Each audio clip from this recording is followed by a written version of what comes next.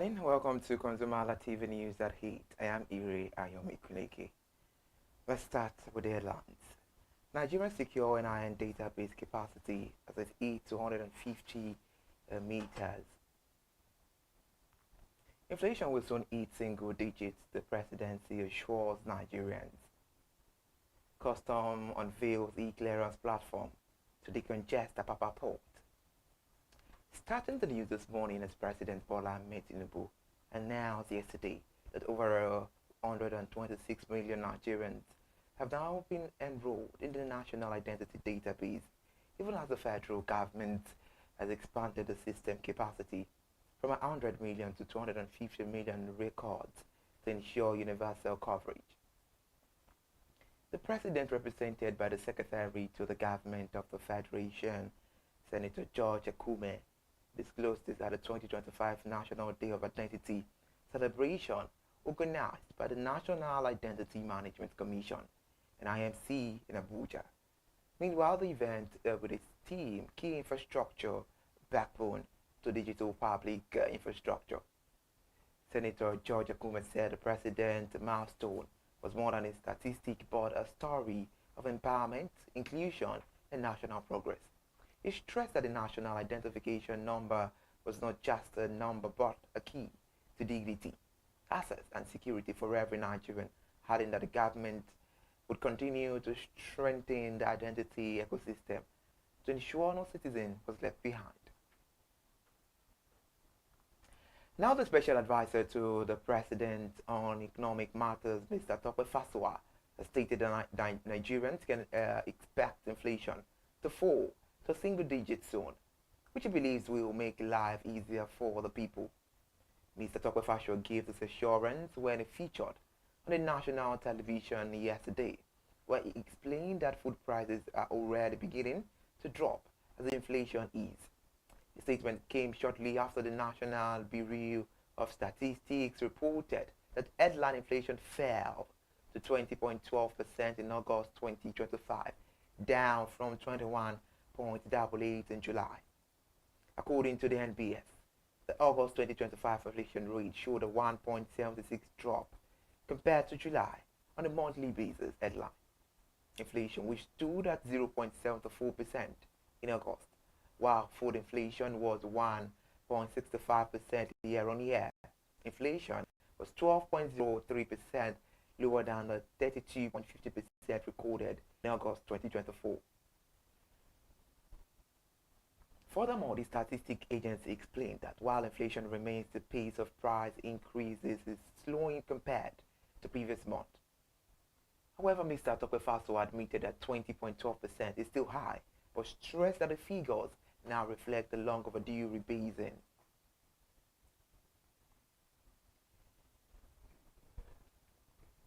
Let's move to another news now, where the Nigeria Customs Service has launched the overtime e-clearance system, an automated platform aimed at improving cargo management and reducing port congestion at Apapa port.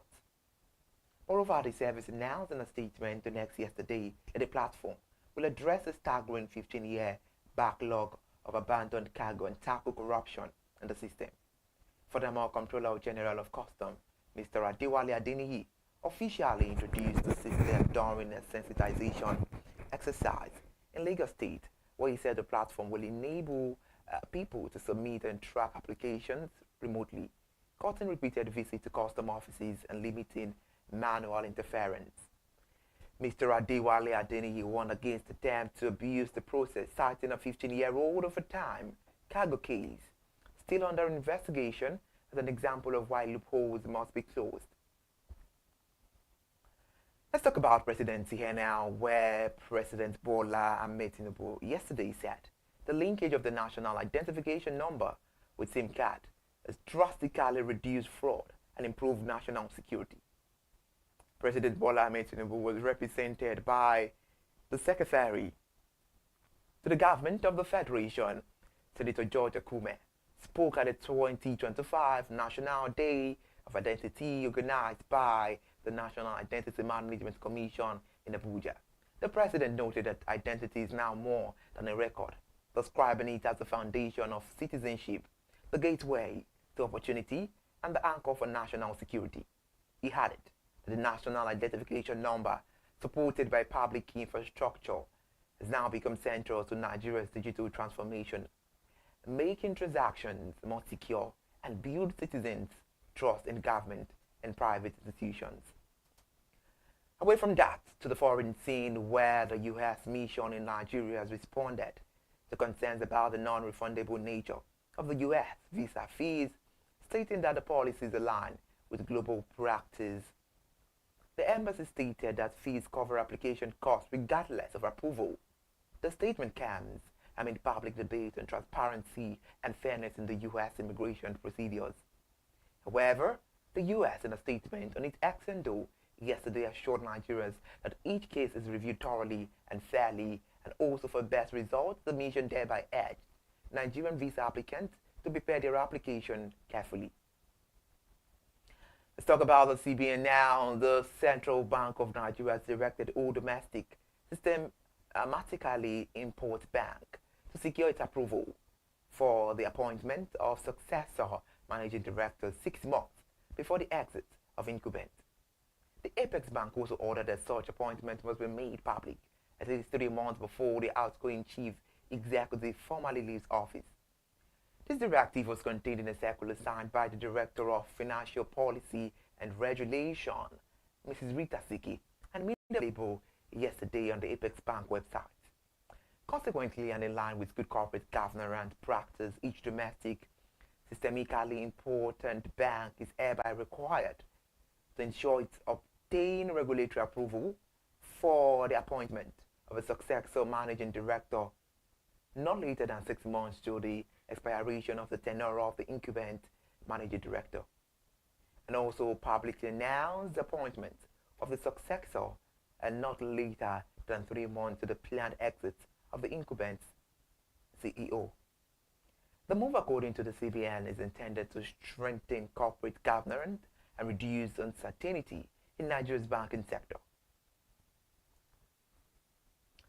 To the World Bank now, as it raises an alarm over the growing global sanitation crisis, warning that nearly 2 out of 5 people worldwide lack access to safe sanitation, with dire consequences for public health, economic growth, and the environment.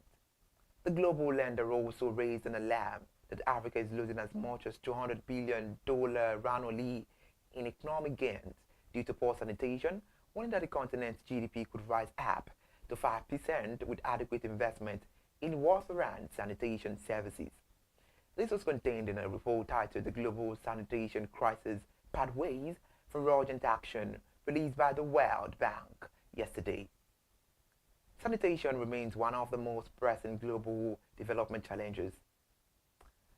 Now, according to the United Nations, UN estimates around 3.5 billion people still lacking access to safe sanitation facilities and contributing to preventable diseases such as cholera, diarrhea, and typhoid, which collectively cause hundreds of thousands of deaths annually, especially among children under 5. The World Health Organization, WHO, has repeatedly stressed that poor sanitation not only fuel disease, but also limits economic productivity by keeping children out of school and adults away from work.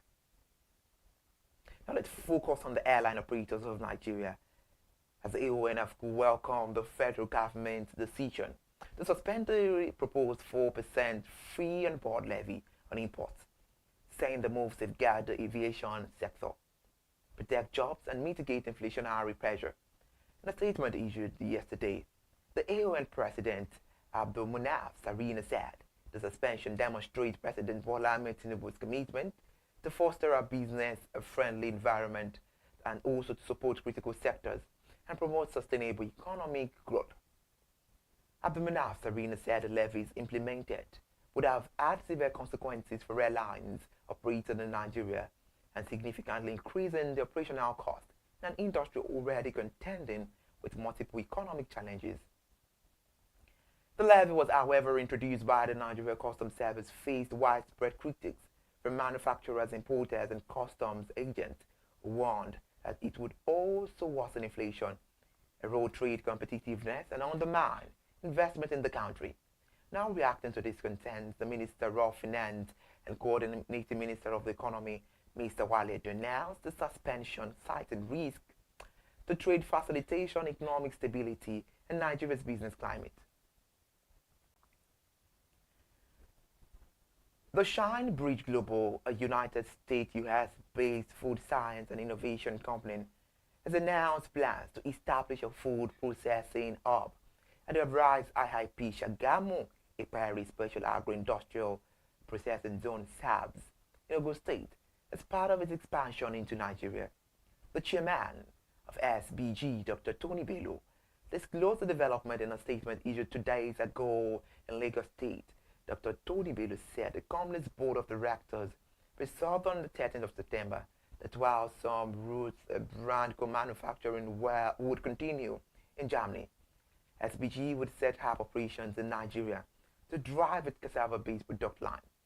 As it stands, the company is introducing 3 cassava premixes under the Rooty brand, which are Rooty Fufu, Rooty Bake, Baked Goods Premix, and Rooty Snacks.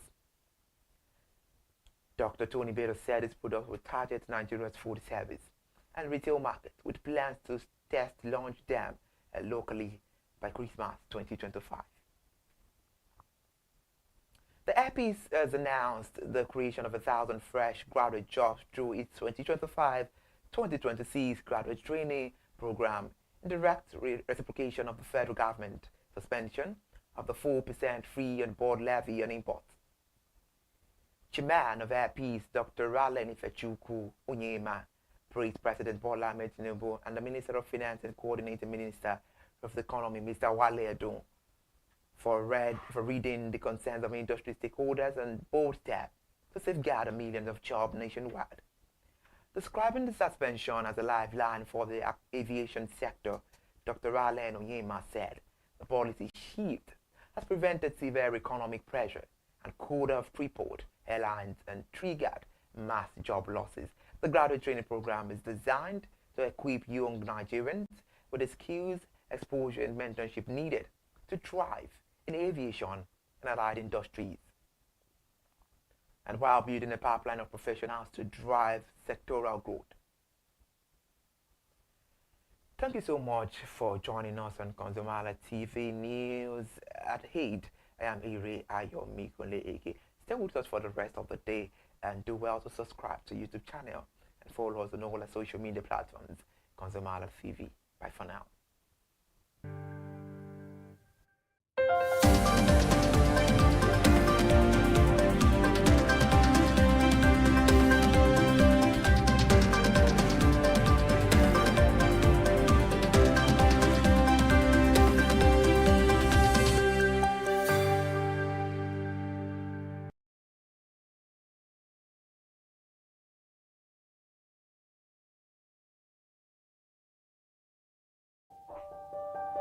Hey there, do you know in the world today, everyone is a consumer, and as consumers, we all have the right to be heard. In Nigeria today, as a consumer, you have all right to product information, right to fair pricing, right to return goods, right to product labeling, right to fair dealings, and a lot more.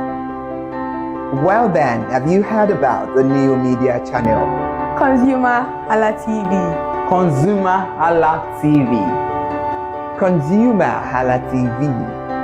At ConsumerHallaTV, our goal is to inform and educate consumers in Nigeria with insightful news alongside development within the fast-paced world of consumers through well-researched, specialized, and analytical content. Our vision at ConsumerHallaTV is to create an engaging platform that provides right connections for meaningful brands in Nigeria, thus creating a more caring world for consumers where business thrive. And guess what? Our Consumer Halla brand is the first consumer complaint resolution portal in Nigeria, powered by a 72-hour feedback mechanism. We offer consumer advocacy, informative talk shows, branding promotions, advertising, and lots more. Connect with us via our YouTube channel at ConsumerHallaTV. Follow us on our Facebook page, ConsumerHallaTV, our Instagram page, ConsumerHallaTV, and do well to subscribe to our YouTube channel. Subscription is free.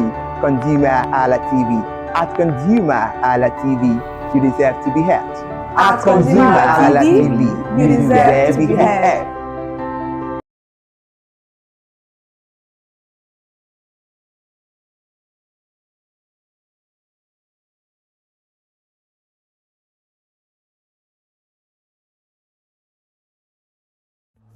My name is Tunde Olufowora, and I'm the CEO of Brand Communications. We are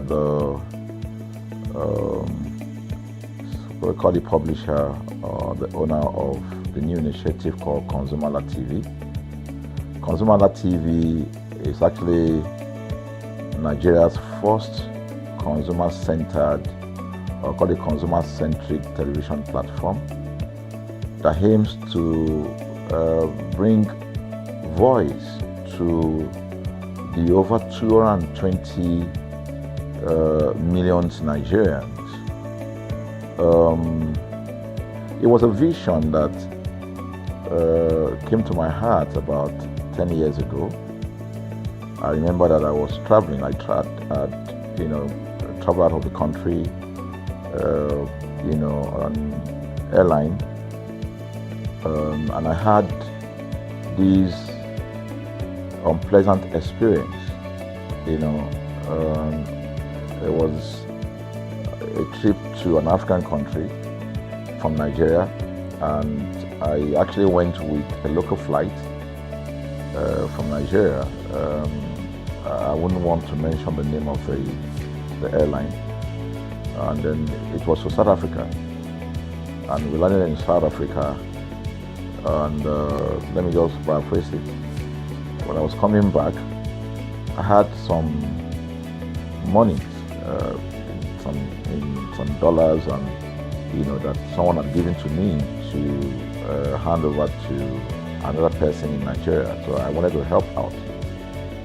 I didn't want to carry the cash on myself. So for whatever reason, I had a small case, and I felt that it was safer for me to put the money in my luggage.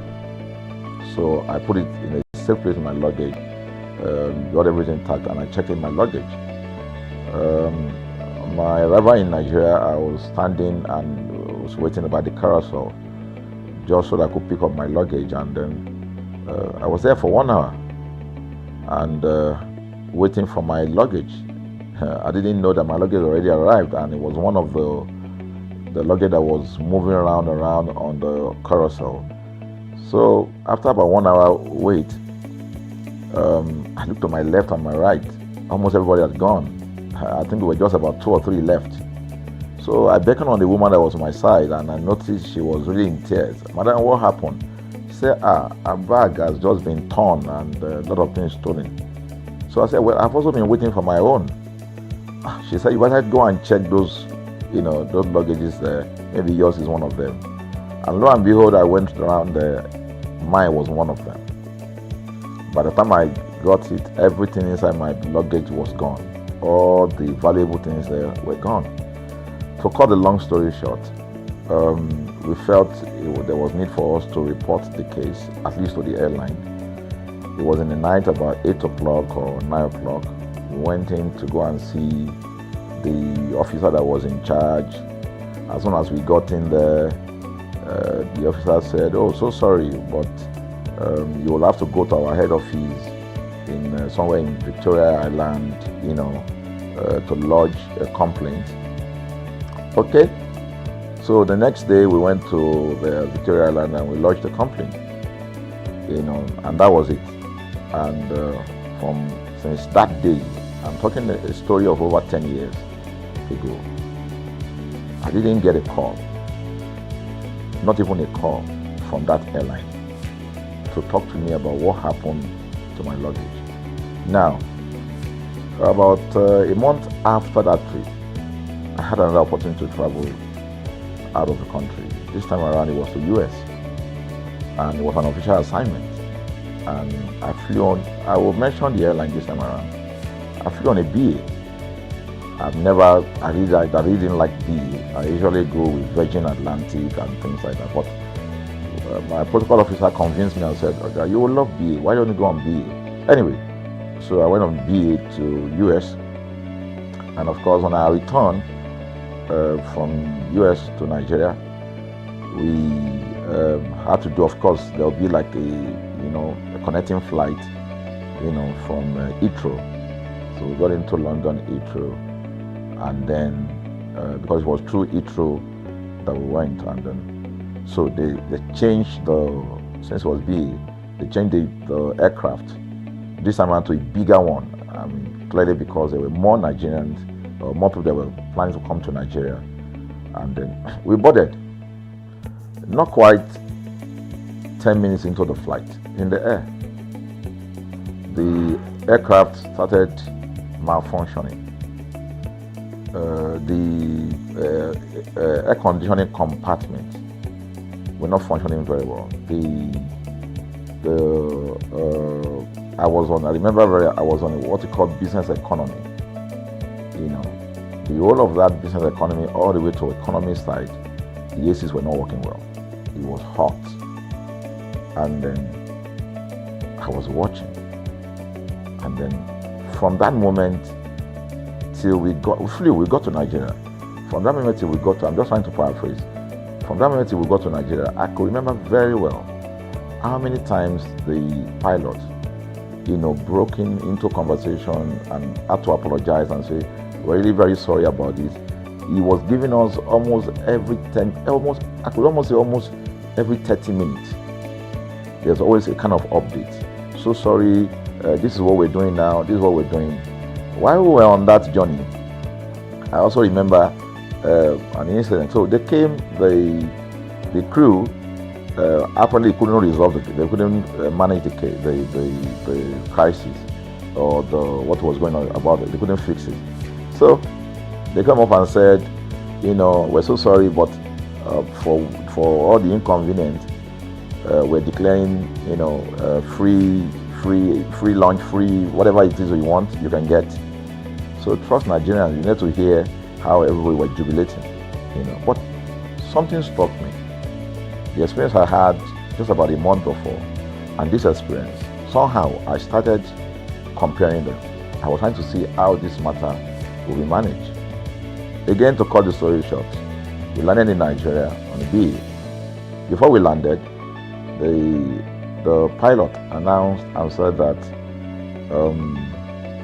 for the inconvenience, they will be giving a voucher of £50 to everyone that flew on that aircraft. I thought it was a joke.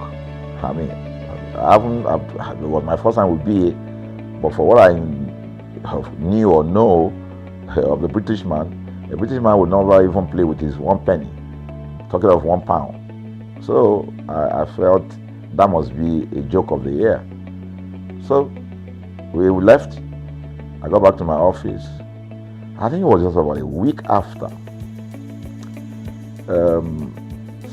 My officer, our guys in our mail room came up and said, "Oh, you have a parcel." So I said, "Parcel? Yeah." So they bought this parcel wrapped. I opened it, and boom, I bought the document out. It was the £50 voucher from BA. So what's the tenor of this story? An experience with one airline was terrible, no apology. An experience with another one, even though it was a bad experience, but it was very well managed. So managed that even if we have suffered anything in that aircraft, you probably, for the sake of how they manage it, will have forgiven them. So that was how this journey started. So I started thinking, my mind, this is what we go through in this country. But are we different from other nations? So God put in my heart the idea of ConsumerHalla. That's why the Hala came with consumer. And we started that journey about 10 years ago. We started by creating a platform called ConsumerHalla, where consumers, so I discovered that Nigerian consumers don't have a voice. So things happen, and that's it. We live with everything. So we've started the journey from creating the platform. We have an app, we even have a magazine, and we thought we could move it from that to the next stage, which is the television. So the TV today, has come. So I would say precept by precept, line upon line, we have been able to build on our aspiration, to finally bring to birth this unique and exciting platform, So it's a digital telecast, and our goal is to further connect consumers in Nigeria to brands with insightful news, development within the fast-paced world of consumers. The world of consumers is growing at a very fast pace, So we want to inform Nigerians. We want to get them educated about their rights, So our role is that we're going to educate consumers in Nigeria, all right? So by bringing them specialized and what you call analytical, research-based content generation that will inform, educate, sensitize the audience, So that's ConsumerHallaTV. So I call it an offshoot of our ConsumerHalla brand. ConsumerHalla brand actually was the first we call it the first complaint or consumer complaint resolution portal. When we started it about 10 years ago, or about 7 years ago, it became the first complaint resolution portal. We created it so that Nigerians can actually lodge complaint on that portal. We spent a lot of resources to build a very robust platform where today, if you have any complaint, about any brand, any leading brands in Nigeria, and you go on that platform, you can actually click, just a click, you can find the brand, you can actually lodge your complaint, and once you submit it, that complaint will be routed to that organization, and within 72 hours, we will obtain feedback for you. We build it in such a way that we have connection to almost all the organizations, and it's been working. We've resolved several complaints for people without having to charge them any penny, because the idea is not to charge.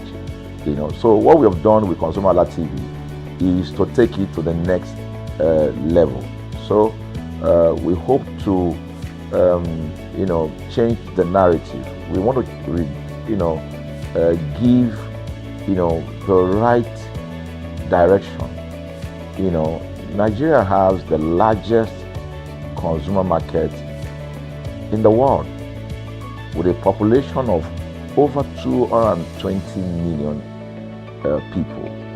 Why should we be the one that is suffering the most? Everywhere you turn to, it's as though Nigerian consumers don't have a voice.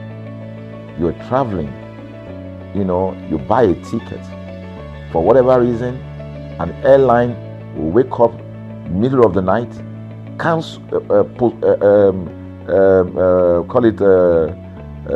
delay the flight for whatever reason, and then you'll be waiting at the airport for hours. You'll be there for 2 hours, 3 hours, no any explanation. Then while you're there, they can even wake up and say, oh, flight has been cancelled. So everybody carry their luggage and go home. Nothing happened. Of course, things are changing. We must commend government, because government is beginning to wake up, but there's still a lot to be done. And we believe that we can help to make, bring about those right changes. So we offer deliberately, part of what we do is that we also offer advocacy. All right, we're not just an advocacy organization, but we offer advocacy. We have a legal team. We have lawyers that are registered on our platform. All right, that can also take up cases. Okay, so and we've taken up many cases like that, and won those cases. So ConsumerHalla is a platform to help consumers we're not fighting brands, but rather we say we're bringing about an amicable, resolution of conflict, such that it will be beneficial to the consumers and also be beneficial to the brand. I remember the word of Jeff Bezos. Bezos is the founder of Amazon. He said that the most important single thing, all right, for an organization is to focus obsessively, use the word obsessively, on the customer. We often say that customers is a king. They should sit at the top of the ladder. In our environment, customers are the ladder. A brand wakes up today, decide what product to produce. They wake up today, decide how much the consumer should pay. They wake up to decide everything for consumers. So consumers are just at the receiving end, and yet they are milking the consumers. There's no price regulation in this country, none. People just wake up and fix prices. Look at the power. Government wakes up, we change policy, we wake up and we get people to pay more. We think it's time for consumers to begin to speak out. In speaking out, in engaging, we can get the brand to begin to do what is right. And of course, I know that the consumers themselves need to be educated. So our role, our vision also is to ensure that we educate consumers, we bring awareness. A lot of Nigerian consumers don't even know about their rights. You buy a product from a supermarket. I've had this experience. You buy a product from a supermarket, all right? For whatever reason, you take that product back to your house, and maybe something went wrong somewhere. By the time you take that product back to the shop where you bought it from, and you say, Oga, this thing, you know what's going to tell you? Oga, na me make am. Na me make am now. That's why I buy am. Meaning that there's nothing I can do to the product. So you lose the product, then you lose your money, because the money is not refunded. The product you can't use. Only in Nigeria. Only in Nigeria. Let me give you another experience I had. In the course of this, because I went around, in doing this. I was in US, I was in UK, I was in South Africa, I was in Germany, just because of this, to just study the environment. I was in a friend's house in UK, in London, and then what happened? We were going to go out, and he was going to dress up.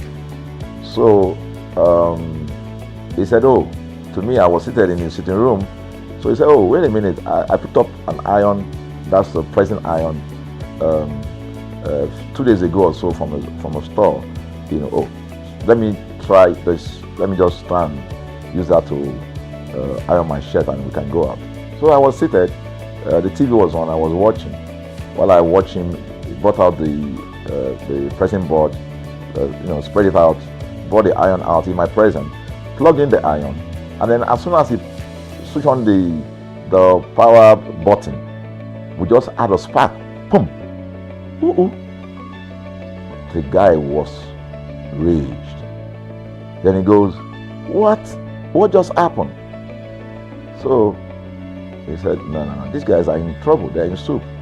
I was thinking, what are you going to do? I was trying to compare that experience to what would have happened in Nigeria. In my presence there, he opened the pack. There was a card inside it. Inside that card was a call, number to call. And he called the shop or wherever he got the thing from. I was hearing the conversation that was going on. And all he said to them on the phone was, look, by the time he even called, clearly because they already, through the call, they could trace where he was calling from and who was calling. He said, I picked up this number, I picked up this iron yesterday, and guess what? I just plugged it to power, and then this thing just, stopped, didn't work. At the other hand, I could hear the voice, we're so sorry. We're sorry about that. And they said, this is your address? Yeah. Don't worry, we'll get you a replacement. All right. So my friend handed the call and dropped the. So I said, so what's going to happen? He said, don't worry yourself now. Shebi, we're here. They will bring a replacement. I said, they will bring a replacement. He said, yes. I said, they won't even try to check whether it was your fault, because it could have been your fault. Maybe you didn't do something well about the first. No, it can't be his fault. Shebi, it's a brand new item that he bought. While we were still talking, in fact, I'm not even sure it was up to 30 minutes or so, we had a knock on the door. He himself said he must be the dispatch person. By the time he opened the door, it was a dispatch man that was on the other side.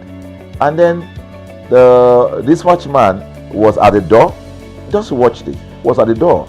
I was seated in the sitting room. The guy was at the door to meet with the dispatch guy. The dispatch man that brought the replacement iron, I heard him say, we're so sorry. So I was so shocked. I mean, a dispatch man, this guy is a dispatch, so also apologize. I was so touched by it that even a dispatch man was so trained, to tell the guy, we are so sorry. And guess what? He brought the replacement iron. By the time my guy opened the iron, it was a bigger size iron. So they replaced with a bigger size iron. The guy never asked for the one that went back. He didn't say, "Oga, where is the other one that we gave to you," so that he could take it back.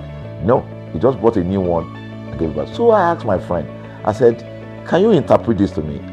He said, here in London, if they didn't do this, they know the next thing I will do. So I'm just going to grab a lawyer. And I'm going to tell them they've destroyed something in my house. By the time I'm done, they will pay through their nose. Because the consumers are conscious of their rights. In Nigerian consumers, even those who are aware, won't even take the battle up. Everybody just go, what can we do now? Today they wake up and ban this. What can we do now? So we're going to change the narrative. We have to stand up. So the vision of ConsumerHallaTV is really to create an engagement platform that constantly mirrors the minds of consumers and provides right connections for meaningful brands in Nigeria. Thus, we believe, will be forming part of that our overall vision, of creating a more caring world of consumers where businesses thrive. So, I think that we'll make our impact. We ask you to join us on this journey. ConsumerHallaTV will drive engagement. It will also be there to help to promote brands that are doing what is right. So we're not out to criticize any brand. Rather, we have to complement what the brands are doing, because there is no organization that or a business that was set up to fail. Nobody set up a business to fail. So there are just gaps that needs to be fixed. So together we can fix things, and together we believe that we will create the right story for consumers in Nigeria. Thank you very much.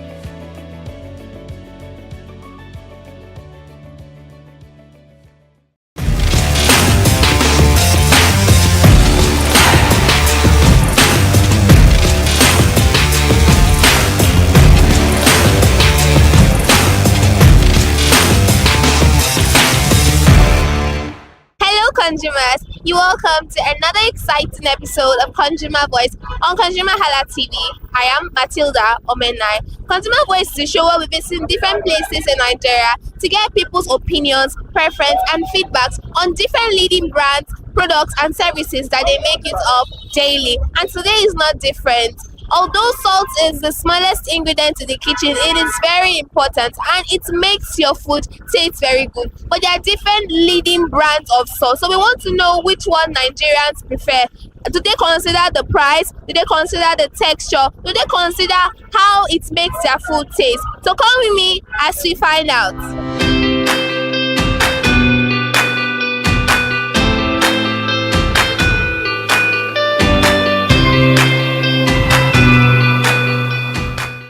morning, sir. How you doing? Fine, I'm fine. Okay, so what's your name? My name is Chidi. Okay, so do you make use of salt to cook? Yes. What brand of salt do you make use of? I make use of Dangote. Dangote. Yeah. Why Dangote? Because that is the only salt I see around me. And that is the only salt that is easily to find anywhere. It's one part. That's what I have to say. Okay, so for how long have you been using Dangote salt? Since I was born. Since you were born. So you are a loyal customer. Yes, now. Okay, so do you know of any other brands of salt? I can't lie to you. To be honest, I don't know any other. Except all of a sudden they used to tie a white nylon. Oh yeah, the ones without label. Yes, but I don't buy that one because I don't like it. Yeah. Okay, so what do you like about Dangote salt? Because the taste is natural. The taste is natural. Like other salts, the taste, they have strong taste. But Dangote salt taste is natural. Natural. So do you think the price is affordable? Yes, it's affordable. Very affordable. The last time you bought it, how much did you buy it? At my area, they have one of 100 naira and they have one of 200. Oh. Yeah. Okay. And they have other ones, higher ones too. But me, I used to buy the one of 200. Because that is ones I used to sell. Okay. So is there anything you want Dangote brand to improve about their salt? The only thing I want them to improve, like the nylon, the cellophane, it has been long they have been using it since I was born. So if they should improve their like bring out another nylon, because that nylon, it has been long and people knows that nylon very well. So nylon has been long. I when they born me, I'm sure they have been using that nylon before they born me. Yeah. Okay, so if you could rate Dangote salt on a scale of 1 to 10, what will you rate them? I will give them, to be honest, I'll give them 70. Over 10, no? 10. Over 10. Okay, I'll give them 8%. Oh, why? Why? Tell me why. Because Dangote, I don't know, but I just have this kind of interest in Dangote salt because of it's affordable and it's much. It's in much quantity inside. And if I buy one of 200 naira, I'll forget buying salt for like 3 months or 2 months. Yes. Are you serious? Yes, now because we used to cook every week. We put it in our fridge. So once we cook once, so I would let's say like 3 months, 3 months or 2 months. I won't buy salt again. All right, thank you very much.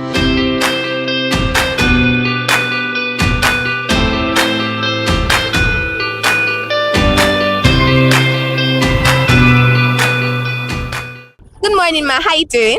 I'm fine. Okay, so what's your name? My name is Olabsayomi Taiwo. Okay. So do you cook? Yes, So what brand of salt do you like using to cook? Dangote. Why Dangote? I love Dangote too much. Okay, so for how long have you been using Dangote salt? 6 years. 6 years. Yes. Ooh. So do you know of any other brand of salt? No. Oh, you don't know any other one? All right, so what's the one thing you love about Dangote salt? What's that one thing you like about it? I don't know, but I just like Dangote. That's all. So is there anything you want them to improve about that particular brand? No. It's Nothing. perfect. Yes. It's just perfect. Yes. Okay, so do you think it's affordable? Yes. The last time you bought, how much did you buy it? 200 naira. 200 naira. So how long does it last? 2 weeks. 2 weeks. Okay. So if you could rate Dangote salt on a scale of 1 to 10, what will you rate them? 100. Over 10, over 10. Okay, 10. 10 over 10. Yeah. All right, thank you very much, ma.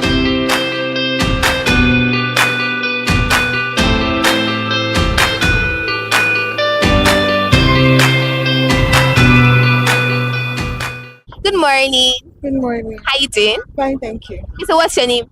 Victoria. All right, okay. So do you cook? Sometimes. So what brand of salt do you like using to cook? Dangote. Why Dangote? It's everywhere. It's Everywhere. accessible, yeah. Okay, so for how long have you been using Dangote salt? For a while now. For a while now. Okay, so do you know of other brands of salt? Mr. Chef. Yeah. So why do you stick to Dangote? Is it just because it's accessible? Yeah, majorly because it's accessible. It's either Dangote or Mr. Chef. Anyone that is cheap Okay, first. okay. So if what's that one thing you love about Dangote salt? Like when you use it to cook. I don't know if there is a special thing about salt. It's just salt in itself. Yeah. Okay. So is there anything you want them to improve about that particular product? About that particular brand. Yeah. No, exactly. They are doing a great They're job. doing a great job. Okay. Yeah. So if you could rate them on a scale of 1 to 10, what would you rate them? 8. 8. Yeah. Okay, so do you think it's affordable? Yeah, I guess so. The last time you bought, like how much did you buy it? Or like 500. 500. So when you buy that 500 naira on, how long does it last? It's also, it lasts a while, yeah. All right, thank you very much.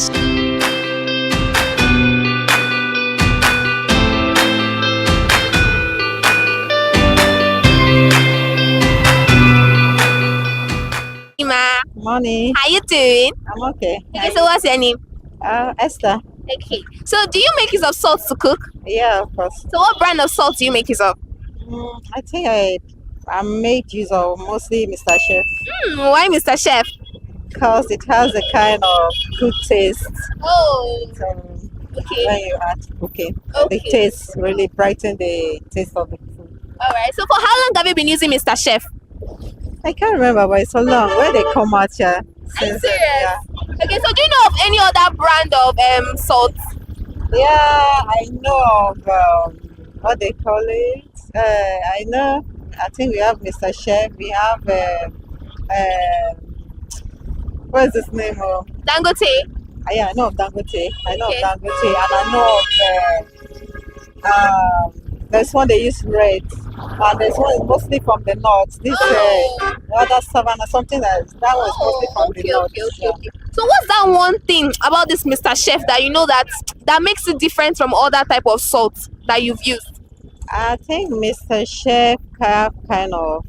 I think number one is kind of the texture is sharp, and secondly, the taste also is very sharp, Oh. and it contains more of is it iron? I mean something like that. So it's. I think that's why I prefer Mr. Chef because when I use Mr. Chef, the brand is sharp, the quality is okay, the quality of the salt is okay. Unlike other one that is mostly like kind of low powder texture. You understand? There are some that has a kind of powder texture, Yeah, while Mr. yes, Chef have a kind of sharp Yes. quality, yes. sharp texture, and also the taste. Okay, so do you think the price is affordable? Yeah, to me the price is affordable. Okay. It's affordable. So the last time you bought, like how much did you buy it? I think I do normally buy. There's one that is like they sell maybe wholesale price. They sell to 500. Some they sell to 600. Why the other bigger one is like maybe 500. I think where something. I think that kind of price. Okay, so how long does it last when you buy that particular one? I used to buy, if I go to market, I used to buy at least 2-3 packs, you understand? So I don't really calculate how many months, you understand? But the only thing I know is that when you do little quality, at least it's very, very okay when you do little quality. Yeah. Unlike other one that maybe you add, you taste, the taste is not really there, then you have to add over and over again. But this Mr. Chef, we just make use of it. I think So is there anything you want the producers to improve about that particular product? about Mr. Chef. Yes. To me, I think for now they're okay. I don't have any other stuff with them. Okay, so if you could rate them on a scale of 1 to 10, rate Mr. Chef on a scale of 1 to 10, what will you rate them? I think I'll rate them 80 over 100. No, over 10, over 10. Okay, over 10. Yes. Over 10. Let's say 8 over 10. Ooh, thank you very much, ma.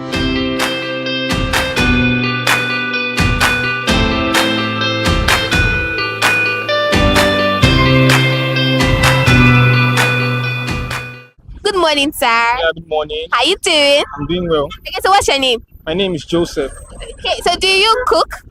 I don't cook. Okay, so who makes your food? A friend. A friend. Yeah. All right. So what brand of salt does he or she make use of? Mr. Chef. Mr. Chef. Okay, is there a particular reason why that particular person likes using Mr. Chef? I think because of the let me say the value in society, the variety, like most people use it. So I think it's more popular than other than Dangote in some ways too. So that's why we use Mr. Chef. Okay, so for how long has she or he been using that particular brand of salts? Well, I can't really say, but I know. Yeah, I can't really say, but it's been several years now. I've been using Mr. Chef. So whenever you eat the food, can you taste the difference? No, when you eat some other food that they make use of different brands of salt to prepare, do you know the difference? It's just unique in a way because there's a way when we use Mr. Chef. There's a way like I've actually used Dangote before, but like Mr. Chef looks more. It feels more. The taste feels more valuable to me. It feels more unique to me. But some other people prefer Dangote, but to me, Mr. Chef. Okay. Yeah. So do you have an idea of how much it is? The sachets. Yes. I think the prices has changed, but I can't really say. Okay. Yeah. So the last time you bought it, do you think it was affordable? Like it's in pack, so Oh. yeah. Okay. But it's affordable. I think it's much more affordable than Dangote. Okay. Is there anything you want the producers to improve about that particular brand? Well, the branding is okay to me. Oh. Can't really say the branding is okay. It's standard. Okay. So rate Mr. Chef on a scale of 1 to 10 for us. I will give Mr. Chef a 8. 8. Yeah. All right. Thank you very much, sir.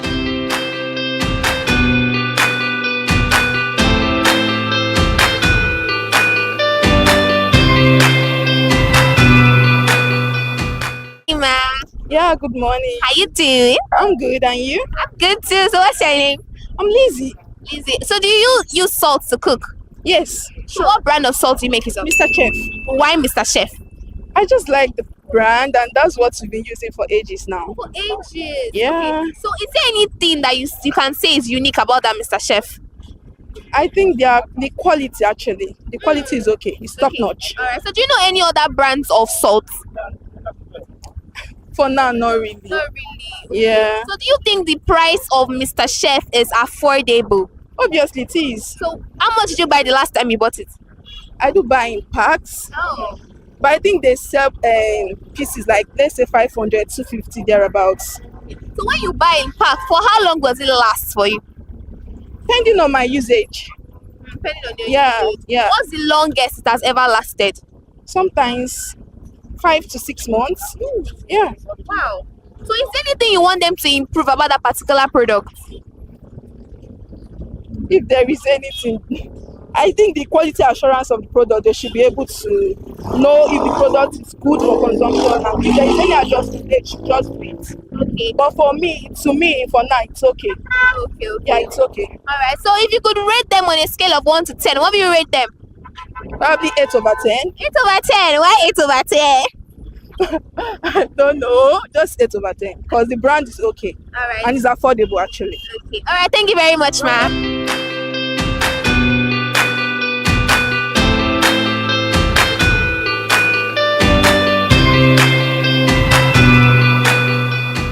Hi, good morning. Good morning. How you doing? I'm good. Okay, so what's your name? I'm Michael. Okay. So, Mr. Michael, do you cook? Yes, sometimes. Sometimes. Yes, Okay, do you make use of salt to cook whenever you cook? exactly. Everybody makes it of Everybody salt. makes use of salt. So, what brand of salt do you make use of? Mr. Chow. Mr. Chef. Why Mr. Chef?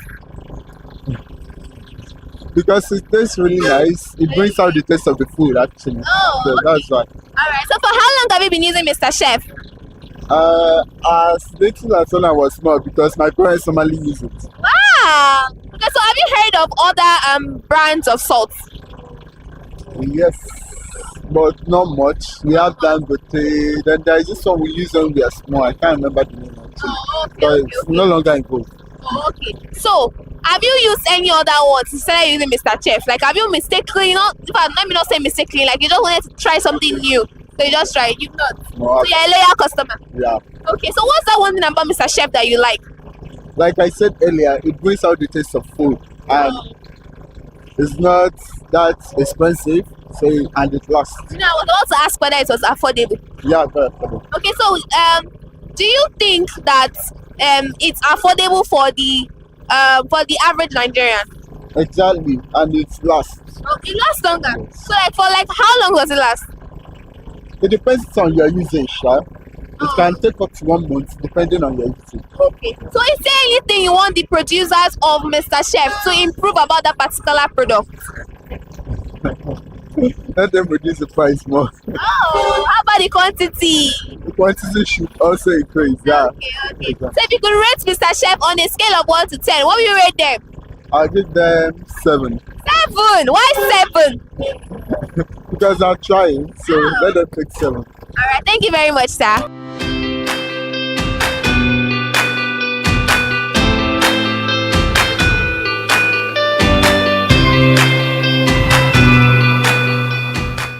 Hi, good morning. Good morning. How you doing? I'm fine. Okay, so what's your name? My name is Harry. Okay, so do you cook? Yeah, I do cook. Okay, so what brand of salt do you make use of? Salt, Dangote salt. Why Dangote? The texture. I mean, the texture is okay, and then I don't need to add more if I can get the taste. This is okay for me. Alright, so for how long have you been using Dangote salt? I can't remember, but it's been long. Over a decade, I can say over a decade. Okay, so do you have do you know other brands of salt Other brand, I do know them, but I've forgotten their name because Dangote is the only one that you've used? that So you don't use any other? I do use, so I've forgotten this. There are so many. I remember one, Mr. Chef. Okay, so you used Mr. Chef in the past. How was this for you? Not that I used it in the past, but maybe me in the middle. But Okay, you use it too. I can't really differentiate, but I like Dangote out of water. That's why I'm using it. Okay. Yeah. Okay. So is there anything you want the producers of Dangote salt to improve about that particular product? Improve. I mean the price. The price. Just the price. So you don't think the price is affordable? No, it's affordable, but for others, I think that the price is too much Okay. for others. Okay, the last time you bought, how much did you buy it? I think I forgot the mass of the what's it called, the salt. Maybe it's 20 kilogram, or I've forgotten, but I actually bought it for 300. 300 Yeah, naira. yes. So how long was that one last you? Let's say 2 weeks. 2 weeks? Yes. Are you serious? I don't mean you cook a lot though. I cook it. Ooh, so what kind of food do you cook? Cool food. Yeah. Most especially I cook rice most of Rice. the time. If I don't cook rice, I will cook porridge. Oh, okay. Those two food I do cook them most of the time. Okay. Yeah. So what's that one thing about about Dangote sauce that you know that you can't get elsewhere? You know that this is just unique. I said it from one side that with little usage of it, I'm okay with it. Oh. But other sort, I need to add more before I can get the taste of the food. But Dangote just a little sprinkle on the food, I will get my taste of the food. Okay, so if you could rate Dangote salt on a scale of 1 to 10, what would you rate them? I'll give them 9. 9. Yeah. All right, thank you very much, sir.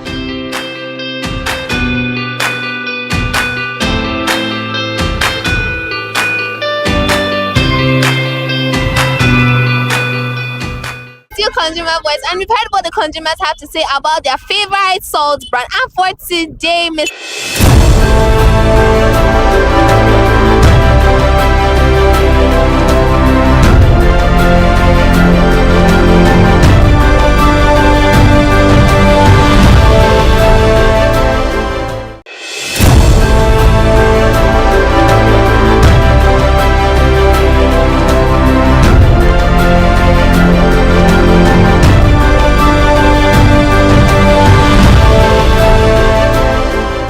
And welcome to Perspective on ConsumerHallaTV. A perspective as well, we'll talk about burning issues making the rounds.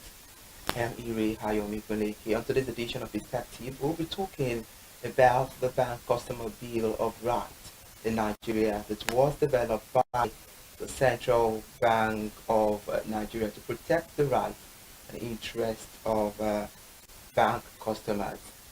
The Bank Customer Bill of Rights in Nigeria is a document developed by the Central Bank of Nigeria to protect the rights and interests of bank customers, and the bill outlines the rights and duties of bank customers, ensuring they are treated fairly and with respect. Since the early 2000s, there was a significant increase in complaints from bank customers in Nigeria, ranging from unfair charges to poor customer service. Reports by Access Holding at that time there was no comprehensive framework to protect the right of a bank customers, leading to widespread dissatisfaction and mistrust.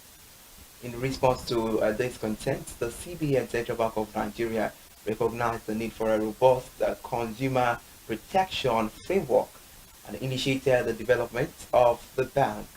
However, the CBN collaborated with various stakeholders, including banks, consumer advocacy groups, and regulatory agencies, to ensure that the bill addressed the needs and concerns of all parties involved.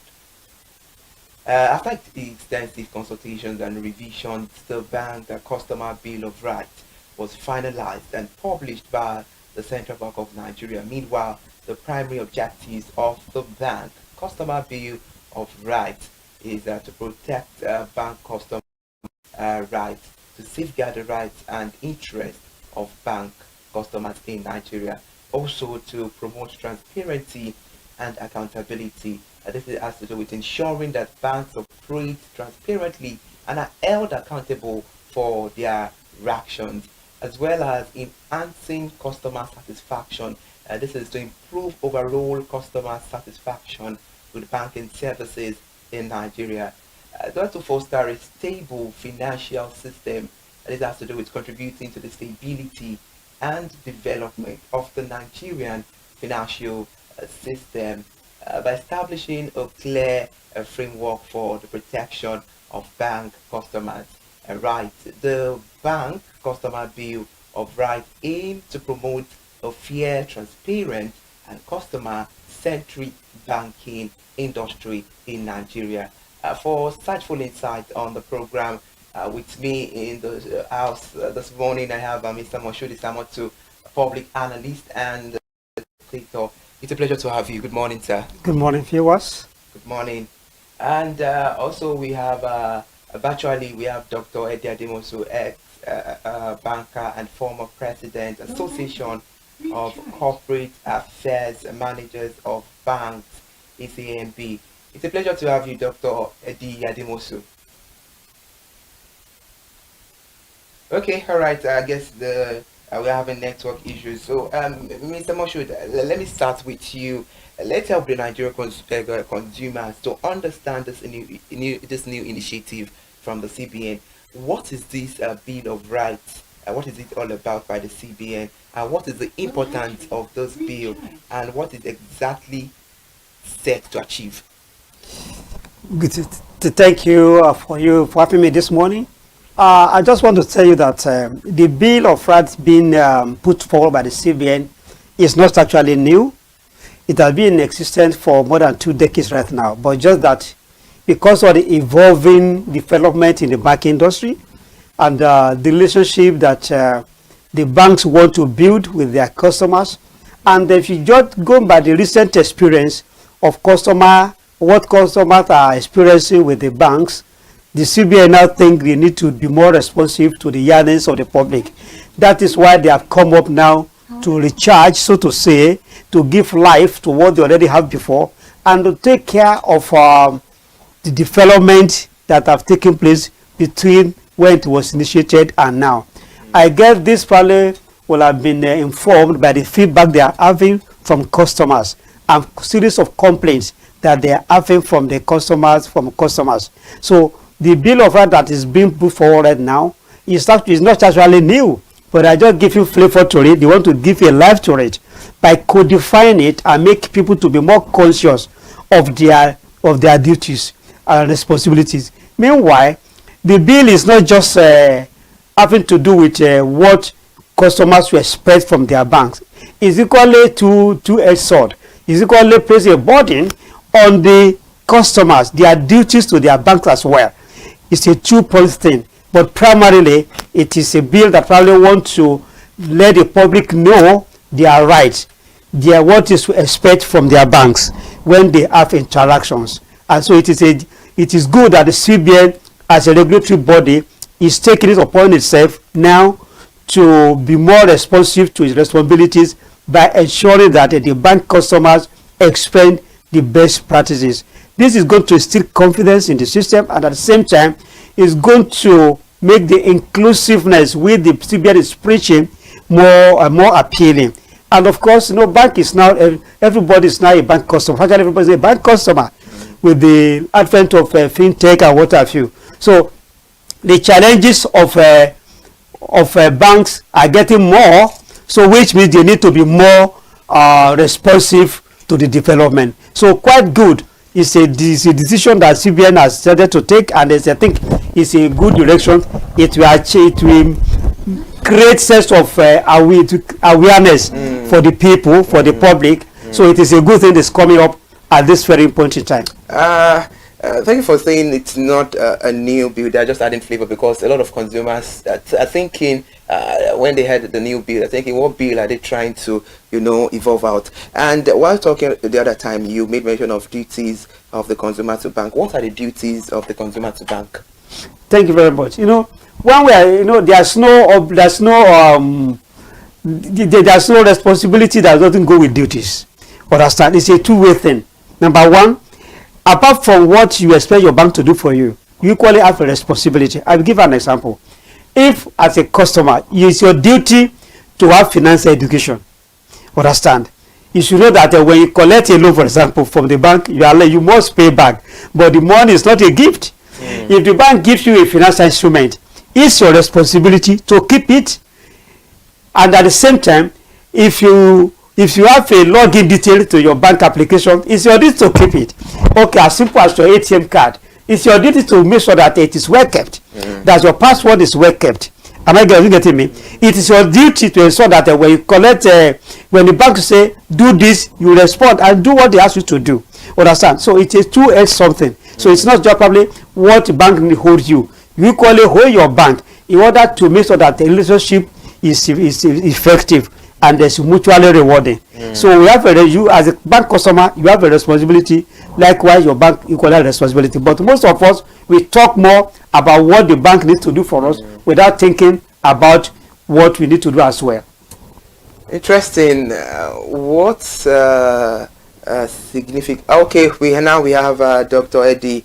It's a pleasure to have you. Good morning, Dr. Eddie. Yeah, good morning. Nice to also be on this program.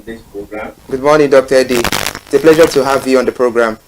Dr. Eddie Ademosu is an ex-banker and former president, Association of Corporate Affairs and Managers of a Bank. It's a pleasure to have you on board. It's an honor. Thank you so much. All right, let's start the conversation now. Let's start with this. Let the Nigeria consumer understand what this new initiative from the CBN is all about and what they're about to achieve with this bill. Well, what I've acronymed or I've tagged as NBCBR, which is Nigerian Banking Consumers or Customers Bill of Rights, is a comprehensive document outlining the settlement, the entitlements, and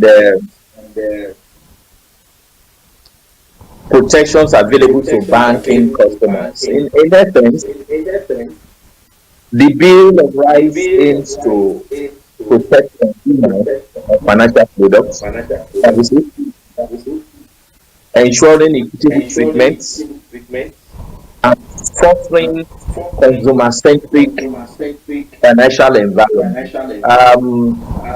I've tried to liken this bill to the Bill of Rights in America. You talk about the Bill of Rights, which is a fundamental document that lines the 14th Amendment to the United States Constitution, which guarantees essential rights and freedom for the citizens. But this time around, we are talking about the banking customers and consumers of financial services products. So, this bill essentially gives the customers rights, protection, and freedom. But if you look at it in detail, it it also highlights the duties of the customers to the banks and the financial institutions. In essence, I overheard Moshood talking about the two sword edge. Yeah, that is true. It's like two sides of the coin. And as we all know, of course, we talk about rights. Rights comes with responsibility. So it's essential that we understand the fact that the bill addresses both sides. Your rights as customer and your duties as customer to the banking institution. So in essence, it weighs more on the side of consumers, and that's why we talked about the bill being one that fosters customer-centric financial environment. That is the first thing that we are beginning to see customer as king. Okay, we also say in the banking industry that treat your customer as a king. Yes, he is a king because he holds the bread and the knife. So in that essence, this bill brings to fore the centrality, the power that customer holds in financial transaction business, and of course, it applies to all economies. So this is one bill that has come to address the rights and freedom of a typical Nigerian banking customer. All right, Dr. Hediade. So I'm glad for that, and I'm happy that you said you overheard when Mr. Moshood Isamoto was talking about the duties of the consumer to bank. I would like to ask you now, what are the duties of the consumer to bank, and how significantly different is this bill from the existing consumer rights as already established under the Federal Competition and Consumer Protection Commission? Okay, let me quickly take it from the rear, and that is to talk about the existing laws that protects the consumers and customers. These laws that have been in existence are complementary. I must say that the consumer protection law complements essentially this very important Bill of Rights, except that in this case, the financial sector services is being highlighted effectively. Okay, so and of course, you will expect that there will be overlap in terms of the critical areas required in these laws. So generally, including the digital protection law, they all tend to look at the customer as the center of all activity. So it's right to conclude that from all ends, we are working towards ensuring that the consumers and the customers are treated appropriately within the obligations of our constitution and the available law. And having said that, we must, like we rightly said, that the consumers too and the customers also have duties to offer or render to their bank financial institution. For instance, there is need for you to understand that you have financial obligations, and you also have the duty to be able to gain knowledge and understanding of the financial services. Today, the financial literacy level is very low, and that is to even say that those that are literate enough have been caught up in the web of not understanding financial product services or financial transactions. So a whole lot of an area that we will need to begin to understand. So as a bank customer, you need to keep abreast of developments in the sector so that you are not treated even as king as you should be. You are not treated like a slave. So it is important as a duty to have knowledge of the financial issues, financial products and services. And of course, also, you also know that it is your duty to to also protect your instrument and all other information. I also was lucky to listen to Mochi, who talked about, for instance, even as little as your ATM card. Some of us can be very careless. We can toy with information relating to our ATM, sharing our PIN number, that is personal identification number, with third parties, which is not even necessary. And so you hold that duty to keep your financial instruments intact. Of course, one of the other things that comes as a duty to you is also the fact that you need to provide factual information at the point of inquiry. Some of us will think that by not being truthful to some of the information that they give out, they don't really mean it affects the data that the institution will need to work with. For instance, if you want to access a loan, basic questions relating to your biodata will be required.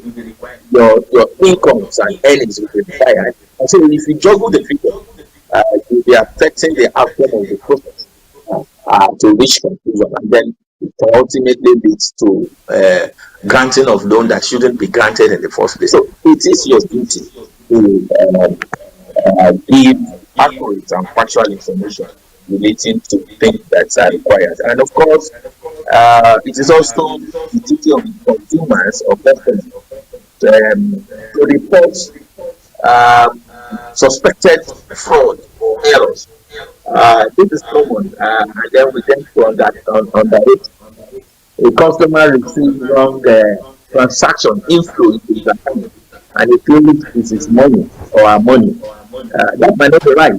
You need to be sure that you're expecting an inflow, and if he doesn't give his not upon some of the inflow that you expect, you then have the right to quickly alert your bank and then inform them appropriately.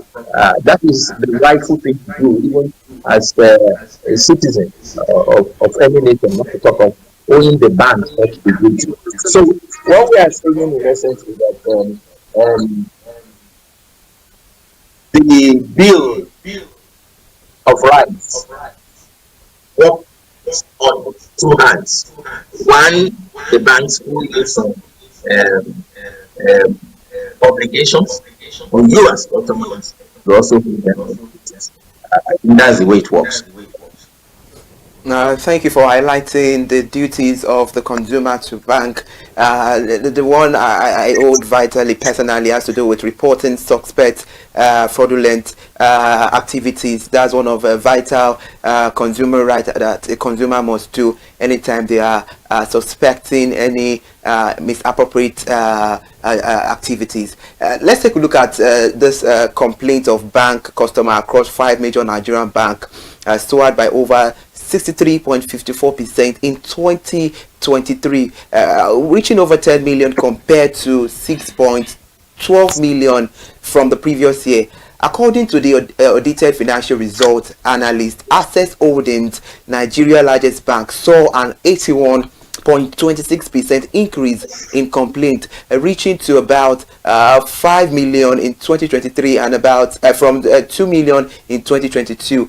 However, according to the report here, the financial institution under review, including United Bank for Africa, UBA, Zenith Bank, GTC, Guarantee Trust Holding Company, and Wema Bank, faced significant challenges in resolving these complaints, with some customers escalating issues to the Central Bank of Nigeria for intervention. In response to these escalating complaints, the UBA unveiled a scan to resolve complaints portal aimed at swiftly addressing customer disputes and enhancing confusion. Meanwhile, Zenith Bank experienced a decrease in complaints about 25.29%, which indicates potential strategies for managing consumer grievances. About this, what metrics do banks use to measure the effectiveness of their customer service, and what are the primary cause of the surge in customer complaints across Nigerian banks?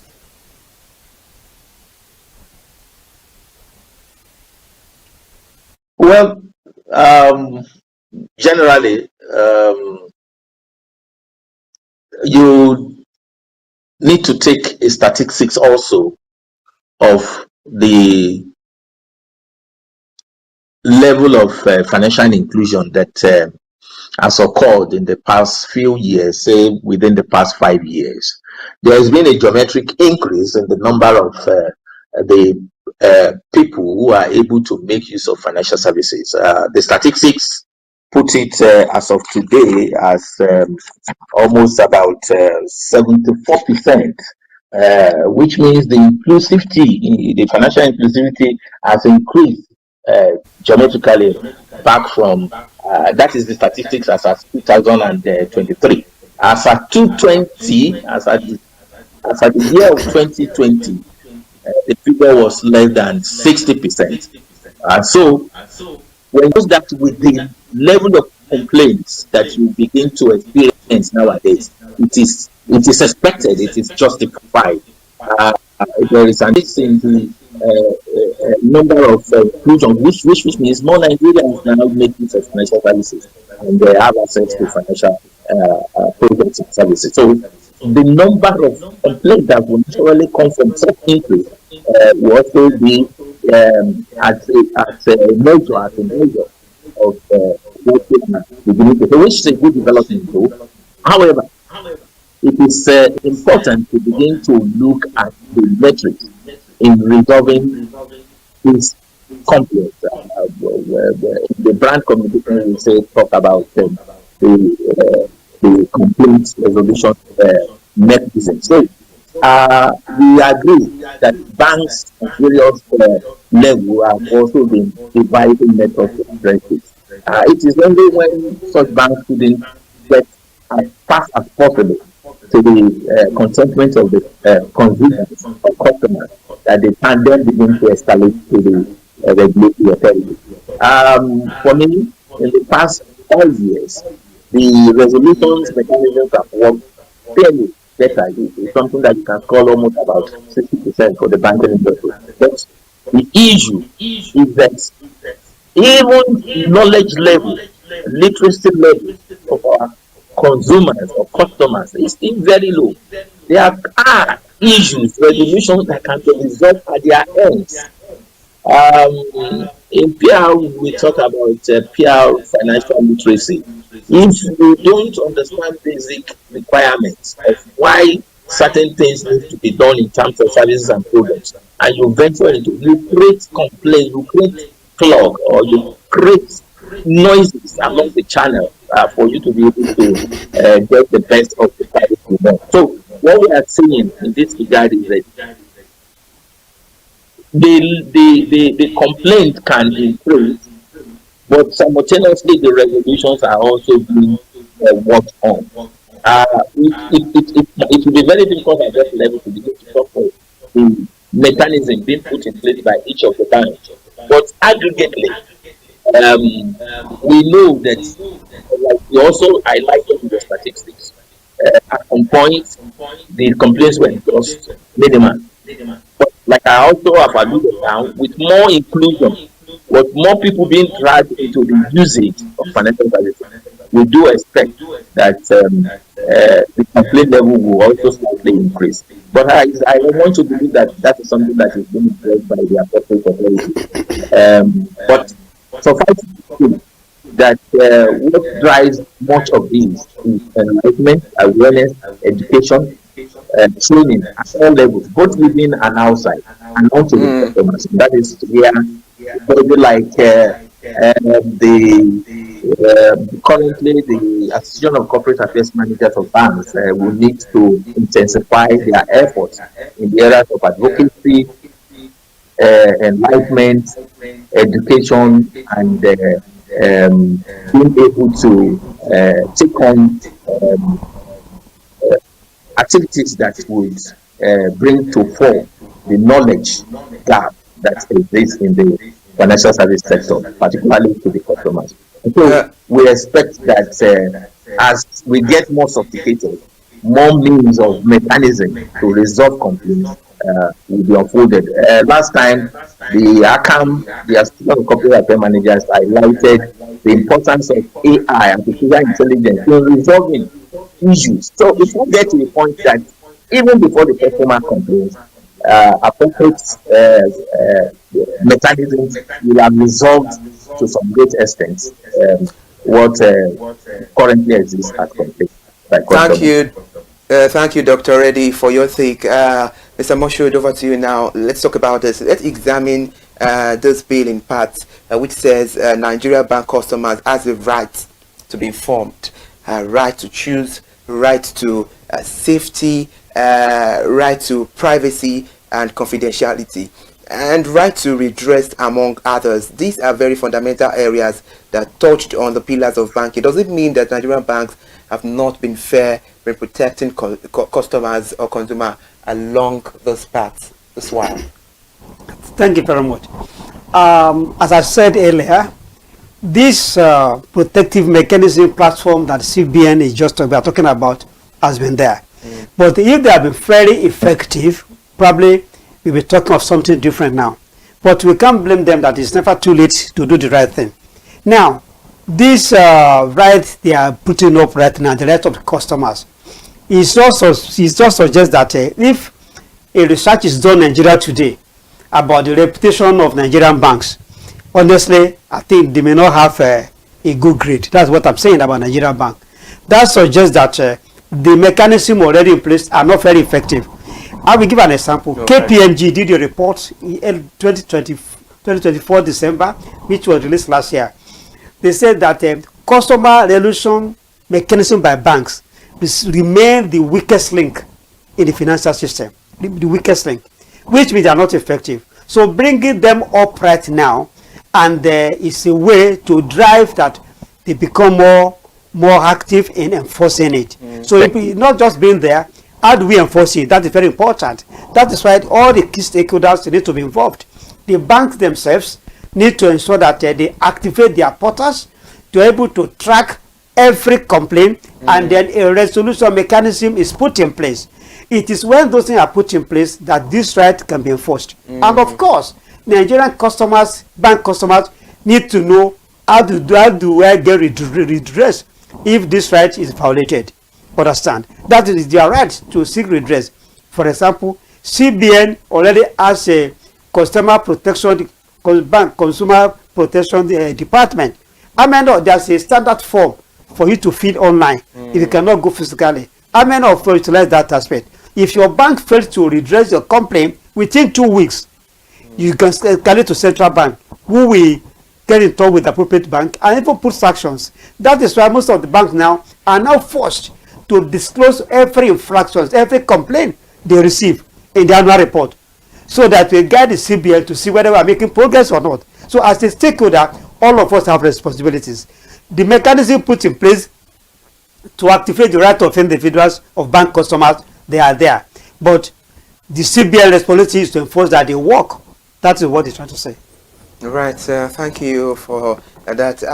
Let's talk about this now. How save our bank customers information in this era of growing digital fraud? Because bank consumers have been made to bear the brunt of losses arising from the digital fraud, and how will this bill guarantee some level of balance or strengthen consumer safety? And as well, Dr. Reddy was talking the other time, he made mention of AI, and how can AI be of help to bank industry to eradicate any fraudulent activities? Okay, thank you. There are two questions there. Number one, let me take from the AI. How the AI can help to AI is a human intelligence. I mean, intelligence because from artificial intelligence, and the idea is that to make the system faster and that it more secured, at the same time more smooth, and then because the idea is that you get them right, and then there is a system in place to put in order, and there's a mechanism that probably you can activate as an individual to resolve most of the complaints. So the issue of artificial intelligence is now taking over processes that are humanly done, that are done by woman. But the issue is that it's not a human being. It's been programmed to detect errors and to handle cases, but it is what we feed in that we get in. And meanwhile, there is no product of woman that is very perfect. And the things are evolving. As the issues are evolving, technology continue to evolve. So one of the feedback, one of the byproduct of that technology is the second question you asked me, the safety of consumer data and then of consumer data and their funds in the banks. That leads to the second one. Now, the era of the digital banking, honestly, I suppose a challenge. The challenge that is the way to go. The second level of it is that it is open to many things. Understand, like fraud and what have you. Because the technology you are having, somebody somewhere is ready to decode it, and that is why banks constantly upgrading their system, upgrading the applications, and encrypting the word and the whole process, so that it's very difficult to visit, to break into. Number one is that they ensure that their sites are very secured. There are many unsecure sites that are there. So as a customer, as a bank customer, if you visit a site, you want to use your card, if you see a site that is unsecured, you need to run away. That's a problem. If you put out a password, how strong is your password? Understand? If you do how do you link your password together? If you reach a fish account, a fish call, do you respond to it? If you don't initiate a transaction and you receive a code, why do you need to activate that code? Are you getting me? So the education is that to be continued. The information technology technicians, we need to be, they are all to be up their game as well, so that they can think ahead of the first start. But I'm telling you, it's not a local problem. It's a challenge all over the world about the issue of digital fraud. Understand? Even well-developed economies who have been using this digital banking for over the years, they still have these challenges. And even at a global scale, it is an issue. And I believe the ITU, they are equally taking record of all these things. But by and large, the issue more is that you as a customer, there's much you can do to protect yourself. Understand? And if anything happens, the technology can even trace it where it happens. Understand? That is the essence of it all. But as a customer of the bank, you have a duty to ensure that you protect yourself from digital fraud. And if it happens, there are levels to escalate it to your bank primarily, and then to the CBN, and they can then trace how it happens, and that form the basis of how the banks form the basis of what the bank needs to do next. That is why you keep banks regularly updating their system, upgrading the system, as educating you. Do not expose this. Do not visit unsecure sites and what have you. So there are a lot of things that go along that. All right. Thank you, Dr. Reddy. Do you agree with what Mr. Moshood Samotu is saying? And as well, let's look at the area of enforcement. How are these rights of consumers being monitored and enforced within the banking system? Well, generally, as an ex-banker like myself, Moshood is right to a great extent. I just need to add also that what we have currently is meant to achieve greater output in terms of compliance. The truth of the matter is that the bill will definitely strengthen customer service.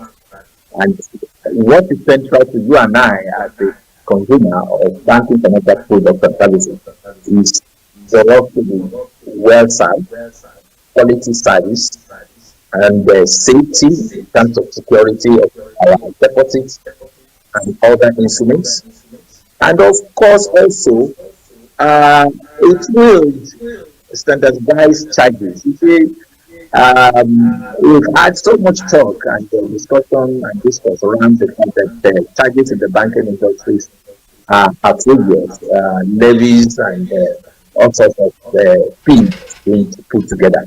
One of the fallouts and the positive fallout of this bill is to the effect that with time, and I want to be very cautious in measuring that, with time we will gravitate towards standardized charges. It's not that Bank A is charging 10,000 while Bank B is charging 5,000.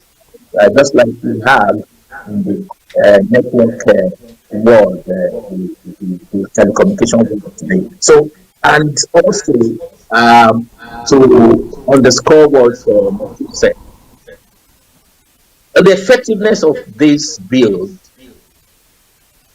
in order to be favorable to consumers, must also be consistently and constantly monitored by the regulatory bodies, particularly the Central Bank of Nigeria. Yes, they have agencies set up to look at this, particularly the Protection Council agency. But then the banks and financial institutions fall under the CBN, and it is important that they do not let go. When I emphasize do not let go, they must stay at top of the fact that serious complaints must be resolved within a specified period of time. And where that is not done, appropriate sanctions should be applied. Okay. I also will need to dwell a little bit more on the technology and customer service role of today. You see, technology, like we said of the bill itself, consists of two sides of the coin.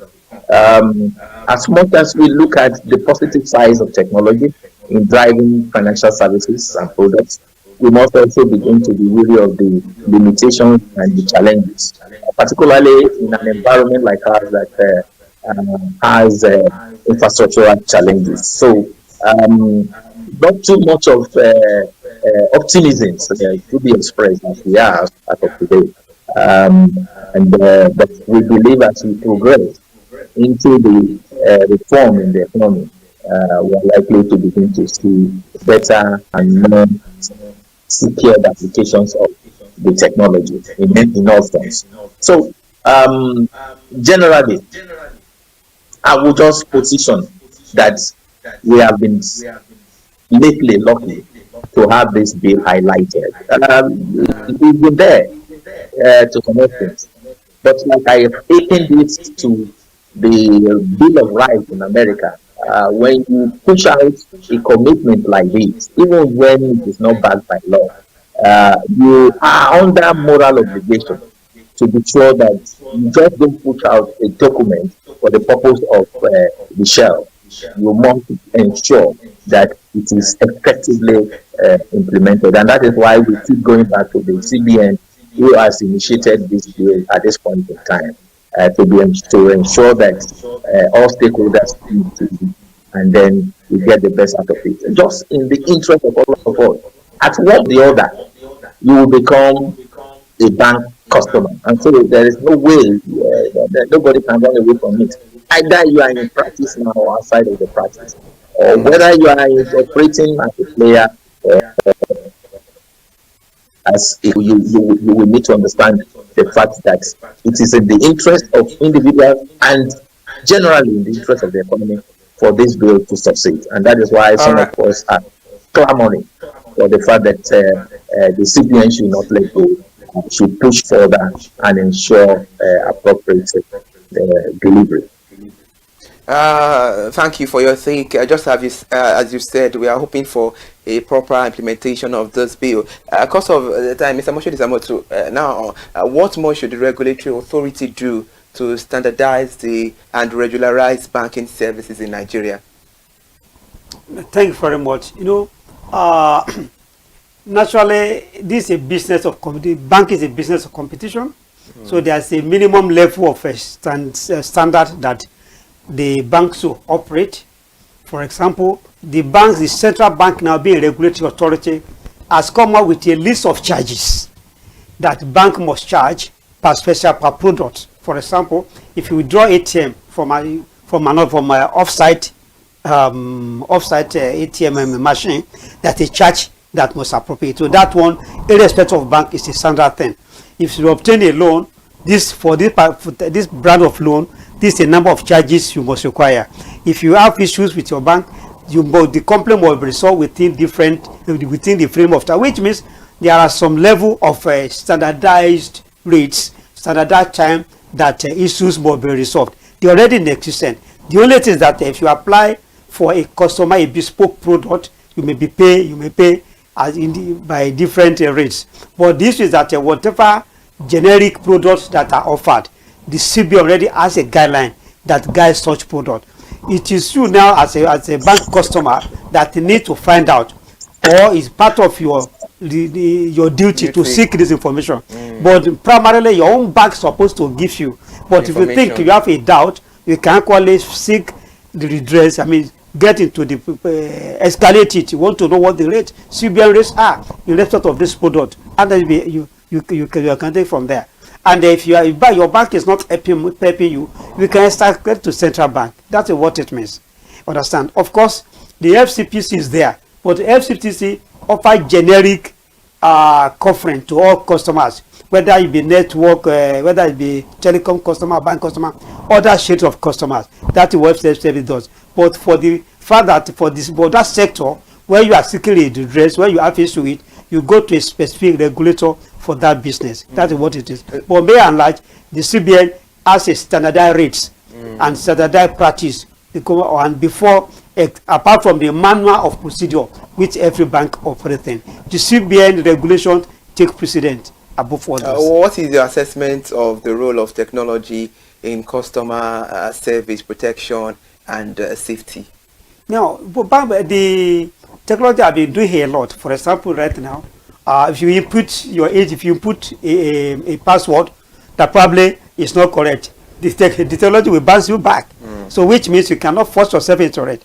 And at times when you log in a detail, after 2 or 3 times, you are bad. Go and visit your bank to face your registration. That is a safety that have been put up on it. Am I correct? And there's even a limit. You can put a limit on your bank account that there's a limit to which can be taken out of your bank for this period. Understand now? Which means technology has put a caveat on it. So if somebody wants to break in, technology will not allow you to break in. So technology is doing a lot. But as I tell you, as you are doing that, some bad guys are equally doing things to break into. So that's why bank continuously doing upgrading their system and equally educating the bank customer what they need to do.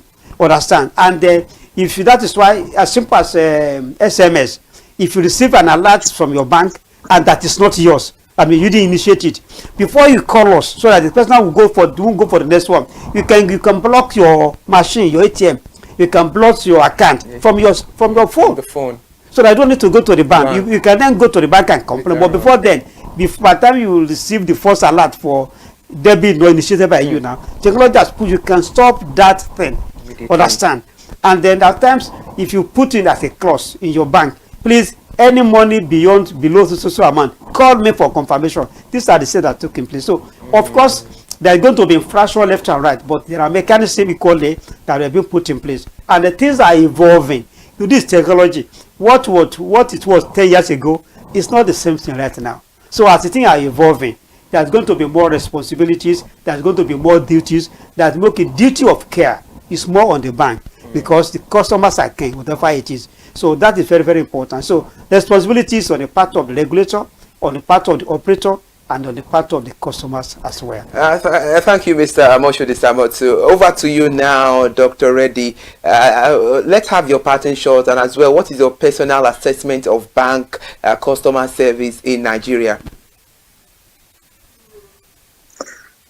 Okay, let me just be very factual. I will take it from the customer service assessment. The truth of the matter is that some of us did the research that is comparative in nature. For instance, my thesis is essentially on banks' branch management between a period of 1996, just before the ACAM was formed, and then 10 years after when ACAM had taken root. And so the research conclusively indicated that bank services have improved greatly, and it was essentially attributed to the impact of ICT generally. So we need to begin to talk about information communication technology, not to talk of technology alone. And so the parting shot here is this: that going forward with better innovations and applications of ICT more tactics and models and mechanisms, we will begin to see better results in value, particularly in the Nigerian context. I'm not equating it or benchmarking anyone or with any part of the world, but honestly, the Nigerian banks have come of a great positive impact. Nobody can take that away recently. Yes. Now, to my parting shot is simply that consistently, what we lack in terms of connecting the nerves amongst stakeholders in the banking industry is the need to apply what some of us have said you call ARER, adequacy, relevancy, and efficiency of usage of policies. There's always a disconnect. That is the major issue. Now we're talking about Bill of Rights today. How consistent are we over time? How efficient are we in ensuring that we don't let lose of the nitty-gritty of the game? And how relevant are they with time? We need to begin to address all this and ensure that going forward we are at par with what the world is dictating. Sometimes we spoke about financial inclusion. It will surprise you that as of today, Nigeria is still far below some African countries in terms of elsewhere it has been over 100%. We are still struggling to attain 90%. We are like 74% down, and that is not too good. It means that we have a little catch up to make. So we need to be able to connect the dots and link the various gaps. Like I said, it is among the triple of the stakeholders, the consumers, the customers, the operators, the regulators. And with that, I'm quite sure that we'll do more than what we are doing. Right, well, thank you so much, Dr. Reddy Ademosu, for your time and contribution on the program. Please do well to enjoy the rest of your day. Thank you so much for coming on the program. Thank you so much for having me. And to my brother, Moshood, nice to see you all over again. Bye-bye. Thank you, Dr. Reddy. Bye. Thank you very much. All right, have a beautiful and pleasant day, Dr. Reddy. Now, Mr. Moshood, let's have your parting shot as well. The banking is a serious business. If you don't get right in the banking industry, you may not get back in the rest of the sectors of the economy. So, which means customers is, and when you place that with the customers as king, all the stakeholders involved, especially the regulatory authority, the banking operators, the bankers, they need to do more, ensuring that they get it right, because that is only when they can be able to deliver their role in growing the economy. Because when the confidence is not there, their image will be eroded, and the economy, their impact in the overall economy will be affected. Because if you don't get it right in the banking sector, you can be sure many things will go astray in the economy. So which means the central banking operators need to up their games, while customers also need to know their duties as well in their interactions with their financial institutions. That's what I have to say. All right, thank you so much, Mr. Moshood Isamotun. He's a public analyst and a commentator.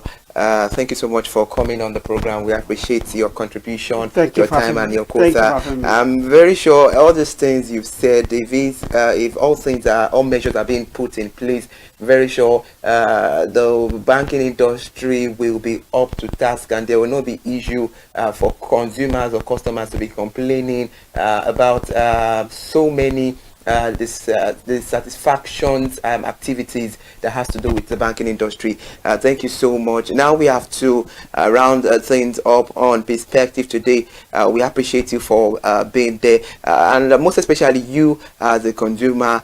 You have a duty obligation to the bank. It's vice versa. As the bank has obligations to you as a consumer, you yourself, you have some things to do, necessary steps to take to the bank as well. Thank you so much. And for the bill because a lot of consumers, there have been a lot of reactions. People have misquoting it, that war bill. It's something that has been existing for a very long time. Just I'm using the word Mr. Moshood used earlier on when he started the program. He said they're just adding flavor to it. So they're just adding flavor to it. Thank you so much for being there. Another beautiful edition of Perspective. We'll be back again tomorrow. I am Iria Yomikuleke. Stay with us for the rest of the day.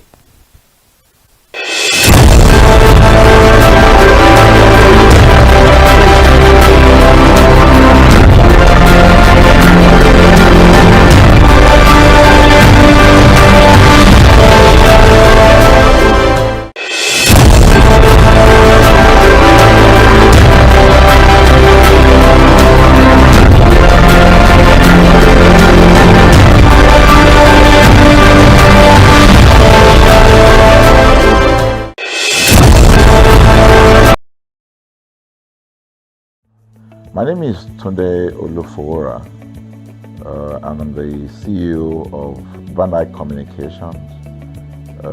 We are we call the publisher or the owner of the new initiative called ConsumerHallaTV. ConsumerHallaTV is actually Nigeria's first consumer-centered, or call it consumer-centric television platform that aims to bring voice to the over 220 million Nigerians. It was a vision that came to my heart about 10 years ago. I remember that I was traveling. I traveled out of the country, on airline. And I had this unpleasant experience. It was a trip to an African country from Nigeria, and I actually went with a local flight from Nigeria. I wouldn't want to mention the name of the airline. And then it was to South Africa, and we landed in South Africa. And let me just paraphrase it. When I was coming back, I had some money, some dollars, and that someone had given to me to hand over to another person in Nigeria. So I wanted to help out. I didn't want to carry the cash on myself. So for whatever reason, I opted to. I had a small case, and I felt that it was safer for me to put the money in my luggage. So I put it in a safe place in my luggage, got everything intact, and I checked in my luggage. My arrival in Nigeria, I was standing and was waiting about the carousel just so that I could pick up my luggage, and then I was there for 1 hour and waiting for my luggage. I didn't know that my luggage already arrived, and it was one of the luggage that was moving around on the carousel. So after about 1 hour wait, I looked to my left and my right. Almost everybody had gone. I think there were just about 2 or 3 left. So I beckoned on the woman that was on my side, and I noticed she was really in tears. Madam, what happened? She said, our bag has just been torn and a lot of things stolen. So I said, well, I've also been waiting for my own. She said, you better go and check those luggages there. Maybe yours is one of them. And lo and behold, I went around there. Mine was one of them. By the time I got it, everything inside my luggage was gone. All the valuable things there were gone. To cut the long story short, we felt there was need for us to report the case, at least to the airline. It was in the night, about 8 o'clock or 9 o'clock. We went in to go and see the officer that was in charge. As soon as we got in there, the officer said, "Oh, so sorry, but you will have to go to our head office in somewhere in Victoria Island, to lodge complaint." Okay. So the next day we went to the Victoria Island and we lodged the complaint, and that was it. And since that day, I'm talking a story of over 10 years ago, I didn't get a call, not even a call from that airline to talk to me about what happened to my luggage. Now, about a month after that trip, I had another opportunity to travel out of the country. This time around it was to US, and it was an official assignment. And I flew on, I will mention the airline this time around. I flew on a BA.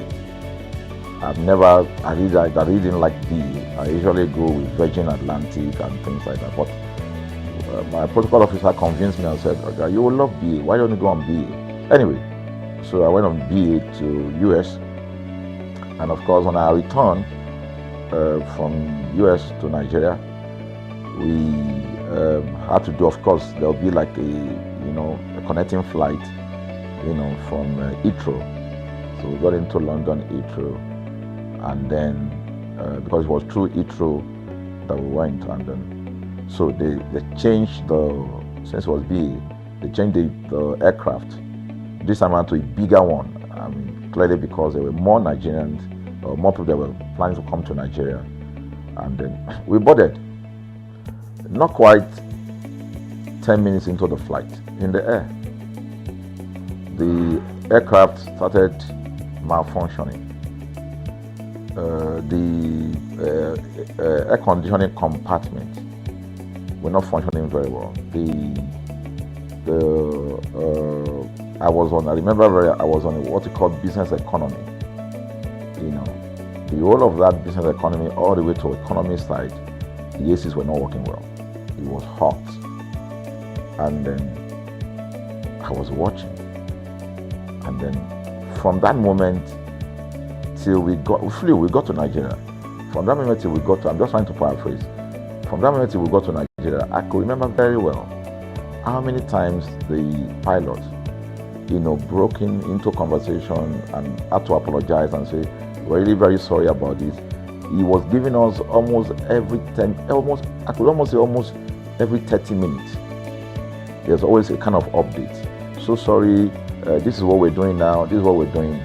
While we were on that journey, I also remember an incident. So they came, the crew apparently couldn't resolve they couldn't manage the crisis or what was going on about it. They couldn't fix it.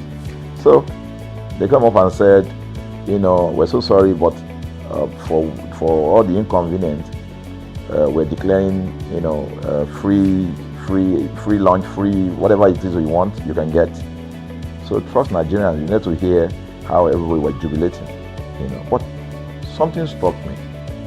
The experience I had just about a month before, and this experience, somehow I started comparing them. I was trying to see how this matter will be managed. Again, to cut the story short, we landed in Nigeria on a BA. Before we landed,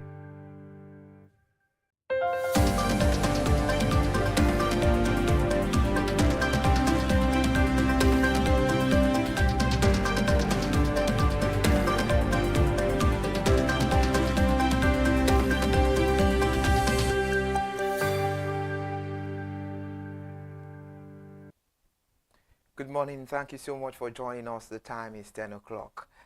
This is ConsumerHallaTV News at 10. I am Ire Ayomikoleke. We begin the news this morning on ConsumerHallaTV News at 10 as President Bola Ahmed Tinubu announced yesterday that over 126 million Nigerians have now been enrolled in the National Identity Database. Even as the federal government has expanded the system capacity from 100 million to 250 million records to ensure universal coverage. The president, represented by the secretary to the government of the Federation, Senator George Akume, disclosed this at the 2025 National Day of Identity Celebration organized by the National Identity Management Commission in Abuja, the FCT. The event team, key infrastructure backbone to digital public infrastructure. However, Senator George Akume said the president's milestone was more than a statistic, but a story of empowerment, inclusion, and national progress. He stressed that the national identification number was not just a number but a key to dignity, access, and security for every Nigerian, adding that the government would continue to strengthen the identity ecosystem to ensure no citizen was left behind. Moving away from that, the special advisor to the president on economic matters, Mr. Tokwe Fasua, stated that Nigerians can expect inflation to fall to a single-digit zone, which he believes will make life easier for the people. Mr. Tokwe Fasua gave this assurance when he featured on the national TV yesterday, where he explained that food prices are already beginning to drop as inflation eases. His statement comes shortly after the National Bureau of Statistics (NBS) reported that headline inflation fell to 20.12% in August 2025, down from 21.88% in July. According to NBS, the August 2025 inflation rate showed a 1.76% drop compared to July. On a monthly basis, headline inflation stood at 0.74% in August, while food inflation was 1.65%. Year-on-year inflation was 12.03%, lower than the 32.15% recorded in August 2024. Furthermore, the Statistics Agency explained that while inflation remains, the pace of price increases is now slowing compared to previous month. Still talking about the news, Mr. Tokwe Fasua admitted that 20.12% is still high, but stressed that the figures now reflect a long overdue rebasing. Let's talk about another news here, where the Nigeria Customs Service has now launched the Overtime e-clearance system, an automated platform aimed at improving cargo management and reducing port congestion at Apapa Port. The service announced in a statement on X yesterday that the platform will address a staggering 15-year backlog of abandoned cargo and tackle corruption in the system. The Comptroller General of Customs, Mr. Adewale Adeniyi, officially introduced the system during a sensitization exercise in Lagos State, where he said the platform will enable consignors to submit and track applications remotely, cutting repeated visits to custom offices and limiting manual interference. Mr. Adewale Adeniyi warned against attempt to abuse the process, citing a 15-year-old overtime cargo case still under investigation as an example of why loopholes must be closed.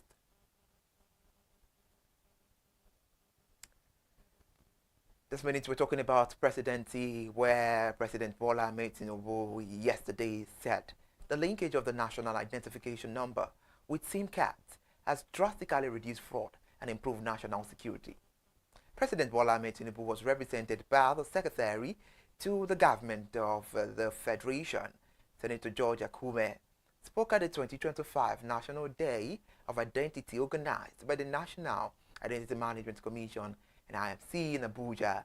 The president noted that identity is not more than a record, describing it as the foundation of citizenship, the gateway to opportunity, and the anchor for national security. He added that the national identification number, supported by public key infrastructure, has become central to Nigeria's digital transformation, making transactions more secure and building citizens' trust in government and private institutions.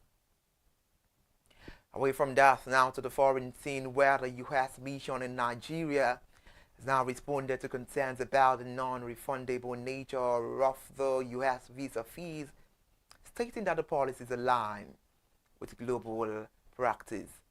The embassy stated that fees cover application costs regardless of approval. The statement comes amid public debate on transparency and fairness in the U.S. immigration procedures.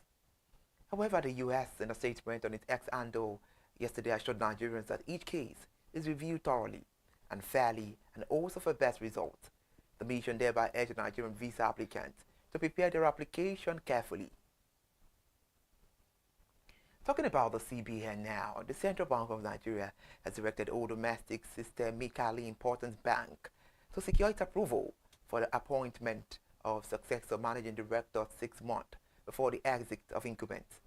The Apex Bank also ordered that such appointment must be made public at least 3 months before the outgoing chief executive formally leaves office. This directive was contained in a circular signed by the Director of Financial Policy and Regulation, Mrs. Rita Sike, and made available yesterday on the Apex Bank's website. Consequently, and in line with good corporate governance practice, each domestic systemically important bank is thereby required to ensure it obtains regulatory approval for the appointment of a successor managing director not later than 6 months to the expiration of the tenure of the incumbent managing director, and also publicly announce the appointment of the successor managing director not later than 3 months to the planned exit of the incumbent chief executive officer. The move, according to the CBN, is intended to strengthen corporate governance and reduce uncertainty in Nigeria's banking sector. To the World Bank now, as it raises an alarm over the growing global sanitation crisis, warning that nearly 2 out of 5 people worldwide lack access to safe sanitation with dire consequences for public health, economic growth, and the environment. The global lender also raised an alarm that Africa is losing as much as $200 billion annually in economic gains due to poor sanitation, warning that the continent's GDP could rise up to 5% with adequate investment in water and sanitation services. This was contained in a report titled The Global Sanitation Crisis Pathways for Urgent Action, released by the World Bank yesterday. Sanitation remains one of the most pressing global development challenges. According to the United Nations, estimated around 3.5 billion people still lacking access to safe sanitation facilities, contributing to preventable diseases such as cholera, diarrhea, and typhoid, which collectively cause hundreds of thousands of deaths annually, especially among children under 5. However, the World Health Organization (WHO) has repeatedly stressed that poor sanitation not only fuels disease but also limits economic productivity by keeping children out of school and others away from work. Now let's focus on the airline operators of Nigeria. AON have welcomed the federal government's decision to suspend the proposed 4% free on board levy on imports, saying the move safeguards the aviation sector, protect jobs, and mitigate inflationary pressure. In a statement issued yesterday, the AON President Abdul Munaf Zarina said the suspension demonstrates President Bola Tinubu's commitment to foster a business-friendly environment and to support critical sectors and also promote sustainable economic growth. Mr. Abdul Munaf Zarina said the levies implemented would have had severe consequences for airlines operating in Nigeria, significantly increasing operational costs in an industry already contending with multiple economic challenges. The levy was, however, introduced by the Nigeria's Customs Service, faced widespread critics from manufacturers, importers, and custom agents who warned it could worsen inflation, erode trade competitiveness, and undermine investment in the country. Now reacting to these concerns, the Minister of Finance and Coordinating Minister of the Economy, Mr. Wale Edun, announced the suspension, citing risk to trade facilitation, economic stability, and Nigeria's business climate. The Shine Bridge Global, a United States US-based food science and innovation company, has announced its plans to establish a food processing hub at the Arise Double IP Shagamu Ikpere Special Agro-Industrial Processing Zone (SABS) in Ogun State as part of its expansion into Nigeria. The chairman of SBG, Dr. Tony Bello, disclosed the development in a statement issued 2 days ago in Lagos State. Dr. Tony Bello said the company's board of directors resolved on the 13th of September that while some roti brand co-manufacturing would continue in Germany, SBG would set up operations in Nigeria to drive its cassava-based product line. As it stands now, the company is introducing 3 cassava premix under the roti brand Roti Fufu, Roti Bake, which is about baked goods premix, and Roti Snacks.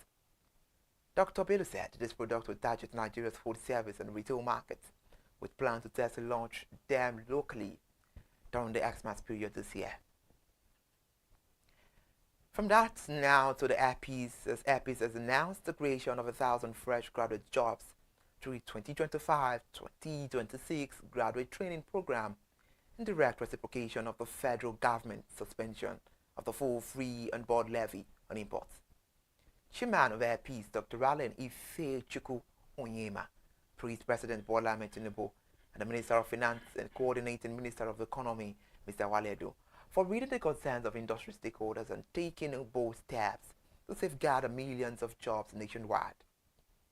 Describing the suspension as a lifeline for the aviation sector, Dr. Allen Onyema said the policy shift was prevented severe economic pressure that could have crippled airlines and triggered mass job losses.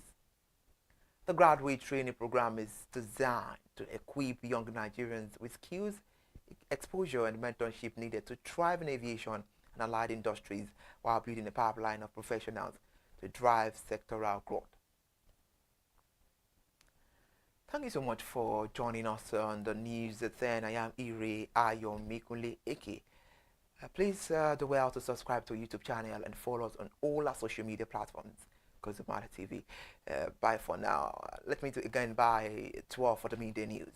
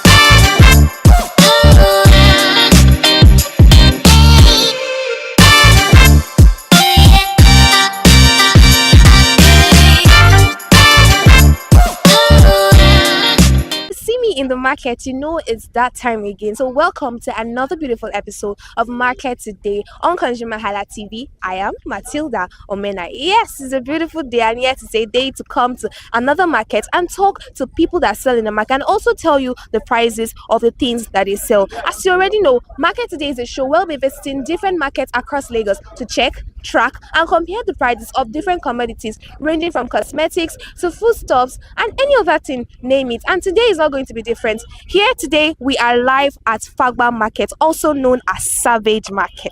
We've come here to check out the prices of different things that they sell in the market, and I've also noticed that this is a foodstuff market. They sell a lot of foodstuffs ranging from vegetables to potato to onions to beans, name it, anything. So come with me as we explore this market. Let's go.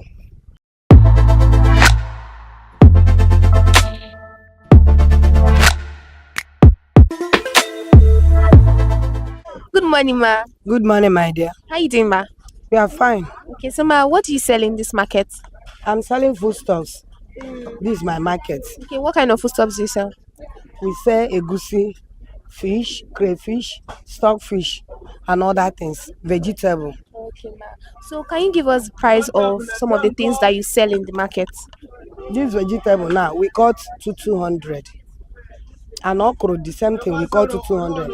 This egusi, we sell cup 400, 500. According to somebody's hand, we sell for. Okay. So how has business been since the beginning of this year for you? This year is tough. Oh. I will not tell you lie. Before you even get something on it, we used to borrow. And that money is too much. We will borrow. At the end of the month, you will not say, like this one now, you see small. I borrowed money. I never even pay half of it. Look at the table. Before you know it, now everything will go. Because the money we used to borrow is we pay more than the gain we are gaining. So I don't know. The thing is too much. It's terrible for this year. Okay, so for how long have you been selling in this market? I'm staying here more than 10 years. 10 years? Yes. Wow, so how has it been? That former time, in fact, everything was going smoothly. Even when somebody will tell me come and borrow money, I say no, I have enough. That period, but now it's not like that before. So, if you said that when you started that time, things were better, but now it's no longer the same way. Okay, so why did you choose to sell in Fagba market? I choose to sell in Fagba market is where I get space. And you know the cost of shop now is too much. Yes. And before you will rent shop, put market, do everything, the more you will not see money. So the little one we have, we now look for a space. And this place, I'm number one that started this market before others come. Wow. Yes. Okay. So where did you get these things that you sell? Where do you buy them from? We do go to Oyimbo or Ileko market to buy it. So what are the challenges you face selling in this market? The challenges is sometimes we sell, sometimes we say, and when we pay our loan, you will not see anything in your hands. So is there anything you want the government to come and do in this market to make it better for you, the people that sell here, and also your customers? At least I want government to come and help us, at least by giving us at least money. You know, when you do this, you check this market now, we need money. Let government come and help us to give us money. At least, even though they want to give us the loan, let the loan not be that we will pay on top again. Let them give us money that we will use and pull market and we see gain. So what's the one thing you love about this Fagba market? Why do you love Fagba market? One thing I love is now the place, we are not paying too much money on the ground because it's not sure. That is the only thing. So now give us some prices of the things you sell. Just some of the prices. The ugu we used to sell 200, okra 200. This one is 100 naira. Why this one? The same thing. This one the same thing. All this one 500, 200. This one nice 2,000. And the fish, we sell fish. When we buy 500, we sell 600. That's how we use it. Okay. So as our last month, did you sell it for the same price? Last month? Yes. It depends the way we get it. We sell it like that. Okay, so what usually makes the price go up? At the cost of living now. You know, every day things used to add money. Sometimes we come down, you buy it. Sometimes we go up, you buy it like that. And we don't reduce money like that too. Like this egusi now, egusi is coming down. You understand me? It's coming down. And we too, our price is coming down. That is it. Sometimes you go like June, July, the thing was high. And we say high. All right, thank you very much, ma'am.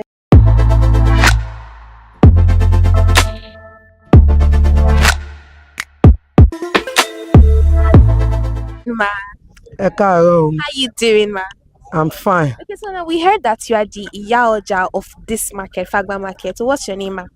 My name is Mrs. Adebayo Toyin Iyaoja, Savage Market, Fagba. Okay. So for how long have you been the Iyaoja of this market? It's a very long time. Okay. So as the Iyaoja of this market, do you sell in this market? Do you sell anything? Yes, I'm selling frozen. Frozen? Yes. Okay, what kind of things do you sell? I'm selling fish, Titus fish, kote fish, shower, then coca. I'm selling different fish. Okay. So how has the business been since the beginning of this year? The market is okay. The market is moving. Then people shall patronize us. Yeah. Then we are selling well. Then the market is going down now. Everything is done there okay. Okay, like before. Okay, so can you give us a price? Just give us some of the prices of the things of the frozen fish that you sell? Their price. Kote is 3,000. Okay. 3,000 per kilo. Shower is 2,800 per kilo. So everything don't they go down. What's making it go down? It's our government now. Our government she's trying. She's trying. So I'm still begging God. I'm begging God so that make our God they help our government so that make it the things still they go down. So everything don't they okay. Even pepper self. Pepper now pepper they well. Rice, everything they okay. So for how long have you been the Iya Oja of this market? Ó ti ṣe díẹ̀. Ọdún yẹn ti ṣe díẹ̀. Wow. Ọdún yẹn ti ṣe díẹ̀. Okay. So for how long have you also been selling in the market? Is it the same time that you started selling that you became the Iya Oja, or you started selling first before you became the Iya Oja? Mo ti ń tajà torí ọmọ ìlú yìí ni mí, ìlú yìí náà bí mi sí. So mo ti ń tajà ó ti pẹ́ kó tó wá di pé Ọlọ́run wá gbàkóso, Ọlọ́run wá sọ bí ò tí ì dọjà tí mo ti wà níbi tí mo ti ń tajà.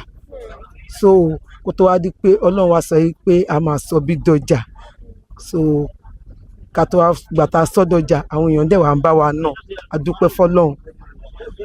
So now, can you tell us the things they sell in this market, the kind of things that they know this market for, that they sell? Gbogbo ọjà là ń tà ní ọjà yìí o.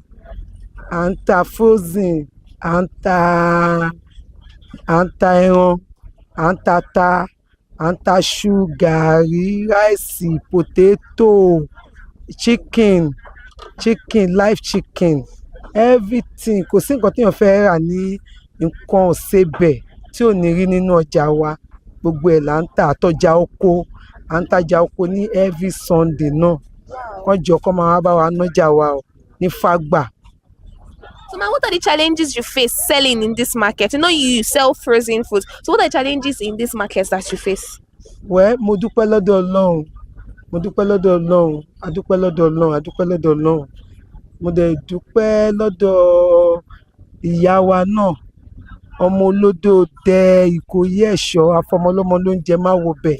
Alábẹ́nú àsásí, ọ̀ràn ọmọ níṣẹ́ fàyàtì, ìyá gbogbo of Africa, Noara one. Mo dúpẹ́ lọ́wọ́ Chief Mrs. Fọláṣadé Tinubu Òjó. Gbogbo ìgbà tí challenges bá wáyé nínú ọjà Savage Market ní Fágbà, wọ́n máa ń dúró tì wá. Àwọn ló máa ń bá wa ṣe o. Àwọn ló máa ń bá wa ṣe. Ọlọ́run dẹ̀ ń dúró tì wọ́n. Mo gbàdúrà lọ́dọ̀ Ọlọ́run pé gbogbo iṣẹ́ tó bá ṣe àwọn ló máa jẹṣẹ́ ọwọ́ wọn. Ẹni ẹlẹ́ni ò ní jẹṣẹ́ wọn. Wọ́n á dẹ̀ pẹ́ fún wa. Àárín wọn pẹ́pẹ́pẹ́pẹ́pẹ́pẹ́pẹ́. Wọ́n á jèrè ara wọn, wọ́n á jèrè àwọn ọmọ wọn. Gbogbo àwa tá wá ń tẹ̀lé wọn pátápátá náà, wọ́n á jèrè àwa náà lágbára Ọlọ́run, lágbára Ẹlẹ́dàá, lágbára wàláúlá wàlákùátá ìlà bìlà ilẹ̀ sìn. So, as at last month, the prices of the fish that you gave me, did you sell it for that same price last month? Bẹ́ẹ̀ni. So bá a ṣe tà náà ni. So it has not increased since that time? Rárá o. Okay, so where do you buy your fish from? Mo ń rà ní Ọgbà, mo ń rà lágége, mo dẹ̀ ń rà ní Rógò. Gbogbo ibi tí kódùmù wà ní agbègbè Abúlé Ẹ̀gbá. So láti máa ń rà. So since you started this business and now, if you compare it to that time you started and now, which one is better with the way the whole business is going? Gbogbo ẹ̀ náà ni àti tàtẹ̀yìnwá àti tìsìn. Ìkọ̀kan náà ni kò sí yàtọ̀. Ọlọ́run á dẹ̀ máa ràn wá lọ́wọ́. A máa tà, a máa jèrè. A ní dààmú, a ní rí wàhálà lágbára Ọlọ́run.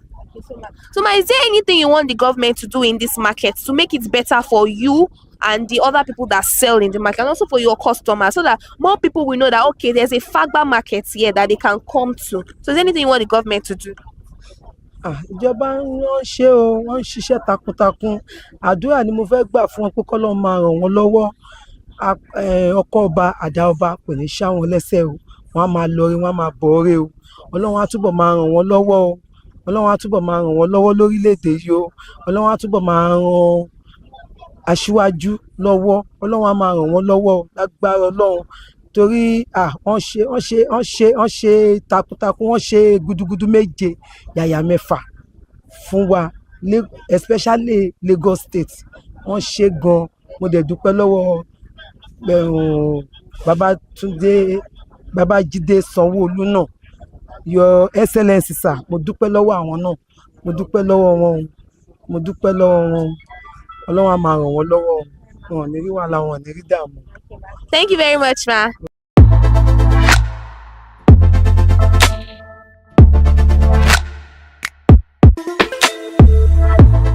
Oga, good morning. Good morning. How you dey? I dey fine. Okay, wetin dey sell for this market? I dey sell onions, potato, beans, pepper, na another one dey sell.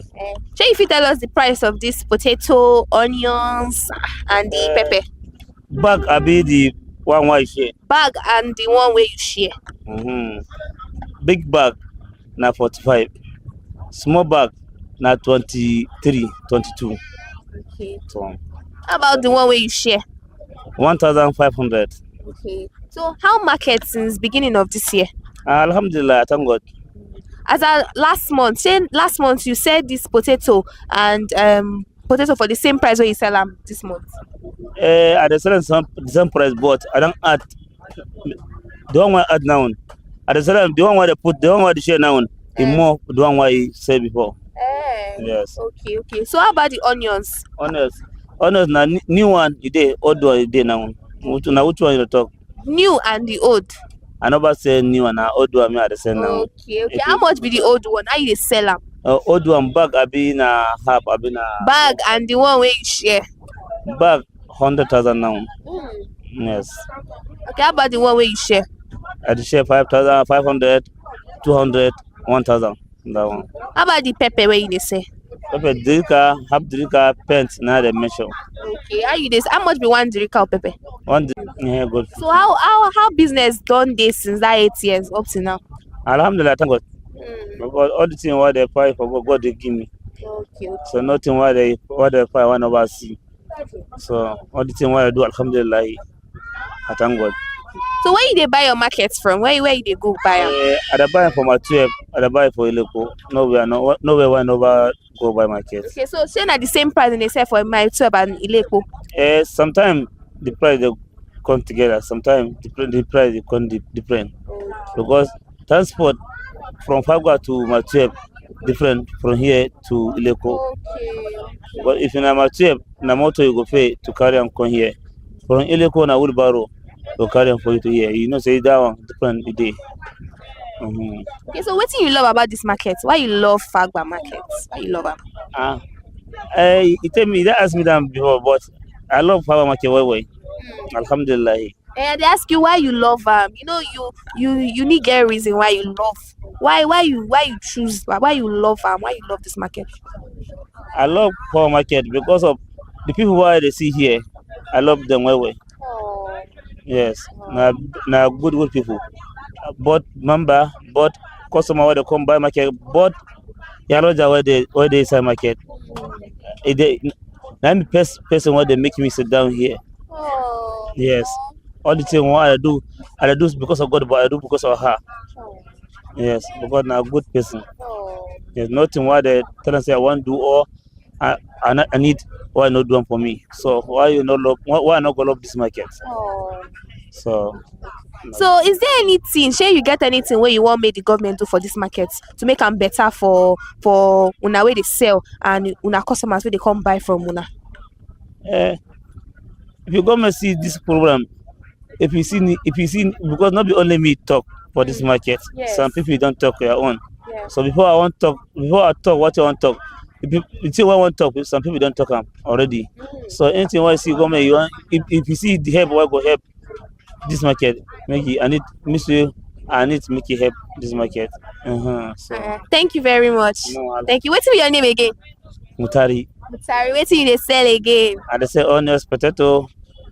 Yoruba say uduku abi. Hausa say dankali. So me I come from Katsina State. Okay. In Gawa local government. Na gode, alhamdulillah. I greet my wife, Mariam, and Safarau, my pikin, Nafisa, Abdurrahman, Khalifa. I greet all of them. I greet my neighbor. Na gode, Thank you.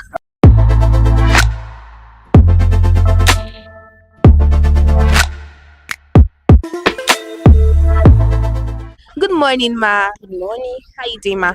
I'm fine, thank you. Okay, so ma, what's your name? My name is Ogechi. So, Ogechi. okay, ma. So, what do you sell in this market? Vegetable. Vegetables. Any kind of vegetable. Okay. So, can you give us like the price of some of these vegetables and their names? Okay, like this Suguna, I have the size of 200. I have the size of 500. I also have the size of 300. This butter leaf is 200. I have decent leaf, shoko, green leaf, ewedu, Moses, any kind of vegetable. The lowest price you can get them is 200. Very, very affordable price. Okay, so as a last month, did you sell it for the same price? Of course. Okay, so whenever the prices of these vegetables go up, what usually makes them go up? Okay, during rainy season, when the ground is very wet, the vegetable can germinate very, very well. But now this is September, and the dry season is drawing close, very, very near. So you can't compare rainy season and dry season together. So the price of vegetable will go up because of the dry season. So this thing cannot be able to produce enough during the dry season. In the farm, they water them during the dry season. So that's what makes it seem to go up, because in the farm, people are working there, trying to pour water on them, and all those things, they are using fuel, and they will pay those people that are working there. So it will make the thing to increase so that they can afford the money, they can make the money and still pay the workers that work in the farm. Okay. So how has business been since the beginning of this year for you? Let me just say, thank God, but this year you can't compare it with some years ago. But no matter what, as long as you are doing your business, no matter whatever come around, you have to manage it. You have to manage your business. So it doesn't make someone to go down unless you don't want to sell at all. You have to manage it. When the cost price is too high, you can know the amount you will sell it and make your money. Okay. So for how long have you been selling in this market? I think this is going to 6 years now. 6 years. Oh, that's nice. So why do you choose to sell in this market? This market, there's a place I want to sell because I love this market. This is a place I want. So why do you love this market? Number one, this market is very close to my house, so I don't like going to far place. So, and again, this place is very close to where I went to go and buy my market. Where do you buy your market? Sometimes I went to farm in the bush to go and buy. Sometimes I have to go to local market and buy, then I will sell here.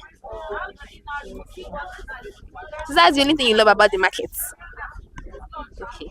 So what are the challenges and problems that you face selling in this market or selling these particular things in this market? The challenges.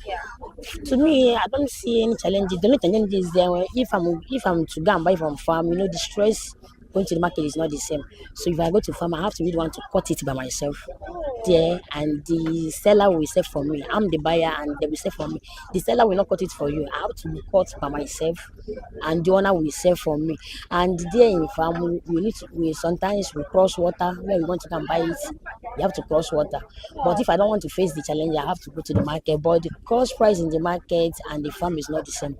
In the farm, the cost price will reduce, and in the market they will increase it. But they will do the work for you and bring it to you in the market. So you say you've been selling for like 6 years now. So that time you started and now, which one do you prefer? Like if you look at the business, compare 6 years ago and now. 6 years ago was very, very awesome. But in Nigeria today, things have changed. Yeah. So I think when I was selling 6 years ago, one bunch of food then was like 1,000, 2,000. But now a bunch now, the biggest bunch now, you can afford them 20,000, 30,000. But the smallest one now, you can see 10, 5,000 this month. So is there anything you want the government to come and do in this market to make it better for you, the sellers, and and also for people that come to buy from you, and also to make like publicize the market so that people will know that okay, there's a Fagba market here that we can actually come and buy different foodstuffs in. Because since I came here, I've noticed that they sell more foodstuffs here. Yeah. So, is there anything that you want the government to do? Okay, actually, what I really want the government to do is we need development in this place, like helping the women that are selling here. In the time of money, women, we need money. If government can help those mothers here selling, it's very, very nice because many women here we are borrowing money to sell market. So and that is not helping at all at all. Almost everybody here has children, they have family. So if the people can help by helping the women in this market, I will be very, very happy. Even me also, I really need the help. All right, thank you very much, ma.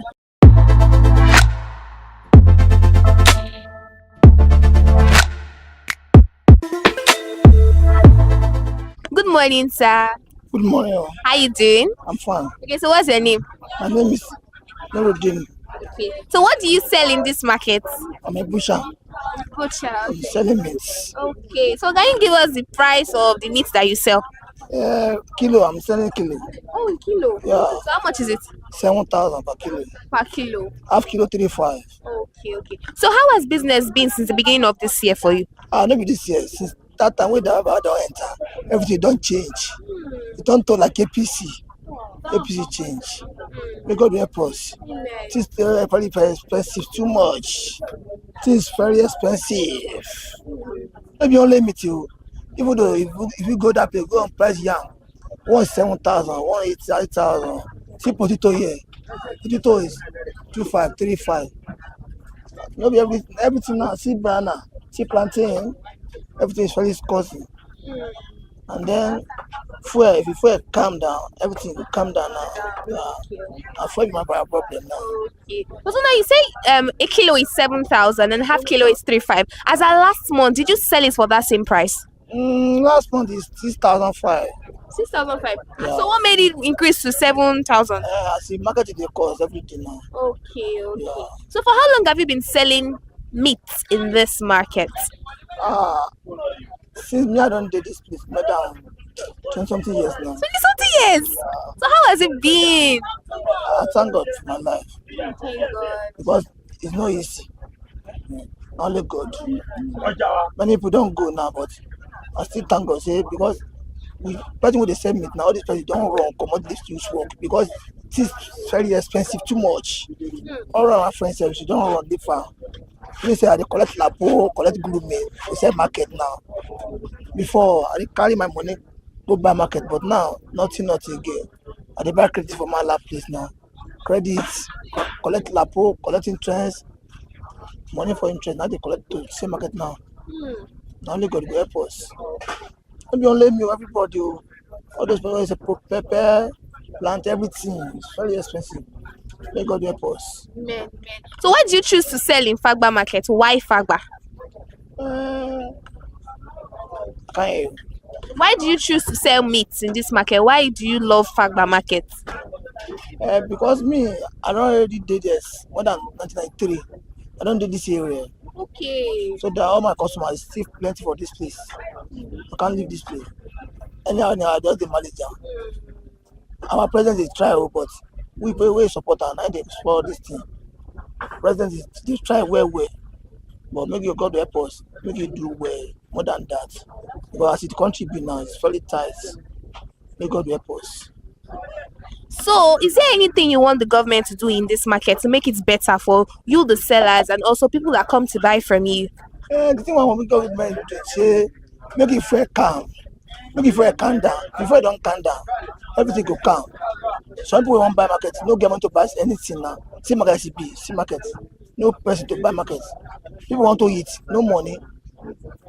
So that make God help us. Okay, so where do you buy your meat from? From Abattoir. Abattoir. Yeah. Okay, where's the abattoir? We do for Koba here. It's our area there. So tell us your name again, sir. My name is Nuruddin Babaloja. Thank you very much, sir.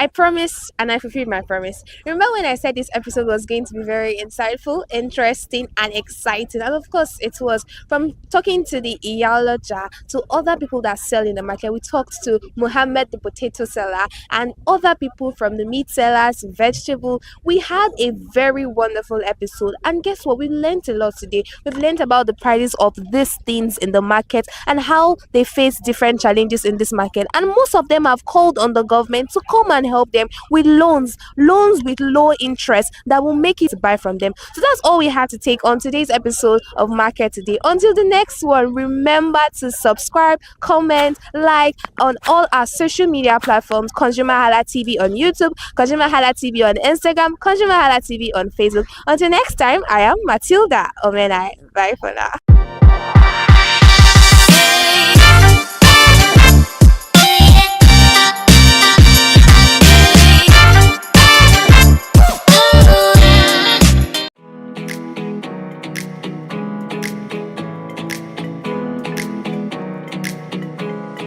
This is ConsumerHallaTV, and you're welcome to another beautiful episode of In the Marketplace. Yes, where we explore different major markets in Nigeria and bring you behind the scene of markets. What exactly happened in the marketplace that people do not talk about, the struggles, the pain, the beauty of the market, and also history of the market and how the market will develop. But there will be a little twist today because we have to infuse a little drama of the festival.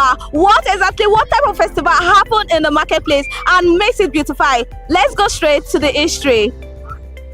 Welcome to Bariga, a district and suburb in Lagos State, Nigeria. With its rich history dating back to its upgrade as a local council development area in 2013. Bariga has evolved into a thriving community. The local government secretariat located at 19 Bawala Street serves as the heart of governance for this vibrant area. Bariga history is marked by its transformation from being under Shomolo local government area to becoming a local council development area. This change has brought about significant development and growth in the area.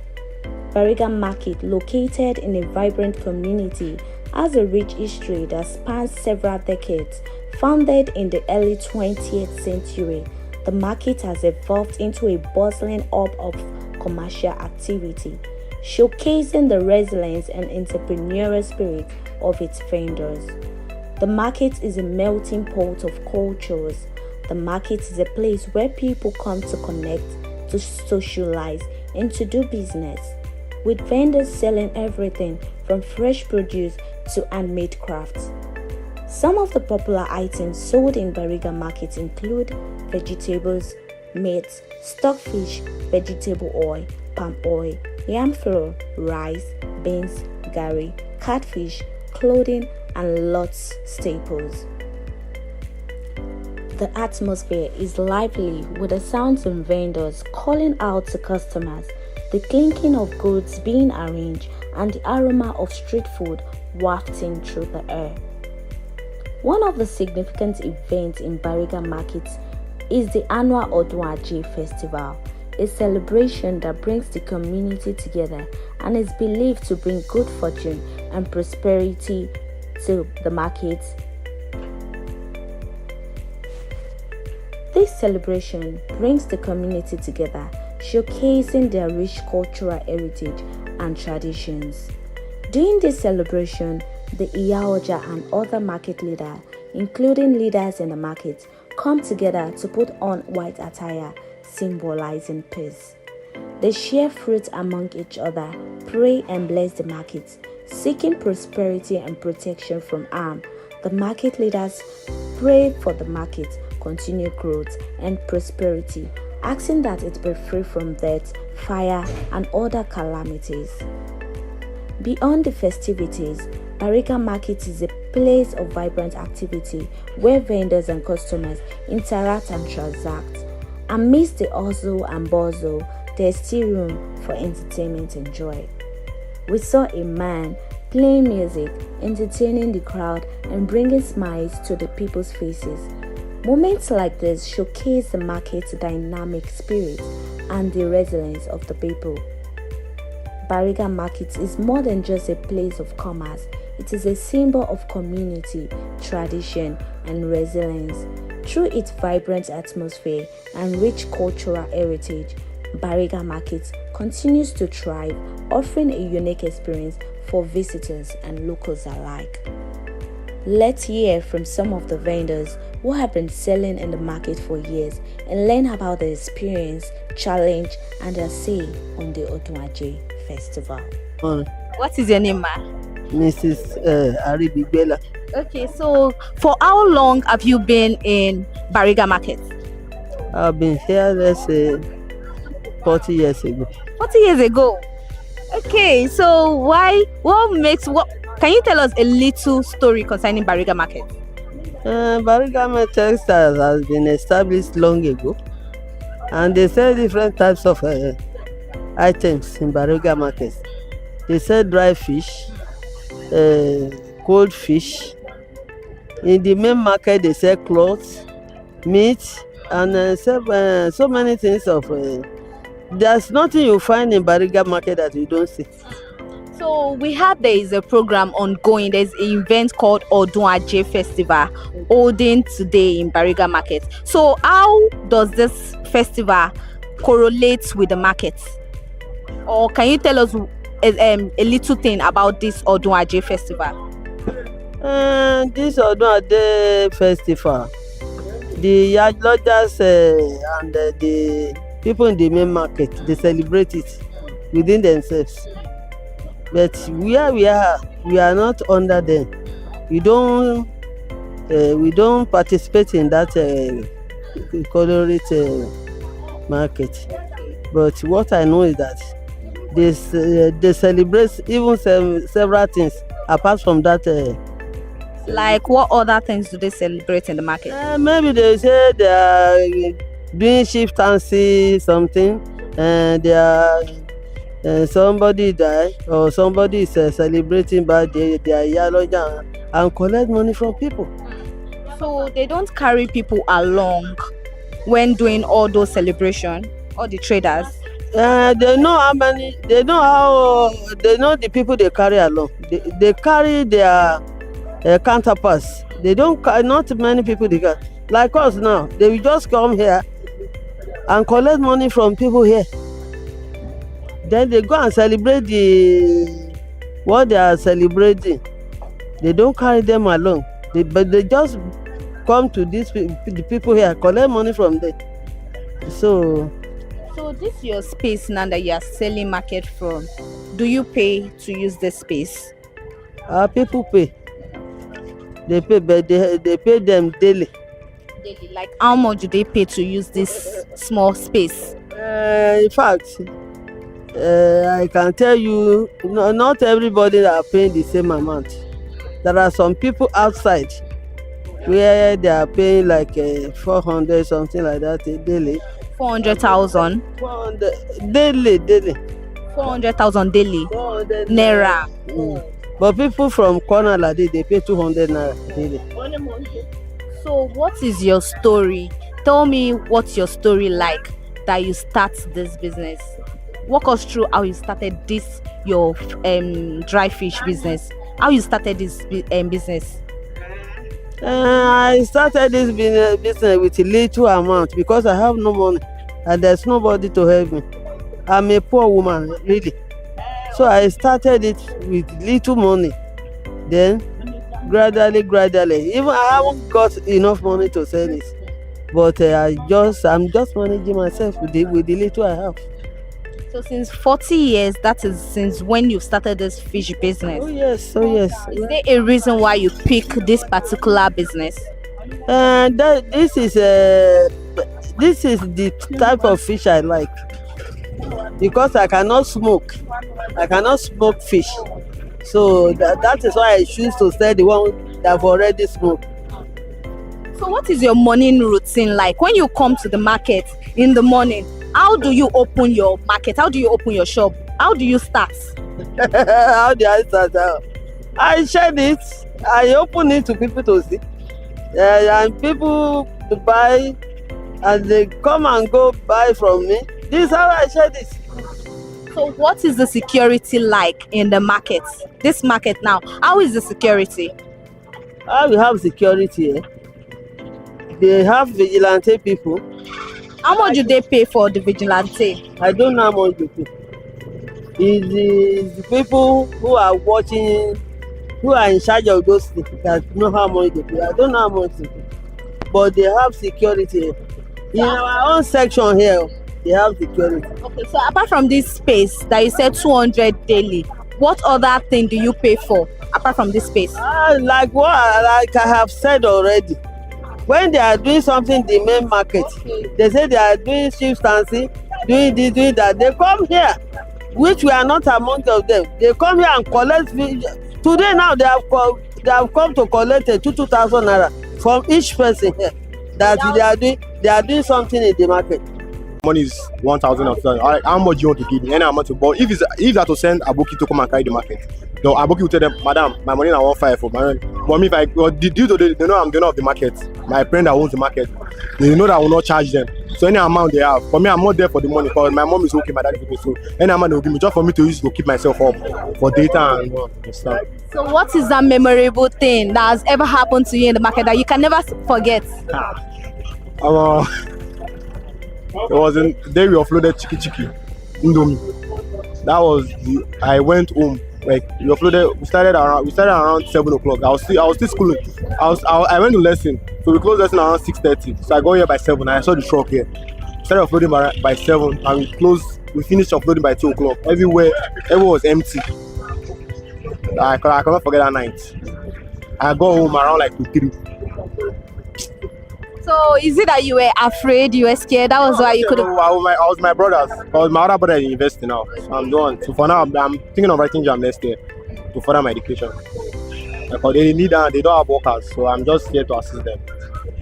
But I believe that my younger brother now is done with high school. So he's done to I'm to enter university now. He's going to face the challenges that the thing I did, he's going to do it.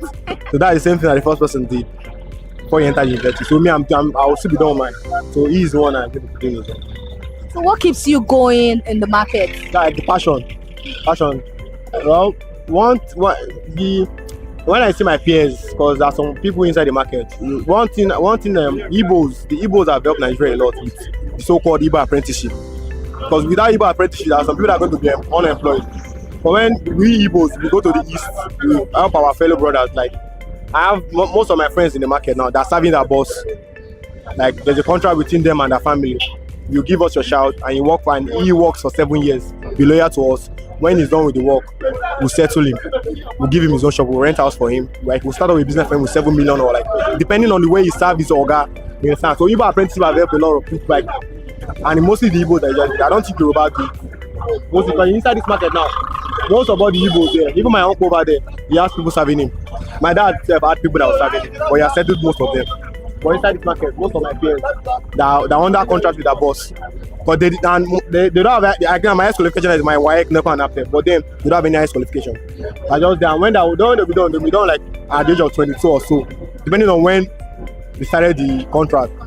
Yeah, so you're saying after the contract, after serving their boss, the boss will establish them? Yes, if they don't steal from him. Because sometimes if you see, depending on the way you treat your boss, like if for my dad now, he had someone that was serving him. So the person served him. Like imagine my dad knew that okay, in this market now, he had like about like 5 M. This was like it's been long like 10 years ago. He had about 5 M. He started the business. He knows what's in this market, in this shop. So the person that he put in charge, the guy, served him for like about 9 years. He even had for additional 1 year, but he was still young, but he came at a young age. So when he was done, so the next person that was following him went in charge of the shop. They will take stock. The person that left is going to take stock. Like, okay, this is what I met 5 M and I left with 10 M after this settlement. So you are meant to be higher than that. When you're done with your 9 years of serving, maybe you'll be adding like to 20 or 15. So if the boss is like, okay, this guy helped me a lot. When he took control, my business, I experienced like profits. I made a lot of profits. So it's going to settle him with, yeah. So depending on the way you serve your boss. So what exactly happened in the market? This market now, people just know that market is for buying and selling and all of that. What else happened in the market? Bariga market goes a long way. Because normally Bariga market has not come now. Before there are a lot of they were killing, robbery, but now it's has reduced. Because they shot one of my cousin back then. Bariga don't calm down. Bariga is not like Bariga before. Because the government is working hard, they're trying. So with your experience so far, will you still like to still maybe establish yourself in market? Market, well, where Nigeria is going, because most when you graduate, I know my mom and my dad, they have a business. So when I graduate, it might not be possible because I have other brothers that might leave it for them, but I would love to work in the government work, but at the same time, I might. Yes, because I believe the profit there is more higher than what they pay in the government. What they pay in those private sector and government is. So how is the relationship like between the market leaders and traders? How do they settle disputes? If there is fight, how do they settle disputes? Well, we are not with the market, because that's the market over there. They have who they answer to, the Aloja. So she's the one that answers anything that happens. They will report to the office, but we are not with the market. So I just have little knowledge about that because she owns this place. Our parents, their family, this is a family house. So I know nothing about the market. That's Bariga market. This is opposite Bariga market. Okay, so this space now is not related to the main market. Yeah, this is not related. This is Bariga market. You see, that is she there over there. That's okay. So if you want to, my even enter the market to even get some money. That's Bariga market. Thank you very much. Funny man. Good morning, my dear. What is your name? My name is Mrs. Nneka Emeka. Okay, so how do you start your journey as a trader in the market? What makes you start this journey? Hey, well, it's wonderful. Well, the time that I started this business, I just feel, let me start coming out. By that time, I was very young when I started this business, and I know that business is my career. So when I started this business, my husband did not allow me. But I look around, he asked me to continue my education. I said, no, I love business. So when I entered this business, my dear, I started very little in this business. By then, I was selling, can see this egusi. That is my major business. I started with this egusi. From there, I started putting this oil. I just go nearby. I get three bottles, groundnut oil and palm oil. I put it. That is how I started it. Even that time, I didn't even have shop. I was, trying to, manage and let me be coming out of house. So that is how I started the business, and the business started growing gradually. I started buying 20 liter. From 20 liter, I proceed to start buying a drum. I used to get that drum in Ajelogo, my 12. So that is where I started the business, and God are so kind. And my landlord here say, Madam, I can see that you are a very interesting someone, that you love business. So I came and built this shop. By then I have a counter where I was putting the market. He built the shop. He asked my husband to bring money. So my husband now gave her money. He built these two shops, and I took one. That is where I started. When I started it like that, it's like God said, wow, it's like God are waiting for me to start the business. So that is how the business was moving and moving and moving. My dear, I started buying a lot of drums. From when the palm oil was growing and growing, and I get the money from palm oil, I start groundnut oil. So the first place I went is Daleko.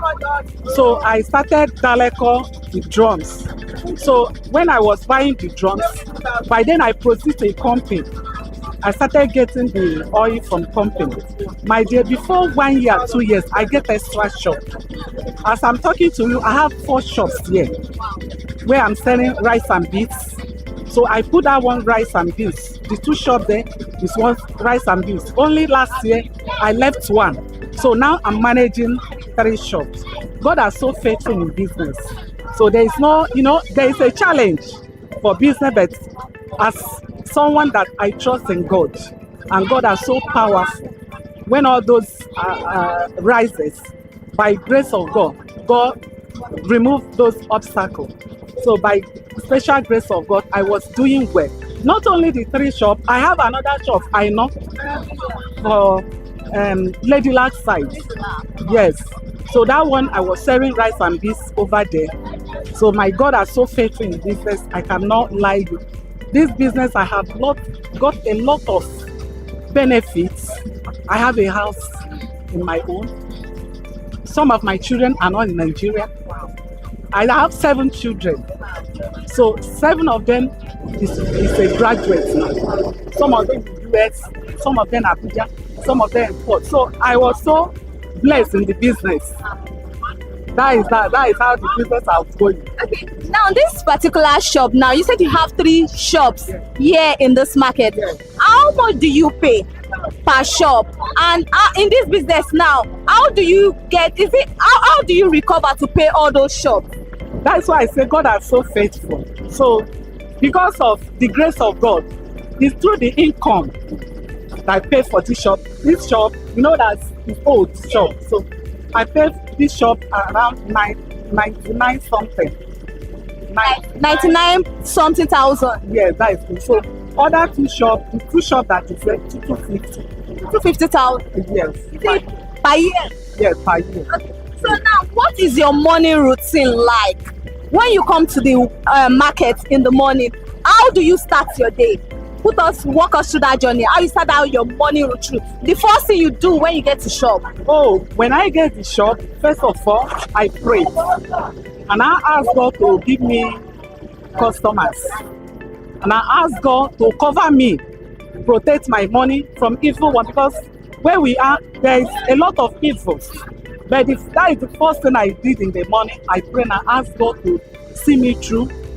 Blood of Jesus, I pour the blood of Jesus over my shop, and I sweep the shop and I start shading. So when I'm shading, I will start selling. So what is that memorable thing that you can never forget that has ever happened to you in the market that you can never forget? Maybe something that whenever you remember it, it brings joy or any other thing. What is that memorable thing? Okay, so that's why I say there's a lot of challenge. There's one day that I came to market early morning like Thursday, and I dropped my bag there. Somebody came to buy markets. So I went inside to bring the market. I didn't know that the person did not come to buy market. We come to steal. So she took over 300,000. Because that day, you know, as you sold a day, in the money, that is where you go to bank to deposit. So the woman took the money. And I didn't know that the woman had entered my bag. So when I brought the market, she started telling me this, that you want to withdraw, you want to do this, he left. So he didn't buy. It's later I discovered that the money in my bag have left my bag. Immediately I got the woman. I called the woman and said, what happened with my money? Because it's not even, I noticed. The woman have not gone. When I brought the market here, the Holy Spirit said, check your bag. I dropped the market and I checked my bag. I did not see the money. And I asked the woman, where is my money? Because it is only you. I just came to market. The woman started lamenting, I did not take your, I did not do this, I did not do that. So people gathered. After, people now telling I should go to police. I said, God, when I started this market, I started with a little. As this woman took my money, I've never gone to police station. I've never wicked anybody. I hand you over to God, that Almighty God will replenish my money. So I told the woman to go, and the woman left. It's not up to 3 weeks. They got the woman. Where the woman do the same thing, they caught the woman. So I saw the woman. I said, see your life. So since then, I was so very vigilant. Any day I came to market, and I want to drop my bag, I will make sure I keep my bag inside. So that is the thing that is happening that was so terrible in my life. So what is the security like in the market? How do you survive in the market? Like you said now, you said someone took your money in the bag. How is the security like in the market? How do you survive in the market? Okay, we have a security here. And even there's a time they broke my shop. So after all said and done, the security people, they did not do anything. But we pay money every month though. Like how much? 500 naira every month. So we went to them. They said they will search. Since that day, they're still searching till today. So apart from security money and shops money that you pay for, what other money do you pay for? They used to collect money. There's something they say in Yaloja. Normally, like yesterday, they came here, collected 3,000 each shop. Each shop? Is it like every month or they just come anytime? Yes. Coincident, they came and collect the money.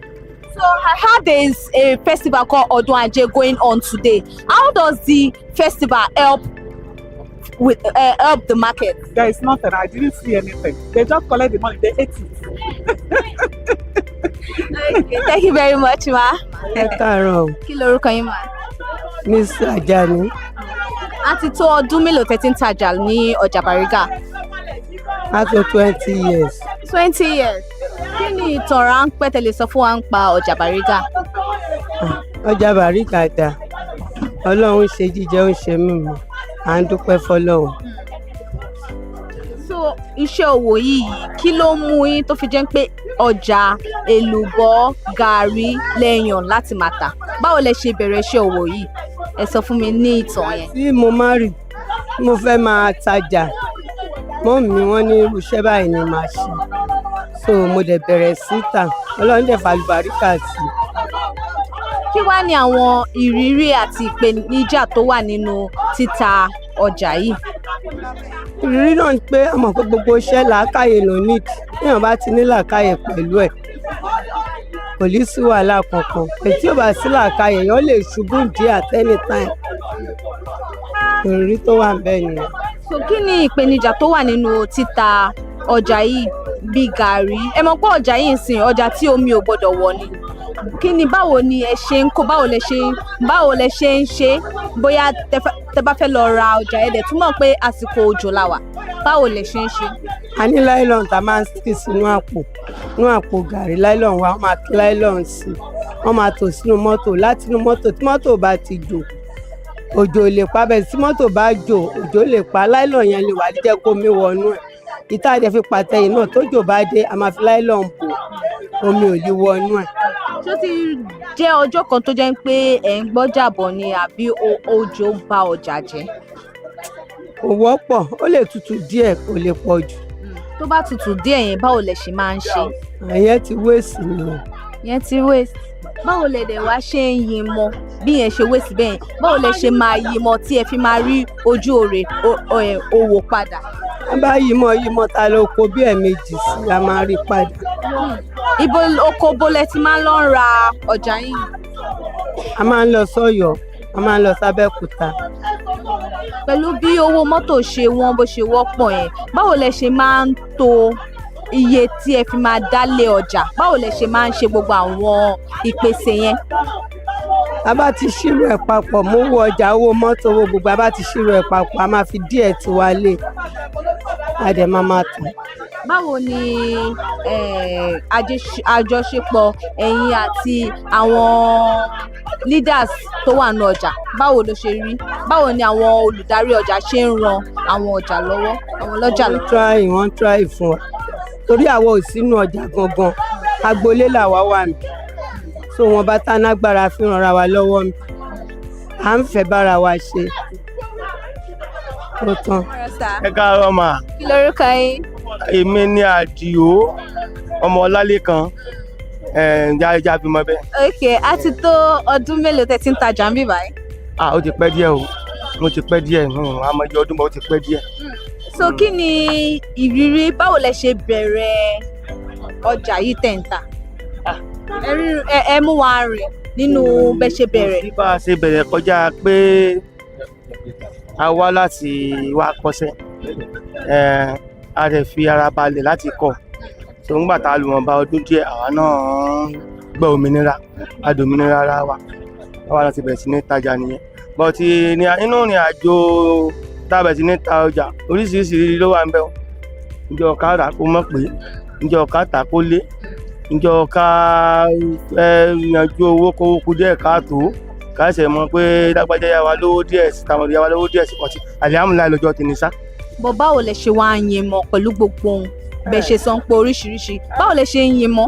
yìí mọ̀ bí ayé ṣe yín náà làwa náà ń bá yìí nígbà kọ́ bẹ̀rẹ̀ à ń ta màálù ní 17,000 èmi yìí bá màálù 17,000 so màálù tá a bá ní 17,000 gbà yẹn ní ọjọ́ kìíní àná tá a bá fẹ́ rà dé ní àrà ní 1.4 1.5. 1.4 1.5. nígbà tí màálù tá a fi bẹ̀rẹ̀ ní 17,000 so ṣe rí pa ẹ̀sìn tó ń wà ní díẹ̀ láti gbà yẹn di sìn ṣe rí pé ayé ìmọ̀ náà la fi di àsìkò yìí so alihamudulilayi ọ̀pọ̀ ẹni fọlọ́ inú ẹ̀ náà àfẹ́yàwó àbímọ àyàwó tó ti bímọ àwọn tá a tó bí tó ti ń bímọ inú ẹ̀ náà ni. ẹ ti di grandpa báyìí. pẹ̀lú ògo Ọlọ́run wọ́n ti gbìyànjú nínú àjọ ayé díẹ̀ náà Ọlọ́run tún ṣe bọ̀ ṣàlékún oore kọ́nà jẹ́ mi owó túbọ̀ gùn náà ni. so báwo ni ààbò ṣe wà nínú ọjà yìí. ààbò tó dájú wà ó dà kò sí wàhálà kò sí kankan ìrẹ́pọ̀ dẹ̀ wà ọkàn wa balẹ̀ à ń gbégbé àlàáfíà kò sí wẹ́nìkan ń jà wá lólè kò sí páǹjẹ nìkan lólè àdẹ̀ láwọn alákòóso ní nǹkan bá fẹ́ ṣẹlẹ̀ lẹ́sẹ̀kẹsẹ̀ wọn á ti dìde wọn á ti gbárùkù tu ẹni ọmọ ìjà tó bá fẹ́ ní ìṣòro so ààbò tó dájú nípọn. so tí anything bá ṣẹlẹ̀ báyìí sìn ẹ ní access sí àwọn olórí. ẹ lórí lèmi náà èmi fúnra mi olórí ọ̀gá lèmi náà mo lọ́gàá mo tó wá lọ́mọṣẹ́ tó pọ̀ rẹpẹtẹ so olórí kan lèmi náà.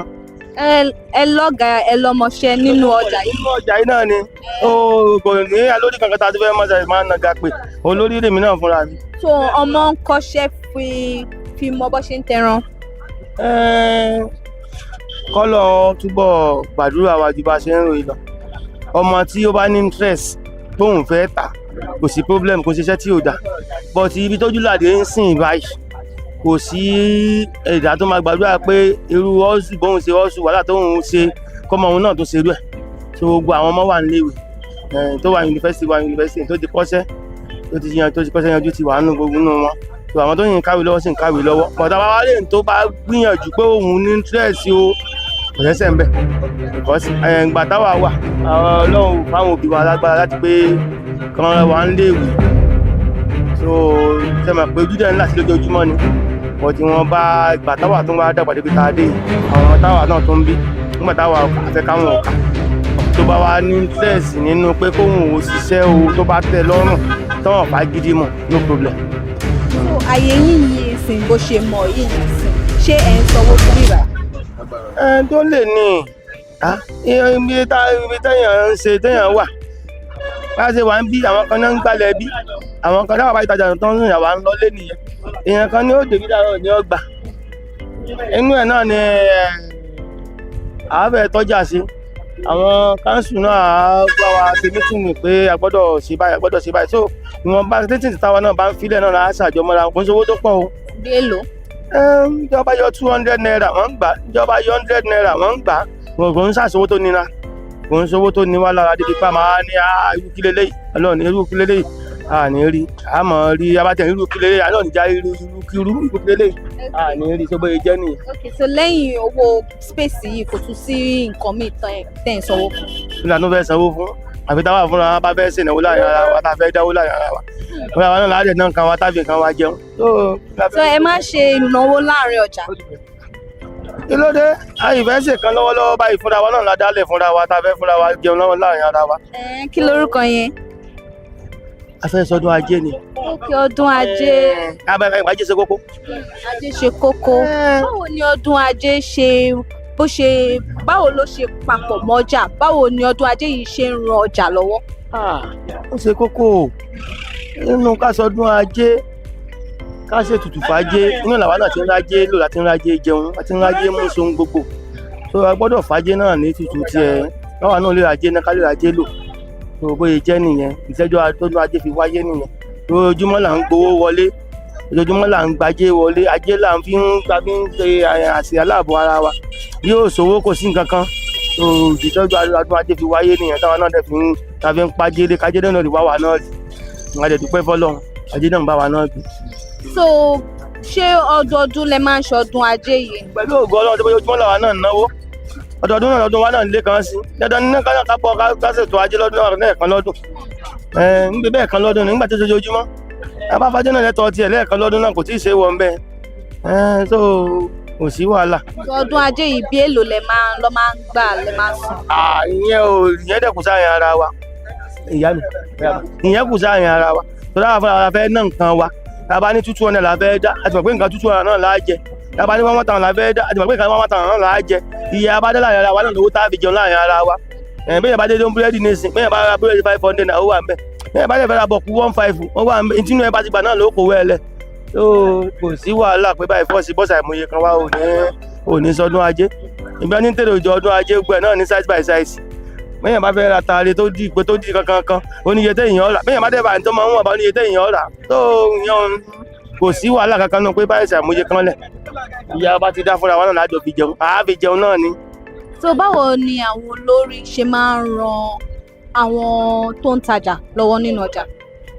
àdó lè ní kó lórí ó ran ẹni níta ní ọjà lọ́wọ́ nígbà tó yẹ pé níta fi wọ́n bẹ̀ fún náà nìyẹn kò ṣiṣẹ́ kankan tó ń ṣe kọjá pé tí ọmọ ẹgbẹ́ bá ní ìdìrànlọ́wọ́ wọn káké lọ bá wọn nǹkan báyìí sí wa nǹkan báyìí sí wa nǹkan báyìí ṣẹlẹ̀ nǹkan báyìí ṣẹlẹ̀ kán dẹ̀ dìde sí wa tó bọ̀ ti gbàmígbàmí náà la máa ń gbà ẹni kó ń gba mẹ́sẹ̀ mérò ìwọ tó bá ti ń ṣe ẹ kò sẹ́ni tí yóò dìde sí ẹ o ìwọ bá ti lọ bá wọn olórí nǹkan tán wà ń bẹ̀ tá a fi wọ́n lẹ̀ ń bẹ̀ fún náà nìyẹn ẹ bá ti lọ bá wọn dólè ní kí wọ́n dìde sí wa so ìṣòro tí ó kọjá ẹ̀mí wa Ọlọ́run ní gbé bá wa tó o bóyá jẹ́ nìyẹn. báwo ni ìbáṣepọ̀ láàrin ẹ̀yin àti àwọn ẹgbẹ́ yín nínú ọjà. bá a ṣe pọ̀ báwọn. ìrẹ́pọ̀.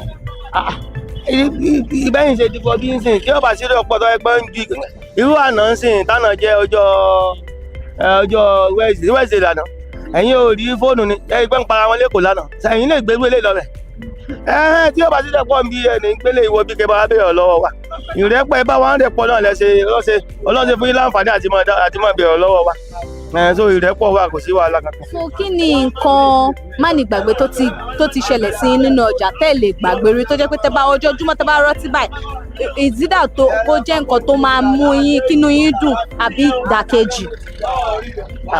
ọlọ́run mọ̀ ní járí ìṣòro tí ó kọjá agbára o òyìn tó fẹ́ ṣẹlẹ̀ ṣẹ́dá tí gbogbo ẹ̀ náà ní tí ò ní lápẹ̀rẹ̀ mọ̀ dáadáa ni wọ́n máa ṣẹlẹ̀ sí wa àbí òyìn ẹ̀yìn sí nǹkan tó fẹ́ ṣẹlẹ̀ sí wa náà kọjá pé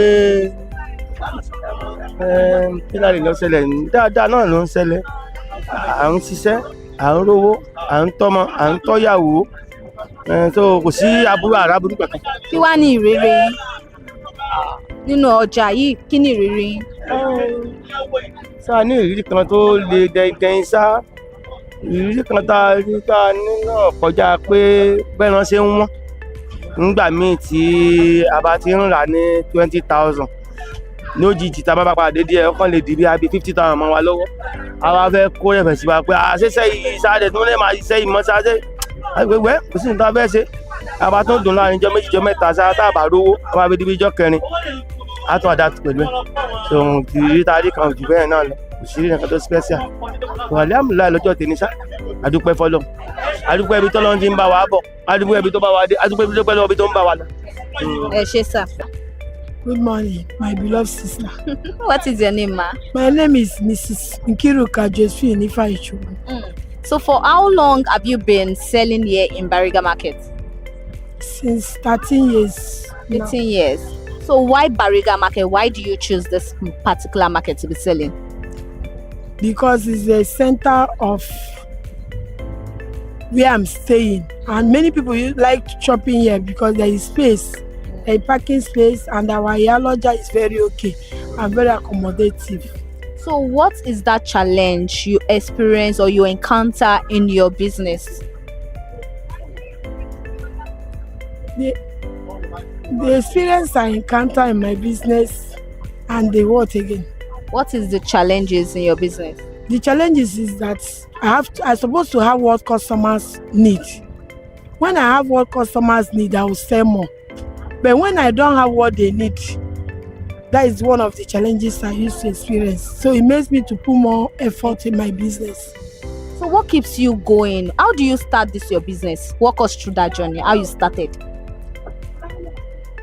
I started inside, not here, from inside. But once I see that people outside, they sell more than people inside, I started pursuing for outside shop before I now got here. And it's very good. I sell more than when I was inside.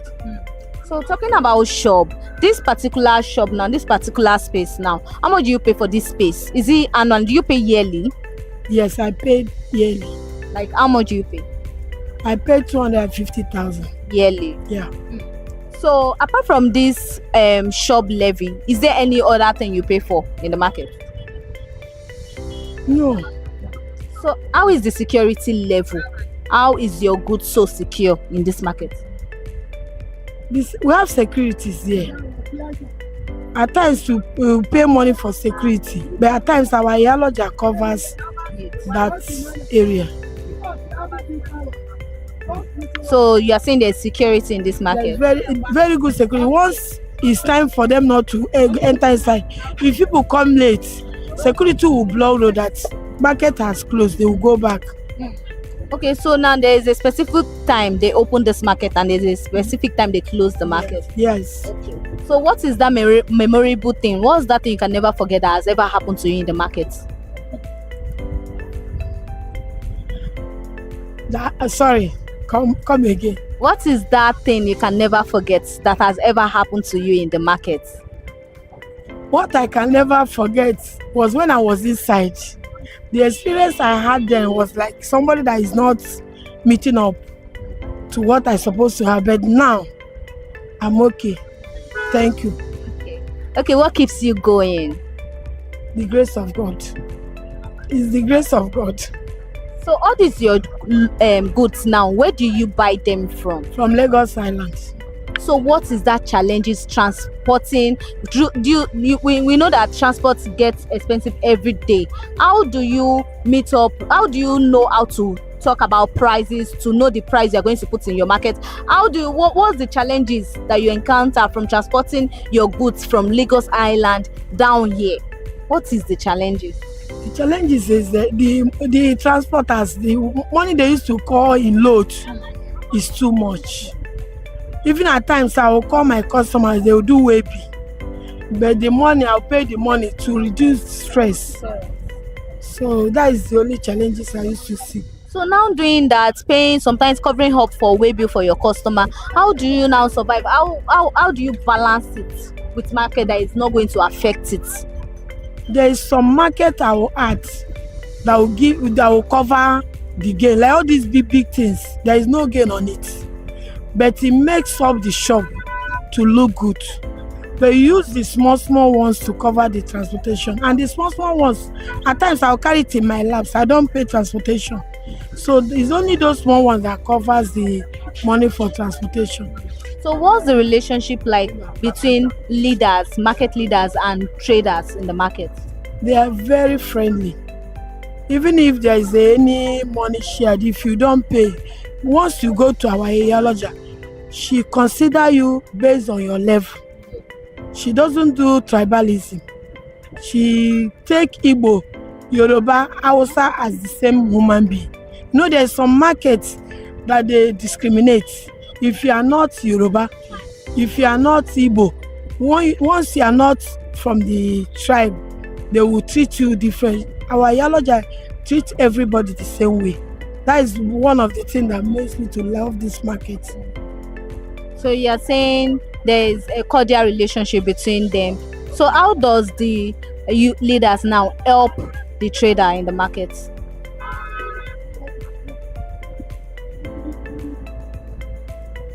Even like now, if I'm owing somebody, the person comes here to disturb me or call police, the leaders in the market will intervene. They will try to make peace. You understand?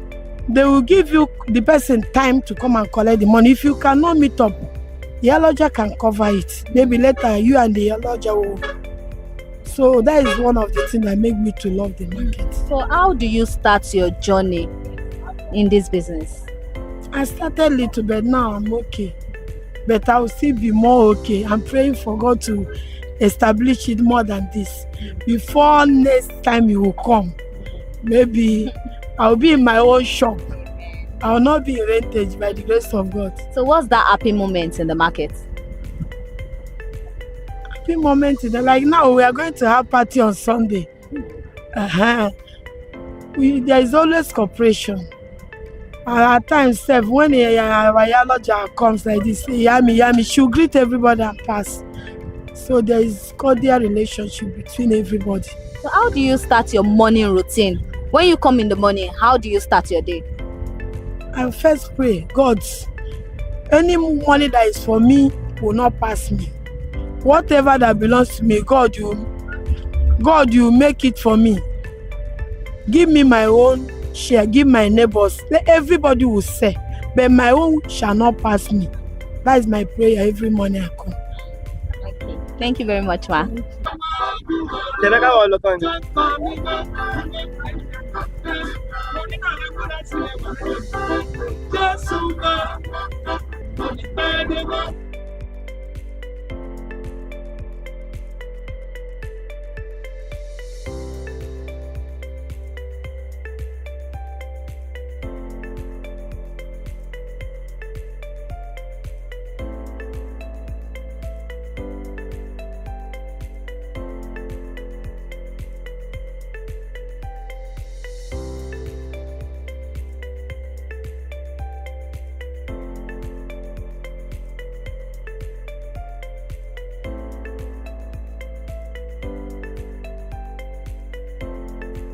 Ẹ káàárọ̀ mà.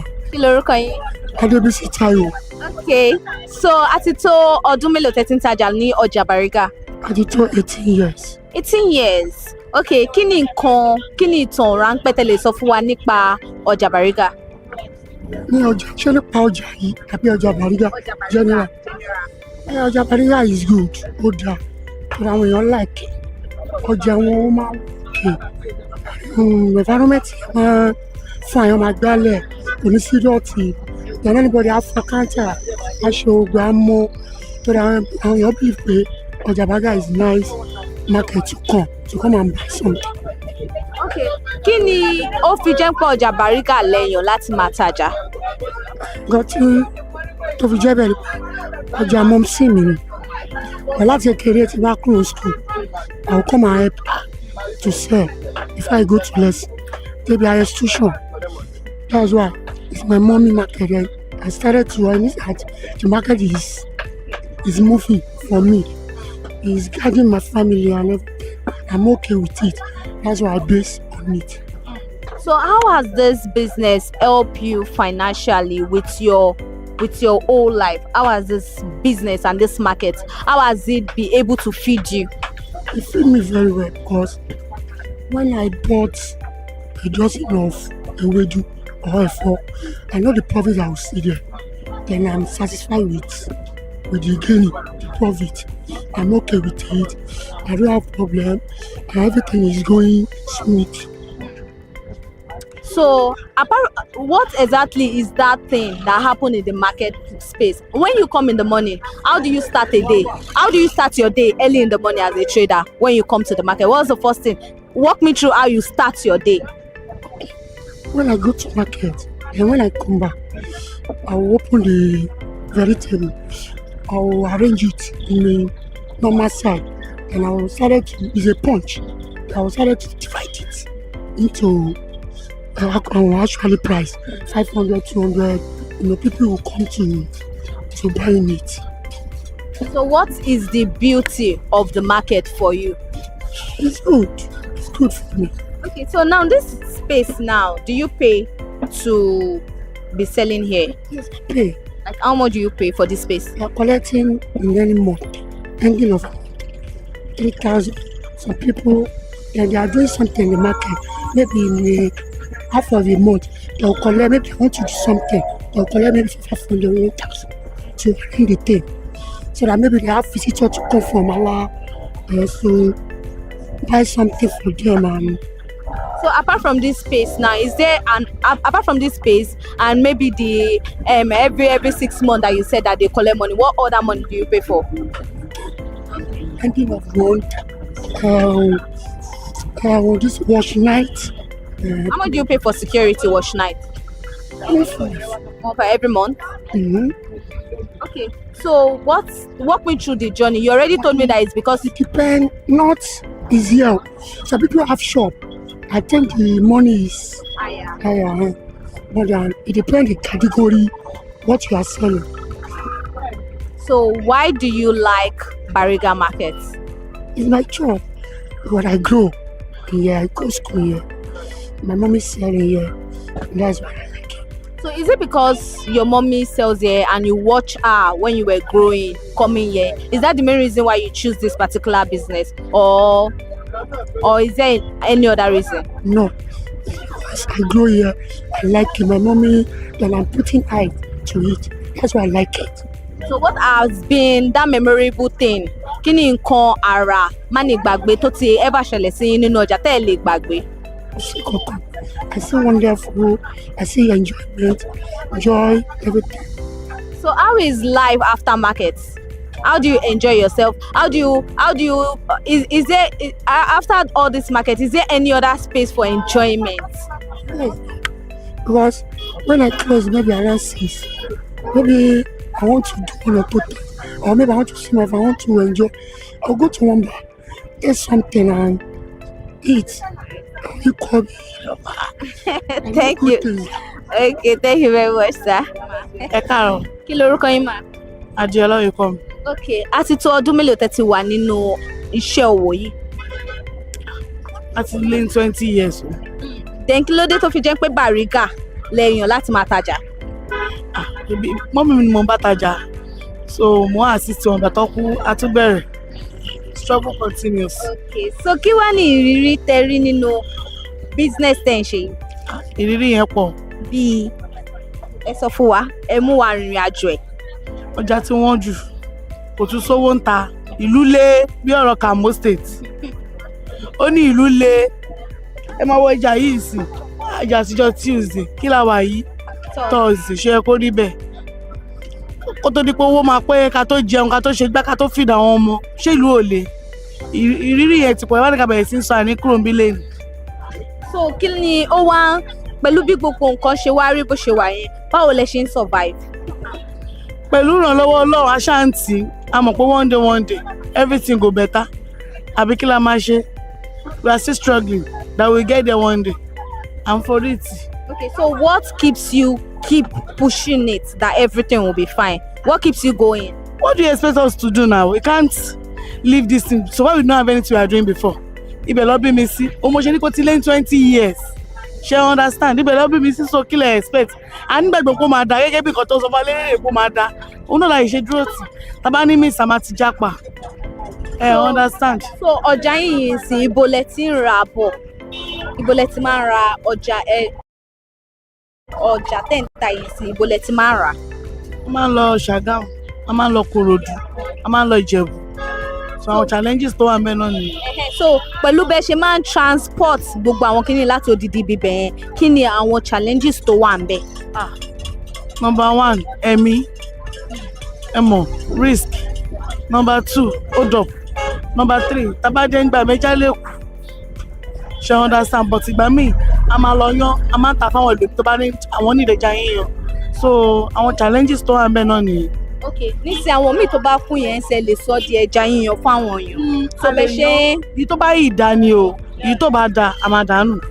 Ìmí máa kúkú àkúbàjẹ́. Ẹ mọ̀ pé míì sí a lè ṣe mọ́jú kó ti kú tó bá ti wá dé pé ó ti wú a lè lò mọ́. But èyí tó bá yìí wà okay, a máa gbé lọ sí ọmọ tó bá wa yán. So àwọn míì tó jẹ́ pé tó bá kú yẹn tó jẹ́ pé tẹ̀sí lè ṣe yẹn òun lè fi máa ń yí mọ́ ra wọn kójú owó ba lè pé. Bẹ́ẹ̀ni. So apart from that now, kí ni struggles yẹn, kí ni experience yẹn? How is this experience like in the market? How are you coping? How is the experience? How are you surviving?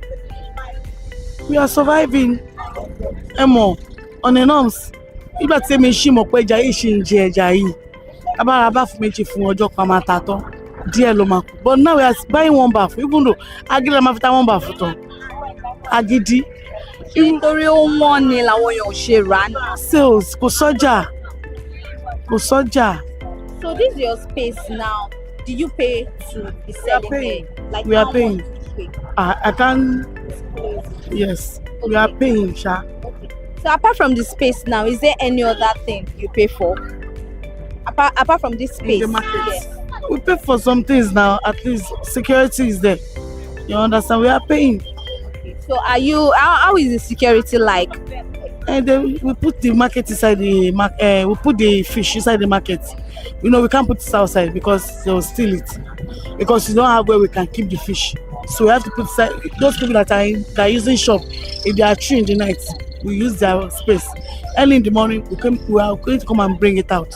So now, talking about early in the morning, how do you start your day early in the morning in the market? How do you start your day? At least around 9, I'm outside. Do you live by? Where you are coming from? Is it far off? I live nearby. Nearby. Okay. So then, what's the first thing? Walk us through how you start. How do you open your shop? How do you do in the morning? I will shade my markets now, separate them. After separating them, I will sit down. If customer come, we start selling. So what's that memorable thing that's ever happened to you in the market that you can never forget? What's that memorable thing? I can never forget you.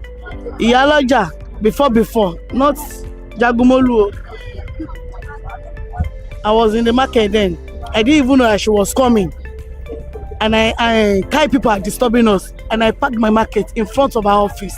She didn't even hear anything from me. The next thing, she gave me slap. So I can never forget it in my entire life. Yes. Me like my Bela. So now talking about the Kai business, how are you still having issues with Kai? We are having issue because we are staying on where you're supposed to be staying. We are staying on the walkway. You understand? So you know that we are not on the walkway now, but later we will come down. So we don't have choice. They will come. They will drive. They are doing their work. So this way now you are not on the walkway, but when it's doing late hour, you move to the walkway. Yes. So when they come like this, you start packing your goods. Yes. In that aspect, are you sure you don't lose any goods when rushing and packing and all of that? We will see them far away now, so we will be preparing to pack it so they will not carry our market. You understand? Okay, if they catch anybody now, they will seize the market. Yes, so they will seize it. So how will you get the market back? You pay fine. Huge sum of amounts. You shall pay fine. Then why are you now staying on the market when you know that they don't allow that? Man go chop. Why will you stay on the road? We will survive now. We will survive. What do you expect? We'll keep on trying it. So I know that because it is risky running and doing like that. We are still managing. Okay. So what keeps you going in the market is to survive. Yes. Because we have children and we have bills to pay in the house. So it is in this business that is how you can only survive. Thank you, ma. Morning. What is your name, ma? Princess Adefolakemi Olayiyarike Jagumolu Arelewa. Okay, so who are you in this market? I'm the Iyaloja of the market. What role does the Iyaloja perform in the market? He's a leader of the market. So can you walk us through a little historical background concerning Bariga Market? Yes, Bariga Market was founded 1970s, which is from our great grandfather. And the man is an Oba of Bariga. Then his name is Chief Oba Lamidi Siberu Okweke, the first Jagumolu of Bariga, Shomolu Orushoki land then. So he's the founder of the markets. Okay, so how is the market run? How do they run the market? We open by 7 in the morning and we close by 6:30 in the evening time. So how do you help the market in terms of security, in terms of environmental sanitation? How does everything work out? God has been great because anything you want to do, if there is no God, there's nothing you can do. We have Loma that used to come for our environmental sanitation and we clean every day. We people in Adebayo Market, we clean every day. We didn't wait for Thursdays. Unlike some markets, they wait for Thursday. But in the market, Adebayo Market, Bariga, we do our environment every day. And we have our loma that comes around to carry our levies. And in terms of security, we have security in the afternoon, morning till afternoon. And we have some in the night, overnight. So they do shifting among of them. So is there a charge fee for that? Of course, yes. Like how much do the traders expected to pay for that? It's okay. It's just a token, just a change. Every month they pay 2,000 naira for their security and the revenues. So how do the leaders now, like how do you help the traders in the market? A lot we have been doing with the support of our chairman, the former one, Chief Kolade Alabi Davids, and the present one right now, Chief Mrs. Bukola. She has been helping us many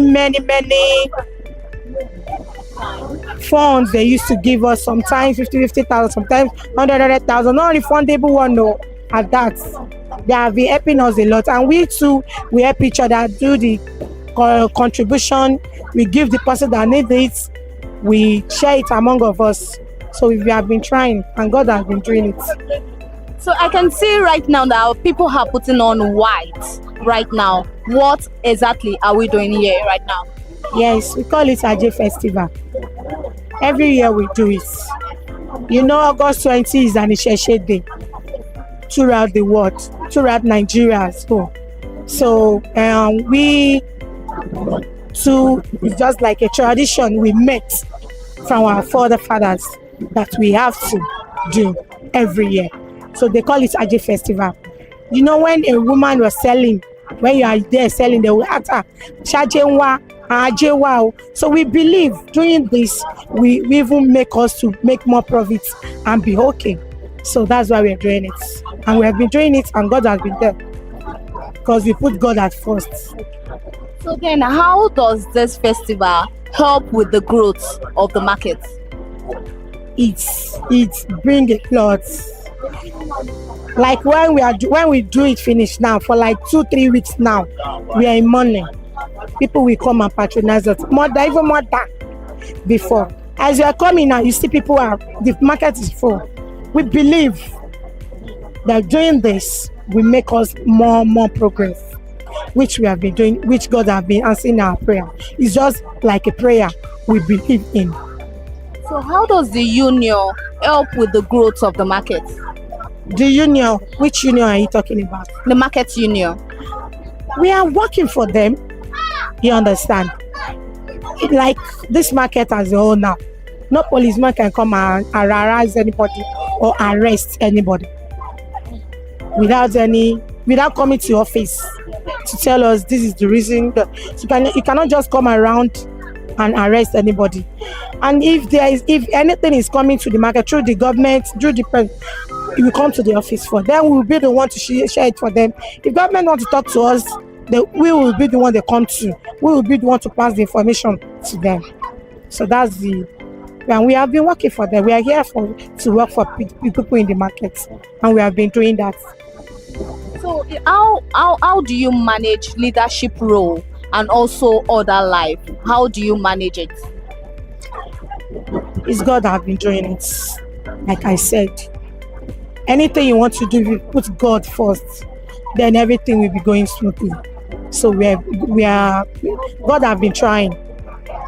So now, is there a punishment for people that fight in the market? How do you settle disputes between the traders or other leaders? How do you sort out the disputes?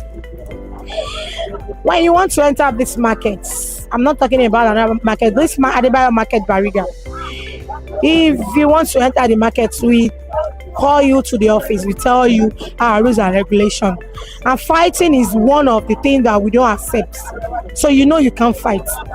Neither fighting the people beside you, your colleague, or fighting someone that come and buy something for you is not possible. So they don't fight. But you know, there's no way we want to do it that such will not happen. When it's happened, we call them, we listen to them, and we separate them. We tell them, make peace among of them. Now, is there like a parliamentary committee in the market? Of course, yes. So what is the role of the committees in the market? We have the leaders of all what we are selling in the market. I'm just the overrun. We have people selling pepper. They have their yegbe. We call them yegbe. The people selling fish, people selling meat. We have them. All what we are selling in the market have their union. So, and there's one person that is the leader of it. This is Iyegbe or Baba Egbe for this. So what makes you decide, or when have you been deciding to be a leader in the market? You can't be a leader by yourself. It's only through the God's power and through your people. If your people want you there, so you are good to go. I can't be leader by myself. It's not possible. So concerning this leadership stuff now, how do they do it? How do they appoint someone that they know is going to aid them? And this tenureship thing, is it something that they divide? It has stages. What are the terms that this tenureship works? It's a lifetime something. When you are there, see, God said, come home, you are there. Sure, you understand. So that is it. But as they appoint, like me now, my mom have been there. She have been doing well with them, and they love her. And when she passed away, may I so rest in perfect peace. They said they want me because I am one of them before. I am the Yegbe for those people that are selling drinks. Then I've been there selling in the markets. I know what they're doing there. So they believe through me. Instead of them to go and bring some other people that will just be maltreating them and doesn't know what we're doing here. They believe I know what is going on here, that I can do it. And for like 3 years now, God has been doing it. We are there. So what does this white symbolize? Peace. The white symbolize peace for the festival. So have you ever thought what has been that goal you have for the people that makes you decide like I want to be, and have you achieved that so far? I believe I'm young. I still have the ability to work around for them. Like you people, you come around now. There's some markets you go, the leader will not be able to express herself. I believe I'm young. Being here with them, I'm going to take the markets to a higher place, which I pray God will do it for me.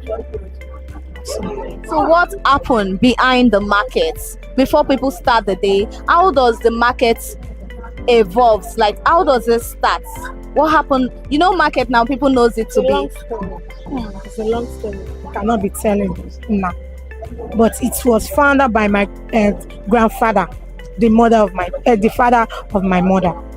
So he was the one that found it. He's the name Adebayo. Is the one that is Adebayo.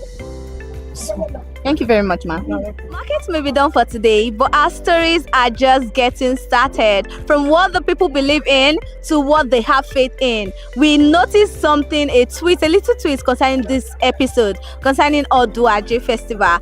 The people believe in it that during this festival, they are going to experience more sales. Well, that is what they believe in. But then, I hope you learned one or two concerning the struggles, the pain of the traders in this market. Enough of all of this. I hope you've learned.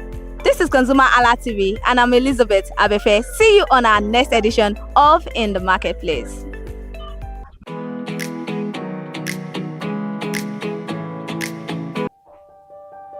Hey there, do you know in the world today, everyone is a consumer. And as consumers, we all have the right to be heard. In Nigeria today, as a consumer, you have all right to product information, right to fair pricing, right to return goods, right to product labeling, right to fair dealings, and a lot more. Well then, have you heard about the new media channel? ConsumerHallaTV. ConsumerHallaTV. ConsumerHallaTV. At ConsumerHallaTV, our goal is to inform and educate consumers in Nigeria with insightful news alongside development within the fast-paced world of consumers through well-researched, specialized, and analytical content. Our vision at ConsumerHallaTV is to create an engaging platform that provides right connections for meaningful brands in Nigeria, thus creating a more caring world for consumers where business thrive. And guess what? Our Consumer Hala brand is the first consumer complaint resolution portal in Nigeria, powered by a 72-hour feedback mechanism. We offer consumer advocacy, informative talk shows, branding promotions, advertising, and lots more.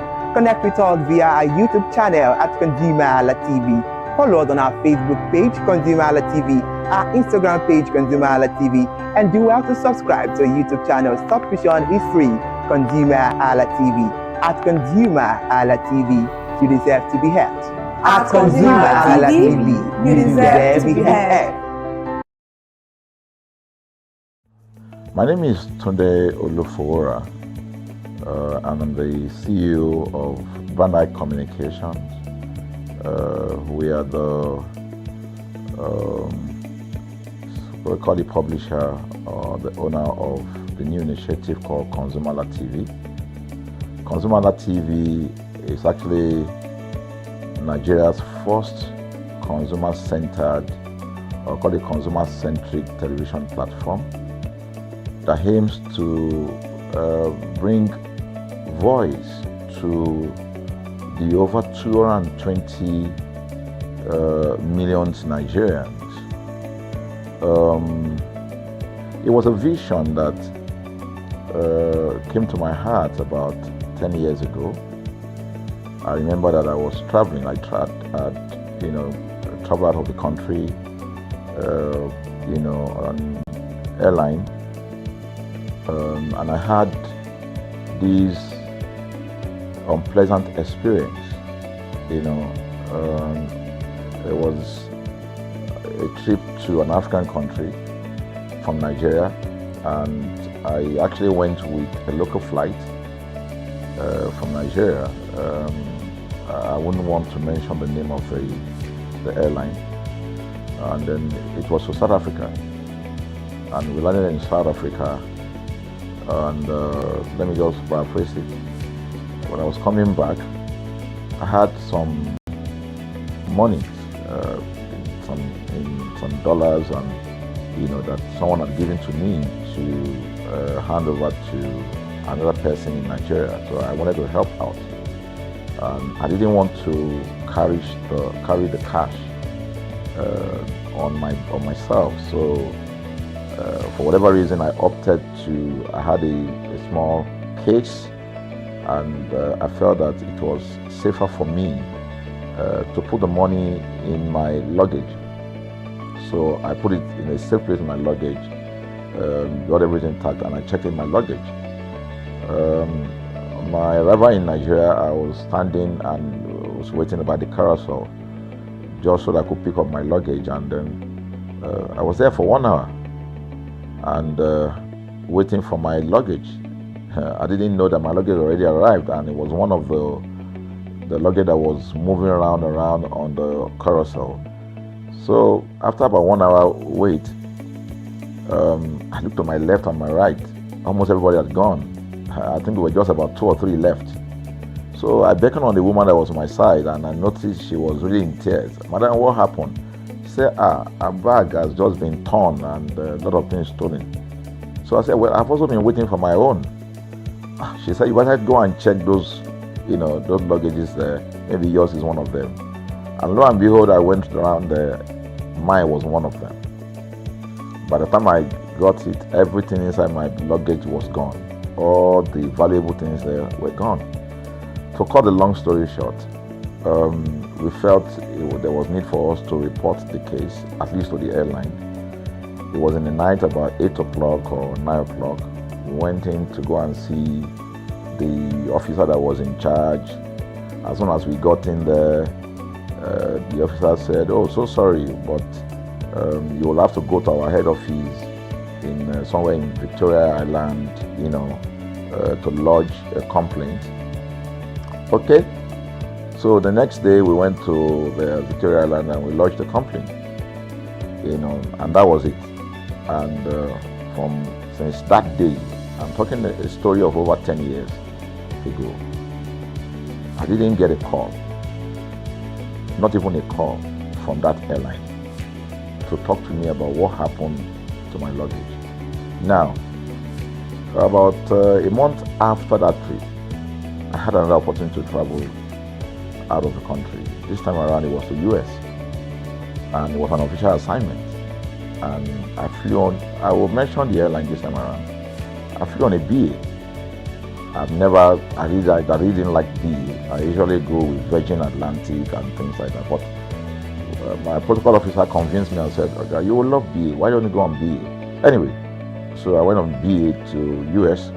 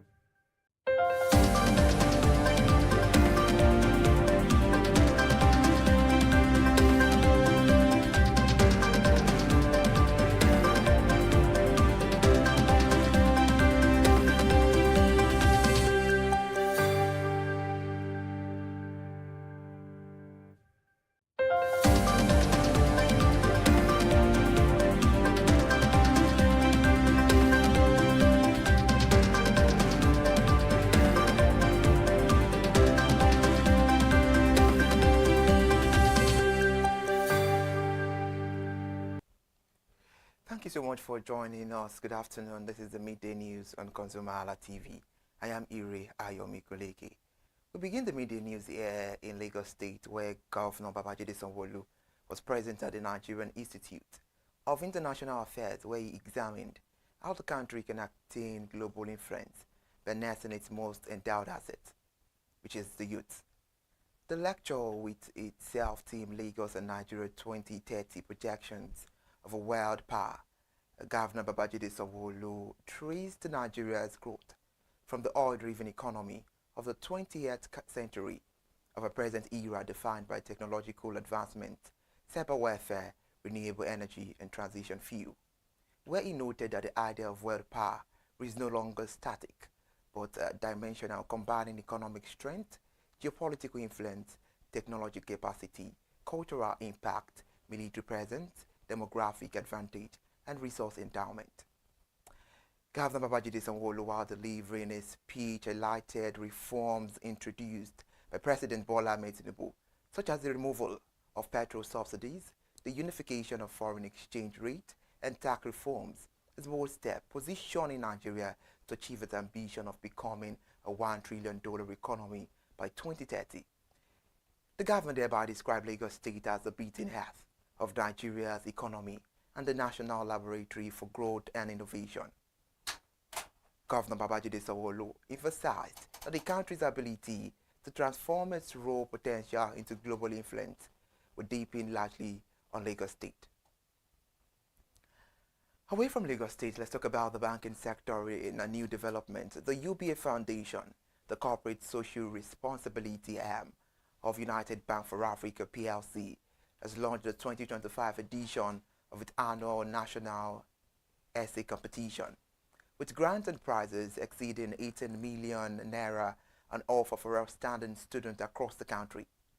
Marking the 15th consecutive year of the initiative, the competition beckons on senior secondary school students to write on the topic Nigeria is characterized by diverse cultures and religions, and how can young Nigerians deploy diversity to build a united nation. In a statement, the UBA Foundation He explained that the team was categorically selected to encourage critical thinking among Nigerian youth to highlight how diversity could serve as a unifying tool for national development. The foundation added that the competition aim is to revive the reading culture and nurture the intellectual capacity of young Nigerians. Meanwhile, Managing Director and Chief Executive Officer of UBA Foundation, Mrs. Bolata, highlighted the significance of the initiative, stressing that the young Nigerians have a crucial role to play in fostering national cohesion at a time when unity is most needed. Elsewhere now, President Bola Ahmed Tinubu announced yesterday that over 126 million Nigerians have now been enrolled in the National Identity Database, even as the federal government has expanded the system capacity from 100 million to 250 million records to ensure universal coverage. The President, represented by the Secretary to the Government of the Federation, Senator George Akume, disclosed this at the 2025 National Day of Identity Celebration organized by the National Identity Management Commission and the FCT. The event team's key infrastructure, the backbone to digital public infrastructure, Senator George Akume said the President's milestone was more than a statistic, but a story of empowerment, inclusion, and national progress. He stressed that the National Identification Number was not just a number, but a key to dignity, access, and security for every Nigerian, adding that the government would continue to strengthen the identity ecosystem to ensure no citizen was left behind.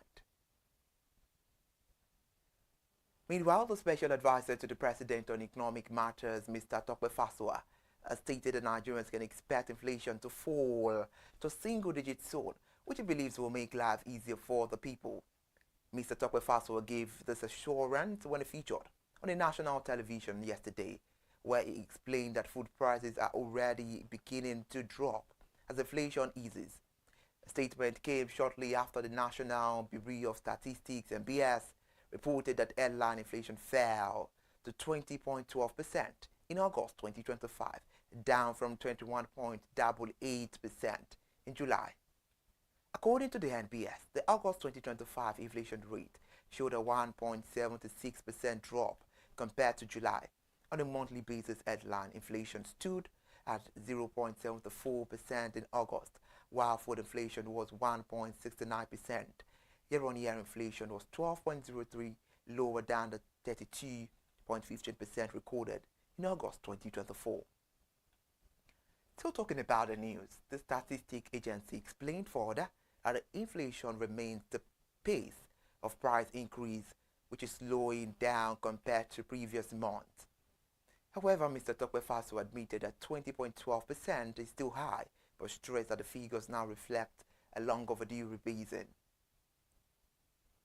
Let's move to another news where the Nigerian Customs Service has launched the Overtime E-Clearance System, an automated platform aimed at improving cargo management and reducing port congestion at Apapa Port. The service announced in a statement on X yesterday that the platform will address the staggering 15-year backlog of abandoned cargo and tackle corruption in the ecosystem. The Comptroller General of Customs, Mr. Adewale Adeniyi, officially introduced the system during a sensitization exercise in Lagos State, where he said the platform will enable consignees to submit and track applications remotely, and also cutting repeated visits to customs offices and limiting manual interference. Mr. Adewale Adeniyi also warned against attempts to abuse the process, citing a 15-year-old overtime cargo case still under investigation as an example of why loopholes must be closed. Let's talk about presidency here now, where President Bola Ahmed Tinubu yesterday said the linkage of the National Identification Number with SIM card has drastically reduced fraud and improved national security. President Bola Ahmed Tinubu was represented by the Secretary to the Government of the Federation, Senator George Akume, spoke at the 2025 National Day of Identity organized by the National Identity Management Commission and the FCT Abuja. The President noted that identity is now more than a record, describing it as the foundation of citizenship, the gateway of opportunity, and the anchor for national security. He added that the national identification number supported by public infrastructure has become central to Nigeria's digital transformation, making transactions more secure and building citizens' trust in government and private institutions. Let's focus on the U.S., where the U.S. mission in Nigeria has responded to concerns about the non-refundable nature of the U.S. visa fees, stating that the policies align with global practice. The embassy stated that fees cover application costs regardless of approval. The statement comes amid public debate on transparency and fairness in the U.S. immigration procedures. However, the U.S. in a statement via its X handle yesterday assured Nigerians that each case is reviewed thoroughly and fairly, and also for best result. The mission thereby urged Nigerian visa applicants to prepare their application carefully. About the CBN, the Central Bank of Nigeria has directed all domestic systemically important bank to secure its approval for the appointment of the successor managing director 6 months before the exit of incumbent. The Apex Bank also ordered that such appointment must be made public at least 3 months before the outgoing chief executive formally leaves office. This directive was contained in a circular signed by the Director of Financial Policy and Regulation, Mrs. Rita Sike, and made available yesterday on the Apex Bank website. Consequently, and in line with good corporate governance practice, each domestic systemically imported bank is thereby required to ensure it obtained regulatory approval for the appointment of a successor managing director no later than 6 months to the expiration of the tenure of the incumbent managing director, and also to publicly announce the appointment of the successor chief executive officer not later than 3 months to the planned exit of the incumbent managing director. Still talking on the news, the move, according to the CBN, is intended to strengthen corporate governance and reduce uncertainty in Nigeria's banking sector. So the World Bank now, as it raises an alarm over the growing global sanitation crisis, warning that nearly 2 out of 5 people worldwide lack access to safe sanitation, with dire consequences for public health, economic growth, and the environment.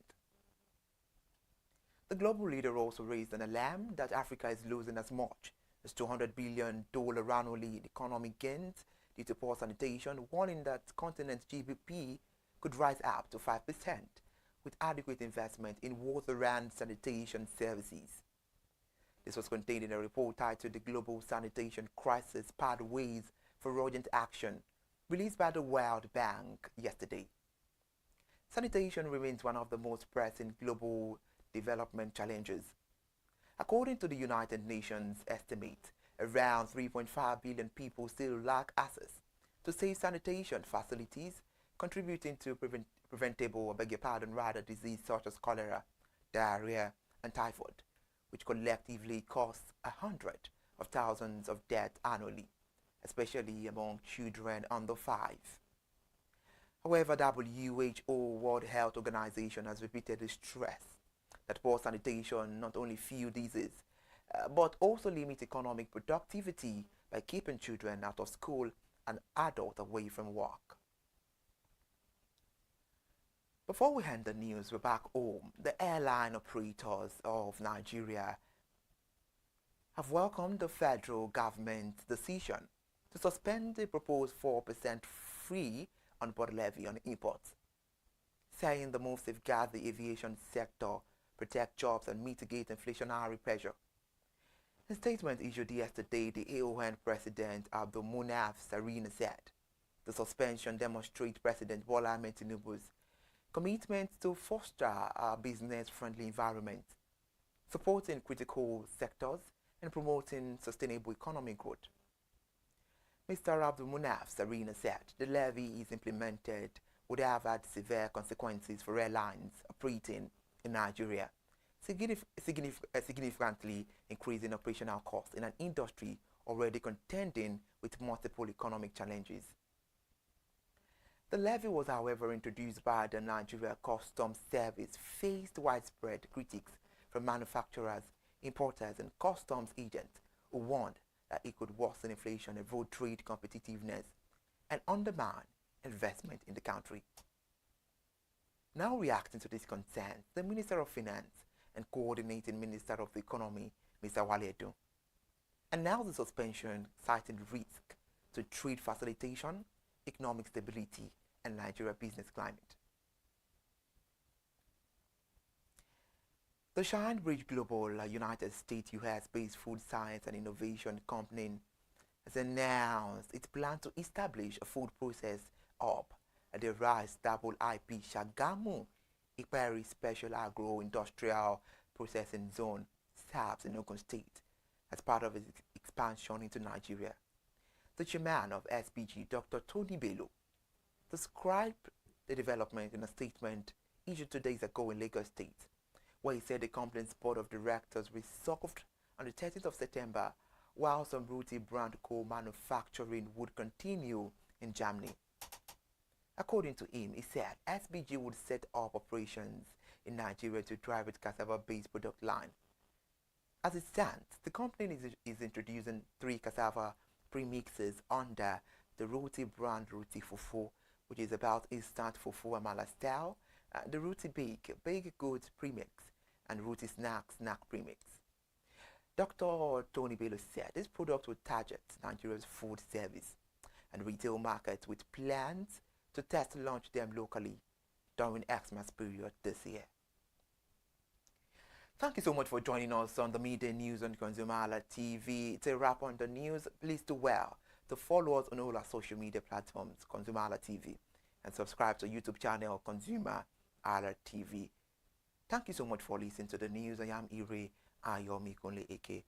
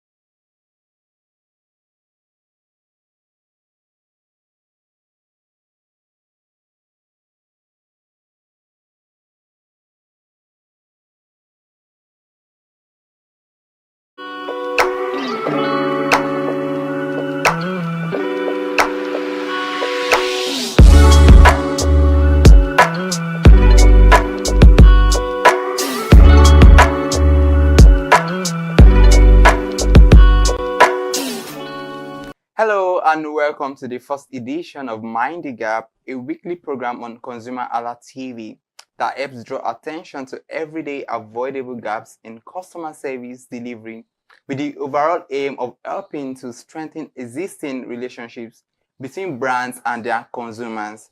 I am Iremofe Kofoworola, and we will be examining the subject, communication gaps between brands and their customers. And before I introduce to you our guests, let me give a brief background to our discussion. Every brand starts with the goal of being trusted, loved, remembered, and recommended among several competitors.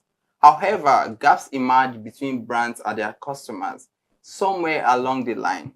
Communication gaps need to be bridged so as to improve customers' expectations of a brand's perception and reality. However, with evolving market dynamics and brands failing to tailor their messages to Nigeria's diverse ethnic groups, how well can brands create the right perception and reality in the minds of their consumers? Ladies and gentlemen, my guest today is Joba Ojelabi. He's a marketing communications professional who specializes in crafting and executing strategies that elevate brand presence and deepen customer engagement. He currently leads the marketing team at Flash Change Limited, a fintech company. Welcome on the show, Joba. Hi, thank you for having me. Thank you so much. Good to have you here today. It's a pleasure being here. And I must say, you look so good. You're too kind. Thank you. All right, to begin with, in practical sense, what does communication gap between brands and their customers mean in practical sense? Okay, so in the practical context of it, I think communication gaps between brands and their consumers is similar to any kind of communication gap, whether it's between two people, whether it's between a people and an institution. Basically, it's the same realities of any communication gap. So either one person is not saying anything and another person has expectations, or one person is saying a thing, another person is hearing something else, or somebody is, or they're just not on the same page. So usually the communication process is that when a sender has sent a message, a receiver has received that message, and even in good cases, feedback is sent just to confirm that process. So when that happens, or when there's a break in that flow between a brand and its target market, its consumers, then you can liken that, or you can call that a communication gap, as it were. Interesting one. So now we all know that I love the part where you mentioned feedback, yes. And we know that communication happens or takes place using different channels, yes, in that process. So and in the long process, if a brand has an intended message or perceived message out there, and it eventually gets to the consumers or the customers, now they have their perception and they have their reality that they might have created based on what the brands have communicated to them. Now, looking at that kind of scenario now, what factors would you really say bring about communication gaps between brands and their consumers? So it's I think it's at this point it's important to go back to the process of branding itself, right? This is a mug. If the brand that created the mug wanted to sell it or brand it, as it were, that process requires elevating it from just something to drink water to something that you can connect with emotionally. Either it's the mug for fathers, or it's the mug for... You just create a story, a lovely story around, and you elevate this thing that typically is just a tool to drink water. Now that typically is the proper process around branding, adding emotion to the functional bit of things, and of course connecting with the market, establishing that emotional connection with the market. Now, usually, because especially for small to middle scale businesses, there's not a lot of intention that goes into that process. You just want to either get money, make sales, or do something. So it's usually done haphazardly. And sometimes you find factors like brands making ambiguous promises. You find things like brands over-promising.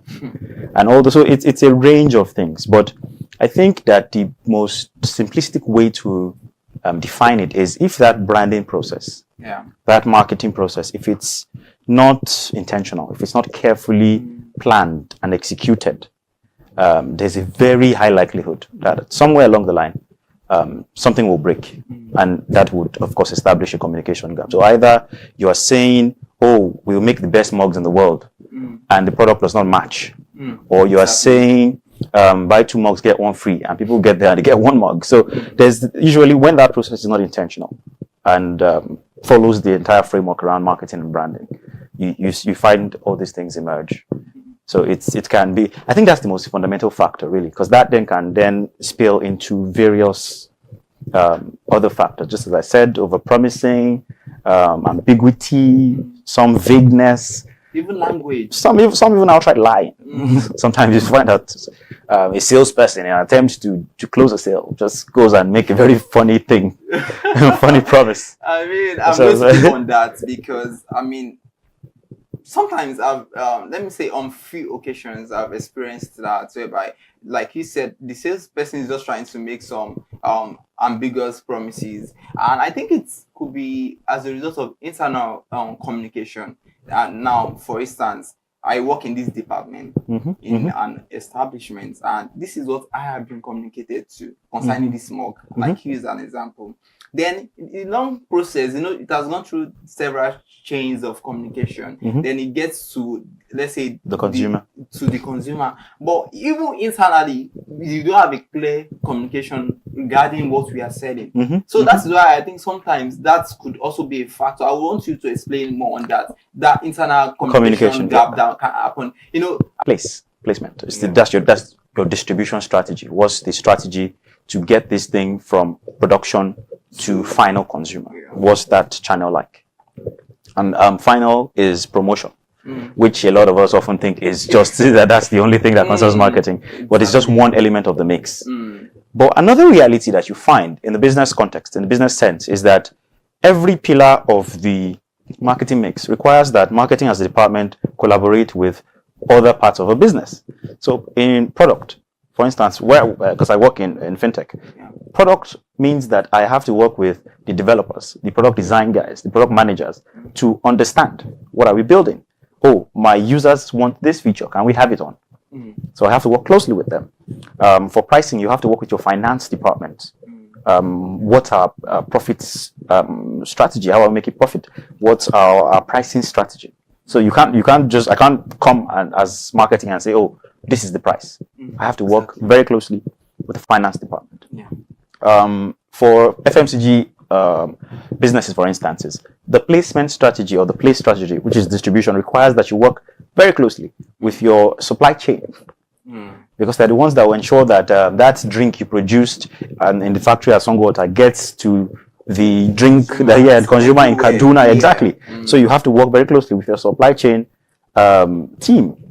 And of course, promotion, heavily, sometimes you outsource creative agencies, sometimes you do it internally. But what that shows you is that it's never really a one department. Exactly. So even the marketing mix by its very nature already puts you in the place of interaction. So if there is a flaw, a gap internally in communication, and that's why internal communication, as it were, is an art.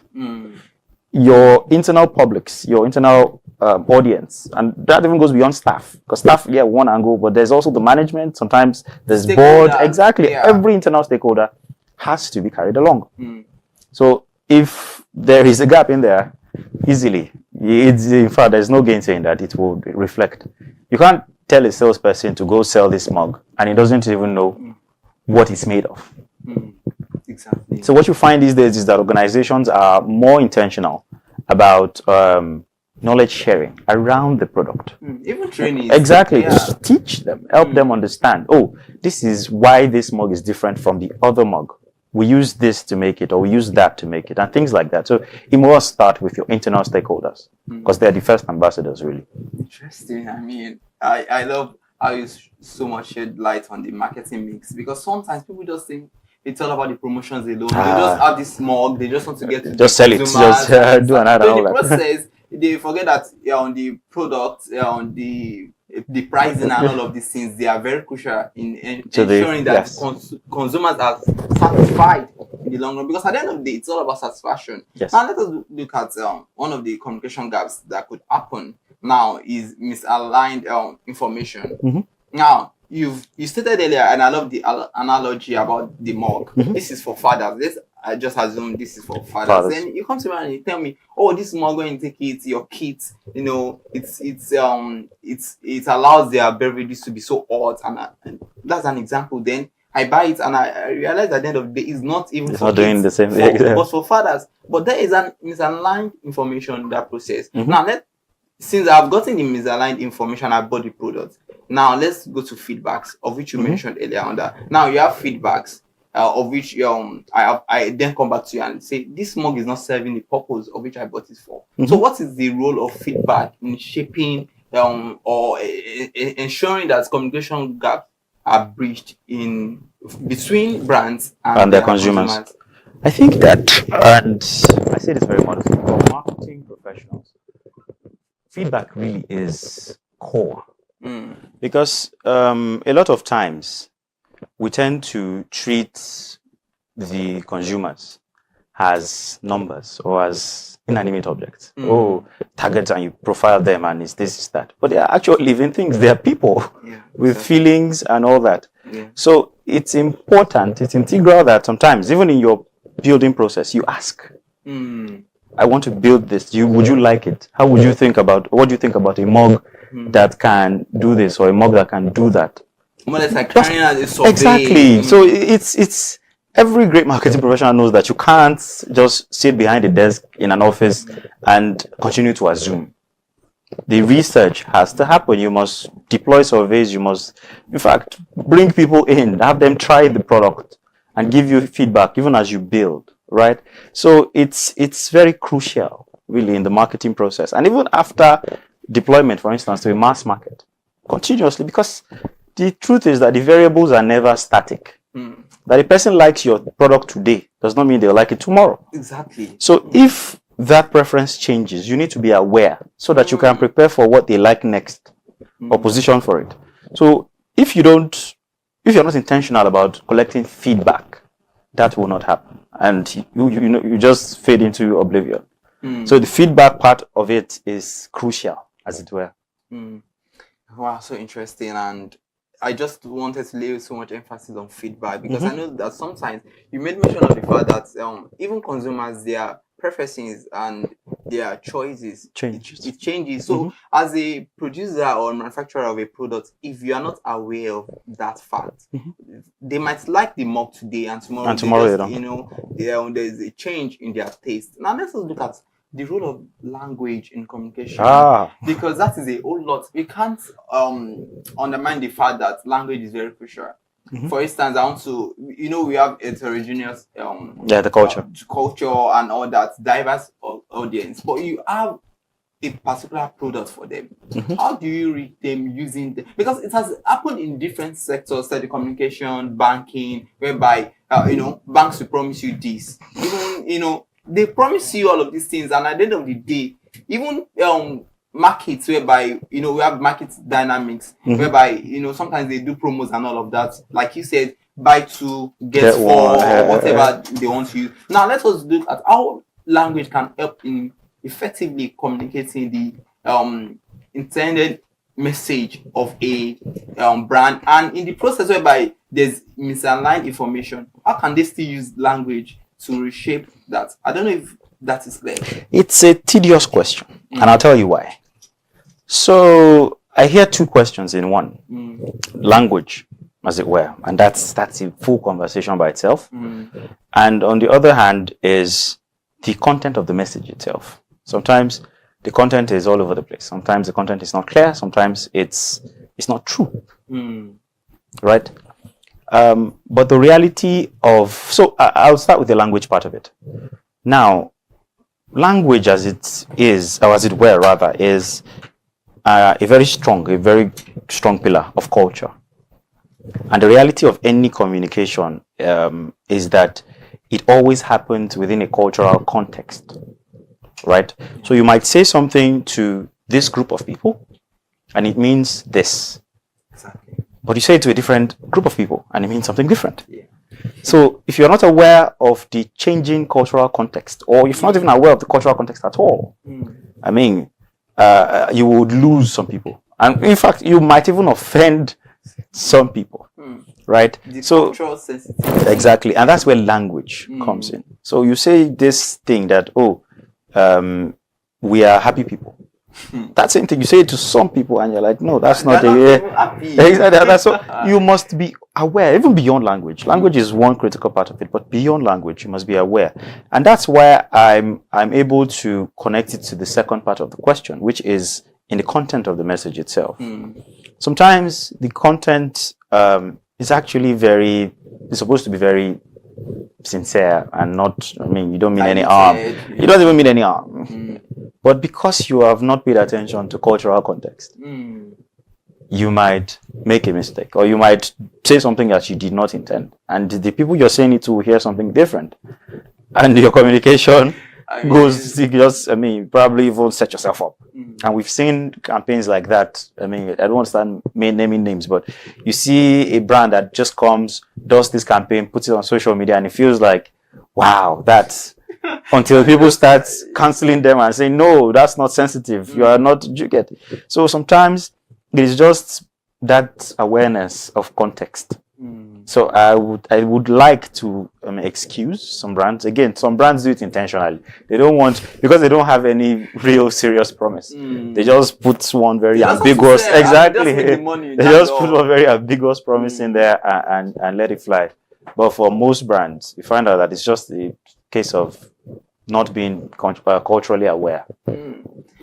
Wow, this is getting more insightful. Please, let's go on a short break. We'll be right back.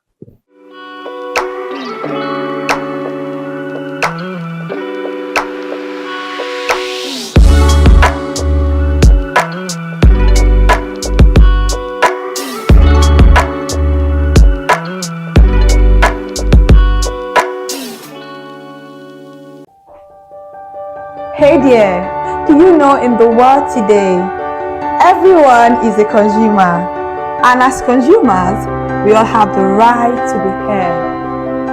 In Nigeria today, as a consumer, you have all right to product information, right to fair pricing, right to return goods, right to product labeling, right to fair dealings, and a lot more. Well then, have you heard about the new media channel? ConsumerHallaTV. ConsumerHallaTV. ConsumerHallaTV. At ConsumerHallaTV, our goal is to inform and educate consumers in Nigeria with insightful news alongside development within the fast-paced world of consumers through well-researched, specialized, and analytical content.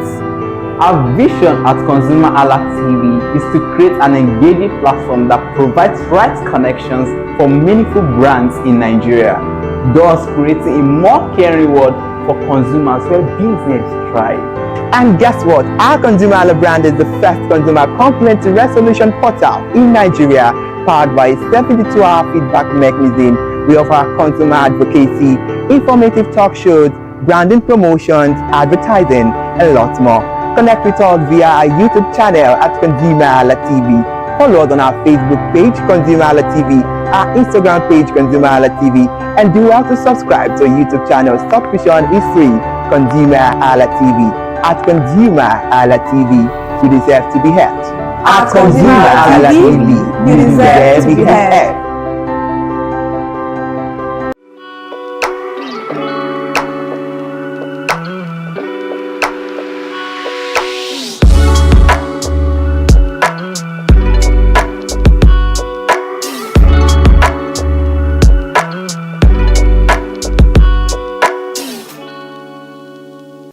Welcome back. If you are just joining us, you are watching Mind the Gap, and we are discussing communication gaps between brands and their customers in Nigeria. And you know what? If you have not subscribed to our channel, please click on the subscribe button right away.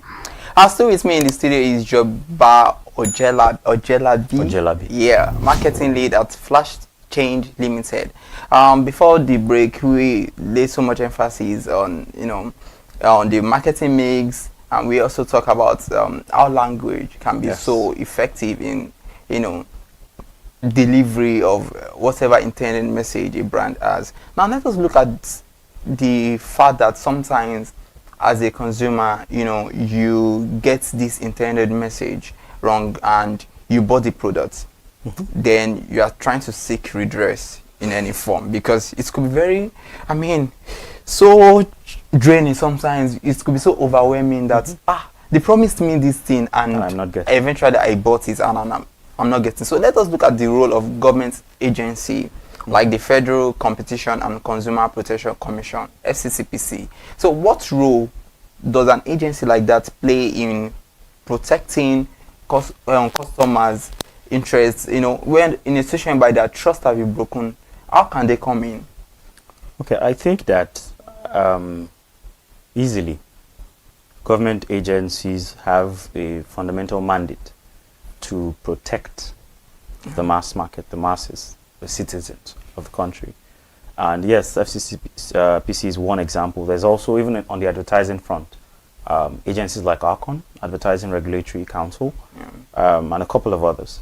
And of course, mandate is you don't go about advertising your product as something that it isn't. Exactly. Or making some very fictitious or even very Promises. exactly claims. Although that's not to take away the reality that sometimes, just as we have put it, it's a gap. Mhm. The brand is saying, sometimes in an effort to be overly clever, they're saying something, but the consumer is hearing something else. And then the consumer goes on to purchase with certain expectations. And those expectations are not met. And then you find, in fact, if they report you to FCCP, you might be lucky. You find out some people go out there on social media and just take your brand to the gutters. But it is really crucial. And I think that's where clarity, as much as can be. You find a number of brands try to hide behind fine print. Or terms and conditions, all those things. Say, oh, we already said this is what it is. It only comes in this size, or that all those. If you follow those, what I ordered, what I got, you follow those trends. You see a lot of dynamics in there. But really, I think it's a matter of clarity.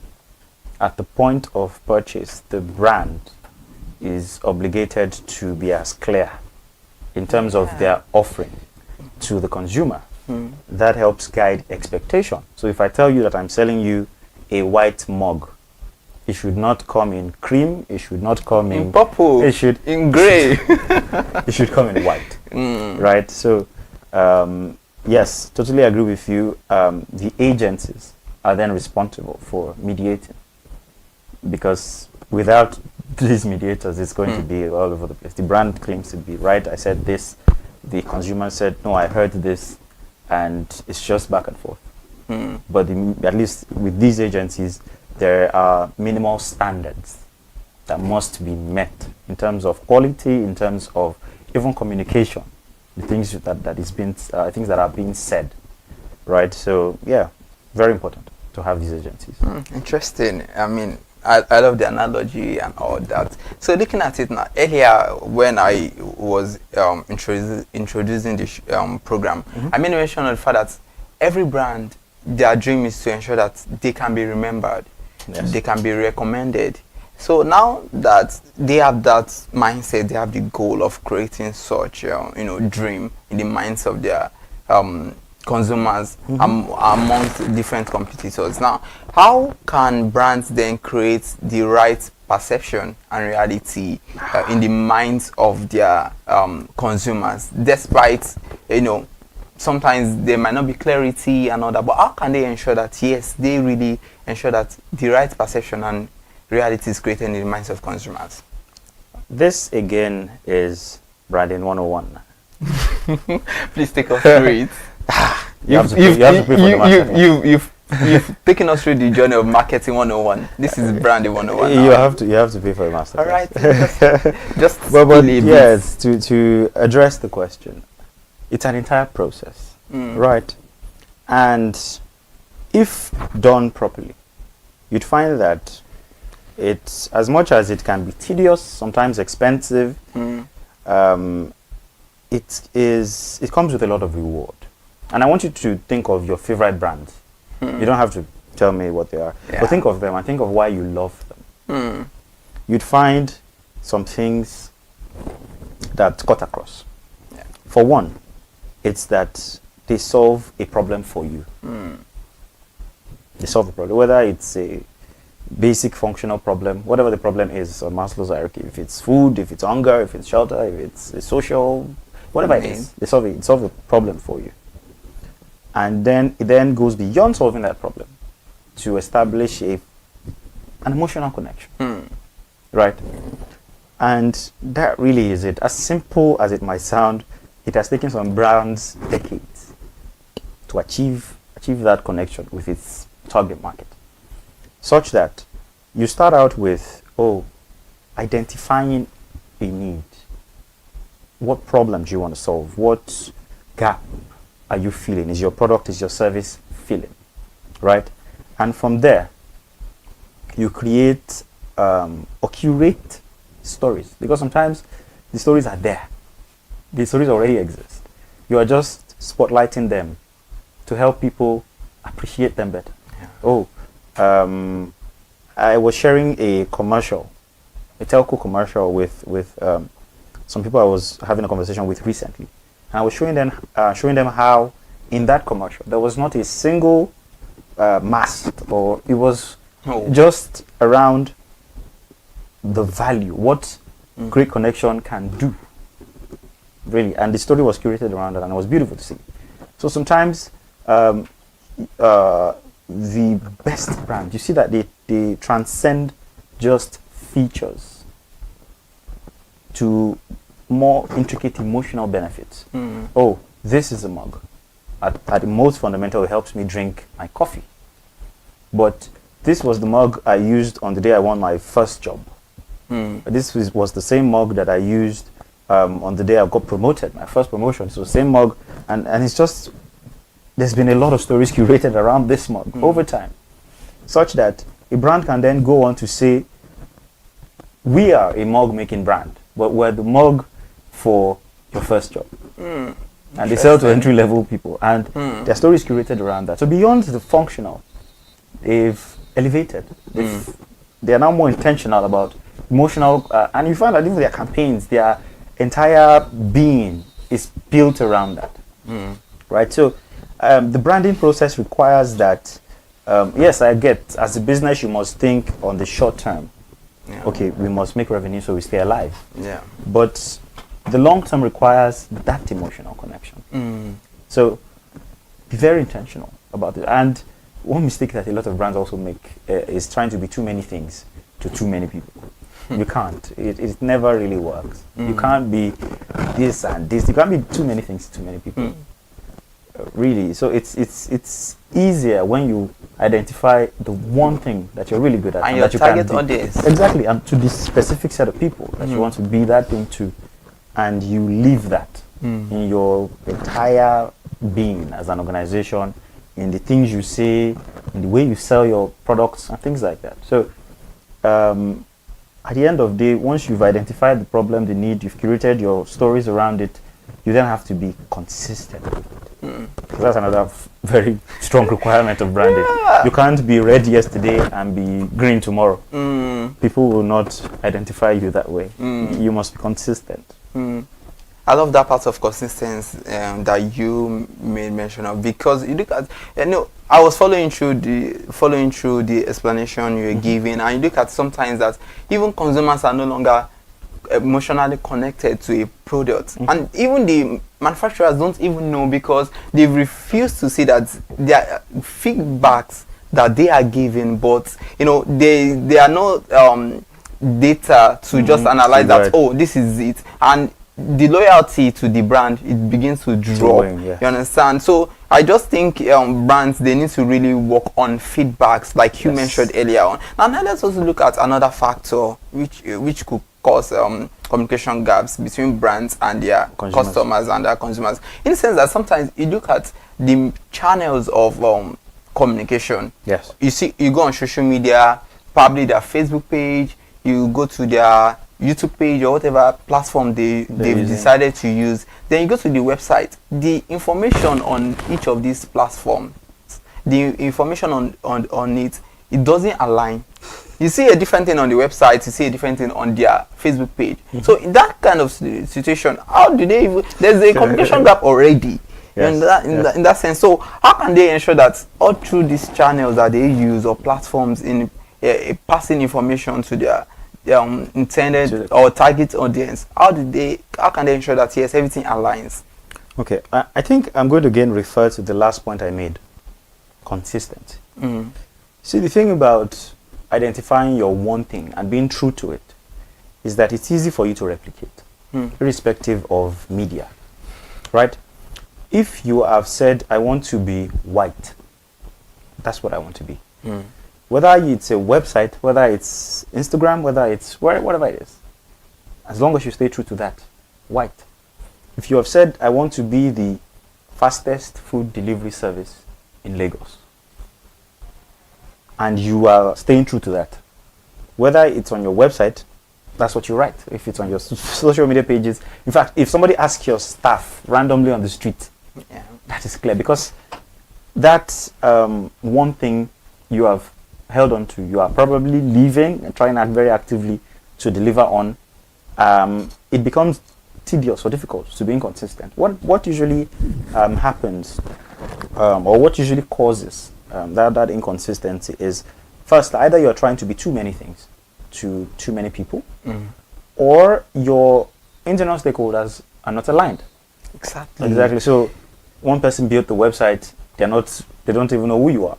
Another person created your social media pages, they also have a different perception of who you are. Somebody else maybe is handling your what's it called, the customer service phones, and they're saying something different. Yeah, please just permit me within a few seconds to say this. I just, something resonated with me when you said that, because there was a I think a statement that was put out one time by the particular brand, and in statement it's read they, instead of using we. So like you can say, like a third party. So I mean, things that works. So things like that you start to see when your internal stakeholders are not even aligned. So that alignment has to start from internal, from inside rather.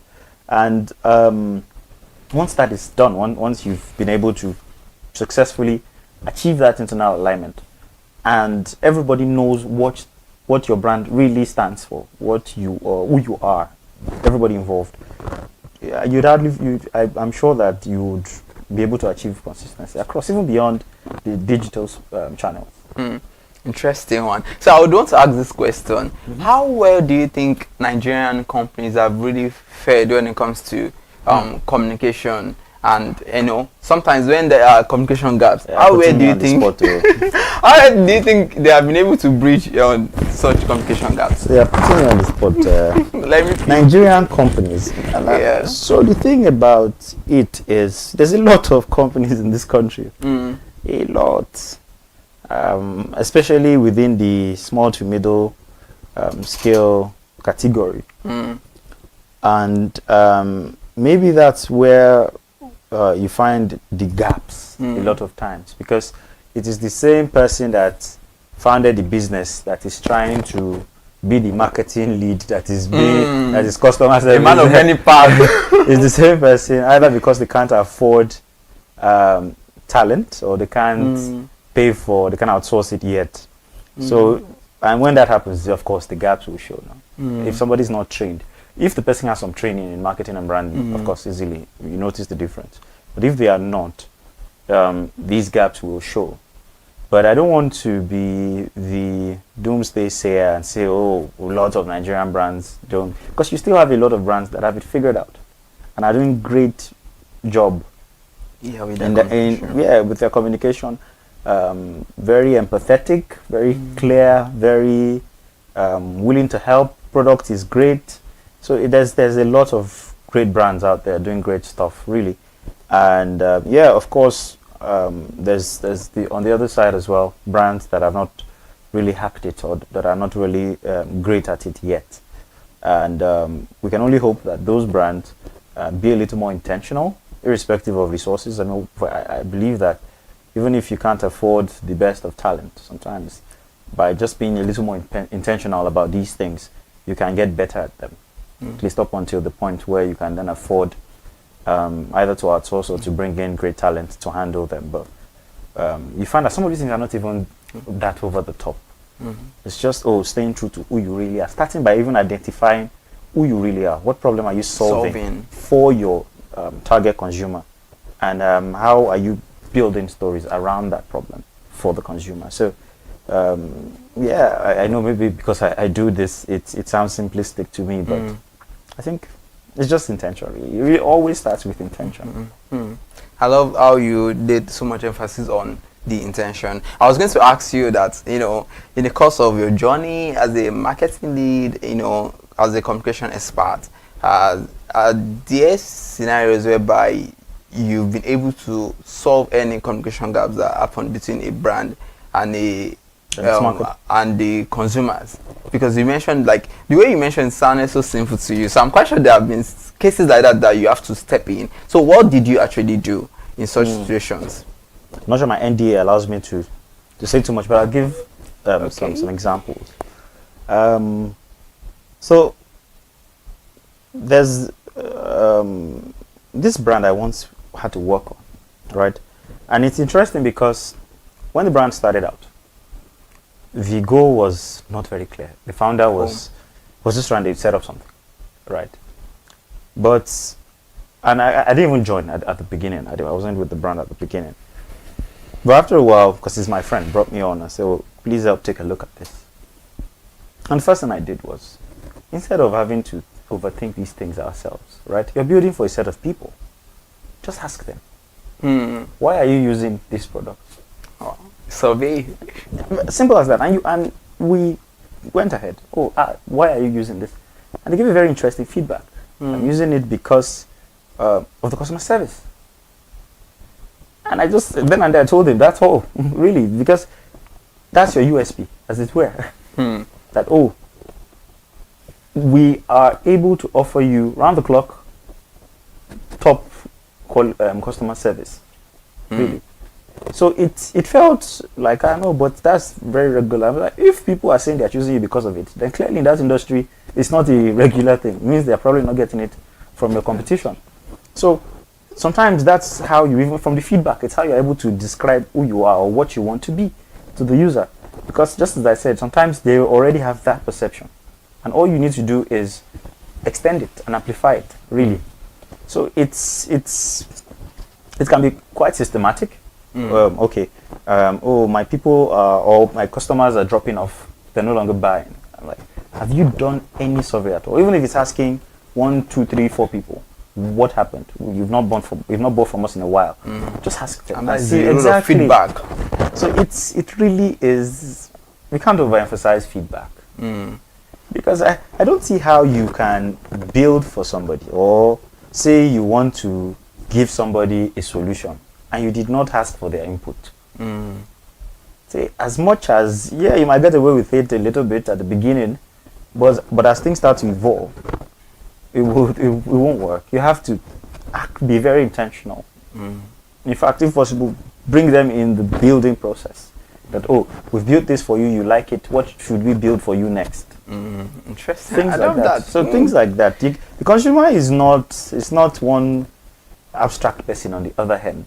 They have to come in the room and be part of it. And be emotionally connected. In fact, that is how you must strengthen the connection. When they know that, we built this together, they're able to continue choosing you. I mean, you've given us so much marketing strategies, so much on branding today, and I'm quite sure different brands and viewers must have learnt a whole lot. Now, before I let you go, because of our time, just this personal one, you are an author. I mean, Yeah, you got me, yes. Yes. So let's talk about, just in a few minutes, about your, would you want to tell us, I think it's poetry, yes, it is. Right? Yeah, so would you just want to tell us a bit about that? Okay. So yes, I recently published a collection of poems. Poems I've been, because I on the days when I'm not worrying about marketing or doing other stuff, I like to read and sometimes scribble, write poetry. And I just, let me put a couple of these poems together. So yes, I put them together in a book called The Ones Before You. The Ones Before You. Yes, it's a collection of 50 poems. Wow, interesting. Yeah, 50 poems.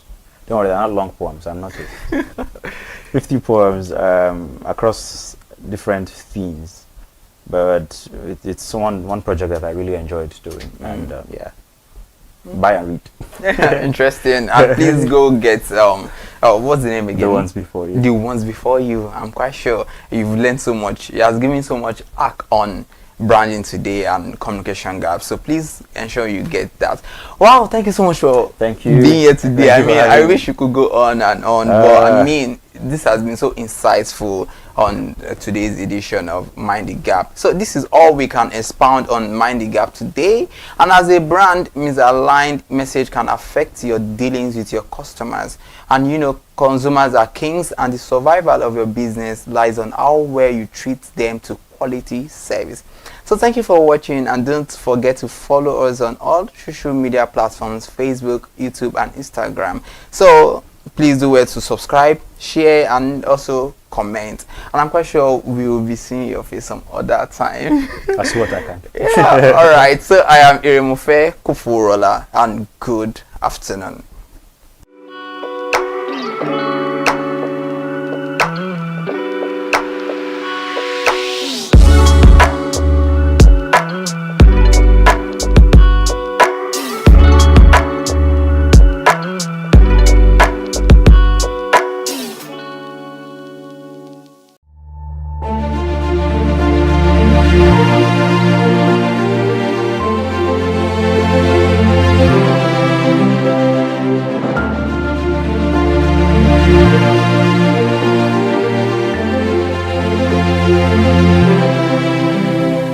Good afternoon, Nigeria, and welcome to Product Review on ConsumerHallaTV. This is where we inform potential buyers about merit, drawbacks, and features of product. I am Ire Ayomikole Eke.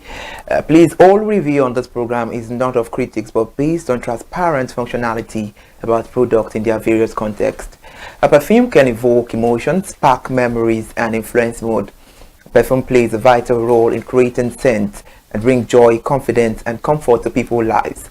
On previous edition of Product Review, we've reviewed perfume, and we had Mr. Abayomi Olugbemi on the program, where he gave reviews about smart collections and seduction. And today we'll be having Mr. Abayomi Olugbemi Lambo join us virtually on the program. Mr. Abayomi is a perfumer and the CEO of Parfum Lambo Saints Design Nigeria Limited. The interesting part of the conversation is that Mr. Abayomi will be reviewing the perfume made by himself this afternoon. Before we bring him on board, it's so important to let you know that perfumes are the mastermind, perfumers, I beg your pardon, are the masterminds behind the fragrances we wear. The skilled artisans who blend essential oils, aroma compounds, and other ingredients to create unique scents that evoke emotions and memories.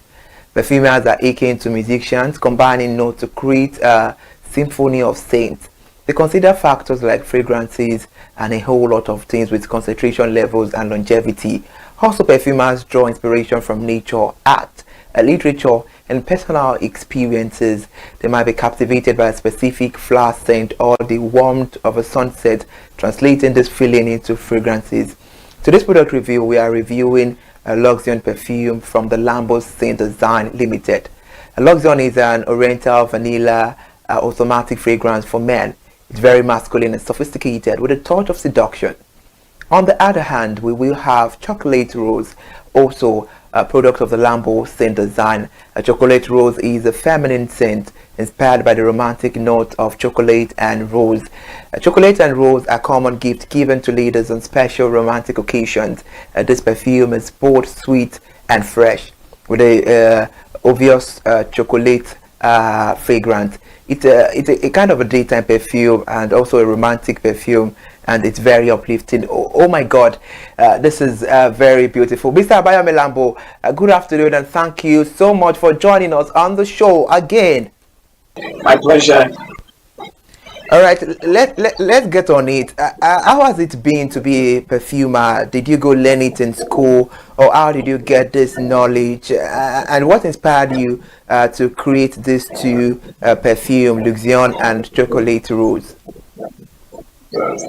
Right. It's been wonderful being a perfumer because it's about creating products that make people happy, make people feel more romantic, more confident. It adds value to their lives. Scent is something that's part of everyday life. So it's part of their memories. You create a product that is actually part of someone's memory. So I definitely enjoy being part of that industry. Now, I think, like I mentioned some time ago, that the best way to go about it is that it's easier if you're learning through a science course. If you have a background in chemistry or physiology, pharmacy, that sort of thing, and then you find a reputable perfume school, a good perfume school that can take you through the rudiments of perfumery. That's the best way to go about it, because if you don't have a science background, it might be a lot harder, depending on the level at which you're coming in, but it might be a lot harder, so if you really want to go to the deep end of it. So it's been fun. It's been good. It's been rewarding. So what inspired me to create Luxion? Luxion is a perfume that I created out of a desire to have something that is both fresh and luxurious, as well as a very romantic, sort of seductive kind of scent. You know, something that you wear when you're in a certain mood. Because it's a very fresh scent, it's also something that you can wear every day, actually. But it's much more suited for evening wear. It swings a little bit towards that. And because it's also very warm. And it's something that you can really enjoy wearing. It's a beautiful scent. And the name is a marriage of two words, luxury and seduction. And so it's for men. You know, it's actually created for men. Chocolate Rose was inspired by Valentine's Day. You know, when people exchange gifts, especially they give chocolate and roses to the ladies that they like. So inspired by that, I went and the scent of those together to create something that, even though you're wearing it every day, it makes you feel at that particular point in time. So that's the inspiration behind the scent. And of course, when you actually smell the perfume, it smells very uplifting, very refreshing kind of scent. You know. Yeah, that's the inspiration behind it. All right, that's interesting. Can you tell us about the creative process behind each fragrance? Right.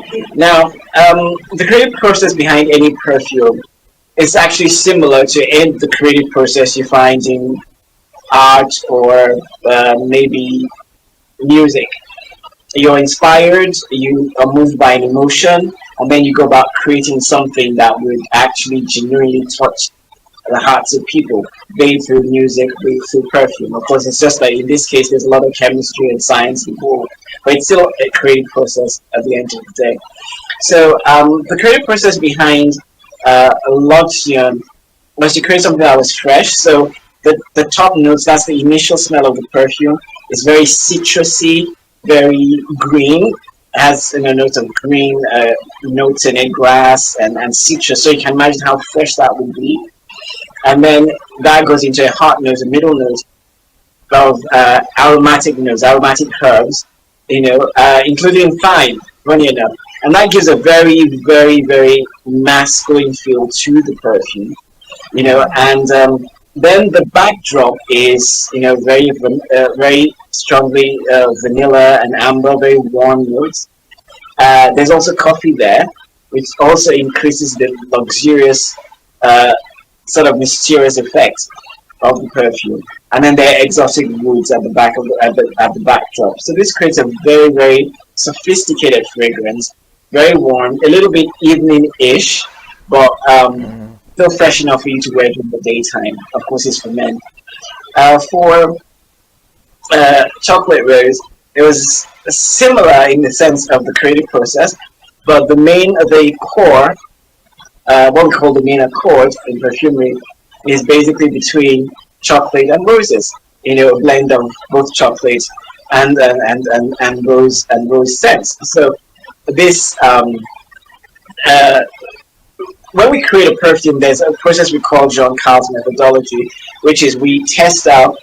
It's not just about the ingredients that go into the perfume, but also in what proportion and in what proportion to themselves. So we first of all test this, more of this, less of that, and then we add flesh to the perfume, and then we create many modifications, which we go to the consumers, we test it, and then we do a consumer test. The results come back, and then we find out the one that most likely pleases everybody, and that's the one we adopt.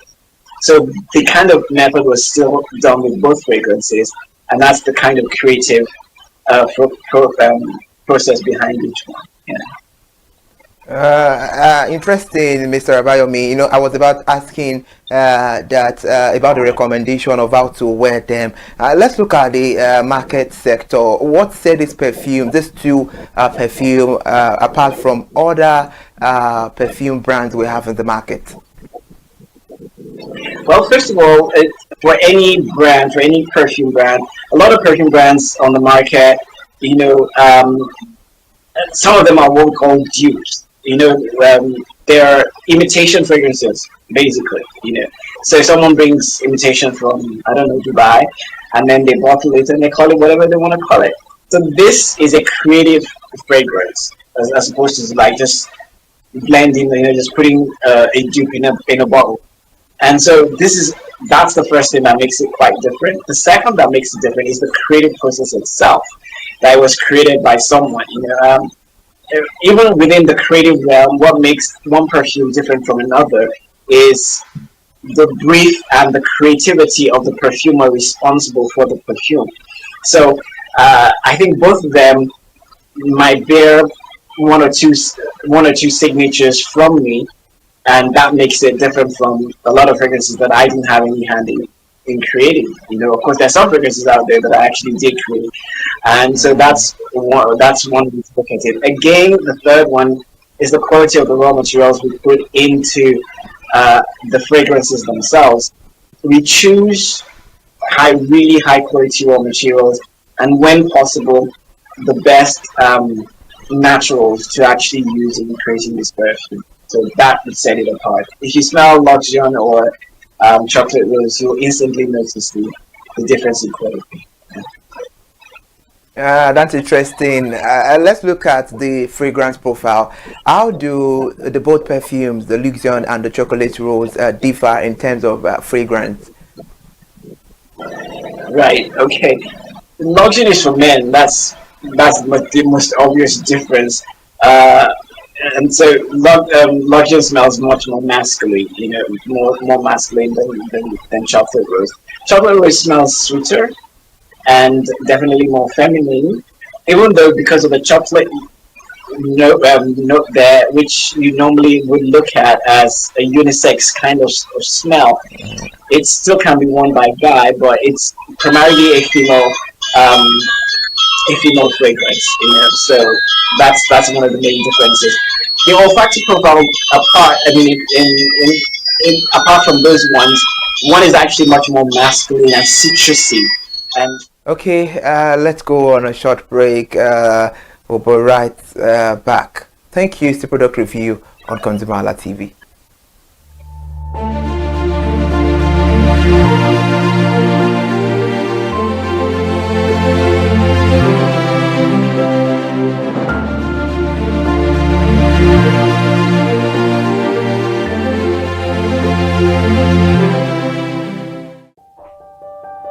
Hey there, do you know in the world today, everyone is a consumer, and as consumers, we all have the right to be heard.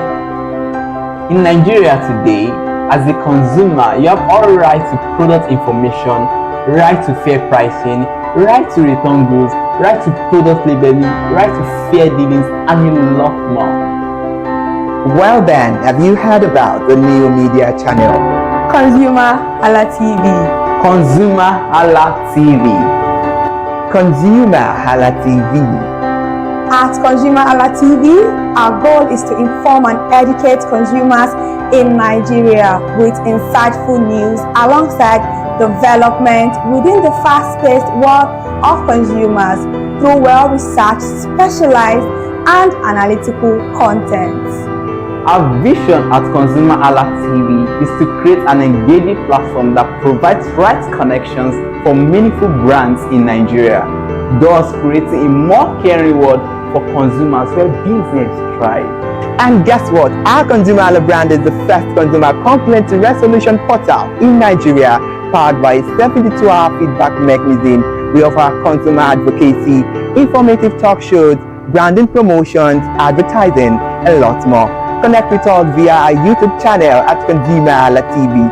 Follow us on our Facebook page, ConsumerHallaTV, our Instagram page, ConsumerHallaTV, and do well to subscribe to our YouTube channel. Subscription is free. ConsumerHallaTV. At ConsumerHallaTV, you deserve to be heard. At ConsumerHallaTV, you deserve to be heard.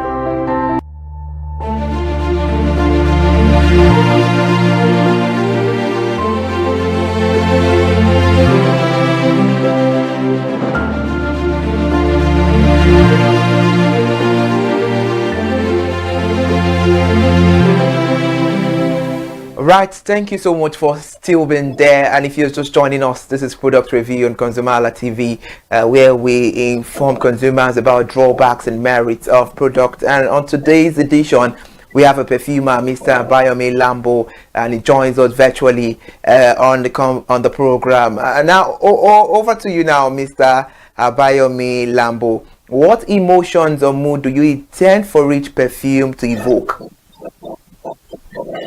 Right. Luxury is, the mood is luxury. It's luxury, it's sophistication, and a bit of mystery. You know, something you wear in the evening, you're feeling very fresh, very relaxed, and it has an air of mystery, but very luxurious, very sophisticated.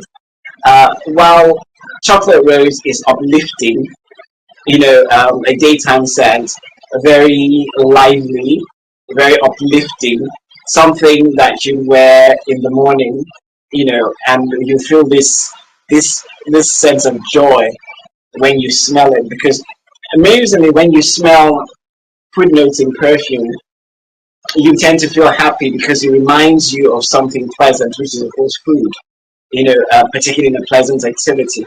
So it tends to make people feel very happy, you know, when they smell what we call gourmand notes in perfumery, you know, like sweet fruits or vanilla and things like that. And so when you smell chocolate, a mixture of chocolate and rose, you actually feel quite happy within yourself. Of course, there are other ingredients in it. There are other raw materials that also make one feel extremely uplifted and happy. So there's a slight difference in the mood. One is one is for women, and one makes you feel very happy just smelling it in the morning, kind of like a daytime boost or morning time boost, and the other one is more a luxurious, mysterious mood for the evening kind of way. Yeah. I asked you that how did the two perfumes complement or contrast each other? Okay, they complement or contrast themselves.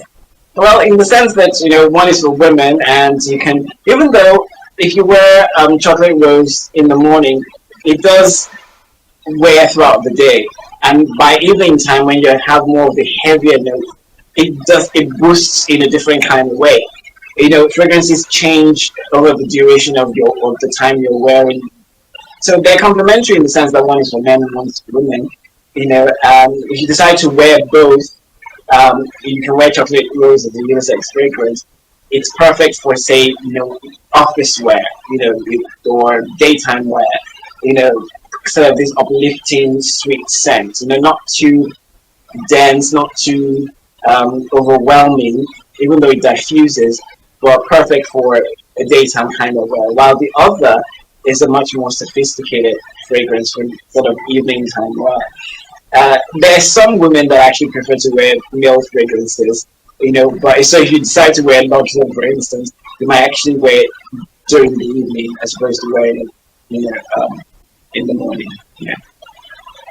And what are the key differences between Luxurian and Chocolate Rose in terms of the longevity and the projection? What are the key differences in terms of longevity and projection between these two perfumes? Well, yes, but Luxurian is an eau de parfum, so it's stronger, so it tends to last. It can last you, especially on your clothes. While Rose is an eau de toilette and lasts you the whole day, but you might not get the same length of the duration of the scent. You know, if you spray it on fabrics, because of course one is an eau de toilette, which is Chocolate Rose, is lighter, while Luxurian is an eau de parfum, which is much more stronger than Chocolate Rose.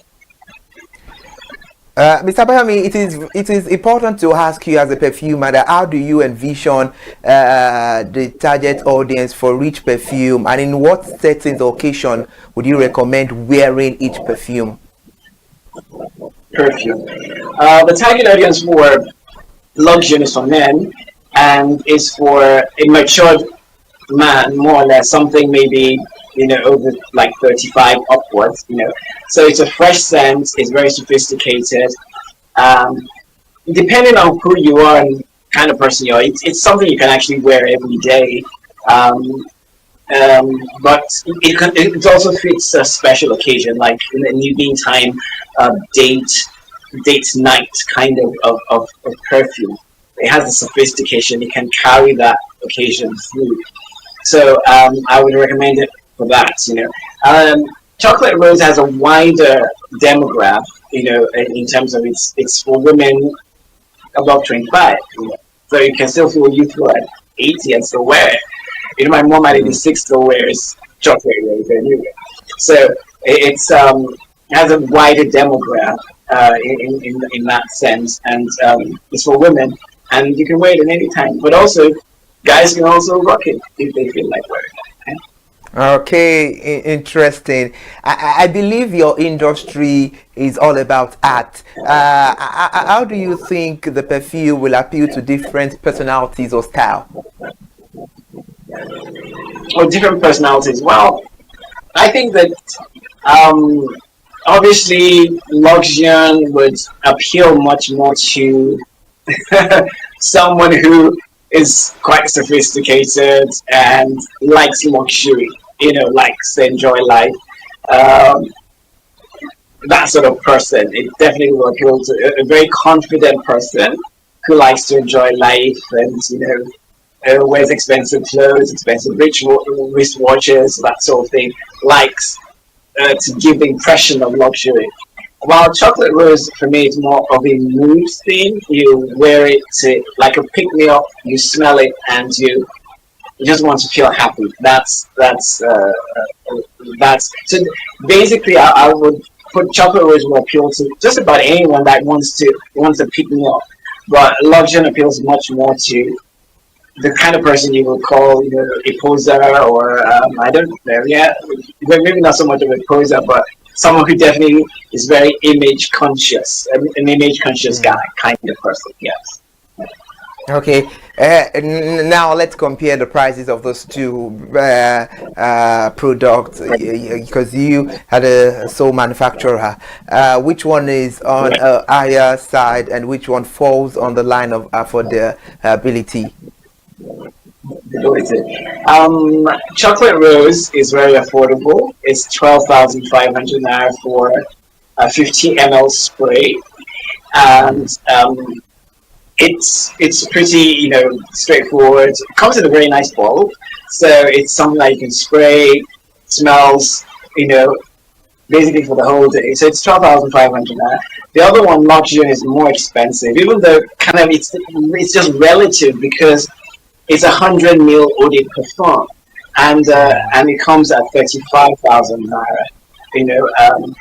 For the 100 ml. So it's actually, it might look more expensive, but it's just slightly more expensive than because it comes in a bigger volume. Interesting. And now let's talk about what natural or synthetic ingredient did you use in each perfume and why? Why? Well, we haven't given exactly the entire containment, and there's rodeo, and it's the real chocolate is not used in this particular case. It's actually more for a chocolate, what we call a nature identical molecule. It's the same molecule that gives chocolate its smell, but we did not have to extract it from chocolate, which makes it it's created in a lab, which makes, of course, the fragrance much more affordable, and it's cheaper to use. So that's what makes it different. So those are some of the things in both Chocolate Rose and chocolate is there definitely, and then there's also the rose. Then there's ylang ylang, and then there's the vanilla, and to kind of create a fragrance that is extremely uplifting, that when you smell it, just makes you feel very happy. So that's different from, say, Luxion, that has notes of citrus. There's lemongrass. There's also some other types of grasses there. There's thyme, the same thyme that we cook in. There's what we call the aromatic accord, which has lavender, thyme, and some other raw materials in it, which I don't want to mention. But you get that, and it will instantly remind you of some of the classic fragrances in masculine perfumery, like Cool Water, like Paco Rabanne, like Azaro, like Tuscany. Those kind of fragrances contain what is known as an aromatic, what do you call it? An aromatic accord. Yeah. I think I will come for a personal class where you two told me about all these fragrances, because I want to always keep on mentioning all these fragrances, and now it's important let's talk about this. Looking at the situation and the reality of the economy, how have you been scaling through the business line, you being a seasoned entrepreneur? Right. Well, first of all, our business is quite wide. We don't deal with body perfume alone. We deal with fragrances that are used in creams and soaps. We do air care fragrances. We do reed oils for atmospheric scenting. We do fragrances for room. We do room sprays. So the reach is very wide. That's first. So there's a diversification in terms of what we're offering. We do training, we do consultancy. So there's a wide range there. When it comes to the body perfume, it's not, of course, naturally, when an economy is in the kind of shape that Nigeria is in right now, people might prioritize, some people might, prioritize food and things like that. But because fragrance makes you feel good about yourself, in a climate where people have enough things to feel sad about, they still will turn to fragrance anyway. And because of the foreign exchange, a lot of people have sort of realized that there are local brands like us that do very, very good fragrances at an affordable price. They get the same quality for 35,000 naira that I might be spending 100,000 naira on if the fragrance was imported and is in the store. So in that case, it has helped us to sort of, let's say, do well, relatively well in this kind of economy. This kind of. All right. I was about asking you that. Do you tutor people for training? Do people come to your end over there to train? And you made mention of that. Now, to round things up, looking at the industry, your industry, in a decade to this time, what can you say about the perfume industry, starting from your own personal data, you being a perfumer? Well, I see it really blooming because, I can tell you that a lot of people have shown interest in it and a lot of people are going into it. My only concern, of course, is that there are a lot of charlatans out there as well who are not doing the right thing. But I can see a lot more sanity, a lot more interest, and I can see it growing. Yes, there might be challenges, but I can see the industry kind of growing and us even taking it internationally. Of course, there are, we already have international exposure, but I can see much more of that, coming in, people being more interested because we have a lot of raw materials here that are locally grown that we can showcase to the world. Right, that's a very interesting one to build on the program. Mr. Bayomi Olugbemi Lambo, seasoned perfumer, CEO of Perfume Lambo Scent Design Nigeria Limited. Thank you so much for your time on the program. Thank you so much. Thank you for bringing me on. Thank you so much. Please do well to enjoy the rest of your day. All right, thank you so much. All right, bye. Please stay with us. We'll be right back.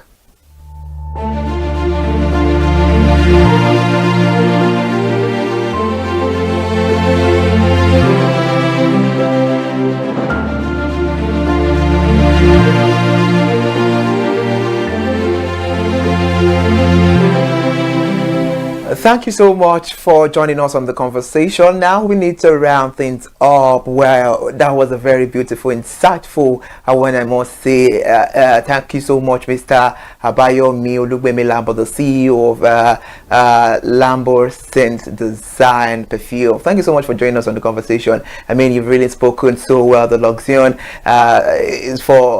is a masculine product, while the chocolate rose is a feminine product, and the chocolate is being sold is set the price, while the masculine is set the price as well. And it said a whole lot of things that has to do with perfume, and even citing the future of the perfume industry. A decade to this time, Gospel Allies, we can't wait to see what has behold and what has become the industry. And now we have to round things up on the conversation on product review. Please note, all review and expression of opinion does not have any connection to at all to do with ConsumerHallaTV, but it's that of our guest on the program. I am Ire Ayomikuleke. Please stay with us and do well to enjoy the rest of your day.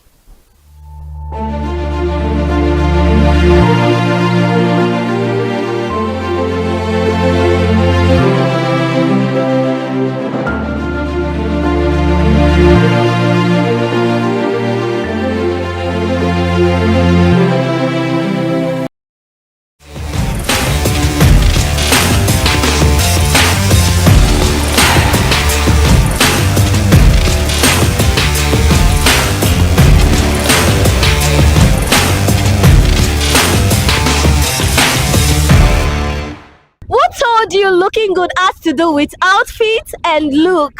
There is something missing that complements and makes everything look uniform, and that is your hair. Yes, on today's edition, we'll be asking consumers what they feel about different hair extension and what they have to say about their hair extension. Whoever invented this saying that looking good is a good business did not lie. On today, with so many hair extension out there, which one truly gets the crown? I am Elizabeth Abefe, and I'm live here in Lagos, Nigeria. You're welcome to Consumer Voice on ConsumerHallaTV, where consumers genuinely share with us their preference and give reasons. But today we are touching to the truth. Which one reigns in terms of style, durability, and of course quality? Let's go find out which extension duly worth it.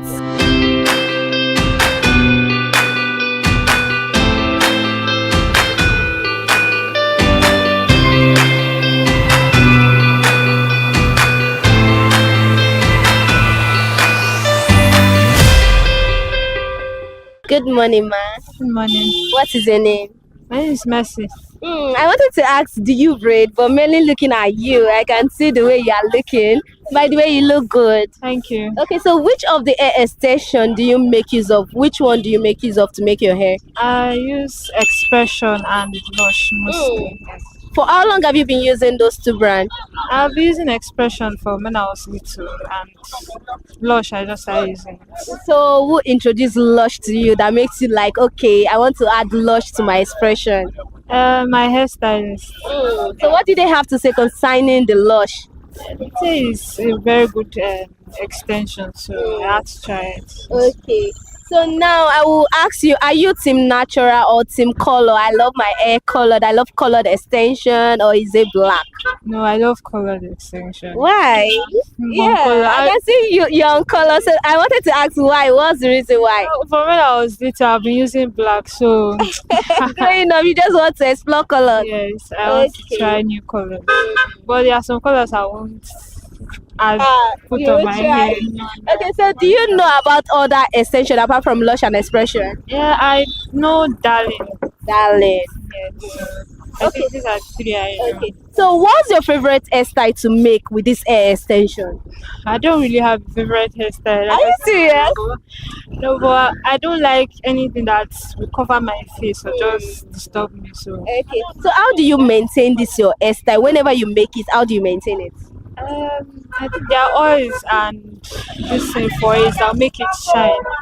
So I use them. So in one word, how do you feel whenever you make hair? Just tell me, how do you feel when you make this your new hair? How do you always feel? Beautiful. Oh, that's so nice. Thank you very much.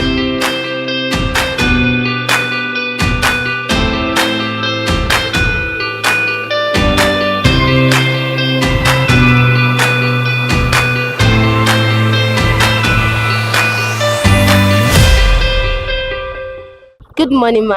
Morning. What is your name? Happiness. Okay, so do you braid your hair? Yes, of course. So which of the favorite hair extension, which one do you use most of the time? What's your favorite hair extension brand to use? Okay, I use Lush because it's kind of fine and I love using it, and my favorite color is black. Why black? Why not exploring more colors? Because you're already fair, you're looking good and all of that. Why black? Black, black go with any kind of dressing, so that's why I love using the black. So, but yeah, I'll try other color next Okay, time. for how long have you been using this Lush extension? I've been using it for so long. I always use it, so I always use it like most of the times. So is it like there's someone that introduced Lush to you, or how did you come across Lush extension? Okay, first of all, to be honest, I actually saw it on Big Brother, so that's why I love start using it. Yes. So what's your favorite hairstyle to make? Braid. Team braid. Yeah. So do you like it straight or colored or coil with coil? Oh, I love coil. So how do you maintain this your hair extension when you make your hair? How do you maintain it? Okay, by maintaining it, I would like packing it. So when you pack it, you won't get rough. So when you pack it, you have to apply some oils on it. So that's how I mentioned my Lush hair. So do you know about any other extension apart from Lush? No, not really. You don't know any other one? It's only Lush that's... Not really, because like I told you, I saw it across Big Brother, so I've not actually made Lush hair like this before. So that was my first time making it. Yeah. Before you started making use of Lush, what other hair extension have you used? Have you tried? I don't actually know others because it's just Lush. Because my growing up, is that hair, Lush hair. That was my first. I don't actually used to use attachment on my so that's I don't really know about others. But, yes. Okay, is there anything you would like them to improve on? I would like them to be improved on that Lush hair. So they should bring more colors. Yes, they should actually bring more color that will see I like. Okay. Yes. But you're not a favorite. You're not team colored hair. You are team black. Yes. So why do you want them to bring more color? They should bring more color so that as I'm team black, so that if I see other colors like it, so that I will get attracted to other colors. So that's why I would like them to bring more color. Okay. Yes. So in one word, how do you feel whenever you make your hair? How do you always feel? I feel good though. I feel good. I actually feel good. Okay. Good in what sense? The way I feel good, as I make my hair when it's long, now. So I'll never be shaking it, so I will feel good in that way. Okay, how expensive is Lush? Is it expensive or affordable? It's affordable. Yes, it's affordable. So if you want to use Lush now, how many packs do you always use? I use that big one, so that's the one I actually use. Yeah. Okay, thank you very much, ma'am.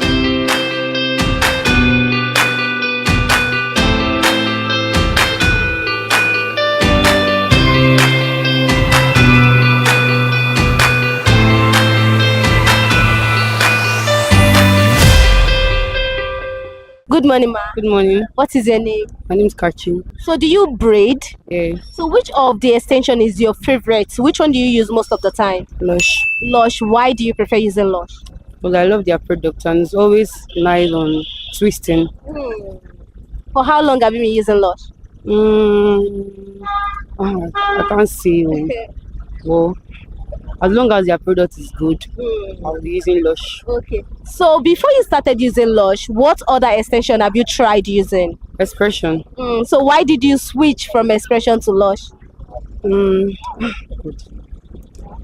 Is if you check this product, this one is not good, then check the other one. Anyone that is good for you, you use it. Yes. So do you have any issue with Expression? That's why you moved to Lush? Not like that. Actually, Expression is always good on Ghana weaving and braiding. but I still prefer Lush on twisting than Expression because it's always shining and fine. So that is it. So are you team black or team colored hair? You know I'm black, I can't use black, so I'll use colored. So what's your favorite color to use? Maybe gold, ginger, and color 27. Why do you like those colors? Because they bring out my black. That's so nice. Okay, what do you want Lush to improve on? Nothing. You're comfortable, you're okay with that? On a scale of 1 to 10, how will you rate Lush extension? 8 over 10. 8 over 10. What about Expression? What will you rate them? 7 over 10. 7 over 10.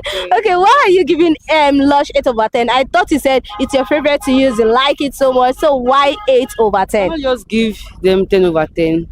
I'll give them at least 8. That 8 is okay. I can't give them 10 over 10. That is it. Okay, so how do you feel whenever you make your hair? Whenever you braid, whenever you do this, your favorite hairstyle? What's your favorite hairstyle to make? You already said twisty, right?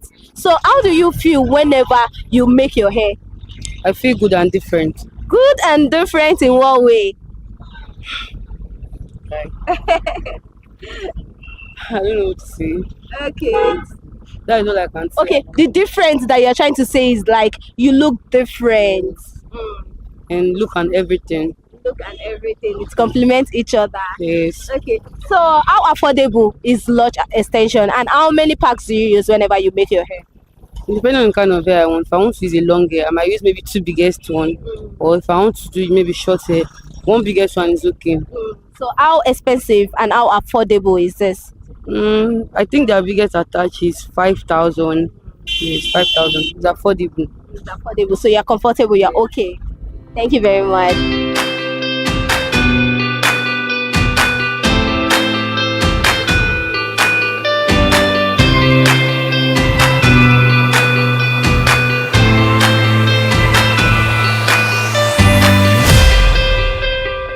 Good morning, ma. Good morning. What is your name? My name is Faith. Okay. Do you braid? Let me start with that. Yes, I do. Okay. So what's your favorite hair extension brand? Which brand do you make use of? Mostly Lush. Why does Lush does the magic?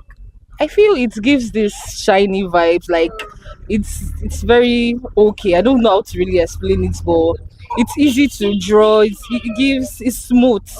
Yes.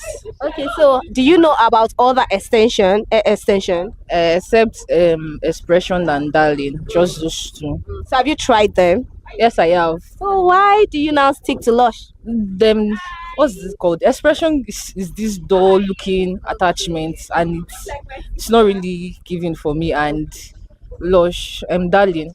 I don't know. I've not really used Darling, so I don't have any comment on that. Okay, so what's your favorite hairstyle to make with Lush extension? Braids. Why braid? I think it's easy to lose. I don't need something that'll stress my life. Okay. Now talking about braid, is it twisty or Bob Marley? What team are you? Team twisting. Okay, so what color do you love to explore? Are you team black or team colored hair? No, colored hair. Why colored hair? I don't know. I like it. Okay. What type of color do you explore then?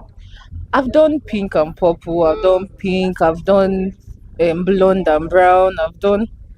I can't remember. Girl, you've explored a lot of colors. Oh, exactly. Okay, so now I will ask you, how do you feel whenever you make this your favorite hairstyle? How do you feel? I feel like a princess. Okay. So how affordable is this Lush extension? From the last time I got it, I was not the one that got it, but I got 2 big size and it was within the range of 10,000 naira. So that I think 5,000 each. But once you get it in wholesale, the price is always different. So is there anything you'd like them to improve on? Yes, please. I think they are reducing their attachments these days. It's no longer reaching us. So they should try and add yes. Okay, on a scale of 1 to 10, how well will you rate Lush extension? 8. Why 8? I thought you said you like that. I know 8, but then I know why are you not giving them this 10? No, but I want them to improve on the fullness. When I will give them the 10 when I've seen what I want. Yes. Okay, thank you very much, ma.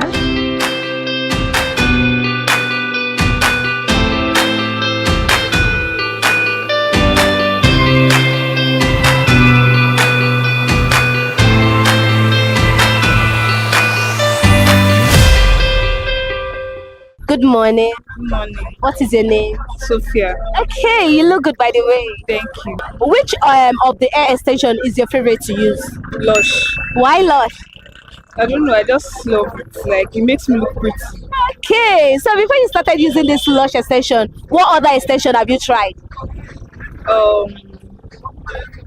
Expression. I think that's all. So why did you now switch from Expression to Lush? You know when you try like 2 products, you know which one suits you more. Okay, because you've tried them, then you know that, oh, Lush is my get to go. Okay, now I would like, what's your favorite hairstyle to make with this your favorite hair extension? Long braids. Coils. Okay, talking about coils, how do you maintain your coils? I don't know, with my hair products and all. Then just rubbing so that the curls is going to like stay. Okay, so now I know this is obvious question, but I will ask you: are you team black or team colored hair extension? Colored hair. Okay, so what's your favorite hair extension to use? Lush. I know, what's the color? Because I can see color 350 and gold on you. So is this just the 2 colors you explore? Blonde. I love blonde and wine most of the time, but I just wanted to try it for the first time. Okay, so how do you feel when you try this one? Fine. Okay, so why do you prefer blonde, using blonde and wine? It brings out my color more. So now hair is not just about to look good. Most of the time you just have to take note of the skin tone, whether it blends with your skin tone. Yes. So how affordable is this Lush? It's expensive though. Just try to look good. Okay, so now I will ask you this: if you want them to improve on something, what would that be? Nothing, like I will help you out. You just talked about the price. So if you want them to improve on something, what would that be? The size. Yeah, the size. You should be like, what's the price? What's the price? Okay, now on a scale of 1 to 10, how will you rate Lush Expression? 8. Why 8? I thought you said you love them, blah blah blah. So why giving them 8? The size, what I'm talking about. Okay, now this question in one word: how do you feel whenever you make your hair? You just newly make your hair. How do you always feel? Pretty. Pretty. You look pretty, by the way. Yeah, thank you very much.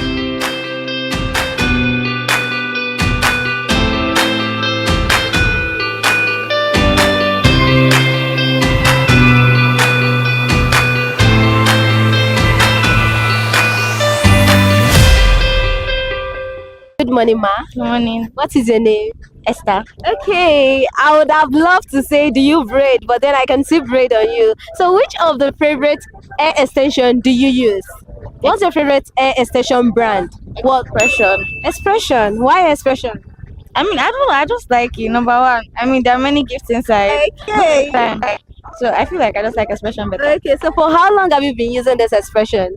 I don't know. I mean, most of the time I just want to like braid my hair. That's like the easiest thing. Yeah. So what's your favorite hairstyle to make? I can see braid on you, but let me see ask. Braid. Why braid? It's easy for me to style in any way, so I just feel like I prefer it. I mean, even if it's already rough, I can just always style it anyhow. So what's that favorite hair styling? That style that gives you, that brings you out? What's that favorite? I feel like mostly ponytail. Okay. Yeah, like mostly ponytail and just like roll it up. Okay, so are you team straight or with coils? No, coils. Okay, so now I'll ask you, how do you maintain this your hairstyle? Whenever you make it, how do you maintain them? Leave-in conditioner most of the time because of the cold, so it won't exactly, get. Question. I want to ask you, are you team black or team colored extension? But then I saw black on you, but I still want to try to ask, maybe you explore colors. Black though. Okay, why black? Because one time I tried using the color and it just wasn't suiting me well, so I've always stick to black. Okay, so you're team black. Yes. Okay, now what other hair extension do you know of? I know Darling and I know Lush though, but it's been long I used Lush, like very long time ago. Okay, so on a scale of 1 to 10, how will you rate Expression hair extension? 9.5. Why 9.5? You should have given them the whole 10. Nobody's perfect. Okay, what do you want them to improve on? I mean, I don't exactly know. They seem perfect, but I feel like they should just improve on everything and make the black, I feel like the black is very scanty than other colors, yeah. So I feel like they should just make everything, yes, same thing. So is there anything you like to tell? I already asked you what you want them to improve on. Yeah. Okay. So how do you feel whenever you make your hair? How do you feel? I always feel, refreshed because my hair before this, I was looking so homeless. So like whenever I make my hair, it's always the compliments from people for me. So I always feel new. Okay. Thank you very much.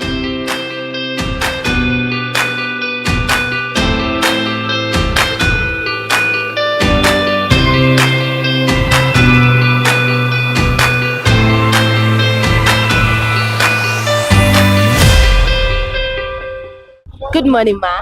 Good morning. What is your name? Judith. Okay, so do you make hair? Do you use hair extension? Yes, I do. Okay, so which of the hair extension brand do you prefer using? Expression.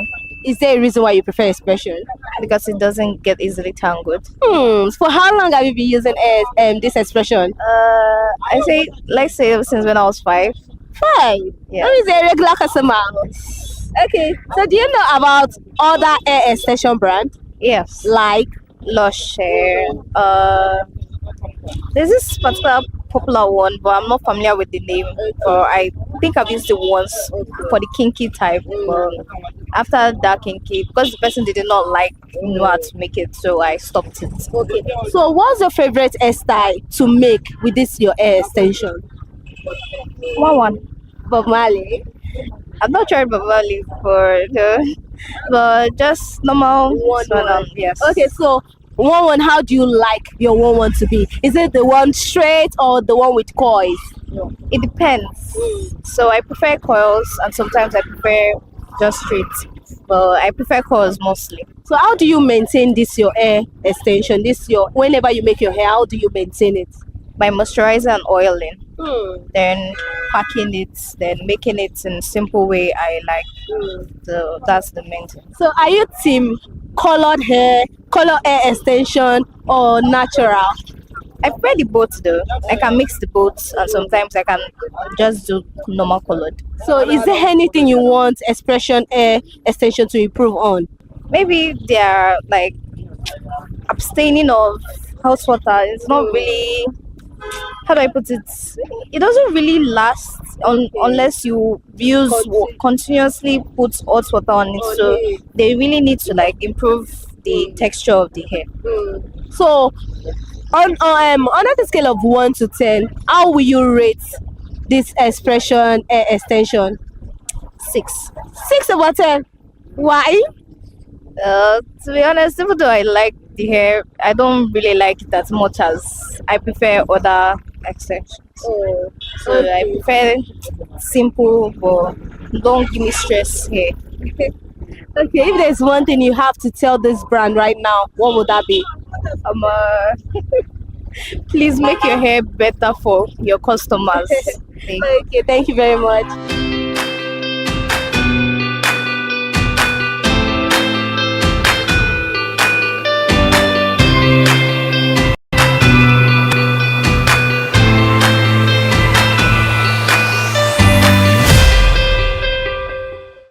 On today's edition of Consumer Voice, we have the privilege of asking ladies what makes them feel beautiful, confident, elegant, dashing, stunning regarding hair extension. And guess what they have to say? On today's edition, Lush Hair Extension won the heart of the ladies, mainly because they have one or two to say concerning this brand. As we already know, and we always say, we don't have any right to criticize or have one or two to say concerning other brands, but to make them feel aware and improve on one or two consumers have to say. I am Elizabeth Abefe, and on today, keep watching Consumer Hala TV. See you on our next edition of Consumer Voice, and remember to like, subscribe, follow, share. Until our next episode, bye for now.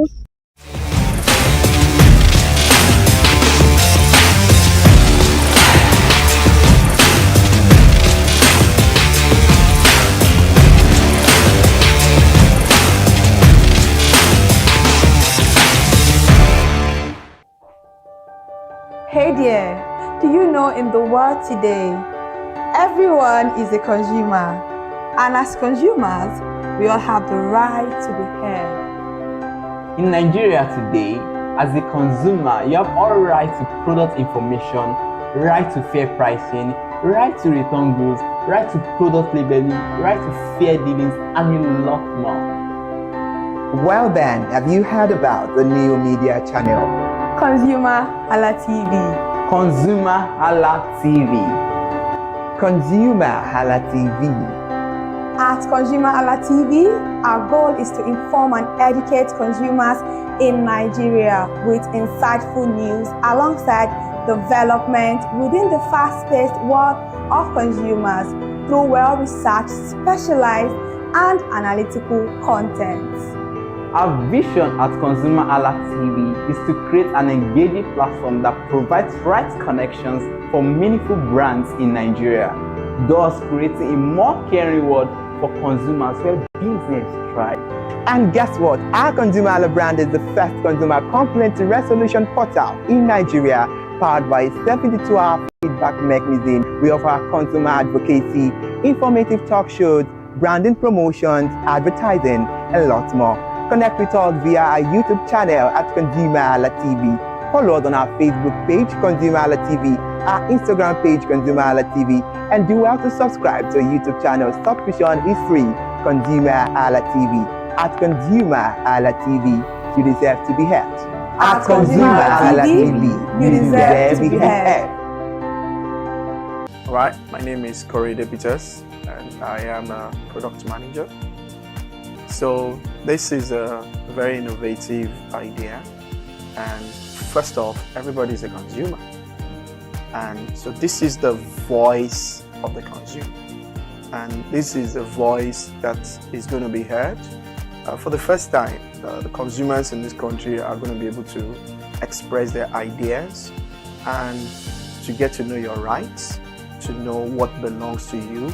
And it's going to change a lot of branding. It's going to change a lot of things, because everybody knows that we're not just getting things out for the consumers. The consumers have a right to accept. You know, as they say, the customer is always right.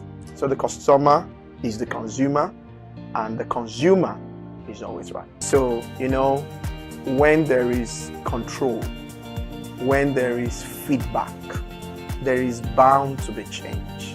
So when, so I said, I'm a product manager.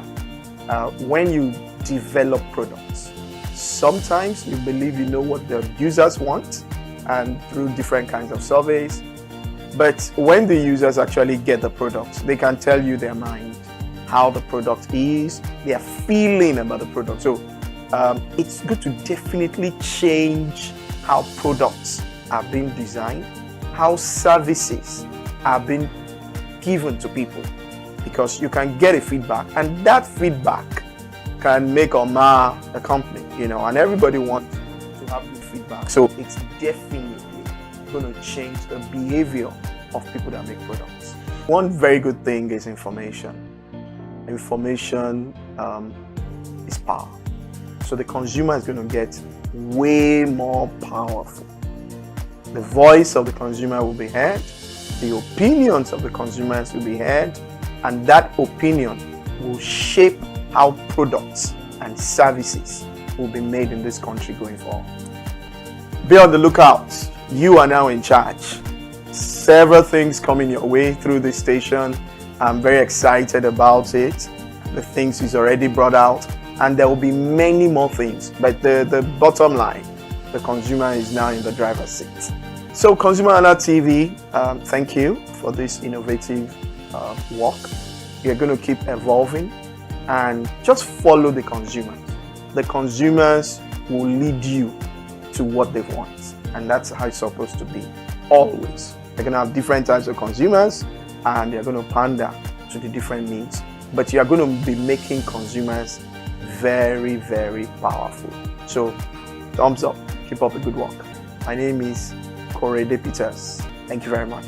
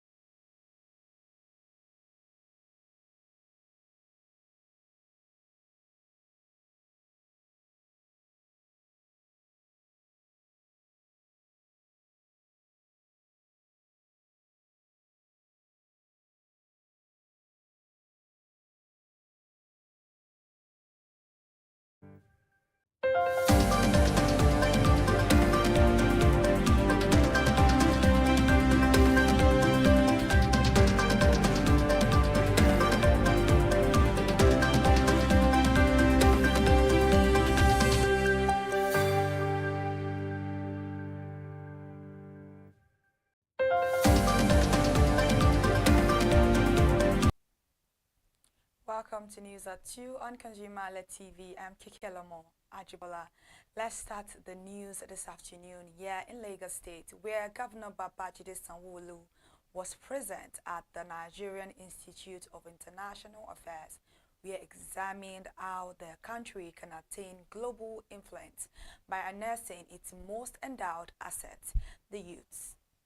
The lecture, with its self-theme Lagos and Nigeria 2030 projections of a world power, Governor Babajide Sanwo-Olu traced the Nigeria's growth from the oil-driven economy of the 20th century to a present era defined by technological advancement, cyber warfare, renewable energy and transition fuels, where he noted that the idea of world power is no longer static but multi-dimensional, combining economic strength, geopolitical influence, technological capacity, cultural impact, military presence, demographic advantage, and resource endowment.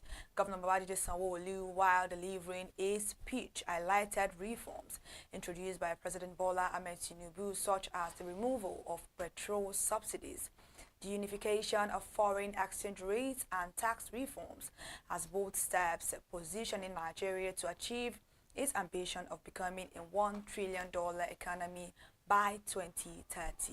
Describing Lagos State as the beating heart of Nigeria's economy and a national laboratory for growth and innovation, Governor Babajide Sanwo-Olu emphasized that the country's ability to transform its raw potential into global influence will depend largely on Lagos State.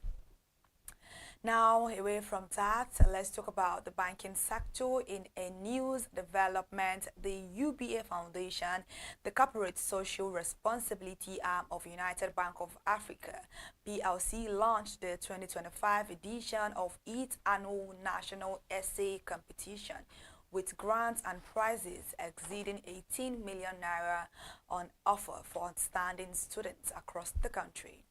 Marking the 15th consecutive year of the initiative, the competition beckons on senior secondary school students who write on the topic Nigeria is characterized by diverse cultures, ethnicities, and religions. How can young Nigerians deploy diversity to build a united nation? In a statement, the UBA Foundation explained that the team was categorically selected to encourage critical thinking among Nigerian youth to highlight how diversity could serve as a unifying tool for national development. The foundation added that the competition aims to revive the reading culture and nurture the intellectual capacity of young Nigerians. Meanwhile, Managing Director, Chief Executive Officer of UBA Foundation, Mrs. Bola Atta, highlighted the significance of the initiative, stressing that young Nigerians have a crucial role to play in fostering national cohesion at a time when unity is most needed. Now, President Bola Ahmed Tinubu announced yesterday that over 126 million Nigerians have now been enrolled in the National Identity Database, even as the federal government has expanded the system's capacity from 100 million to 250 million records to ensure universal coverage. The president, represented by the Secretary to the Government of the Federation, Senator George Akume, disclosed this at the 2025 National Day of Identity celebration organized by the National Identity Management Commission in Abuja. Meanwhile, the event themes key infrastructure backbone to digital public infrastructure. Senator George Akume said the president's milestone was more than a statistics but a story of empowerment, inclusion, and national progress. He stressed that the national identity number was not just a number but a key to dignity, access and security for every Nigerian, adding that the government would continue to strengthen the identity ecosystem to ensure no citizen was left behind. And now, away from that, still on President Bola Ahmed Tinubu, yesterday he said the linkage of the national identification number with SIM cards has drastically reduced fraud and improved national security. President Bola Ahmed Tinubu was represented by the Secretary to the Government of the Federation, Senator George Akume, spoke at the 2025 National Day of Identity organized by the National Identity Management Commission in Abuja. The president noted that identity is now more than a record, describing it as the foundation of citizenship, the gateway to opportunity, and the anchor for national security. He added that the national identification number, supported by public key infrastructure, has become central to Nigeria's digital transformation, making transactions more secure and building citizens' trust in government and private institutions. And now, Special Advisor to the President on Economic Matters, Mr. Tokbe Fasua, has stated that Nigerians can expect inflation to fall to a single-digit zone, which he believes will make life easier for the people. Mr. Tokbe Fasua gave this assurance when he featured on the national television yesterday, where he explained that food prices are already beginning to drop as inflation eases. His statement came shortly after the National Bureau of Statistics reported that headline inflation fell to 20.12% in August of 2025, down from 21.88% in July. According to the MBS, the August 2025 inflation rate showed a 1.76% drop compared to July. On a monthly basis, headline inflation stood at 0.74% in August, while food inflation stood at 1.65% year-on-year. Inflation was 12.03% lower than 35.15% recorded in August 2024. Furthermore, the Statistics Agency explained that while inflation remains, the pace of price increases is showing compared to previous months. However, Mr. Tokwe Fasu admitted that 20.12% is still high, but stressed that the figure now reflects a long overdue rebasing. Moving away from that, now where the Nigerian Customs Service has launched the Overtime e-clearance system, an automated platform aimed at improving cargo management and reducing port congestion at Apapa Port. Moreover, the service announced in a statement on X yesterday that the platform would address a staggering 15-year backlog of abandoned cargo and cargo corruption in the system. Controller General of Customs, Mr. Adewale Adeniyi, officially introduced the system during a sensitization exercise in Lagos State, where he said the platform will enable consignees to submit and track applications remotely, cutting repeated visits to customs offices and limiting manual interference. Mr. Adewale Adeniyi warned against attempts to abuse the process, citing a 15-year-old overtime cargo case still under investigation as an example of why loopholes must be closed.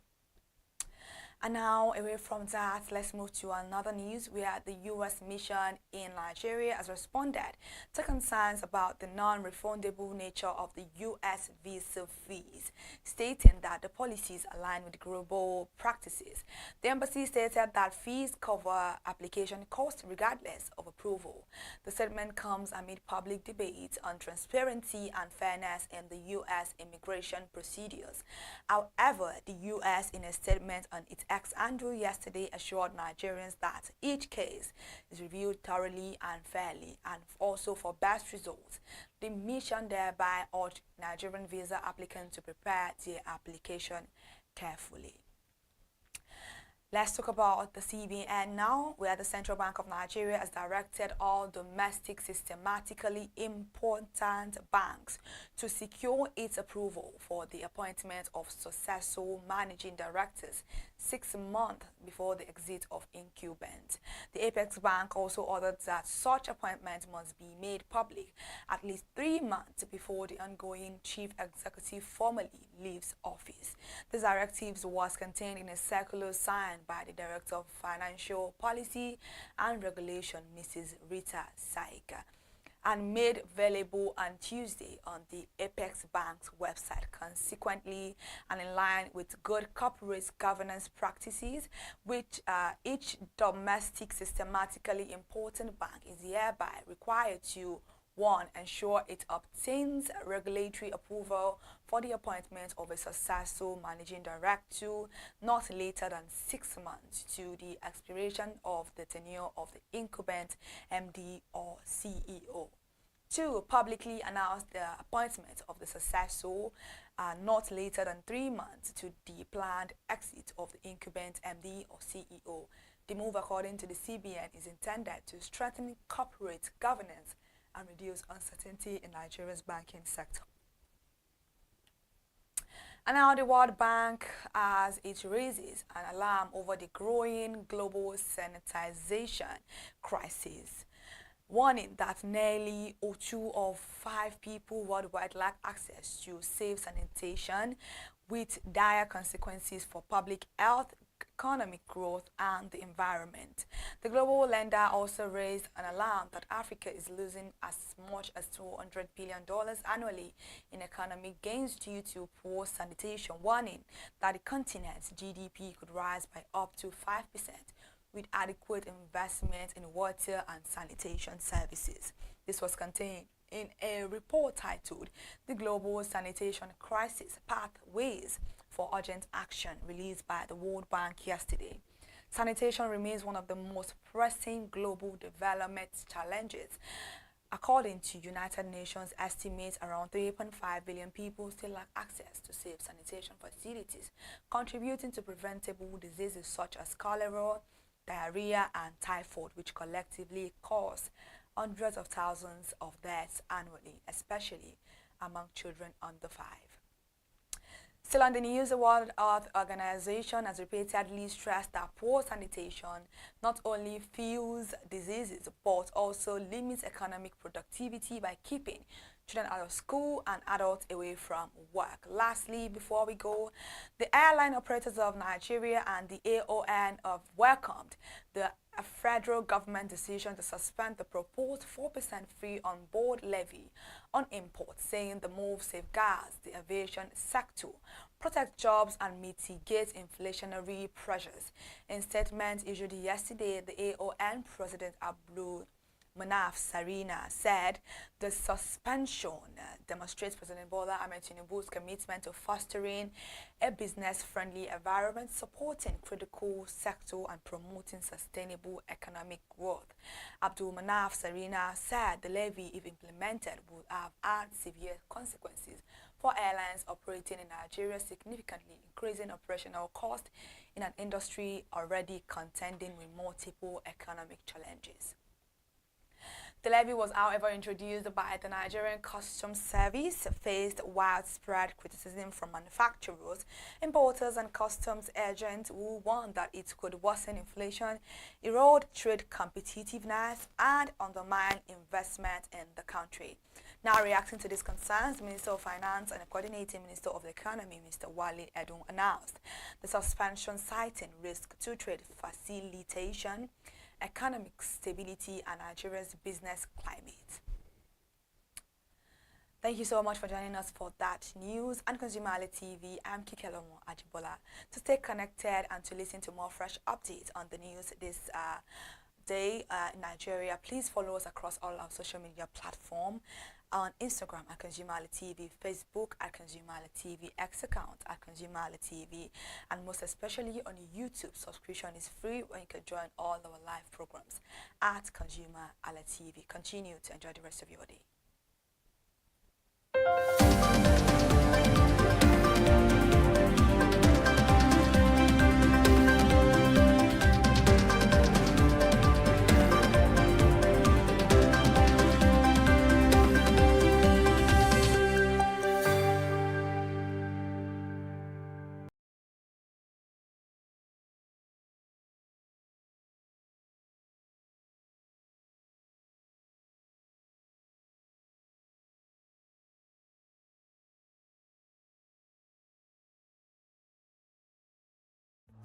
My name is Tunde Olufowora, and I'm the CEO of Brand Eye Communications. We are we call the publisher or the owner of the new initiative called ConsumerHallaTV. ConsumerHallaTV is actually Nigeria's first consumer-centered, or call it consumer-centric television platform that aims to bring voice to the over 220 million Nigerians. It was a vision that came to my heart about 10 years ago.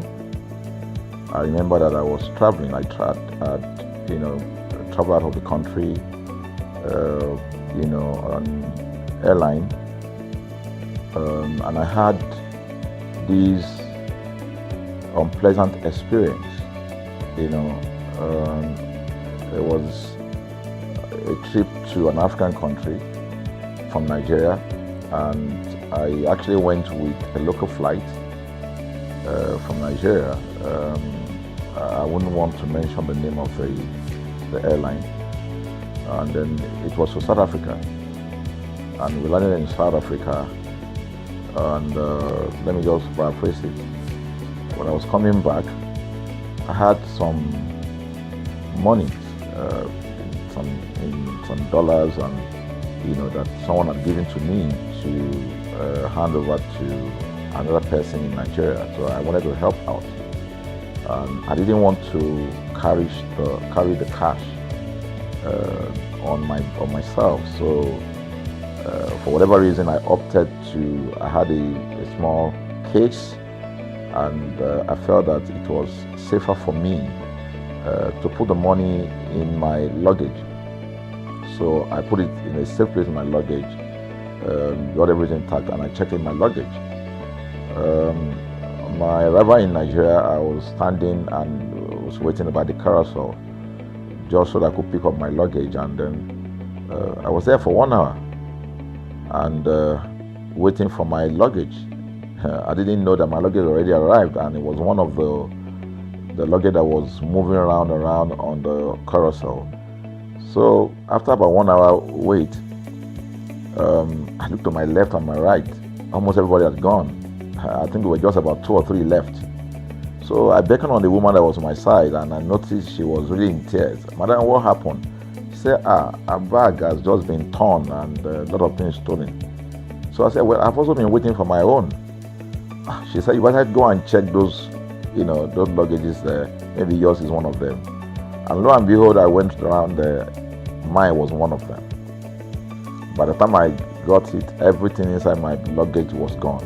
All the valuable things there were gone. To cut the long story short, we felt there was need for us to report the case, at least to the airline. It was in the night, about 8 o'clock or 9 o'clock. We went in to go and see the officer that was in charge. As soon as we got in there, the officer said, "Oh, so sorry, but you will have to go to our head office in somewhere in Victoria Island, to lodge a complaint." Okay. So the next day we went to the Victoria Island and we lodged a complaint, and that was it. And since that day, I'm talking a story of over 10 years ago, I didn't get a call, not even a call from that airline to talk to me about what happened to my luggage. Now, about a month after that trip, I had another opportunity to travel out of the country. This time around, it was to US, and it was an official assignment. And I flew on, I will mention the airline this time around. I flew on a BA. I really didn't like BA. I usually go with Virgin Atlantic and things like that. But my protocol officer convinced me and said, "Okay, you will love BA. Why don't you go on BA?" Anyway, so I went on BA to US. And of course, when I returned from US to Nigeria, we had to do, of course, there'll be like a connecting flight from Heathrow.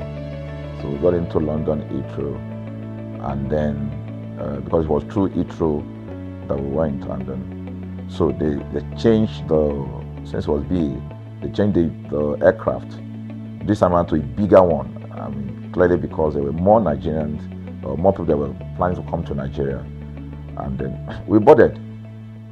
Not quite 10 minutes into the flight, in the air, the aircraft started malfunctioning. The air conditioning compartment were not functioning very well. I was on what you call business economy.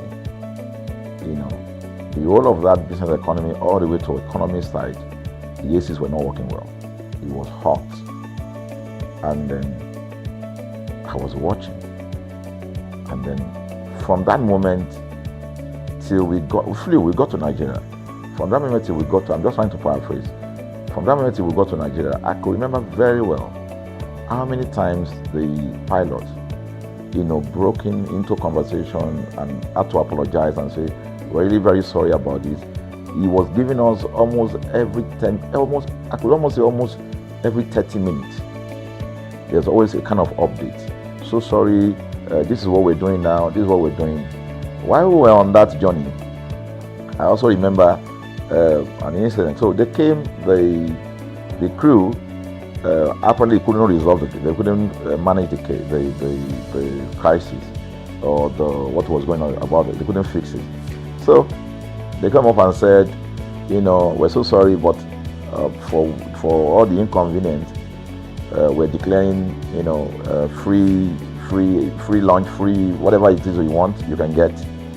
So trust Nigerians, you need to hear how everybody was jubilating, But something struck me. The experience I had just about a month before, and this experience, somehow I started comparing them. I was trying to see how this matter will be managed. Again, to cut the story short, we landed in Nigeria on a BA. Before we landed, the pilot announced and said that for the inconvenience, they will be giving a voucher of £50 to everyone that flew on that aircraft. I thought it was a joke. I mean, it was my first time with BA, but for what I knew or know of the British man would never even play with his 1 penny, talking of £1. So I felt that must be a joke of the year. So we left. I got back to my office. I think it was just about a week after. My officer, our guys in our mail room came up and said, "Oh, you have a parcel." So I said, "Parcel? Yeah." So they bought this parcel wrapped. I opened it, and boom, I bought the document out. It was the £50 voucher from BA. So what's the tenor of this story? An experience with one airline was terrible, no apology. An experience with another one, even though it was a bad experience, but it was very managed, well managed. So managed that even if we have suffered anything in that aircraft, you probably, for the sake of how they manage it, we have forgiven them. So that was how this journey started. So I started thinking in my mind, this is what we go through in this country. But are we different from other nations? So God put in my heart the idea of ConsumerHalla. That's why the Hala came with consumer. And we started that journey about 10 years ago. We started by creating a platform called ConsumerHalla, where consumers, so I discovered that Nigerian consumers don't have a voice. So things happen, and that's it. We live with everything. So we've started the journey from creating the platform. We have an app, we even have a magazine, and we thought we could move it from that to the next stage, which is the television. So the TV today, has come. So I would say precept by precept, line upon line, we have been able to build on our aspiration, to finally bring to birth this unique and exciting platform, So it's a digital telecast, and our goal is to further connect consumers in Nigeria to brands with insightful news, development within the fast-paced world of consumers. The world of consumers is growing at a very fast pace, So we want to inform Nigerians. We want to get them educated about their rights, So our role is that we're going to educate consumers in Nigeria, all right? So by bringing them specialized and what you call analytical, research-based content generation that will inform, educate, sensitize the audience, So that's ConsumerHallaTV. So I call it an offshoot of our ConsumerHalla brand. ConsumerHalla brand actually was the first we call it the first complaint or consumer complaint resolution portal. When we started it about 10 years ago, or about 7 years ago, it became the first complaint resolution portal. We created it so that Nigerians can actually lodge complaint on that portal. We spent a lot of resources to build a very robust platform where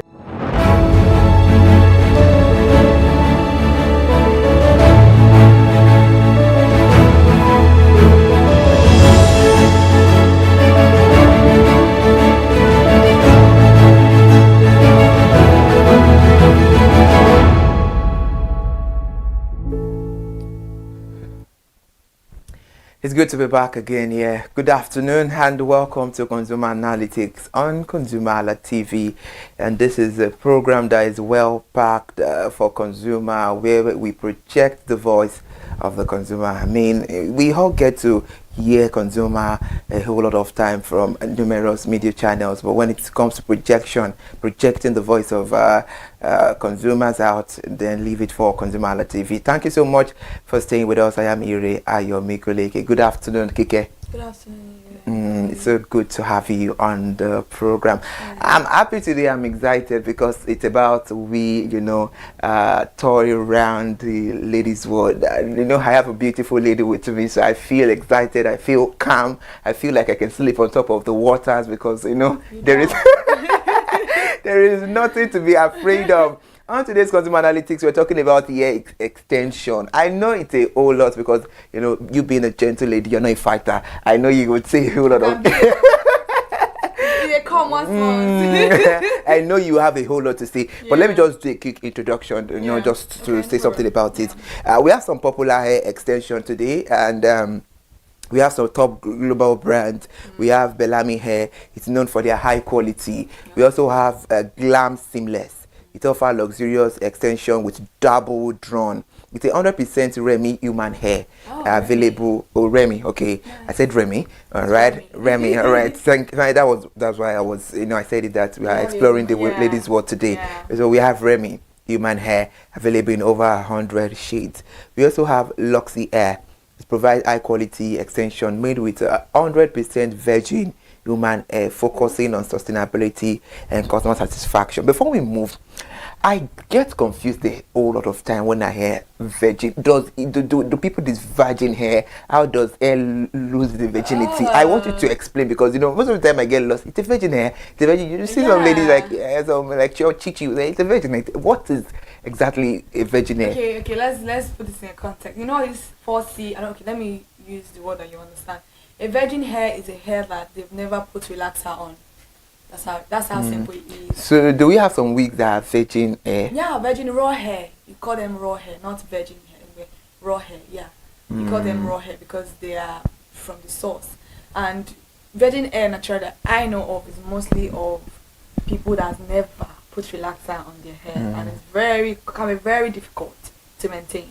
You have to do a lot of things to be able to maintain the hair. But you can if I'm wrong, you can call me to order. I was somewhere and some ladies will have a conversation like even if you've had relaxer to hair, there is something you would do, to turn your hair to virgin hair. Yeah, you would. Possible? You can. Yeah, you can. Actually, you can. You can. Yeah, you wouldn't relax your hair for probably like almost 3-5 years. Yes. Then it's going to have an what do we call it again?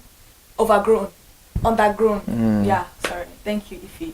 It's gonna have an undergrown under your hair, and by then, the more the undergrown is much, the more the upper part that is straight is going to like start chopping up itself. So it now depends on you if you want to chop it off yourself or you want to leave it like that. Interesting. We have a mouthpiece for the ladies in the house this afternoon. We are just getting started. This is Consumer Analytics. We're talking about ladies. We are exploring to the ladies' world. I love to explore into the ladies' world, but most of the times I just love to be quiet to hear them do their thing. So I'm getting, for example, I wanted to say Remy. I said Remy. So I think anyway, I'm trying to go out of the shade. You are the owner. Yeah. So we have also talking about the top global brands that we have. We have Zala Hair.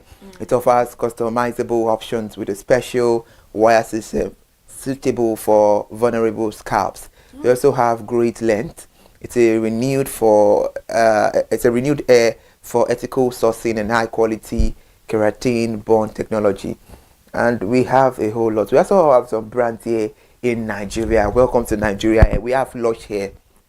Yeah, it typically refers to hair that is LD.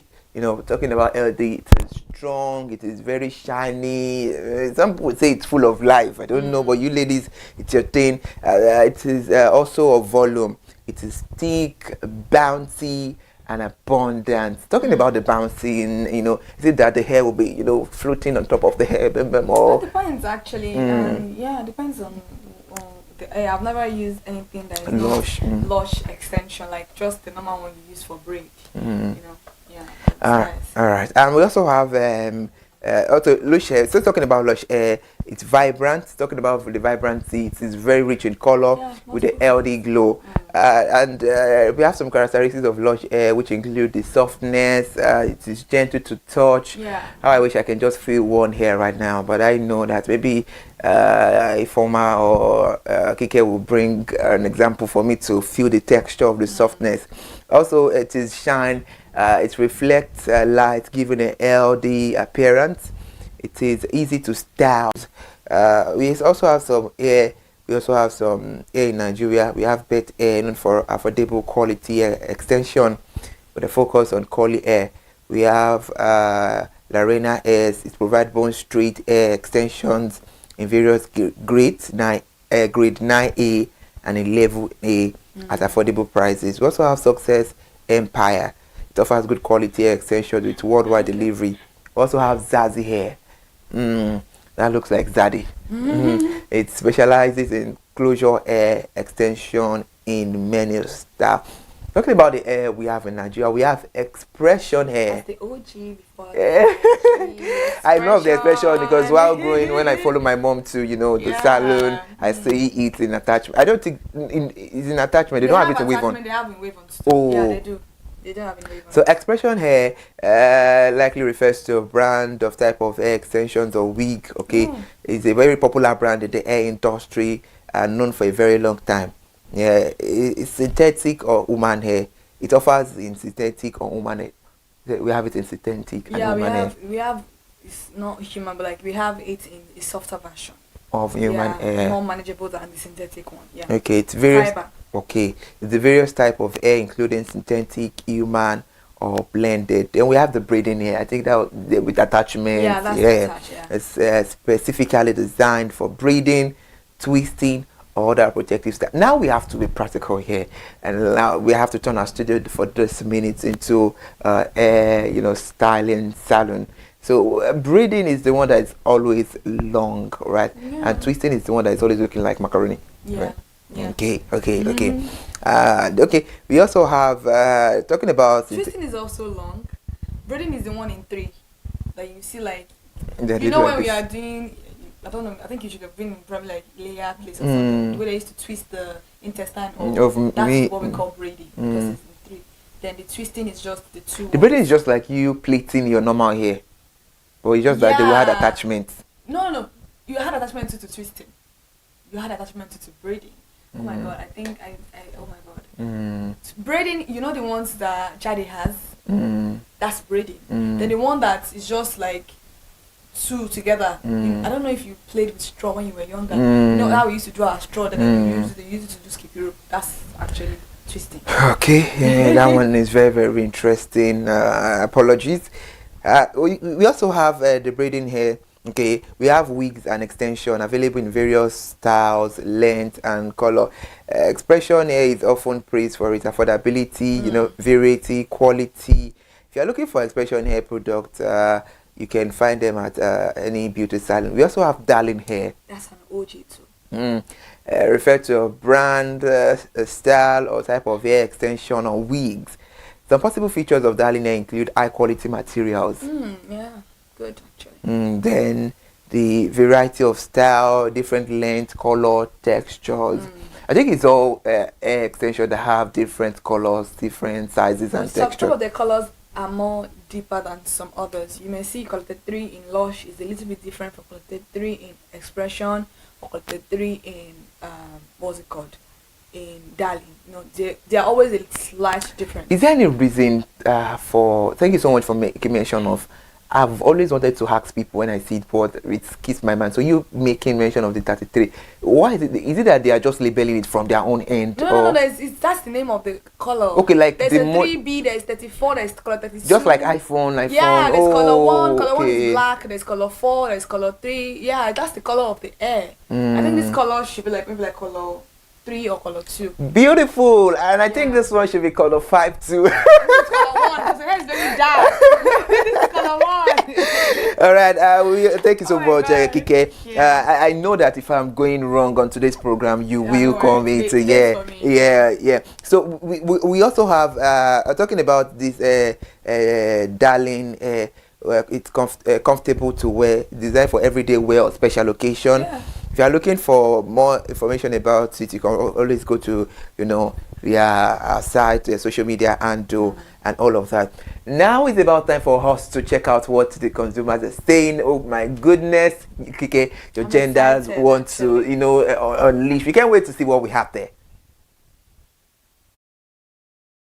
What told you looking good has to do with outfit and look? There is something missing that complements and makes everything look uniform, and that is your hair. Yes, on today's edition, we'll be asking consumers what they feel about different hair extension and what they have to say about their hair extension.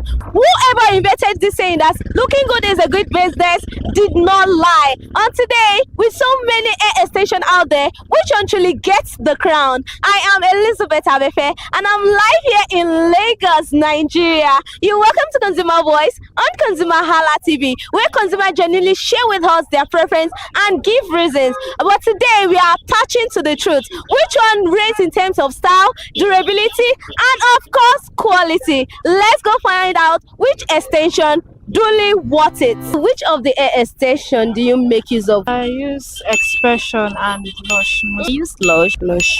Mostly Lush. Expression.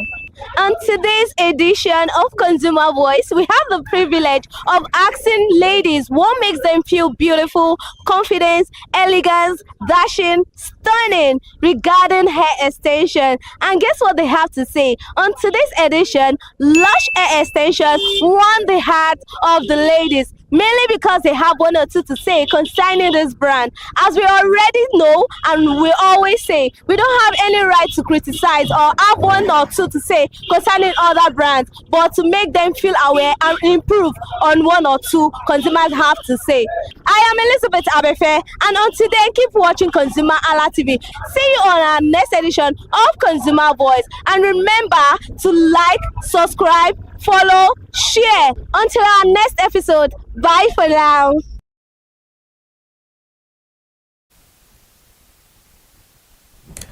That's a great job there, Elizabeth. Now, you know, for a brand, because your gender, apologies, you know, it's the kind of gender that, you know, of course, God created you people with, you know, a kind of a special and a unique art. But you cannot study your gender, you know. For a brand to... I can study me also.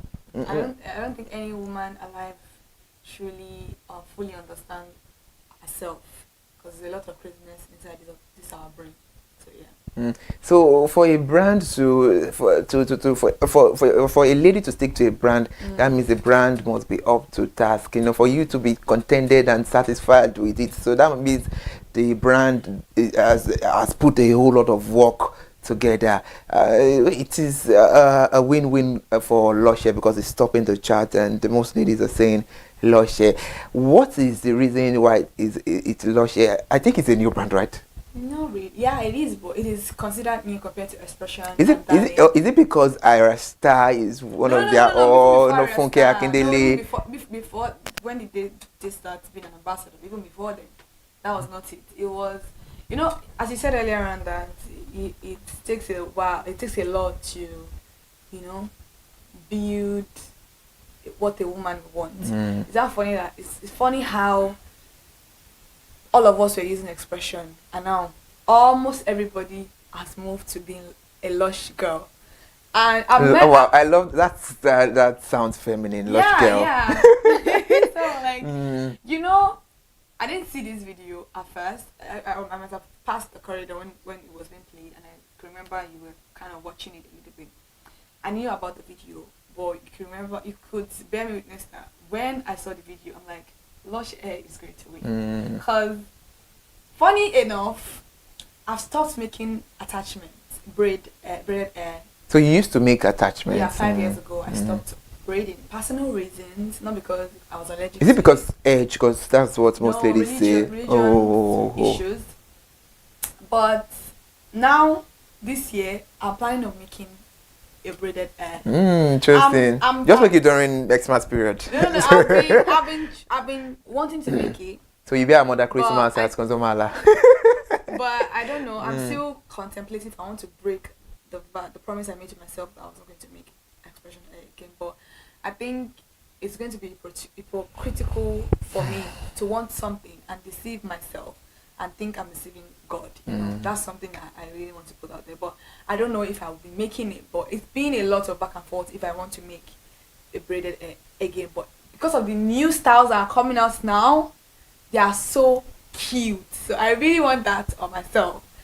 And Lush Hair is really soft. Trust me, it is a very soft hair. It is you can easily manipulate it. It is full. Everything they said they are that. Everything you listed, everything your research about them, they are that thing, and they have been doing amazingly well. Expression is a beautiful hair. You cannot take away from that. I love Expression. Expression still has my art, but right now, Lush Hair is doing it for the girls, and I don't think it's gonna change anytime soon because it is something that people have grown to love. And you know, if I want to buy hair, I'm gonna ask first, do you have Lush Hair?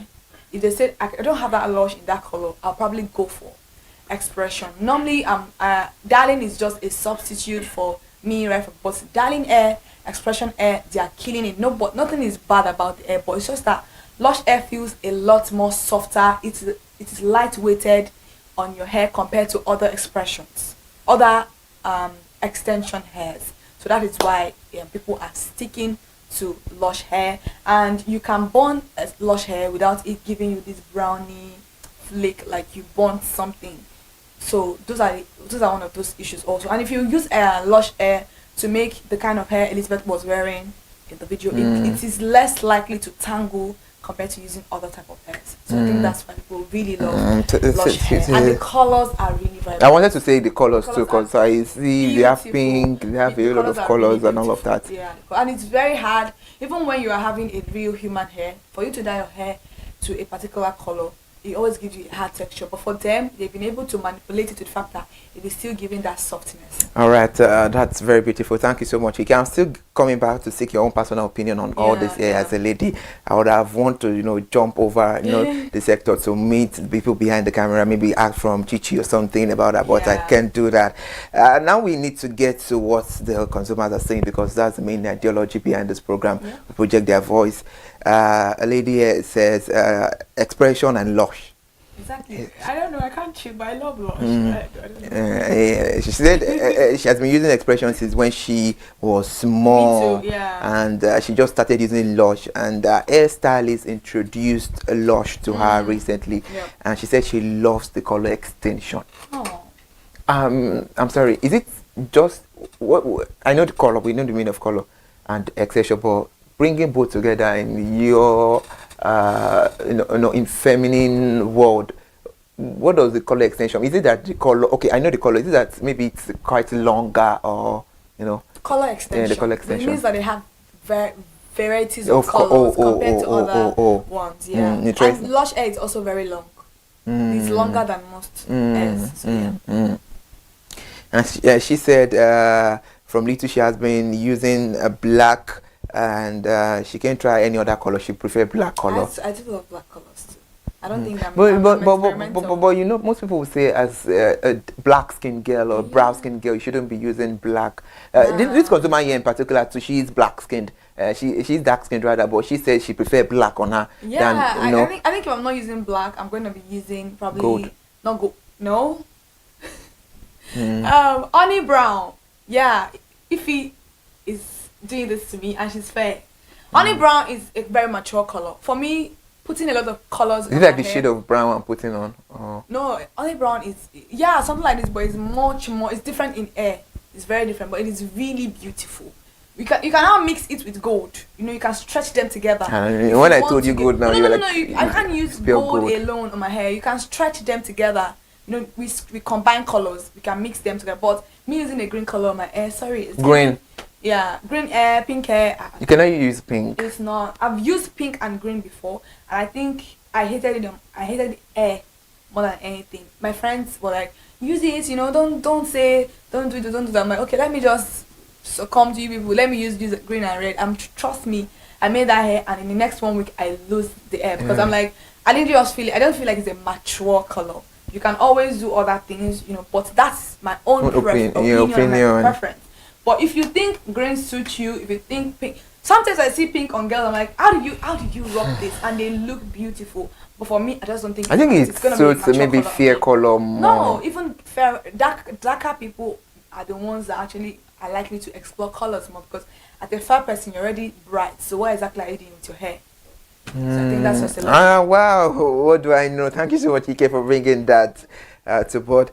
And she said she does not like anything that would cover her face, so she like it being moderate. And she said she maintain her hairdo that anytime she has a new hairdo with oil, and she feels beautiful anytime she makes her hair. Another consumer here is saying Lush, reason it's fine, she loves using it, and her favorite color is black.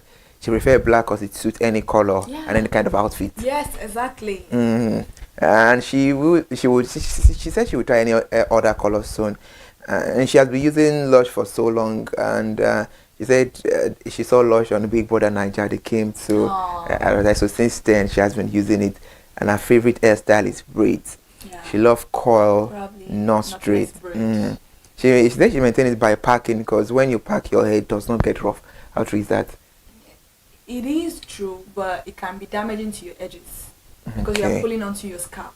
So it's very, very nice to let your hair down most of the time rather than you just packing it up. That's because it's friction.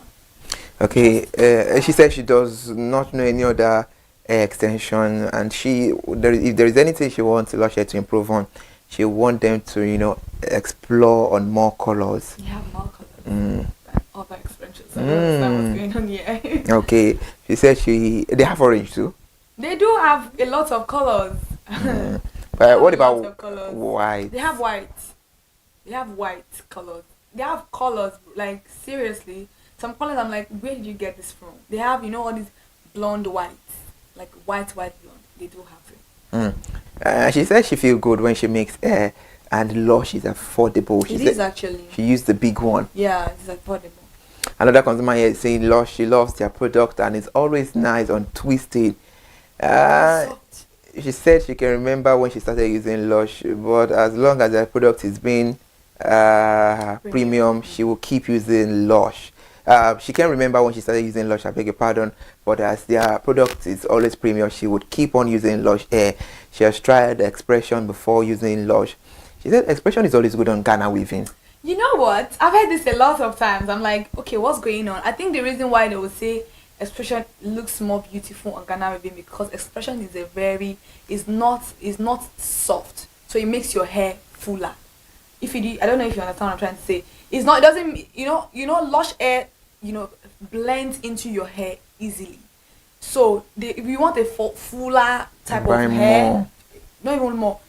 I think Expression goes for that. It makes your hair pop rather than you looking like you made your natural hair. So I think that's why the person is saying that. She said Lush is good on twisting. She said she loves color and her favorite color is gold.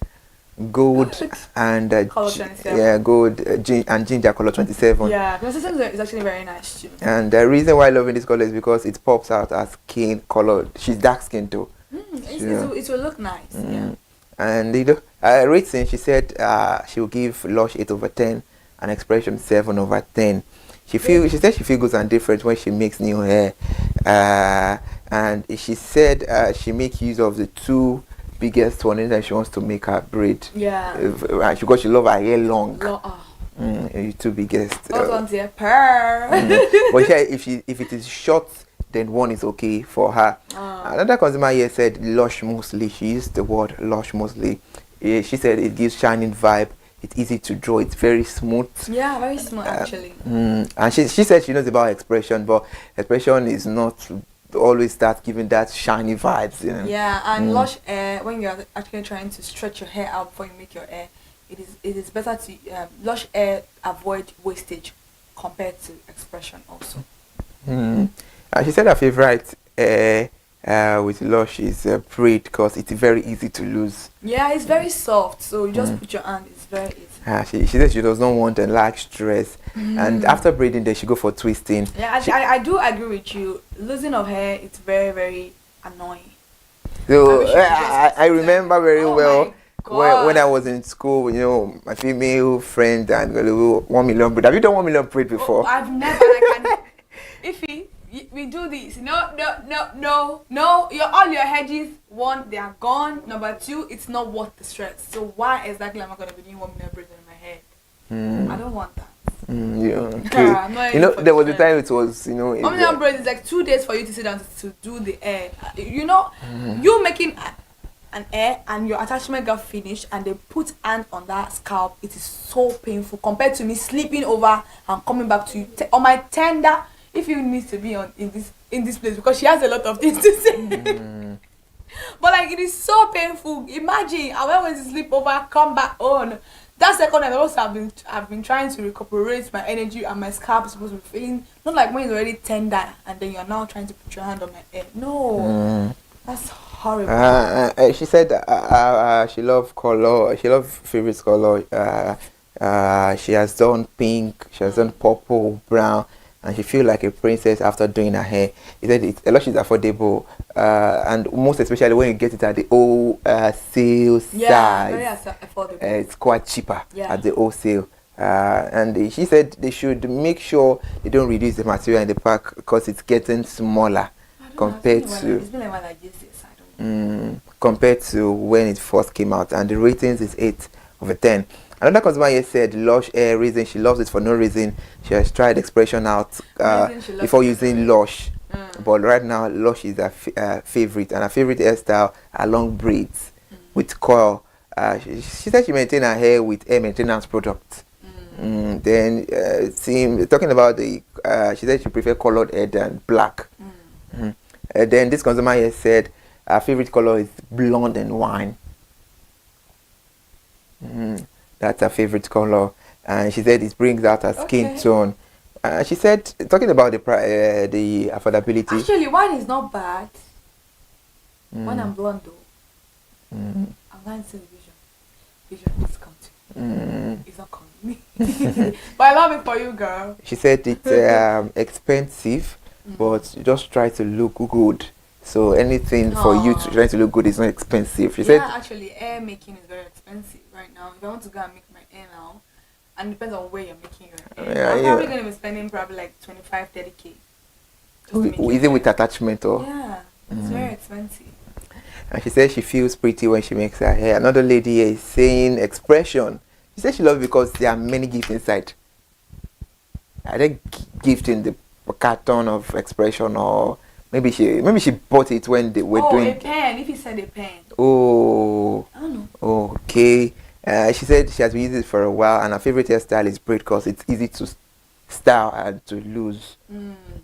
Okay. So our favorite hairstyling is rolling it up, and ponytail. She said she maintains her hair with a leave-in conditioner.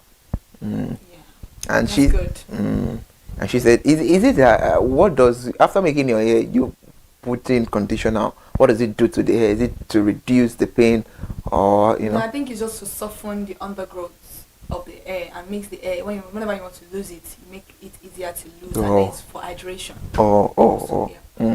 And she said she knows about darling hair, and ratings for expression is 9.5/10. Ooh, that's why I. So she feel, of course, she said she feels refreshed when she makes her hair. Everybody does that. Another consumer hair said expression, it doesn't get easily tangled.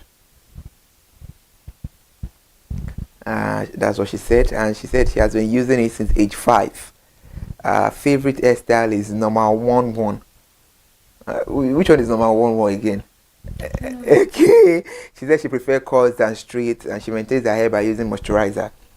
And she prefers both color and both color and natural color. And improvement, he said they should, instead of abstaining from hot water, they need to improve the texture of the hair. That when making expression, you have to put your. I remember then It's almost every hair actually. Okay, Lush does it too. Lush, but I feel like the reason why they are saying that is because Lush is softer, and expression is like, if you do it, it's like, like you use starch on your clothes. You know how it's to be.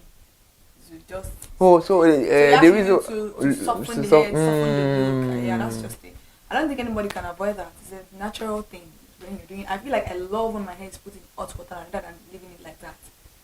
Yeah, it makes the hair look fine, actually. And the ratings is 6/10.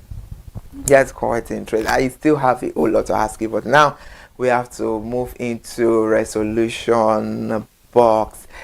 Thank you so much for staying with us on the program. This is Consumer Analytics, and right now we are moving to resolution box. Please go nowhere and stay with us.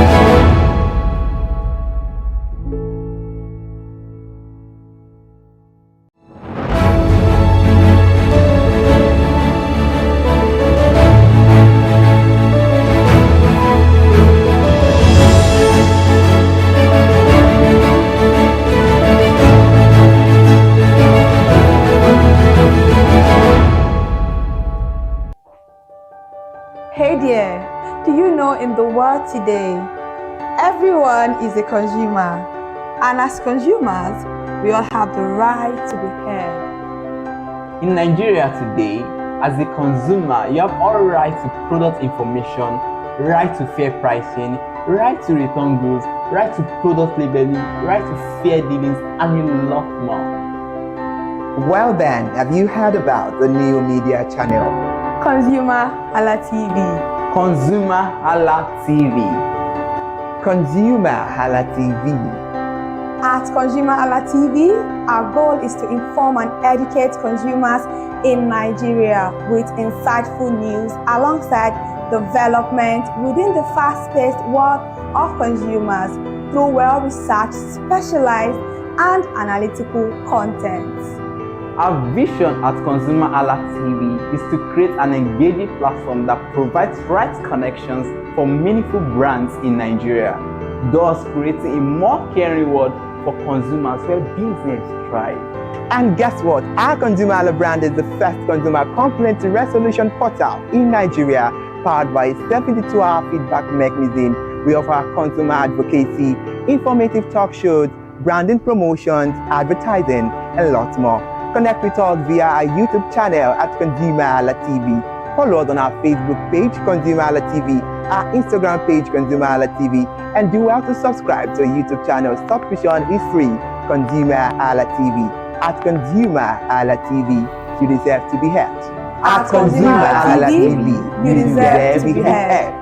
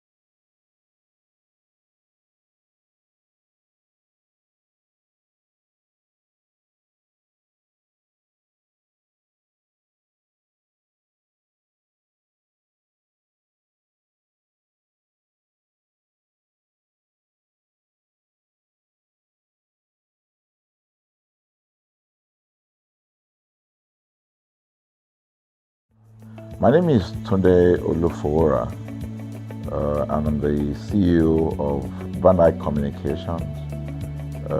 We are we call the publisher or the owner of the new initiative called ConsumerHallaTV.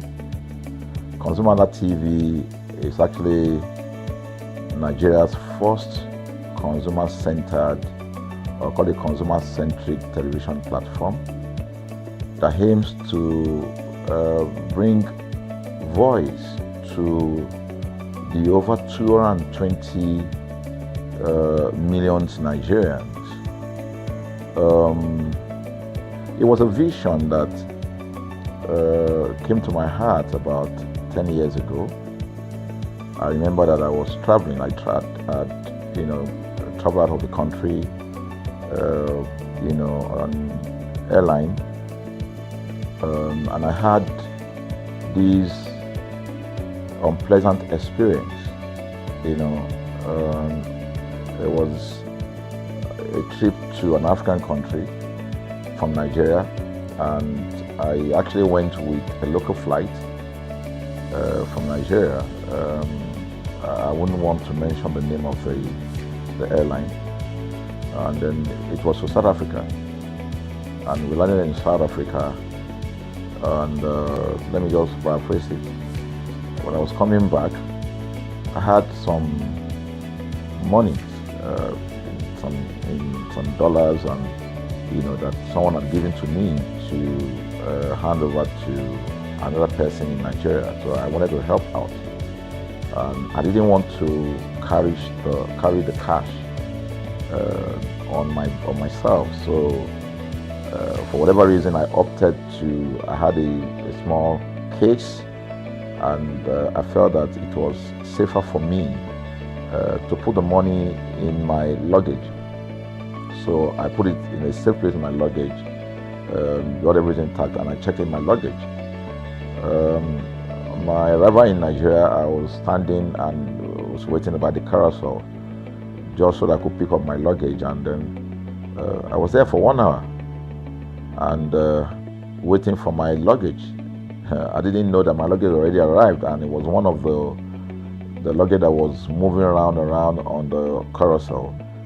So after about 1 hour wait, I looked to my left and my right. Almost everybody had gone. I think there were just about 2 or 3 left. So I beckoned on the woman that was on my side, and I noticed she was really in tears. Madam, what happened? She said, her bag has just been torn and a lot of things stolen. So I said, well, I've also been waiting for my own. She said, you better go and check those luggages there. Maybe yours is one of them. And lo and behold, I went around there mine was one of them. By the time I got it, everything inside my luggage was gone. All the valuable things there were gone. To cut the long story short, we felt there was need for us to report the case, at least to the airline. It was in the night, about 8 o'clock or 9 o'clock. We went in to go and see the officer that was in charge. As soon as we got in there, the officer said, "Oh, so sorry, but you will have to go to our head office in somewhere in Victoria Island, to lodge a complaint." Okay. So the next day we went to the Victoria Island and we lodged a complaint, and that was it. And since that day, I'm talking a story of over 10 years ago, I didn't get a call, not even a call from that airline to talk to me about what happened to my luggage. Now, about a month after that trip, I had another opportunity to travel out of the country. This time around it was to US, and it was an official assignment. And I flew on, I will mention the airline this time around. I flew on a BA. I really didn't like BA. I usually go with Virgin Atlantic and things like that. But my protocol officer convinced me and said, "Okay, you will love BA. Why don't you go on BA?" Anyway, so I went on BA to US. And of course, when I returned from US to Nigeria, we had to do, of course, there'll be like a connecting flight, from Heathrow.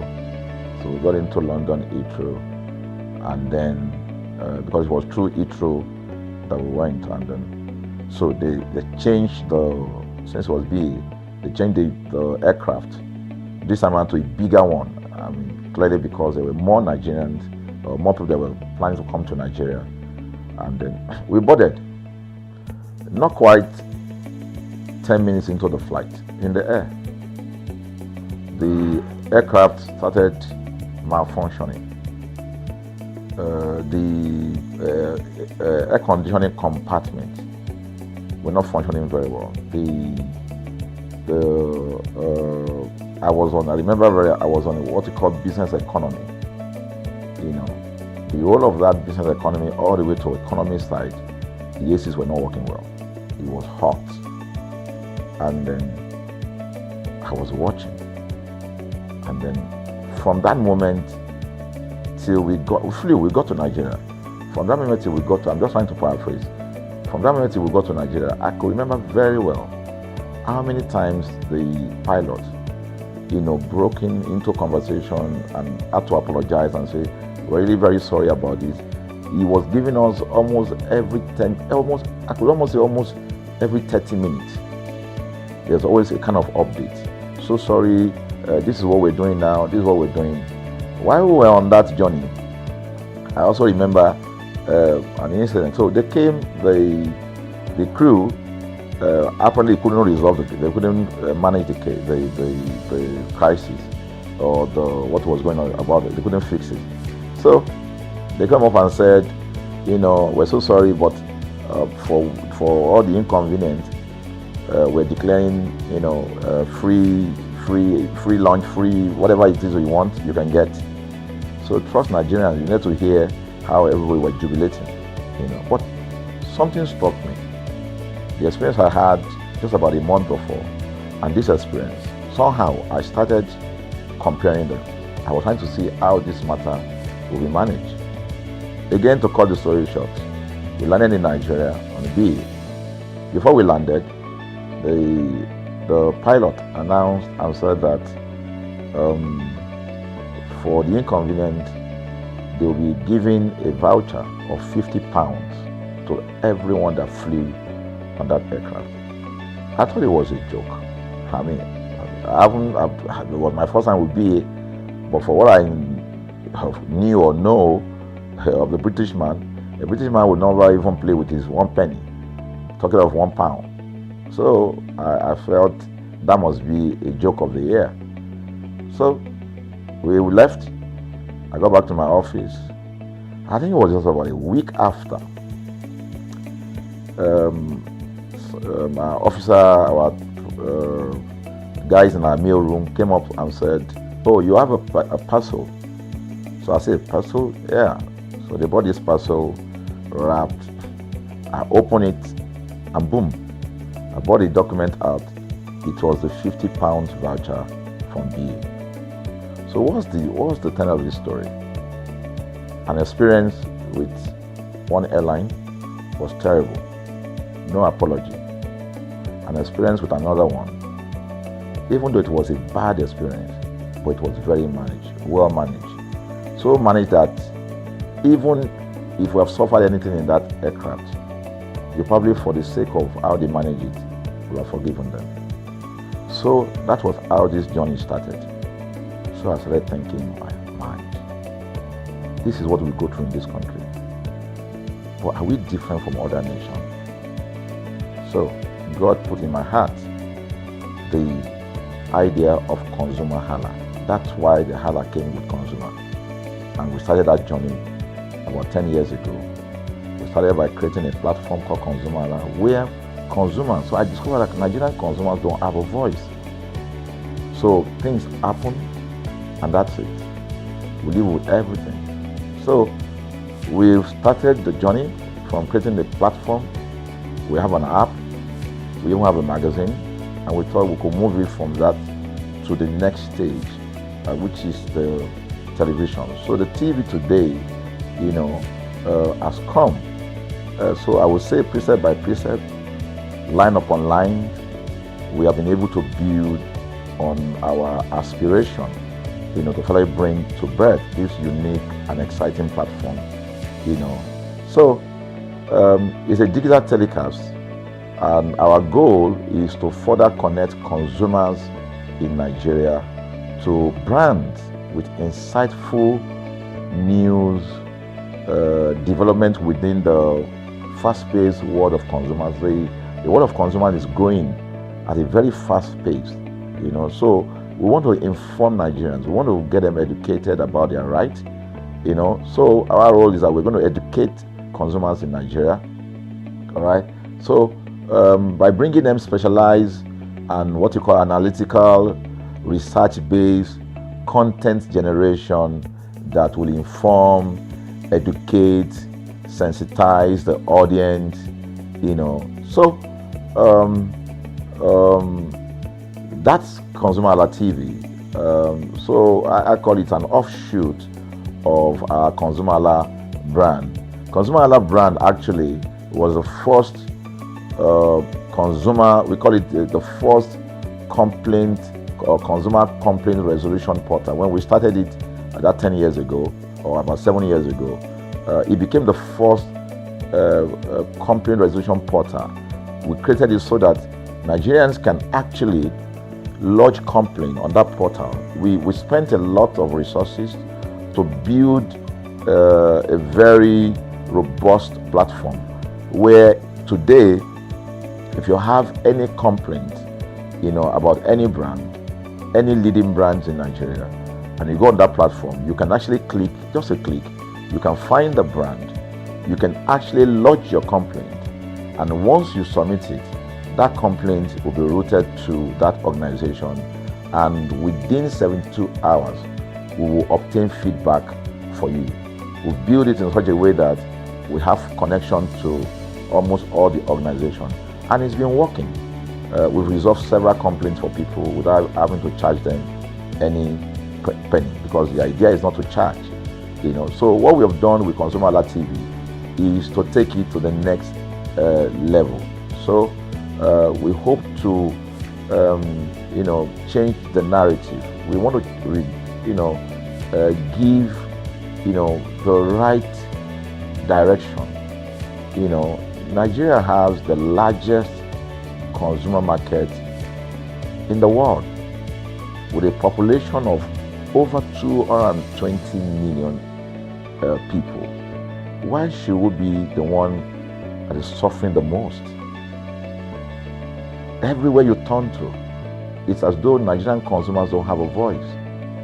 You're traveling, you buy a ticket. For whatever reason, an airline will wake up middle of the night cancel, call it, delay the flight for whatever reason, and then you'll be waiting at the airport for hours. You'll be there for 2 hours, 3 hours, no any explanation. Then while you're there, they can even wake up and say, oh, flight has been cancelled. So everybody carry their luggage and go home. Nothing happened. Of course, things are changing. We must commend government because government is beginning to wake up, but there's still a lot to be done. And we believe that we can help to make, those, bring about those right changes. So we offer deliberately, part of what we do is that we also offer advocacy, all right? We're not just an advocacy organization, but we offer advocacy. We have a legal team, we have lawyers that are registered on our platform, all right, that can also take up cases, okay? So, and we've taken up many cases like that, and won those cases. So, Consumer Hala is a platform to help consumers to, we're not fighting brands, but rather we say we're bringing about an amicable, resolution of conflict, such that it will be beneficial to the consumers and also be beneficial to the brand. I remember the word of Jeff Bezos. Bezos is the founder of Amazon. He said that the most important single thing, all right, for an organization is to focus obsessively, use the word obsessively, on the customer. We often say that customers is a king. They should sit at the top of the ladder. In our environment, customers are the ladder. A brand wakes up today, decide what product to produce. They wake up today, decide how much the consumer should pay. They wake up to decide everything for consumers. So consumers are just at the receiving end, and yet they are milking the consumers. There's no price regulation in this country, none. People just wake up and fix prices. Look at the power.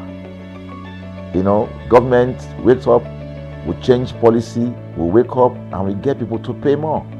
We think it's time for consumers to begin to speak out. In speaking out, in engaging, we can get the brand to begin to do what is right. And of course, I know that the consumers themselves need to be educated.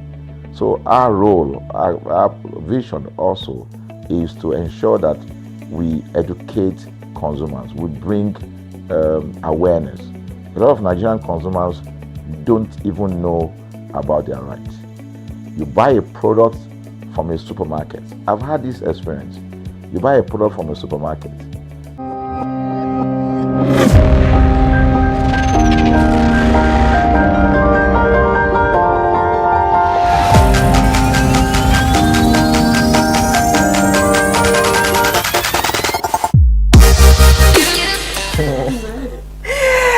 It's interesting. Thank you so much for still being there with us. It is Resolution Box on ConsumerHallaTV, and then now I'm here with my team. Resolution Box is for you as a consumer. If you are feeling any dissatisfaction, or you're not getting all the rights that you are entitled to on a particular product as a consumer, and you're trying out to reach out to the industry, the sector, the company, or the organization in question, and all to no avail, you have to try it out on Resolution Box. Yeah, trying does not kill.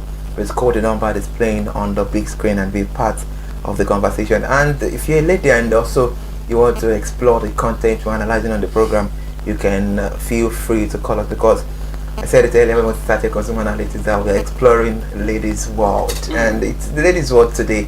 And today's edition, they are our mothers, so once in a while we need to talk about them, celebrate them. Every time, even though we all know that every day is Mother's Day. You can have like 4 or 5 to Mother's Day in a year. You just have maybe just one day to celebrate. People don't even remember that day. But most of the time, people don't remember actually. That's very sad. People don't remember. But it is what it is. God just help with the fathers. we try all our possible best to do things for all the children. Before But, you know, even go on, I want to ask, when are we going to celebrate the men? Because we celebrated the ladies today or the women. So when are we going to come back, give or take, we might come back to another product that we have to do with men. So I think then, something I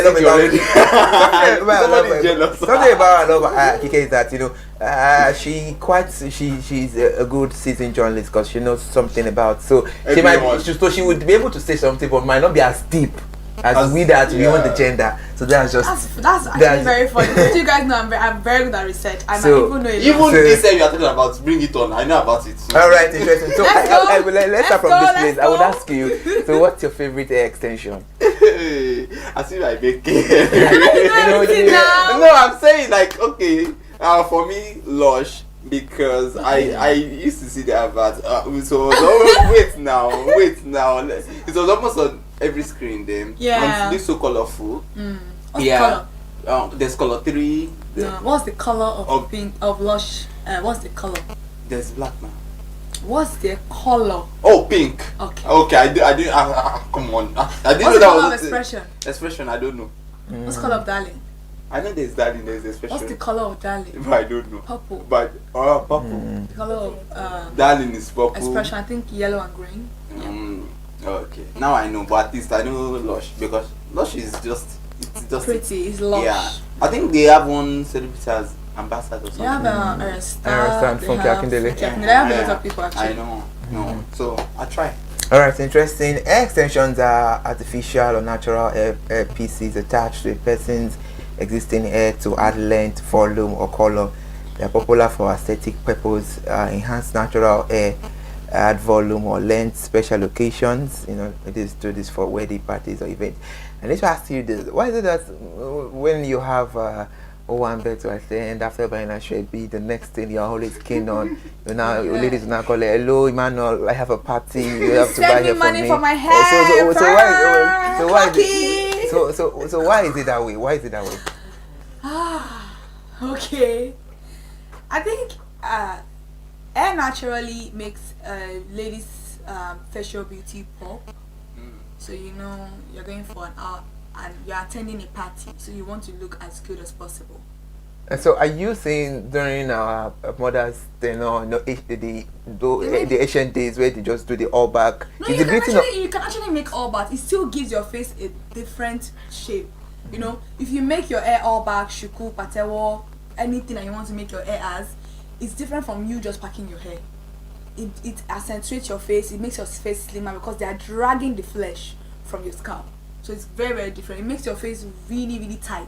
And when you have a very tight face, it makes your face look pop. And before you can apply your makeup and every other thing. And I think it's not only extension now. People make frontals, just to keep up their appearance. So, yeah. I based on research and all here, I hear people buy wigs for 500,000, a million. 3 million. 3.5 million.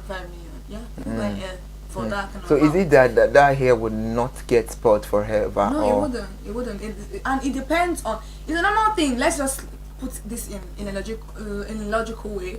If you have your own natural hair and you don't take care of the hair, it's likely going to have issues. So if you buy hair that's very expensive and you don't take care of that hair, it's also going to have issues. But it's just that it is very, very. It looks beautiful. It looks more lush and it looks better than synthetic or fiber or low graded human hair.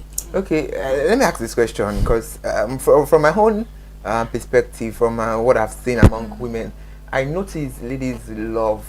You might prove me wrong, but it seems like ladies love to do braiding. They have wigs too, but most of the time they love to grow braiding. Why is it that way? Is it more cheaper? Or maybe wave-ons are it's interesting and you're right in a way. It's interesting.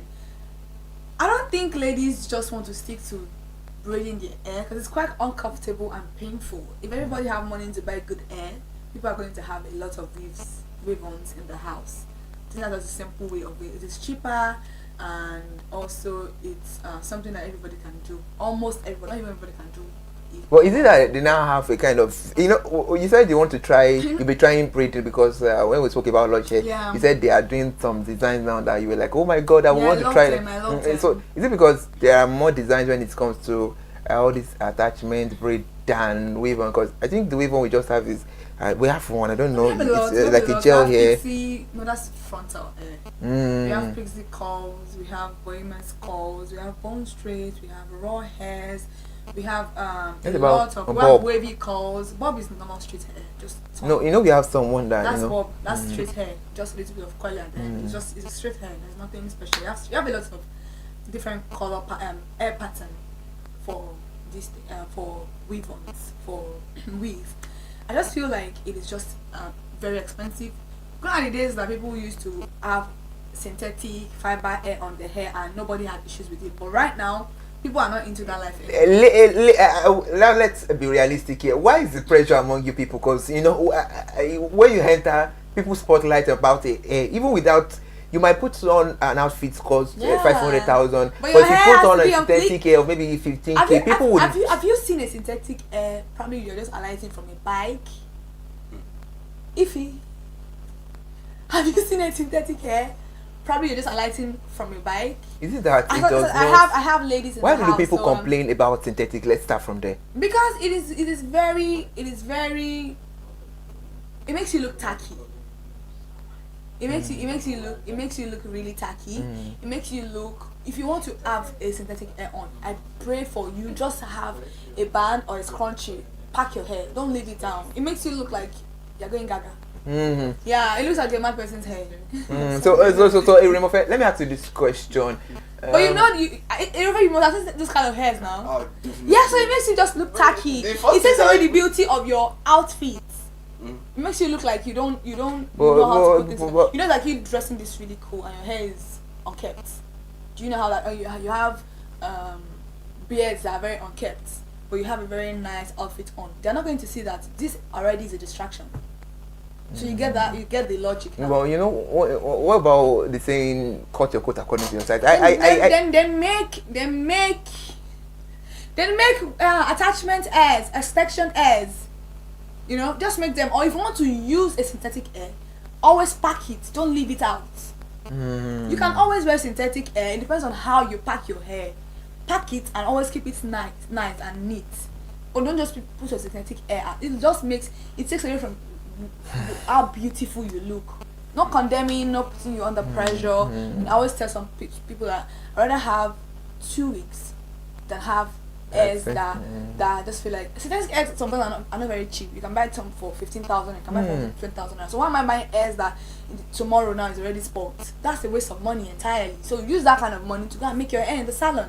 As simple as that. It's just logical. I was just when you said they buy hair for 500,000 for 1 million, I'm like 3.5, bro.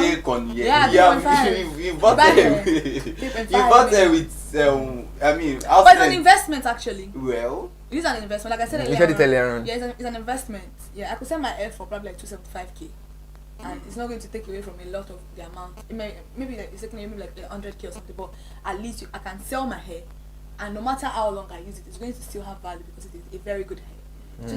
It's like you're buying gold also. It's just like gold appreciates, but this one can also depreciate. It depends on just because of the economy. Sometimes gold was sold for 12,000. Talking about so it can go up, it can come down. But for hair, it's just like an iPhone. So I think that's just it. Okay, let's move on to you now. Let's get on this conversation because the last time I knew you did your hairdo, it was synthetic. What are your reasons for using synthetic? All right, thank you so much for joining us. This is Resolution Box on ConsumerHallaTV. You can be part of the conversation this afternoon by joining us and feel free to tell us your take on what we are analyzing. Everyone is a consumer and our voice must be projected on the body. The main purpose of Resolution Box is for you to get your resolution about any issues you are encountering with any manufacturer, any company whatsoever. So please, you can always call the numbers. The numbers are available for you. Then the hair loss solutions as well. Then we have type of hair extension. We have the clipping. This is temporary, easy to apply and remove. Yeah. Which one is the clipping? The clipping is like a claw. It has like a claw clip. you put it attached to the base of your hair, and then you probably like open it up. You know, when you want to put it, you open it up, then you put it. It's like it has like a teeth. How would I explain it? You know, like a brush. You know those fancy brushes. You put it in your hair. When you want to leave it on, then you close it. You just do pam pam. That's it. Okay, all right. Now let me go back. So we're having a conversation earlier on, and from your analysis given from your data, it seems weave on is quite expensive, quite demanding. Human hair. Okay, most especially the human hair than attachment. Yeah. Okay, so what about? Like 4,000 naira. But there is this kind of attachment. I think I would tell you how it looks like. In my mind, I think it's quite affordable. The one that has to do with maybe gel all over, then just the middle, you know, the two attachment. Ponytail, gel. Oh yeah. Packing gel. Packing gel. The refined word is ponytail. Yeah, packing gel. Yeah, depends on what you're using. People use bond straight for packing gel. People use fiber hair for packing gel. People use synthetic for packing gel. You know. People use. So I'm talking about that one now. That's not a clipping. That's a sewing in method. So that's not a wave. No, that's not a clipping. That's like you are using thread and needle to sew the hair in. Okay. Yeah. So we have taping as well. It is semi-permanent attached with adhesive. We have sewing and weave. Yeah, the braided or sewing into existing hair. Then we have the micro link attached using small metal or plastic beads. Yeah, that looks like kinky hair, right? Yeah, it looks like it's kinky hair makes your hair look like. I think this lady has it on. Inem King right now. She has it on. Very tiny. And is it the one that is it the attachment that people are always using bead all over that ladies you do? No. Micro link and not. It looks kind of short, right? No. Oh, sorry. Oh my God. I thought it was micro twist. Sorry. Micro links are like bead. Yeah, they're like bead. They're like if you take a percentage of your hair, you fix it in as if you are fixing fishing line into a bead. Then you put it and you use like a plier or something for hair. Use it to press the bead, and then it's going to compress and stick to your hair. That's how micro links are. Yeah. All right, interesting. Then we also have the fusion, which is bonded to existing hair using glue. Yeah. So when choosing hair extension, you have to consider the hair type, the human or synthetic. We've spoken about that, but I still think there is this adequately good one. I was on live Instagram and I streamed the line, and he said something. Ever since then, I took that word. He said anything. He said it in Yoruba. He said anything you have, fiswag be.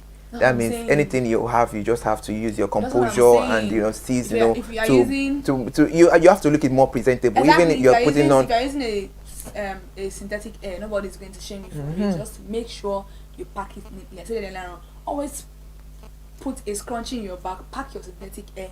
Nobody's going to even have issues. It's not a crime. Not just you coming down from a bike and then the hair is like the one is here, one is there, one is there. I don't think you've ever seen how those hairs look. It doesn't look irritating. Yeah. They look exhausting, and then people that have synthetic hair, most of them they go out brush, as they are walking, brushing hair. So it's always a lot of work. So just pack your hair. Nobody's going to know you're using it. It's going to look very beautiful because those type of hairs are the shiny hair. They shine a lot because they're like an expression. Then the color match your natural hair color, and I think a lot of ladies spoke about that. That was where I was giving analysis about what each consumer was saying. That I love gold, I love blonde because it suits my color. So as a lady, I think you must know what suits your your. They have different colors, so that right? So that they can suit your skin. Yeah, they have a lot of color. Yeah, that's true. That's interesting. Then the application method. Choose a method suitable for your hair type and lifestyle. We have 4C hair, we have 3C hair, we have 4B, 2C. I don't even know. We have a lot of different types of hairs, hair type, and they have their own challenges and their own strengths and weaknesses. So yeah, that's very true. So proper care and maintenance can extend the lifespan of hair extensions. I think when it comes to attachment as well, we have some attachment wig. We have attachment wig too, right? Because I think most people. Attachment are for braiding. I think attachment is everything. There are some attachments that they are like people just wear to as wig. That's what I'm trying to say. We don't have I something think like his that. own point is like, maybe it's an extension. All these attachments that people do, like braided extension. Extension, yeah. They put it to their hair. Yes, it's like, Yeah, like people wear it like yeah, they wig. wear it. It's just the way How- they wear, like the way you are wearing your wig now. How do you know she's wearing wig? Wait, I think now you need to draw the line because it's still finished. Okay. The thing is that I don't know of that. I know that there are some things that you can use, maybe like a kinky hair. This lush kinky hair, you use that. You can use that to braid, and you can use that as a ponytail. You can use that as a full, but like normal straight attachment. I don't know. Are you crocheting it to your hair? Okay, so are you? Okay, maybe we are wrong. No, so probably most of the time I see it in movies and I know that like it's the normal wig. attachments. It might be a kinky hair. A kinky hair, the one that we use crochet pin to pick out and use as probably like a ponytail or something. You know the way braid is, that is just like one. Let's say one. Not like the hair Elizabeth is wearing now. Yeah, so they can't make that like into a wig that you just wear it. I don't know, like okay, but that's going to be very chaotic because it's even worse than a synthetic hair. So I don't understand what you don't get my like. It's even worse than a synthetic hair. So why exactly are you going to be wasting like that kind of money just to be like? Are you sewing it? Because you cannot even sew it into a wig. You can't sew that kind of hair into a wig because it doesn't have the threaded whatever. But if you are telling me probably like a kinky hair, what's this kinky? I've forgotten the name of the kinky. Afro kinky, yeah, I don't know. Yeah, you can use that and put that as maybe like a ponytail. You can use it as even like a full hair, but it's a lot of work also. A lot of work. But for attachments, normal straight attachments, they can't make it into. I've never seen it. No, people. I've never seen it before. that before. I feel like if you have seen it before, I've never. Okay, and then now let's move away from there. Let's carry the team. Let's carry Mufe along because it's like it's quite odd and lost. I think I'm still trying in this stage and I don't know why. I feel he knows. You see why you need to get married soon. No, he's an only child. He's always with mommy every time. So now let me ask you this question as a lady. Yeah. I will get back to you on this question. What makes, if you go to a salon to make your hair and people are wow, you look beautiful, this hairdo, is it your beauty or does it lie on the job of the hairstylist, or is it the hair extension you're using? What make after your hairdo as a woman, what makes the beauty pop out? I think everything is intertwined. Sometimes you may not even. I think everything is intertwined actually. Your beauty, the hairstylist, and the type of. But what's the top factor? Is it the hair extension? It's the hairstylist. It's your hair expression that somebody will see. They might even see you from the back. I love your hair. Most people will not compliment you are beautiful. They will say I love your hair. Most girls will never. Girls can be very funny. They don't tell you are beautiful. Even some men, some guys to do it. Some guys will be like, even some people's boyfriend will be like, oh, I love your hair. Not because they've already been seeing you like. Maybe someone that have never seen you before will say, oh, you look beautiful with your hair or something like that. Maybe the way the hair, but it's still the hair that's making them compliment you. So I feel like the hair is number one, then your beauty, then the stylist, then your beauty. Because the stylist is the one making the hair. So yeah, it's who you pick to make your hair. So I think that's just what that is. Are you aligned with what Tekike is saying? Well, for me, I think, I would say it has to do with something that is inward. For instance, I would want to use an analogy. Somebody who begins to develop muscle did not start developing it because he started gymming. He has it. Yeah. So the gym only brought out what he has. So I think it's, if you have the beauty in you, the hair is just a complement to that beauty. If for instance, you have a good hairstylist, and pardon me to use that word, reverse is the case for the looks. It might not look so well, even if the hairstylist has done something well. My point is this: the beauty you have, the hair is just an extension of it. That's why I think they call it extension. You already have the beauty, even without the hair, it's still good. But the hair will just bring out that inner beauty in you. Then this is another factor. Let's say for instance now you've made your hair, like you said, I agree with you. Then you have a good hairstylist who has done something. Even for men, when you have a good haircut, someone say, oh, I like your hair, which is good. But the only thing that has made that hair like make your face pop out is because you have that look. You understand? I don't know if you get my analogy. I'm not saying that sorry, I'm just saying that if somebody did not compliment your beauty, then it's not a priority for them. I may not make my hair. Somebody will say, "Oh, you look beautiful," which is normal. People will tell you look beautiful, very normal. You know you are beautiful, but somebody will open their mouth first, not to say, "I love you look beautiful." They will say, "I love your hair." Most of the time, they may even see you from the back. They're not even seeing your face, because a lot of times if I make my hair, people from the back like, sister, I really like your. Where do you make your hair from? They don't ask you who created you or where did you get your beauty from. You get what I'm trying to say? I get the fact that you might say your hair will make you beautiful no matter what. The way you calm down, the way you look when you don't make your hair is different from the way you look when you make your hair. There's this difference there. It's even like a very wide. When you ask me that, why do ladies like to make their hair when they are going to an outing, because even ladies know that hair is a priority. Your beauty is not going to bring your hair out, but your hair is going to bring out your beauty. I think you're talking from the feminine side. I'm not saying talking from because even most guys will tell you, "I love your hair." People that don't know you, they'll tell you, "I love your hair." I think that was the time I made one. So what's your hair count? A lot of. You know that there was a time I made one hair like that. I think it was an all back and bantu knots at the back like that. That throughout the time I carried that hair, everybody that saw me were like, "I love you." Everybody the first week, because when you're just making your hair, all your scalp is still shiny. People were like every day. I can remember this Alade junction here. A policeman looked for a Mara for me because of my hair. Like he had to, it was like, "Oh my God, this hair is your hair. This one is really nice." It never said, but like, "You look beautiful, but I love this your hair." And that was why it was like, okay, well, because my hair, you have seen me a lot of times now. You have seen me on different hairs, but probably because it just likes a particular hair.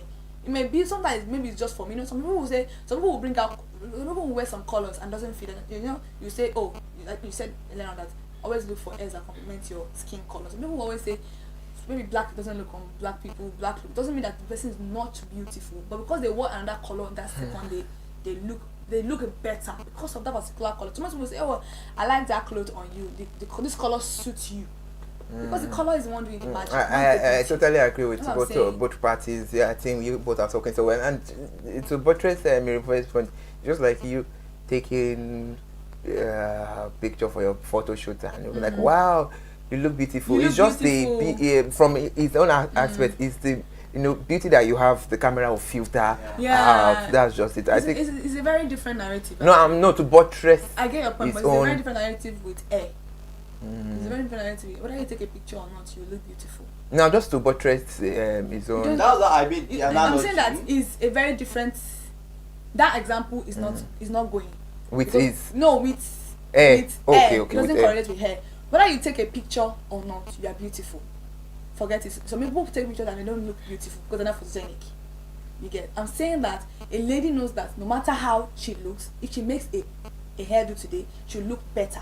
Nobody has ever made an hairdo. I'm not saying you don't look better. No, I'm not saying. I'm talking about his. No, I'm talking about his own ideology with hair making. It is very different. No, I spotted that, so to buttress. I'm saying that you are spotting it in the aspect of hair making. But that's why you did that, because you were like, if you take a picture, people are going to say it's just what the picture sees. That was what they did.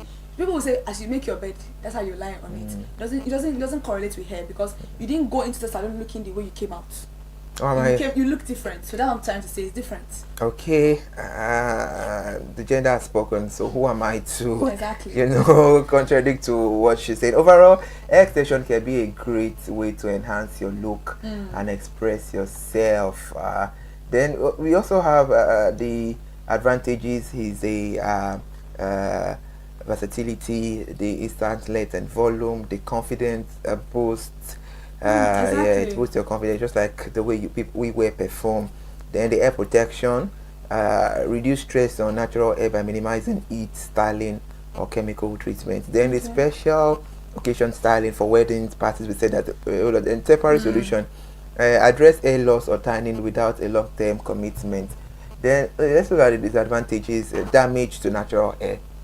It does do a lot of that. So just like the edges. Just like the 1 million braid I said too the much other of time. damage. I don't know why people are doing that. I'm sure you heard about 1 million braid because I think everybody knows about 1 million braid at this point. Too but much of do that. people still do a 1 million braid? People still do it though. People still do it though, especially our mothers. They still do it though, and you will see them. Their hair's already beginning it's like half cut already. Okay, that's the cost. Yeah, that's why attachment, anything that you're attaching to your hair, is causing a lot of damage to your hair, whether you like it or not. All right, okay. I wouldn't want that. So, future partner, know you're watching right now. Buy wigs, buy expensive. I promise you, I'll always. Exactly. Future partner, what if you started doing it? I know, yes, already. I will do much better. Then maintenance requirements, regular upkeep is necessary to keep extension looking their best. Then the disadvantage is costs. To make hair, the high quality of extension is very expensive to do.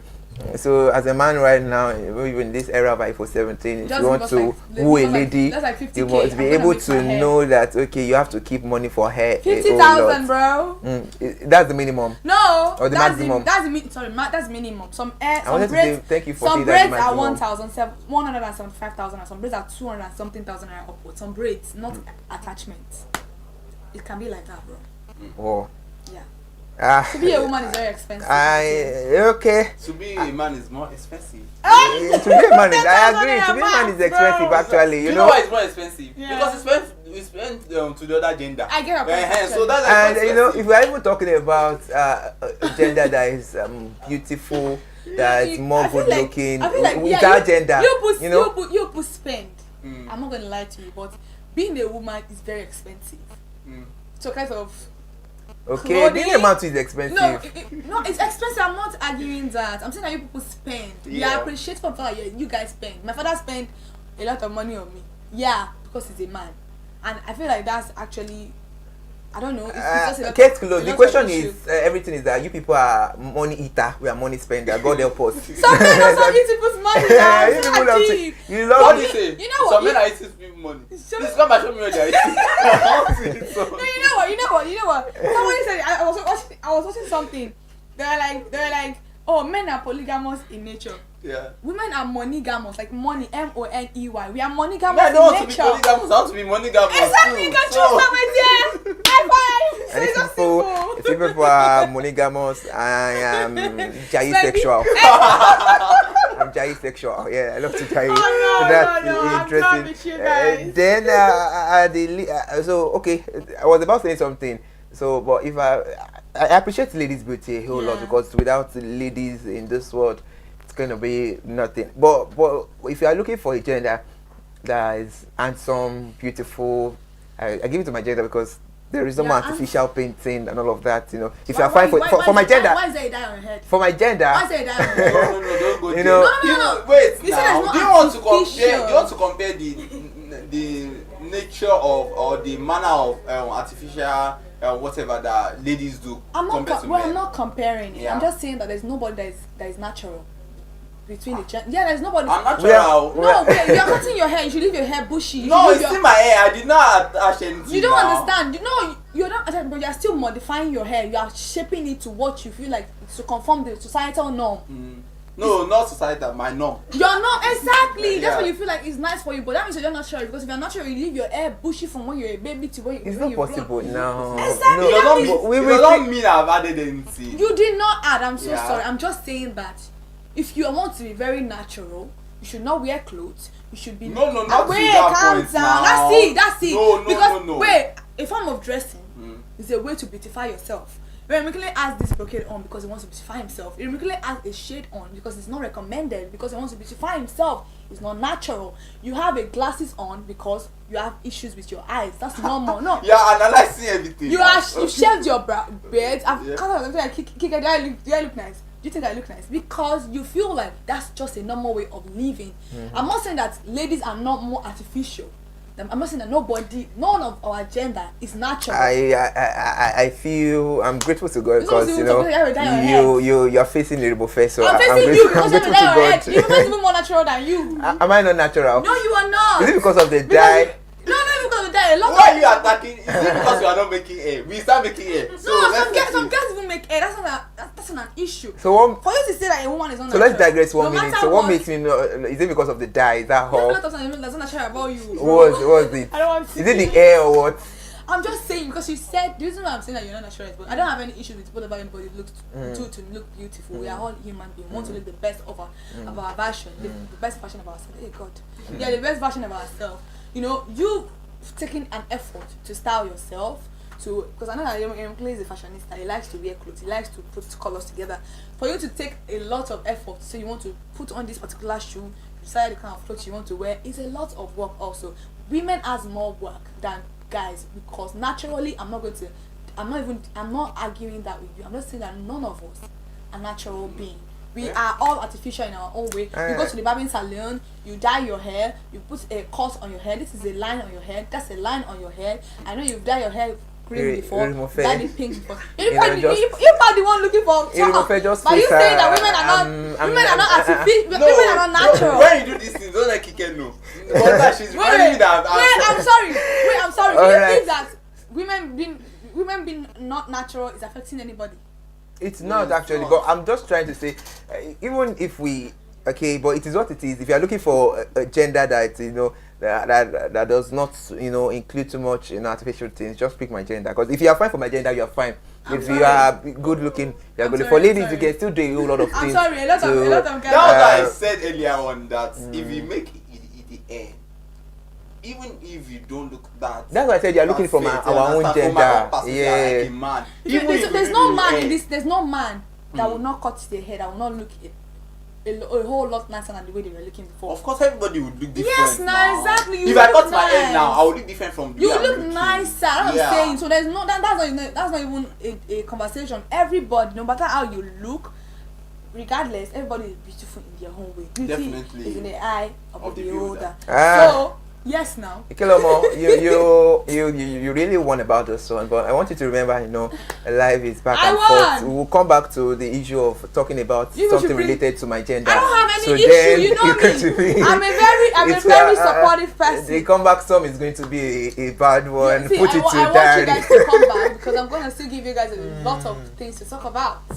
Interesting. Thank you so much, Kike. Thanks so much. It's essential to weigh this potential drawback against the benefit and consider your individual needs and preferences. Before we go, I have to tell you this thing that please note the resolution box is meant for you as a consumer to find a proper resolution to the issue you're encountering about any product, about any industry, about any organization at all. If you've tried your whole possible best to reach out and it's not working, please know that resolution box is the center fit for you to get the solutions, to get the perfect resolution. So please put that at your left palm. I wouldn't say right palm, but most people use left palm to eat as well. This is in the middle. In the middle. Thank you so much for being on the program. But before we go, let me hand over to my team for their concluding highlights. It's your gender. I know you have something to say. I have a lot to say.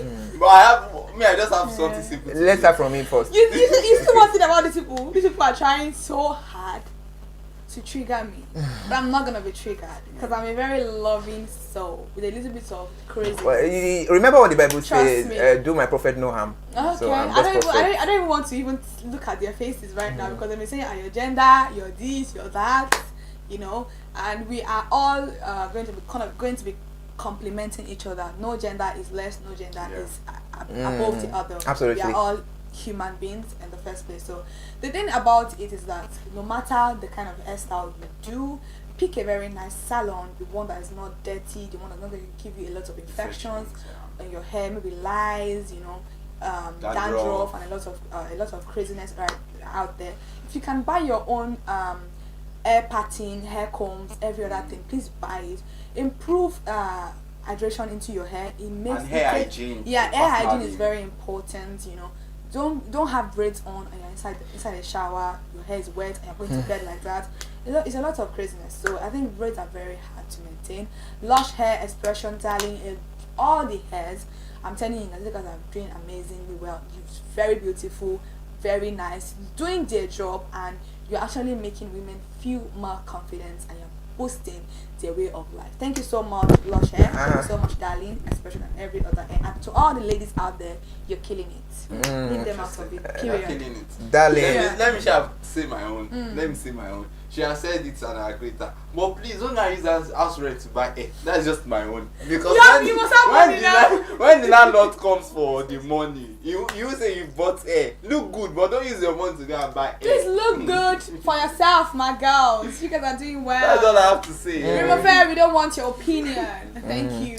All right, that's it. I'm just, on this table, I'm just happy that, You're supposed to give my trophy today. Kike has just been giving it out, most especially to Remofe. Thank God I'm excluded on the program. I'm very, very grateful.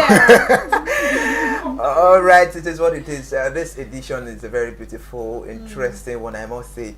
But it's all about, it depends on your pocket. Please note, if you have your synthetics, please rock your synthetic in the packets, please. Just make sure you do the necessary measure. What she said, maybe holding your brush, packing, and all of that.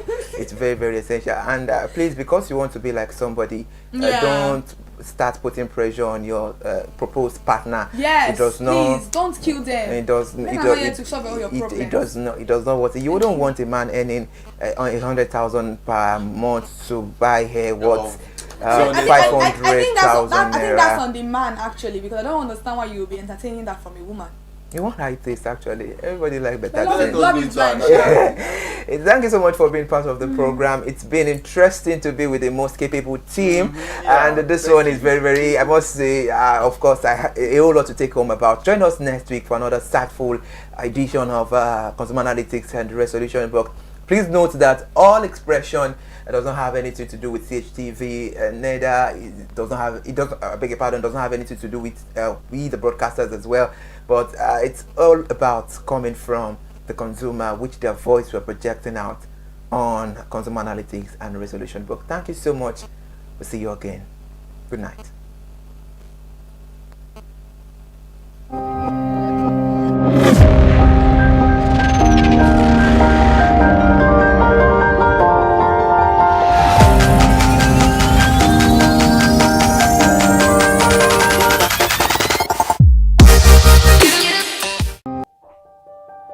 Hey there, do you know in the world today, everyone is a consumer, and as consumers, we all have the right to be heard. In Nigeria today, as a consumer, you have all right to product information, right to fair pricing, right to return goods, right to product labeling, right to fair dealings, and a lot more. Well then, have you heard about the new media channel? ConsumerHallaTV. ConsumerHallaTV. ConsumerHallaTV. At ConsumerHallaTV, our goal is to inform and educate consumers in Nigeria with insightful news alongside development within the fast-paced world of consumers through well-researched, specialized, and analytical content. Our vision at ConsumerHallaTV is to create an engaging platform that provides right connections for meaningful brands in Nigeria, thus creating a more caring world for consumers where business thrive. And guess what? Our Consumer brand is the first consumer complaint resolution portal in Nigeria, powered by a 72-hour feedback mechanism. We offer consumer advocacy, informative talk shows, branding promotions, advertising, and lots more.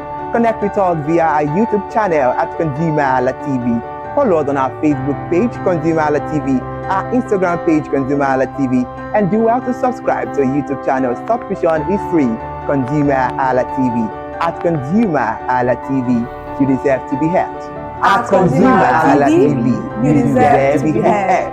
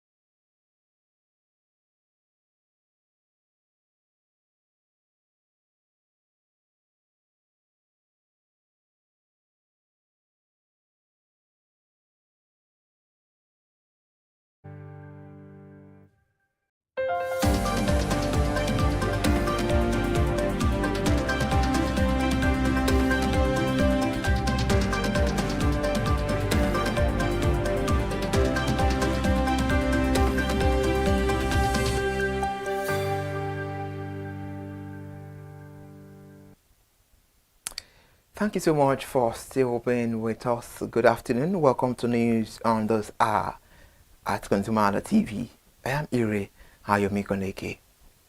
Nigeria has been ranked as 105th out of nearly 140 countries in the Global Innovation Index 2025, well published by the World Intellectual Property Organization. Despite not making the top 100, Nigeria stood out for topping the world in unicorn valuation, a measure of billion-dollar startup and venture capital growth. According to the report, the Sub-Saharan Africa region's top performer at 53rd, followed by South Africa at 61st. Meanwhile, Botswana was at 87th and Senegal at 89th.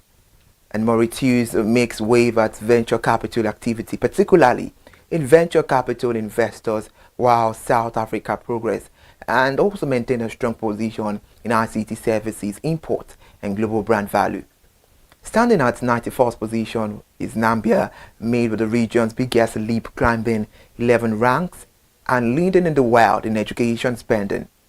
It also excelled in public-private research, collaboration and foreign direct investment inflow, which signals a growing innovation ecosystem.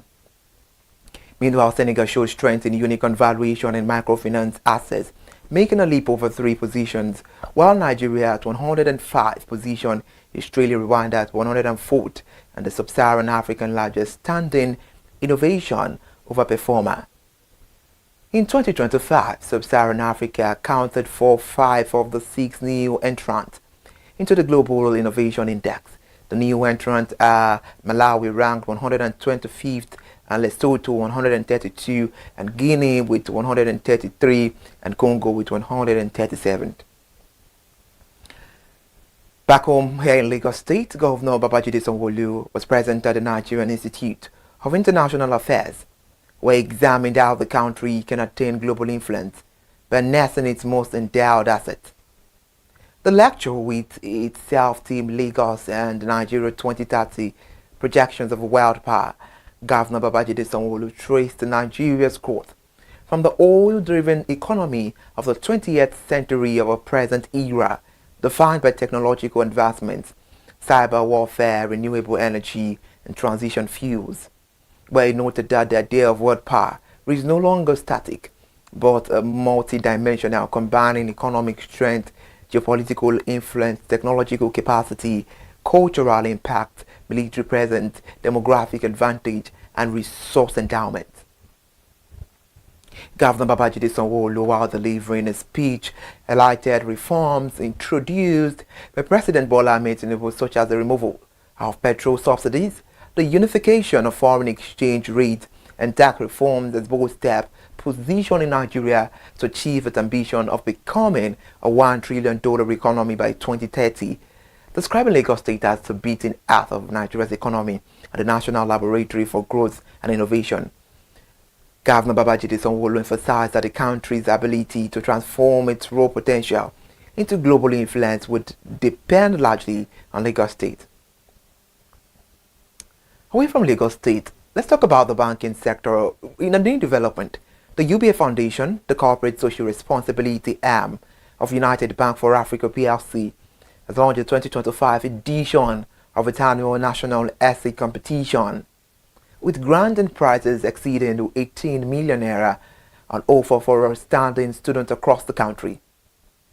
Marking the 15th consecutive year of the initiative, the competition beckons on senior secondary school students to write on the topic, Nigeria is characterized by diverse cultures and religion. And also, how can young Nigerians deploy diversity to build a united nation? In an official statement, the UBA Foundation explained that the team was categorically selected to encourage critical thinking among Nigerian youth to highlight how diversity could serve as a unifying tool for national development. The foundation added that the competition aims to revive the reading culture and nurture the intellectual capacity of young Nigerians. Meanwhile, Managing Director and Chief Executive Officer of UBA Foundation, Mrs. Bola highlighted the significance of the initiative, stressing that young Nigerians have a crucial role to play in fostering national cohesion at a time when unity is most needed. Elsewhere, President Bola Tinubu announced yesterday that over 126 million Nigerians have now been enrolled in the National Identity Database, even as the federal government has expanded the system capacity from 100 million to 250 million records to ensure universal coverage. The President, represented by the Secretary to the Government of the Federation, Senator George Akume, disclosed this at the 2025 National Day of Identity Celebration organized by the National Identity Management Commission and IMC in Abuja. Meanwhile, the event team's key infrastructure backbone to digital public infrastructure, Senator George Akume said, the President's milestone was more than a statistic, but a story of empowerment, inclusion, and national progress. He stressed that the national identification number was not just a number, but a key dignity to access and security for every Nigerian, adding that the government would continue to strengthen the identity ecosystem to ensure no citizen was left behind. And meanwhile, President Bola Tinubu yesterday said the linkage of the national identification number with SIM cards has drastically reduced fraud and improved national security. President Bola Tinubu was represented by the Secretary to the Government of the Federation. Senator George Akume spoke at the 2025 National Day of Identity organized by the National Identity Management Commission in Abuja. The President noted that identity is now more than a record, describing it as a foundation of citizenship, the gateway to opportunity, and the anchor for national security. He added that the national identification number, supported by public key infrastructure, has become central to Nigeria's digital transformation, making transactions more secure and building citizens' trust in government and private institutions. Let's turn your attention now, talking about the special advisor to the President on economic matters, Mr. Tokwe Fasua, has stated that Nigerians can expect inflation to fall to single digits soon, which he believes will make life easier for the people.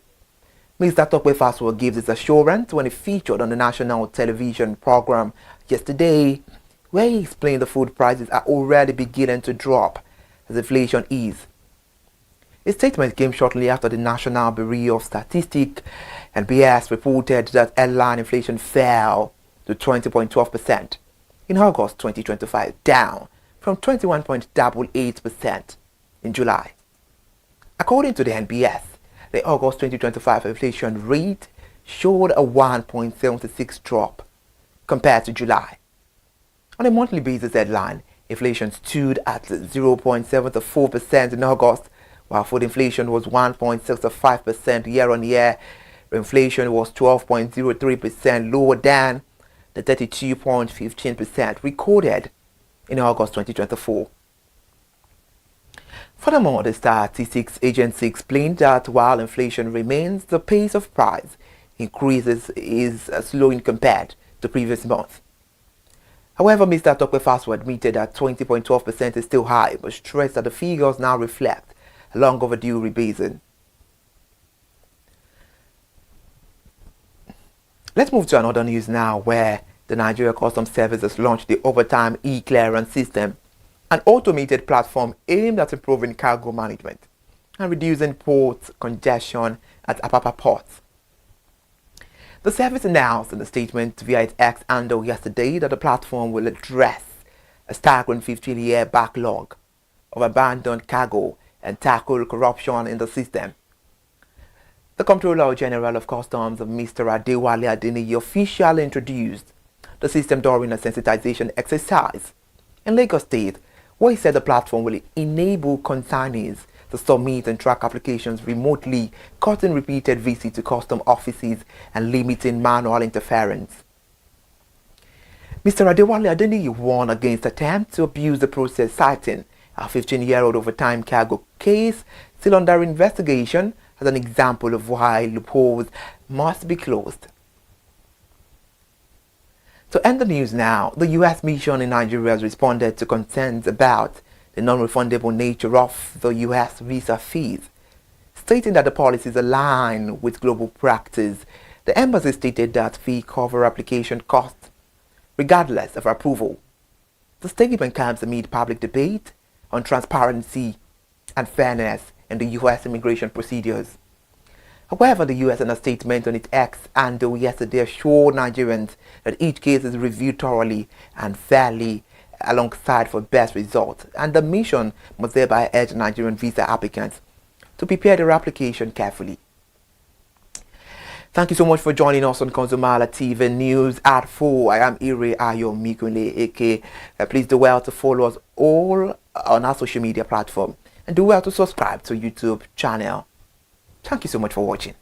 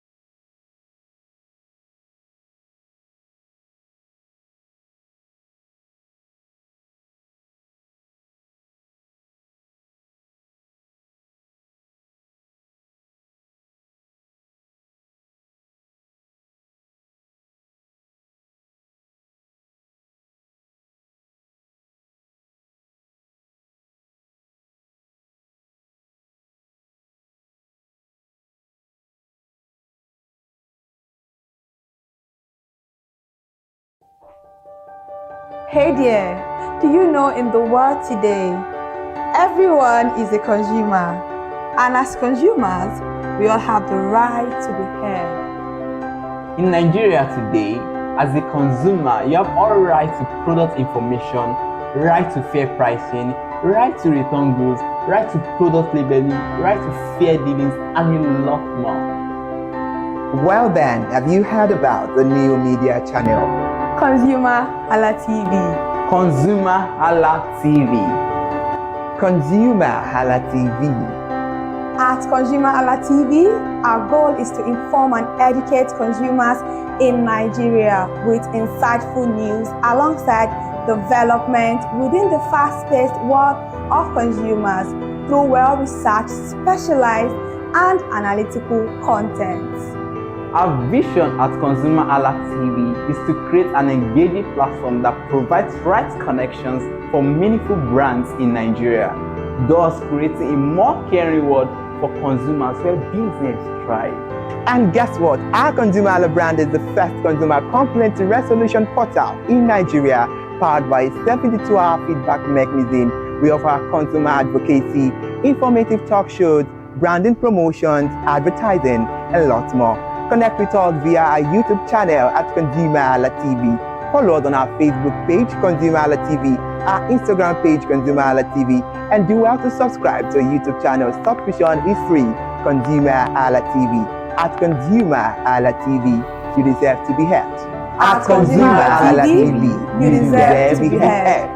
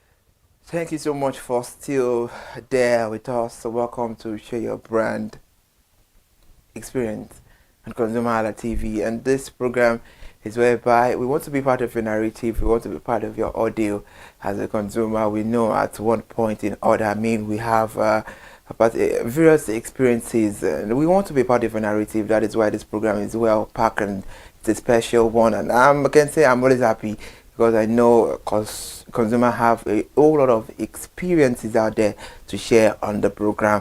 Good afternoon. Thank you so much for watching us on this program. This beautiful afternoon. I am Iri. I am Nikoleke.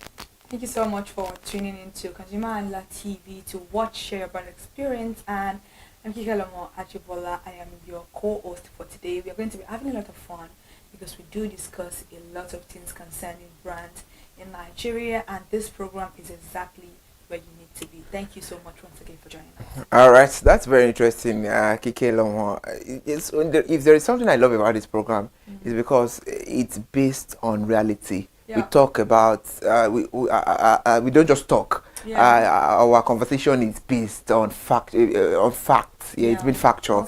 Yeah, because everyone is a consumer, and at one point or the other, we find ourselves in some kind of funny situations whereby we just have to be like, oh, and it is one of the things that consumer witness. So it's something factual. That's one thing I love about this program. On today's program, we'll be talking about the key aspects of product. And we're not just talking about it, we'll relate it. It's a conversation, and of course you can be part of the conversation by calling the numbers displaying on your screen. And talking about the key aspect of product, we will be talking about what are the key aspects, or what key aspects of product do you as a consumer check out when you want to patronize a product? Or what key aspect of a product do you as a consumer check out when you want to patronize a product? I believe that all consumers out there will be part of this conversation by calling us on the number displaying on the screen, because we want to be part of your narrative by you telling us what key aspects do you as a consumer, what key aspect of a product do you check out when you want to buy or when you want to patronize a product. Let me get to you. What are the key aspects you check out when you want to buy a product before we get to see what we have, before I narrate mine, or even before we get to the consumers at home?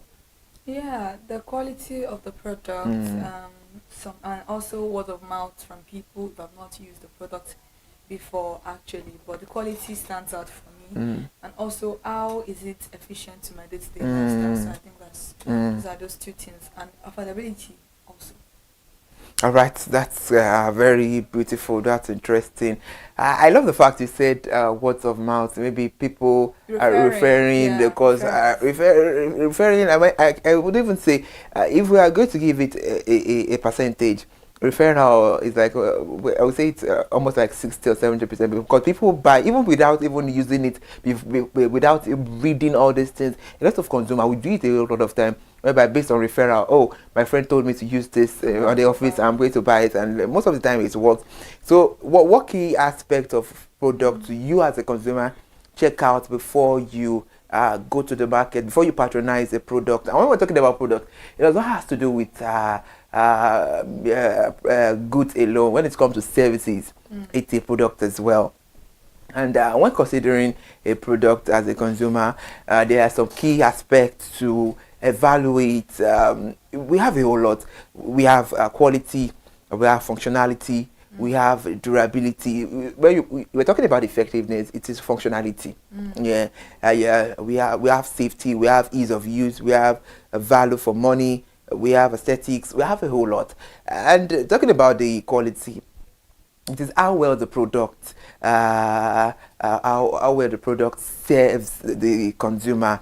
It's the overall performance. We have a lot of people do say quality over quantity. Yep. Yeah, and if it is not quality, consumers are not going to subscribe to the products, no matter how you use storytelling or advertisements, or influencers, to portray, to put your product in the face of the consumer.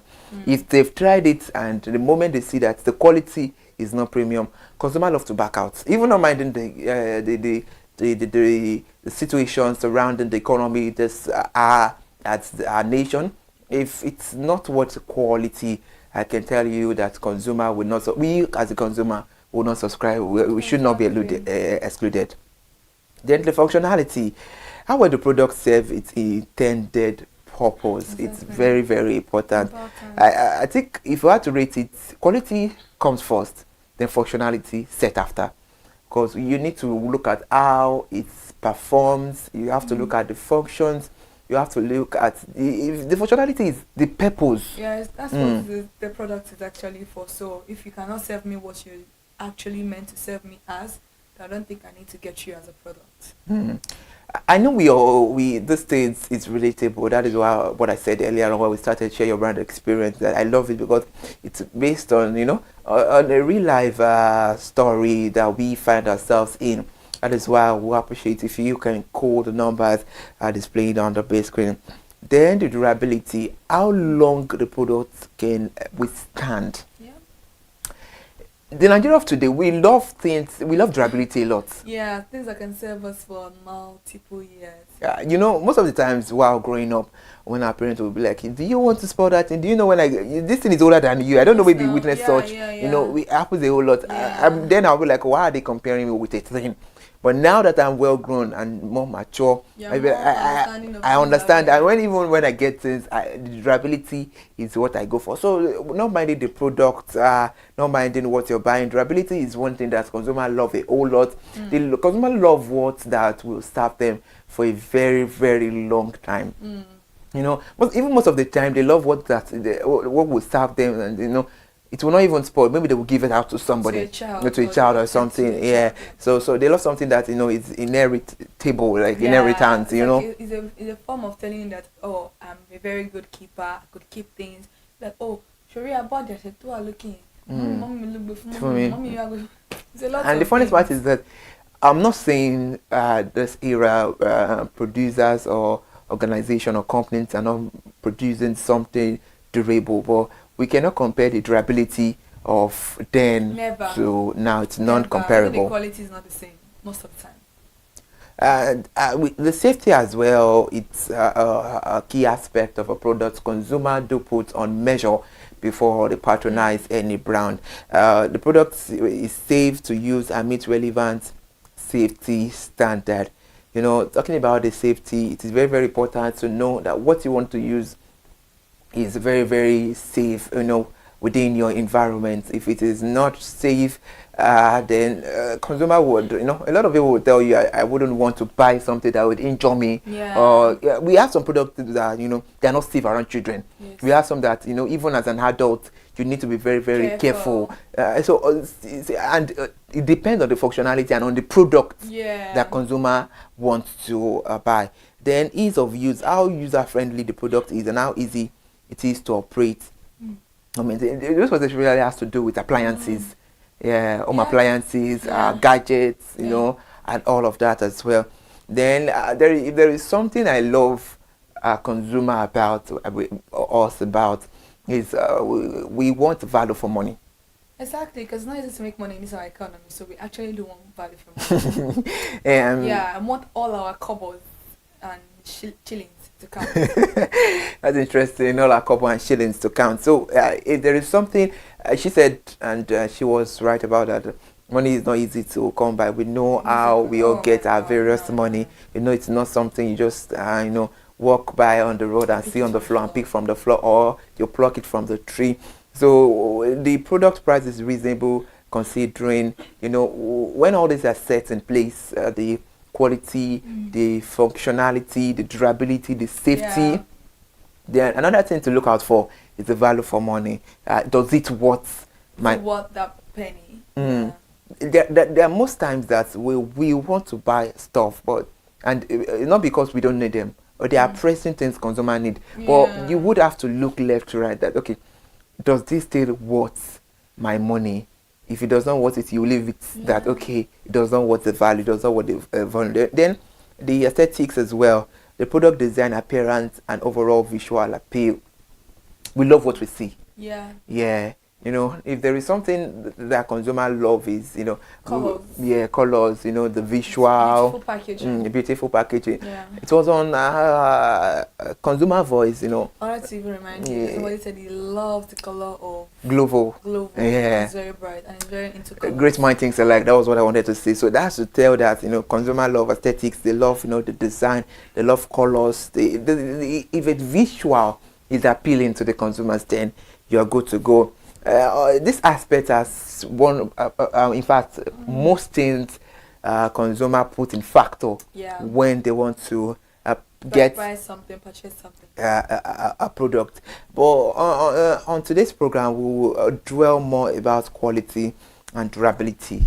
These are the essential factors to consider when evaluating a product. You know, all these aspects, of course, can help you make informed decisions when choosing a product that meets your need and performance at that particular time. So we need to talk about the quality and the durability. If you are just joining us on the program, this is Share Your Brand Experience, whereby your narrative is one thing that keeps us going on this program. We want to be part of your narrative. Tell us that that experience of yours on the program, and to be part of a conversation on the program this beautiful afternoon. We're talking about the key aspects that's consumer, you know, the key aspect of a product that consumer check out when they want to get their products. That is what we are talking about, and this thing is something relatable. At one point in time, I believe, I want to know that we have testimonies. Let me put it that way. If I want to use the word experience, I'll use the word testimony. We have a testimony to share. Every consumer has testimony to share. Not even the situation surrounding the economy we live. We all have an experience. Even a child that wants to go and buy sweet has an experience to share. The mommy Michael did not give him. Oh, it's not been friendly. That's an experience. Did not give me my change. You know, that's an experience. So everybody has experience, because it's not easy to collect an error from your parent now. It's not easy. So let's look at, if you are going to look at what's quality of a product entails about, because you're talking about the key aspect of what that consumer need to look at before patronizing a brand or a product. If you are talking about the quality, then it has to do with the material. Yes. Yeah, it has to do with the construction, you know, the product's material design and how quality, how it feels, how it feels. Then the quality too. We'll talk about the performance. That has to do with the purpose and function. That's true. It's very, very important. Then we're talking about the quality too. In fact, if we're talking about the quality, I love consumer a whole lot, because we pay attention to deal. You know, if we want to get something, we want to patronize it. It's because, okay, this thing is getting our attention. That has to do with quality. We know the quality of it. That is why it's getting our attention. Yes. And if it's not getting our attention, that means we already know that it's not worth the quality. So all these things are, of course, beautiful things that we can all relate on the program. So we want you to be part of the conversation and tell us your deal, tell us your narrative. That is why we are here for you. We'll get to the durability and we'll talk one or two when we come back. It's Share Your Brand Experience. We'll be right back.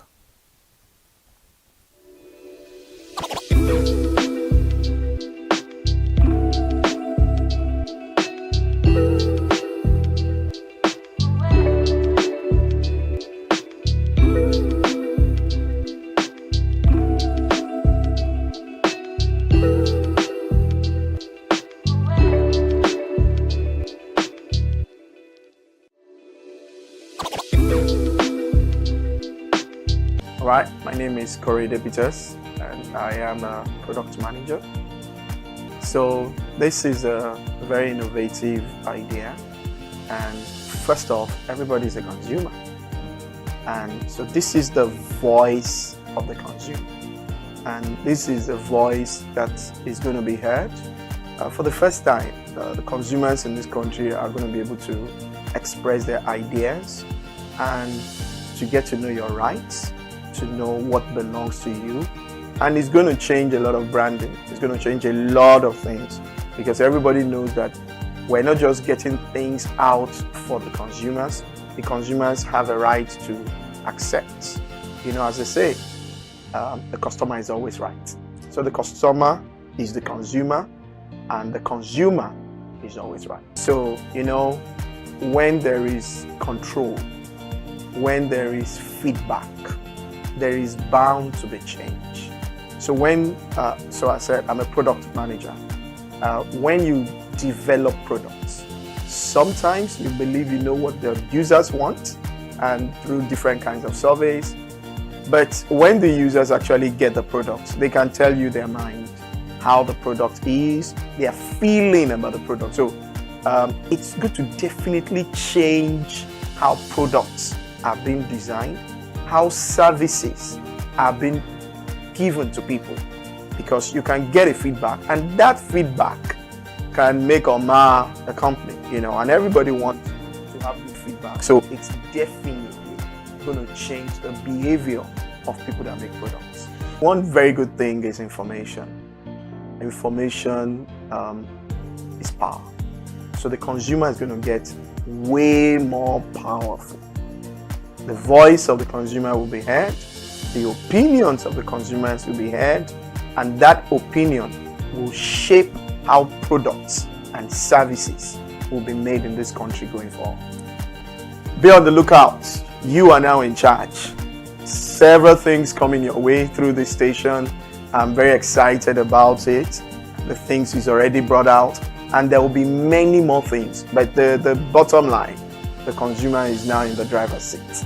So ConsumerHallaTV, thank you for this innovative work. You're going to keep evolving, and just follow the consumers. The consumers will lead you to what they want, and that's how it's supposed to be, always. They're going to have different types of consumers, and they're going to pander to the different needs, but you're going to be making consumers very, very powerful. So thumbs up, keep up the good work. My name is Korede Peters. Thank you very much.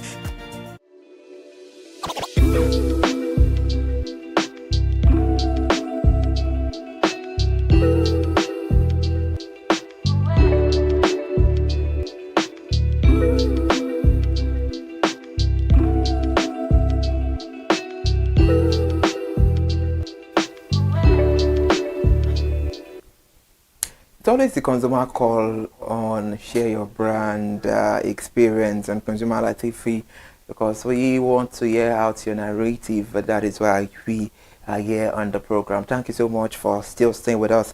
Welcome back from that short break. If you are just joining us, this is share your brand experience, whereby we are talking about your deal. We want to be part of your narration. Tell us how you're feeling about the angle that we are seeing or bringing to you at your comfort zone over there. Today we're talking about the key aspects that you as a consumer, check out when you want to patronize a product. It's very, very paramount for us to consume, be it goods or services in one way or the other we are consuming. And when it comes to that, there are some certain measures we need to look out for.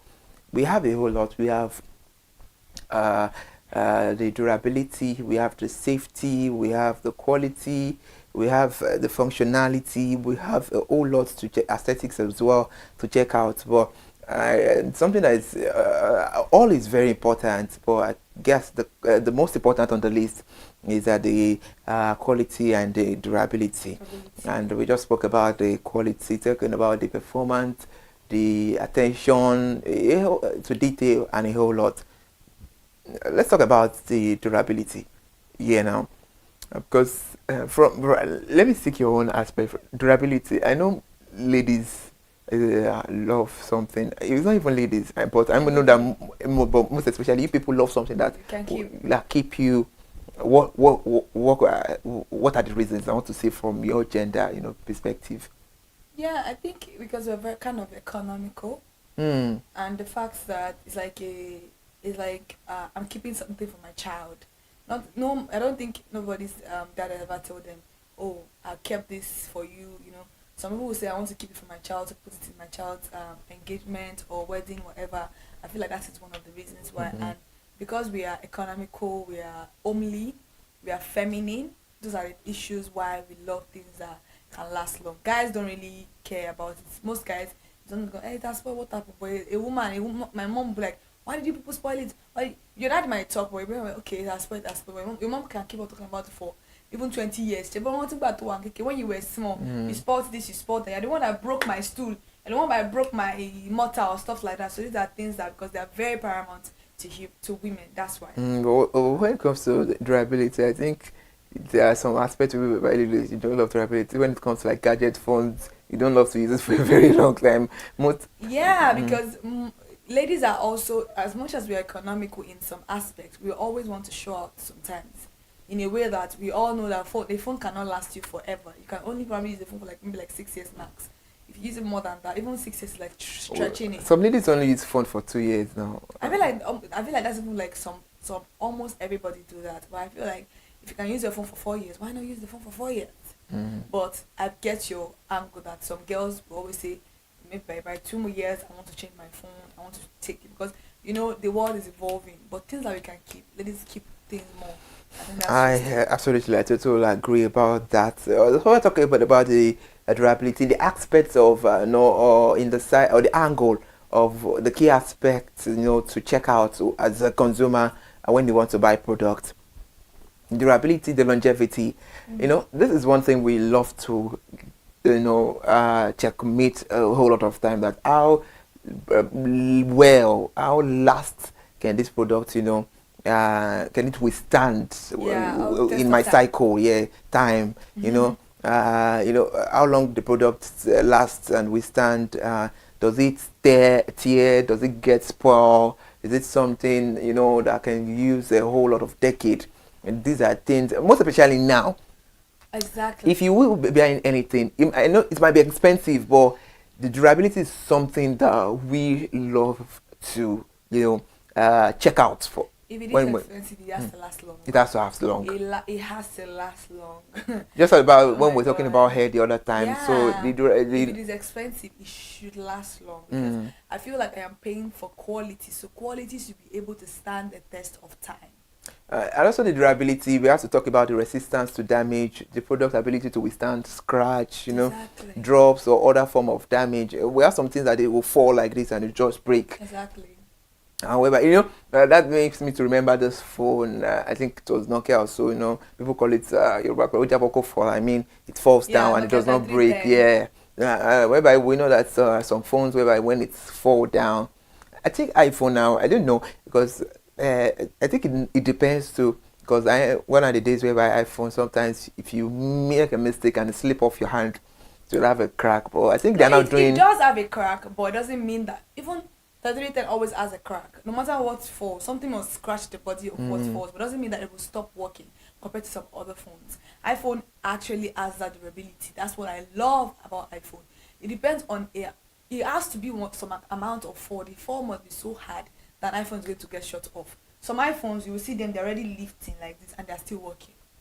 I totally agree, absolutely. Then the maintenance and repair as well. It's part of the durability. That this thing can it be repaired easily? We're talking about power bank on Consumer Voice, whereby a lot of consumers said there's a particular brand that when it gets spoiled, you don't get the spare parts. It's likely for you not to be able to get it.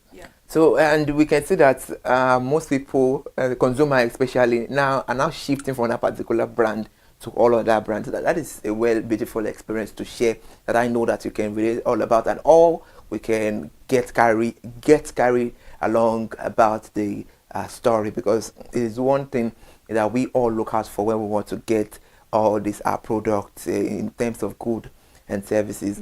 And then we need to talk about why quality and durability matters a whole lot, because for consumer satisfaction. Exactly, because the consumer is satisfied, they're likely to come back to you thousands and thousands of times after that.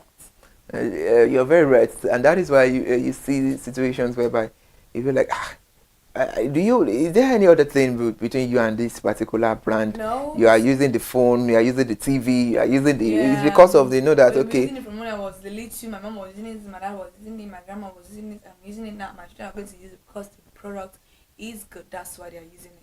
Yeah, high quality of customer satisfaction, high quality of durable product rather leads to customer satisfaction or consumer satisfaction. Then reduce the waste. Durable product reduce the need for frequent replacement and minimizing Even waste. repair, yeah, exactly. So if it is very, very durable, it's something that will last you long and all of that. Then the cost effectiveness. We all know that if it is quality, It's expensive. it's expensive, Yeah. and we all know the saying quality over quantity. So although there is high quality products, maybe more expensive upfront, but they can save money in the long run. It's just like the air you said, yeah. you use the air as an example that I'd rather have one air that's The- quite expensive. Yeah. So when we mine maybe like 50K, 70K of 15,000 that you have to be replacing, or you can't even maintain anymore. They don't look quite nice as you got it. So I think that's the reason why. So it's better for you to just buy very good thing, and maximize with other things that you can use that can substitute for the hair for anything you're buying. You're very right about that, because to back what you said, to back it up, you gave an instance about people that buy. I'm not saying synthetic. I have no option about it. It's what you can afford.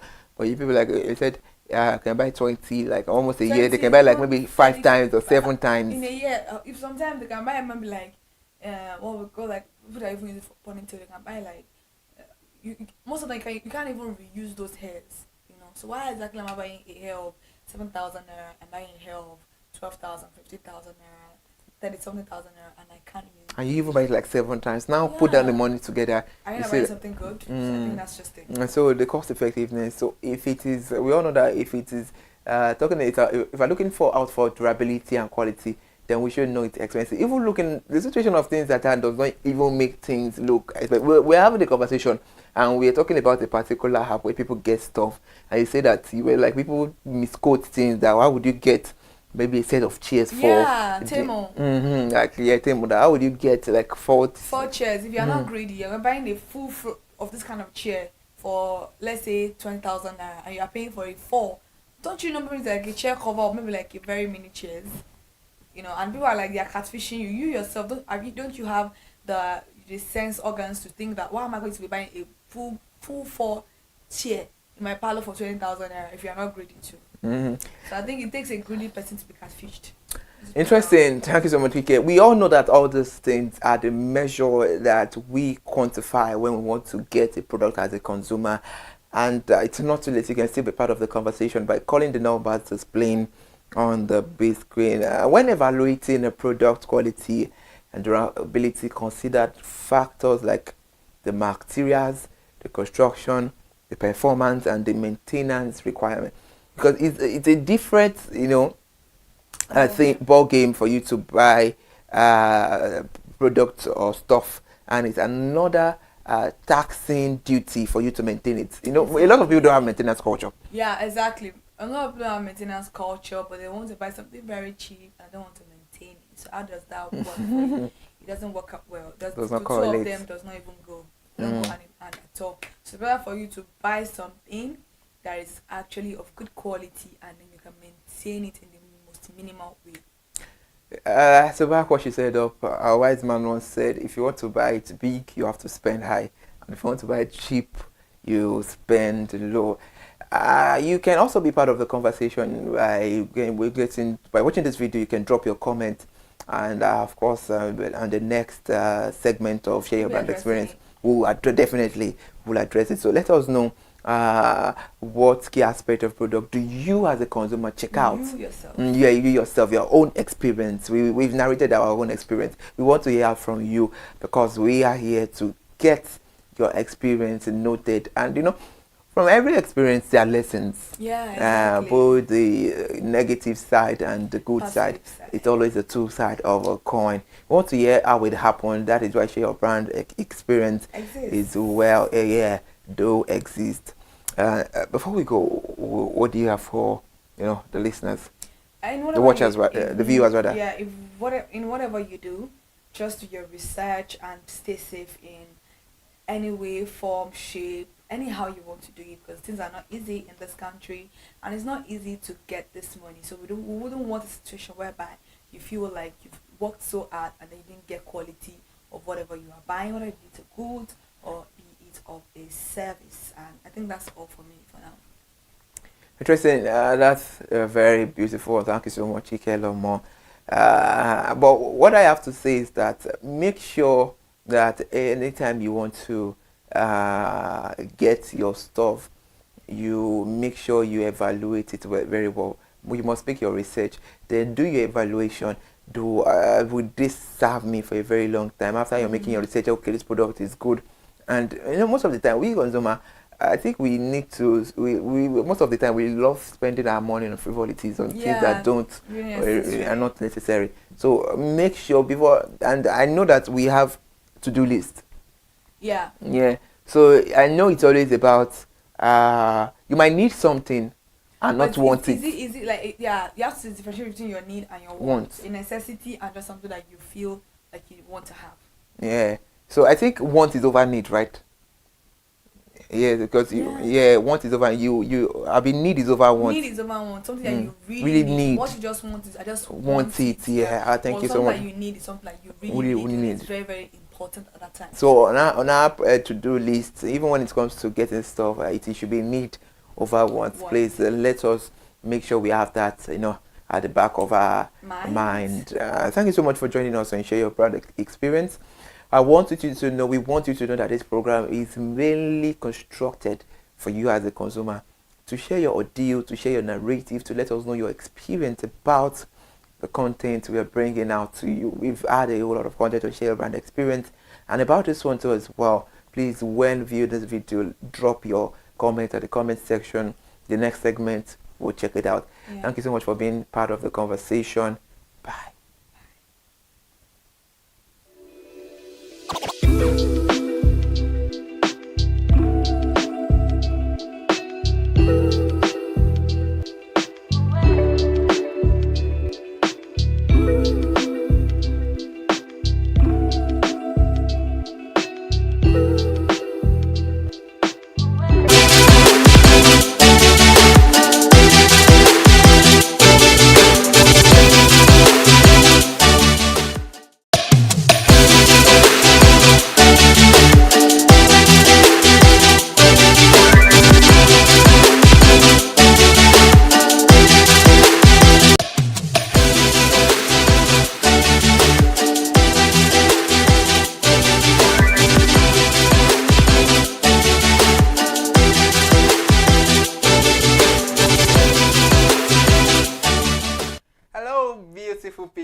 Welcome to another entertaining and informative edition of Screen Time on ConsumerHallaTV, your #1 consumer advocacy channel. On this show, you enjoy spicy entertainment from exclusive interviews to top 5 countdown, celebrity of the week, and new movie release updates. I am Iremofe Kofurola, a man clothed in wealth and strength. As you all know, I am always with the ever gorgeous screen goddess, my ever charming co-host and the one and only, no other person than the only Kikelomo Ajibola. I don't understand the flattering these days. Like, can you stop? Come on, if I don't flatter you, who will now? Alright guys, welcome to another beautiful edition of Screen Time on ConsumerHallaTV. And trust me, this is the particular program you have to sign up for. Today we are going to enjoy ourselves. We're going to have a lot of fun because the topic we're talking about today is not something that it is really explored like in the Nollywood industry, but it is a very beautiful one, and I'm so happy to be on this program this evening. Thank you so much for joining us on another edition of Screen Time on ConsumerHallaTV. As you all know, I'm Kikelomo Ajibola, and today, as I said, we are going to be having fun. What do you think today is going to be like? I mean, it's not just fun. Like I said, we are going to be learning so much. Yep. We are going to be learning on the ropes when it comes to documentary, because I mean, generally people document things, and historically we have a lot of documents about sometimes it could be about our country, it could be about our culture, different culture with their different diverse ways of life. And how do we get to know all of these things? It's as a result of documentation that we done over the previous years. Because if we look at it holistically, documentation really helps us to preserve our culture, heritage, and also learn more about the things of our past. And one interesting thing I love about documentary is that it is factual. Very factual. It's not something that is fictional. Yeah, I know. You understand? It's not fiction. It is based on something that is truthful. It is informative. It is instructive. And it's deeply rooted. Yes, deeply rooted in knowledge, in culture, in whatever knowledge or information you are trying to pass across to people. So basically, I love documentaries, and like you rightly said, we've not really explored that part in this part of the world.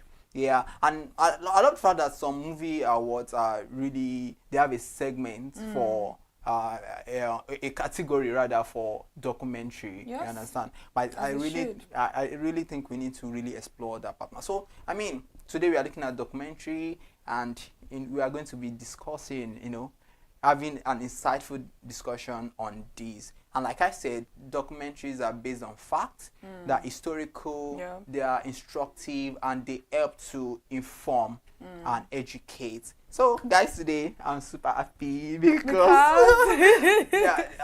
our guest is an amazing person. But before we let the cat out of the bag, because we're going to let the cat out of the bag, just follow us on this show. Let's just keep enjoying Before we actually bring this person, before you see the person we have in the studio, please do well to follow us across all our social media platforms.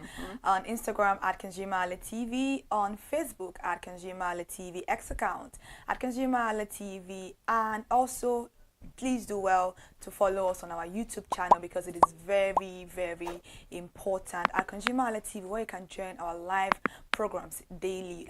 Weekdays, not weekends. But follow us across all these social media platforms to stay connected to ConsumerHallaTV. So now I think we have to quickly bring in the person we have today. Drum roll. I think we have to do drum roll, because today's own is very interesting. Very different. We are not only talking about documentary. We're talking about a lot of things aside.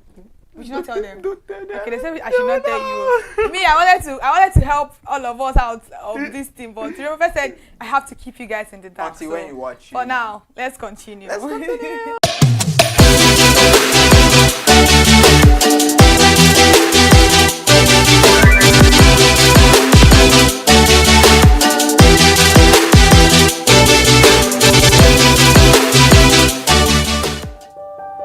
Hey there, do you know in the world today, everyone is a consumer, and as consumers, we all have the right to be heard. In Nigeria today, as a consumer, you have all right to product information, right to fair pricing, right to return goods, right to product labeling, right to fair dealings, and a lot more.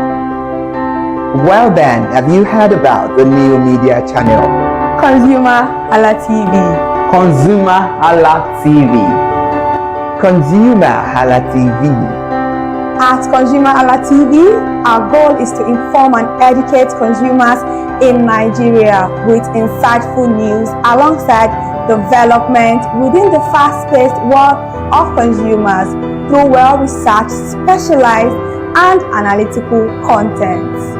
Our vision at ConsumerHallaTV is to create an engaging platform that provides right connections for meaningful brands in Nigeria, thus creating a more caring world for consumers where business thrive. And guess what? Our ConsumerHalla brand is the first consumer complaint resolution portal in Nigeria, powered by a 72-hour feedback mechanism. We offer consumer advocacy, informative talk shows, branding promotions, advertising, and lots more. Connect with us via our YouTube channel at ConsumerHallaTV. Follow us on our Facebook page, ConsumerHallaTV, our Instagram page, ConsumerHallaTV, and do well to subscribe to our YouTube channel. Subscription is free. ConsumerHallaTV. At ConsumerHallaTV, you deserve to be heard. At ConsumerHallaTV, you deserve to be heard.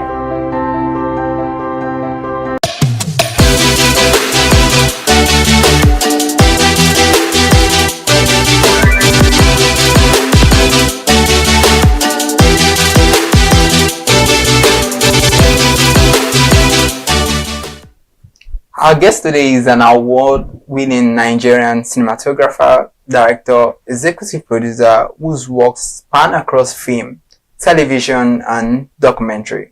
He's an African Magic Viewers' Choice Awards winner. Join us as we introduce to you Allen Ohinge. Hi. Yeah, thank you so much for joining us on the show today.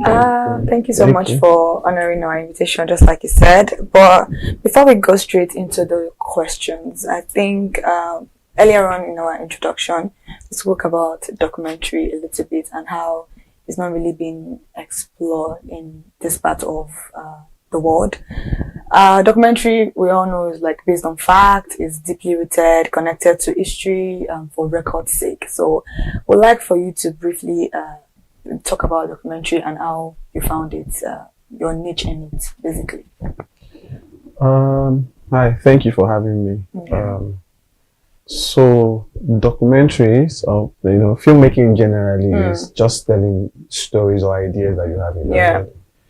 Documentary style of storytelling is one that allows you to express yourself, with in the purest way possible. In documentaries, the stories play out, or you try to address a certain topic, or it's not like fiction where you have to write what will happen or what not happen. In documentary, the story plays out.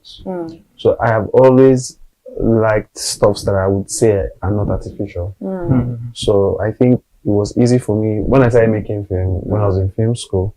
It was easy for me to, find something that can, that I can relate to. So I guess that's how I tilted towards documentary as a mainstay. Mind you, I do many other things, but documentary is like what I would say is a passion thing. Well, everything is passion, but that's where that's where I think I can easily just jump in and be happy whenever I'm doing it. That's very beautiful. Let me ask a very interesting question. People do a day in my life, all these short vlogs. I think Temi Otedola did something called "What If I Record Every Day of My Life Forever" on TikTok, and it really blew up then. She has stopped a little bit. I think the editing is quite taxi and everything. So would you call that a documentary also? Because there's no scripting, but it's basically what is happening in the person's life, or you'd say they filter off some things in editing, so it doesn't necessarily mean it's a documentary. So I may not have a straight answer to that, right? Because there's no, content is content, right?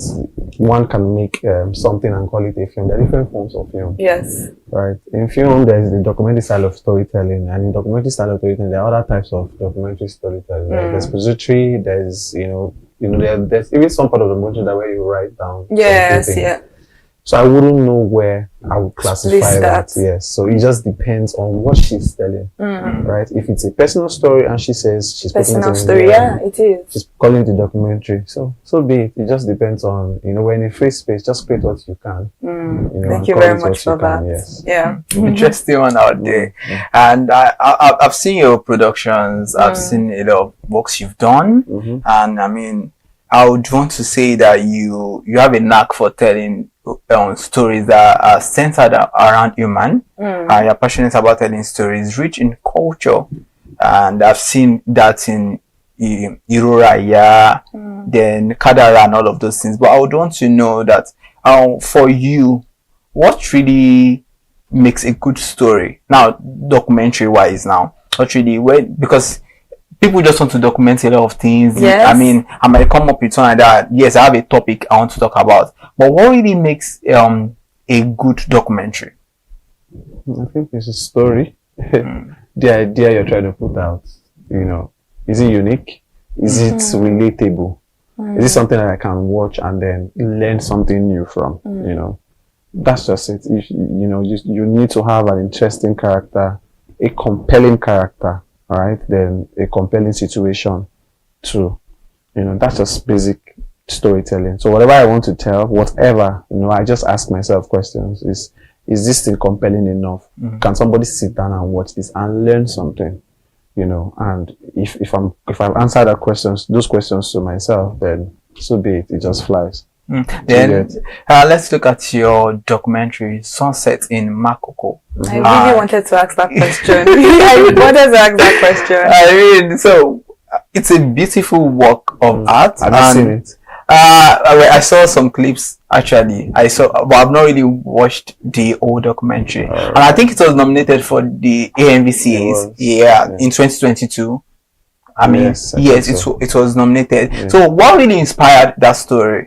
What inspired you to tell such a unique story? Okay, so I mean, I was born in Port Harcourt, right? I grew up in Port Harcourt, primary school, secondary school, university, everything in education I did in Port Harcourt. Yeah, I had an uncle who was living in a place called Marine Bays in Port Harcourt. So Marine Bays is like, waterlogged area where you build houses and stuff on top of water and whatnot. So as a child, I love going to my uncle's house, because I then play with kids on the water, canoe and whatnot. Because where we stay, my parents, we were on the dry land. Yes. So I only get to see this once in a while, and I find it really fascinating. Like, this is really, Morocco is really fascinating. Trust me. So fast forward to when I started making films, when I realized that this is what I wanted to do. I came to Lagos for the first time. I think that was 2016. Wow, interesting. Yes. 2016. So from the airport, we were going to the island. So that was my first time ever to be on Third Mainland Bridge, and I just saw Makoko, and then it just took me back to my childhood. How I was going to visit my uncle in Marine Bays in Port Harcourt. Yeah. So when I was in film school in Lagos, when we were almost done, so I thought to myself that I needed to tell a story. So then it was just there, like, when I came to Lagos, this was the first thing that I saw, and it reminded me of my childhood. So then that's how I went to Makoko to tell the story. Now the idea then would be, Makoko, yes, is the premise. So, but then what is the story? Yes. So then I just told myself that what I wanted to do was to just capture these people's daily life and realize what I was trying to say is happiness comes in different forms, right? That you are in one space or the other doesn't mean that you can't find happiness. Right? So if you're a rich person, you can find happiness. If you're a poor person, you can find happiness. Yeah. If you're a rich person, you can find sadness. If you're a poor person, you can find sadness. Wow. So I was just trying to find, film people in Makoko doing their daily stuff and what they take pride in. So that was what that project was all about. First off, it was a personal project, and it happens to be one of my very best work.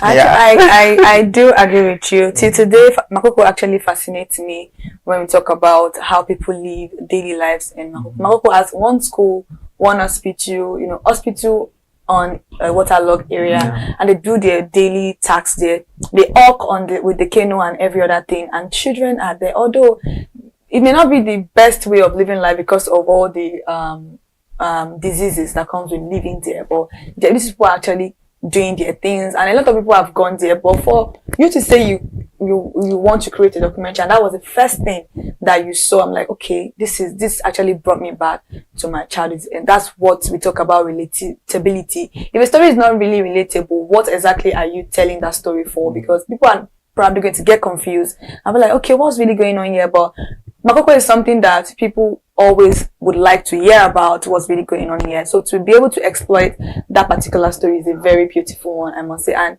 maybe when we are done with our shooting today, I'm going to see Sunset in Makoko. That was the first question. I wanted to ask that question. I don't know why you asked that question, actually. It's not free anywhere. Oh my God. It has been commissioned by different people at some point, yes. So it's not out there. That's what I mean. That's how I read. So for I just saw it was as if I said that was I said I've not really watched it. I just saw. Well, we'll talk about that. Okay. I think we're getting somewhere. Yeah. You mentioned it earlier on that you're not only into documentary.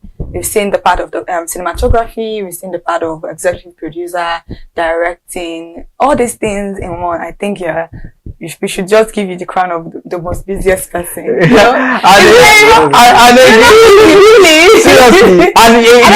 won the NBC last year. Yeah. My God. What category was that? Was it for documentary? It was for indigenous the best indigenous story. Uraya won it.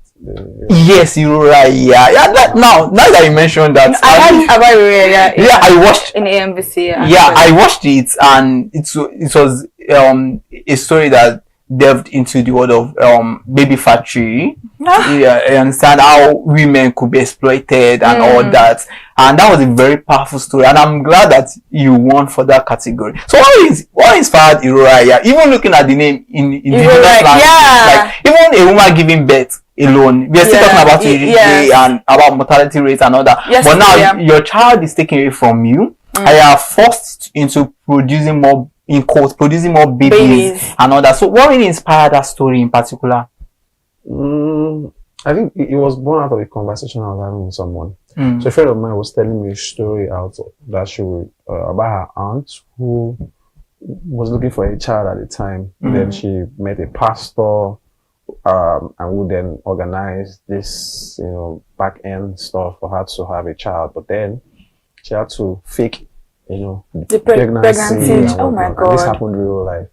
And you know one thing about storytellers, whenever you're having a conversation, it clicks. Immediately she told me that it just clicked in my head that I was going to tell a story about something around this. So she told me this story around 2019, right? So in 2022, I think it was 2022, when we were to make a film. So I just, thought of ideas, and I remember that, she had shared something like this with me. So then I just told myself, how do we create this and turn it into something that can be relatable? And then we thought of the different characters that we created at the time. And then, that's very beautiful. Talking about Baby Factory and talking about documentaries, it's very coincidental that BBC Africa, they have a documentary on this particular issue. I don't know if anybody has seen it. I think I told you about it.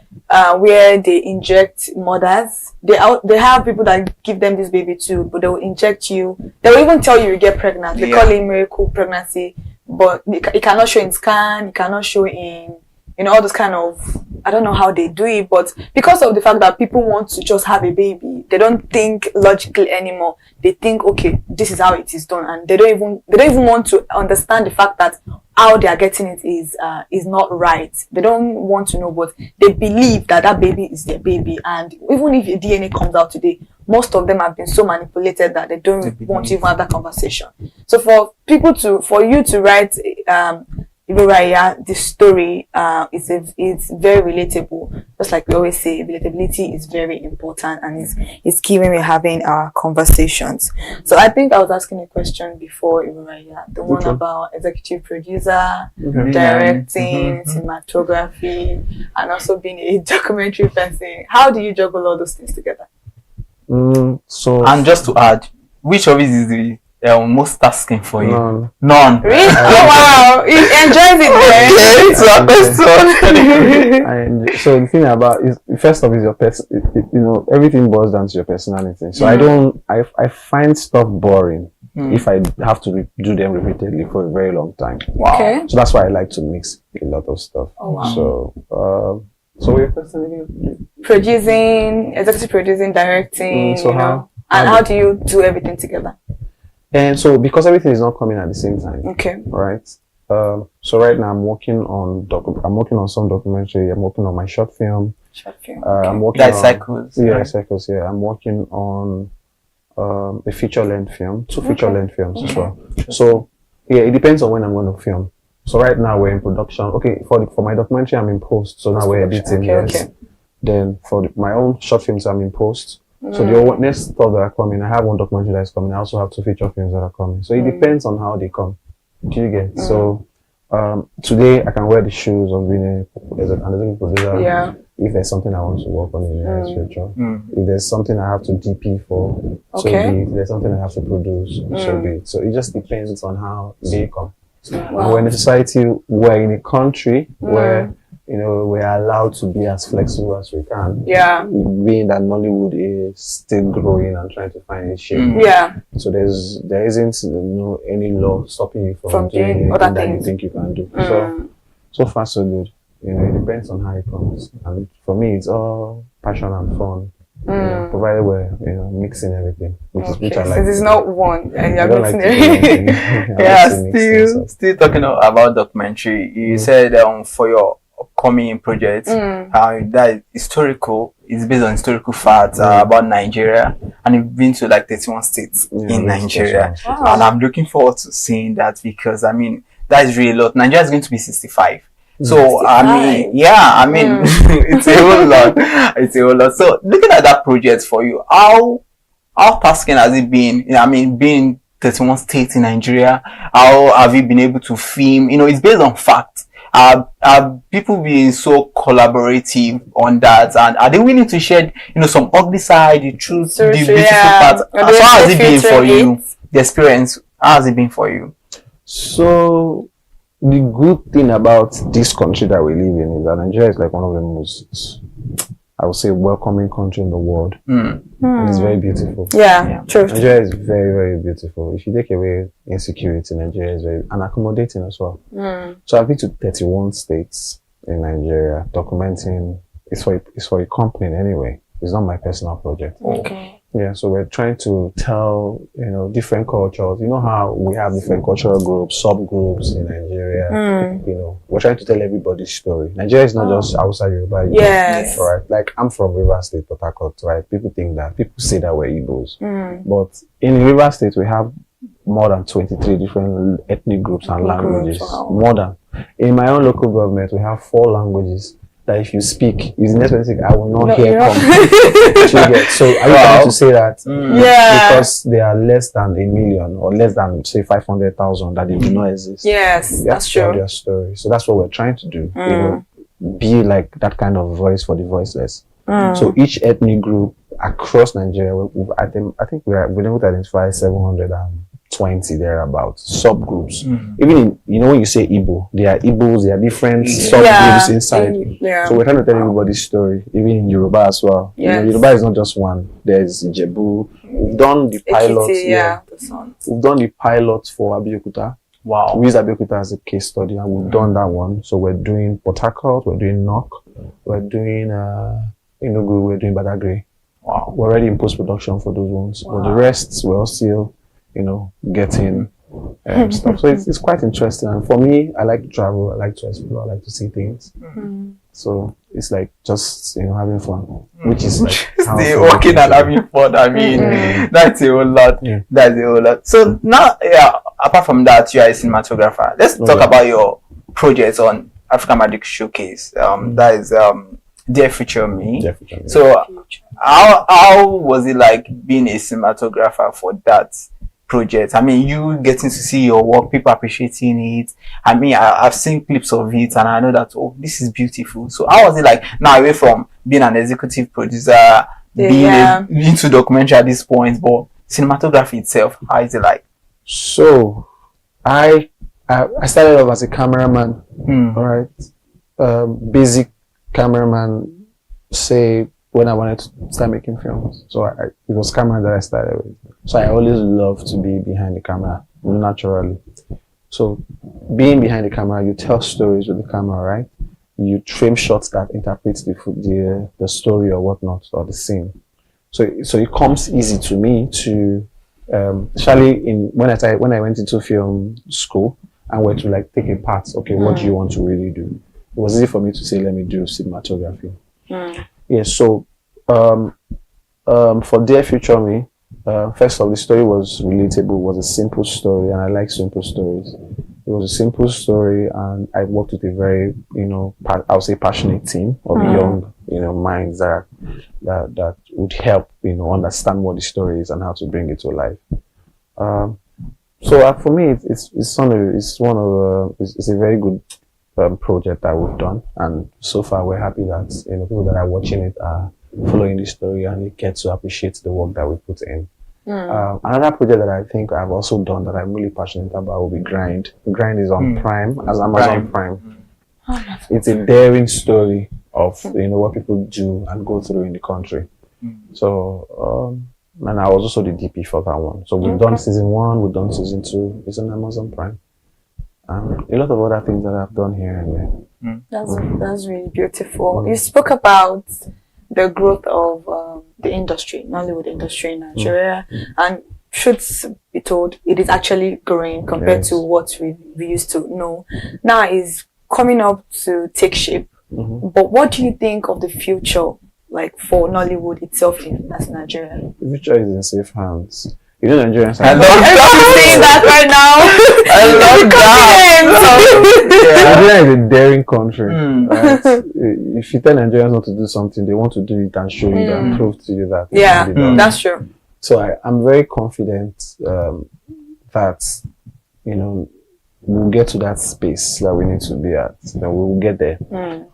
I don't know how long it will take, but I know that the Nigerian spirit alone, you know, can push us there. Take for instance what has happened in our music space. Yes. Right. I'm very sure it's the same thing that's happening in our, you know, in our film space now. Yes, it is actually. Yeah. And it's a free space. It's an open space where anybody can. Once you have a camera, you have a story, you can tell it. Yes. Right? There's no. Although of course there are cabals and gatekeepers in every society. Yeah? But it's just like my mentor will always say, if there are cabals, go and create your own cabal. You don't need to, you cannot break it, create your own. Yeah. So so I think it's, you know, and you will see a lot of filmmakers, you know, daring filmmakers coming up who's spending their own money making films and whatnot. You know, and pushing. You know, Nigeria, they say Nigeria is the third, Nollywood is the third largest in the world.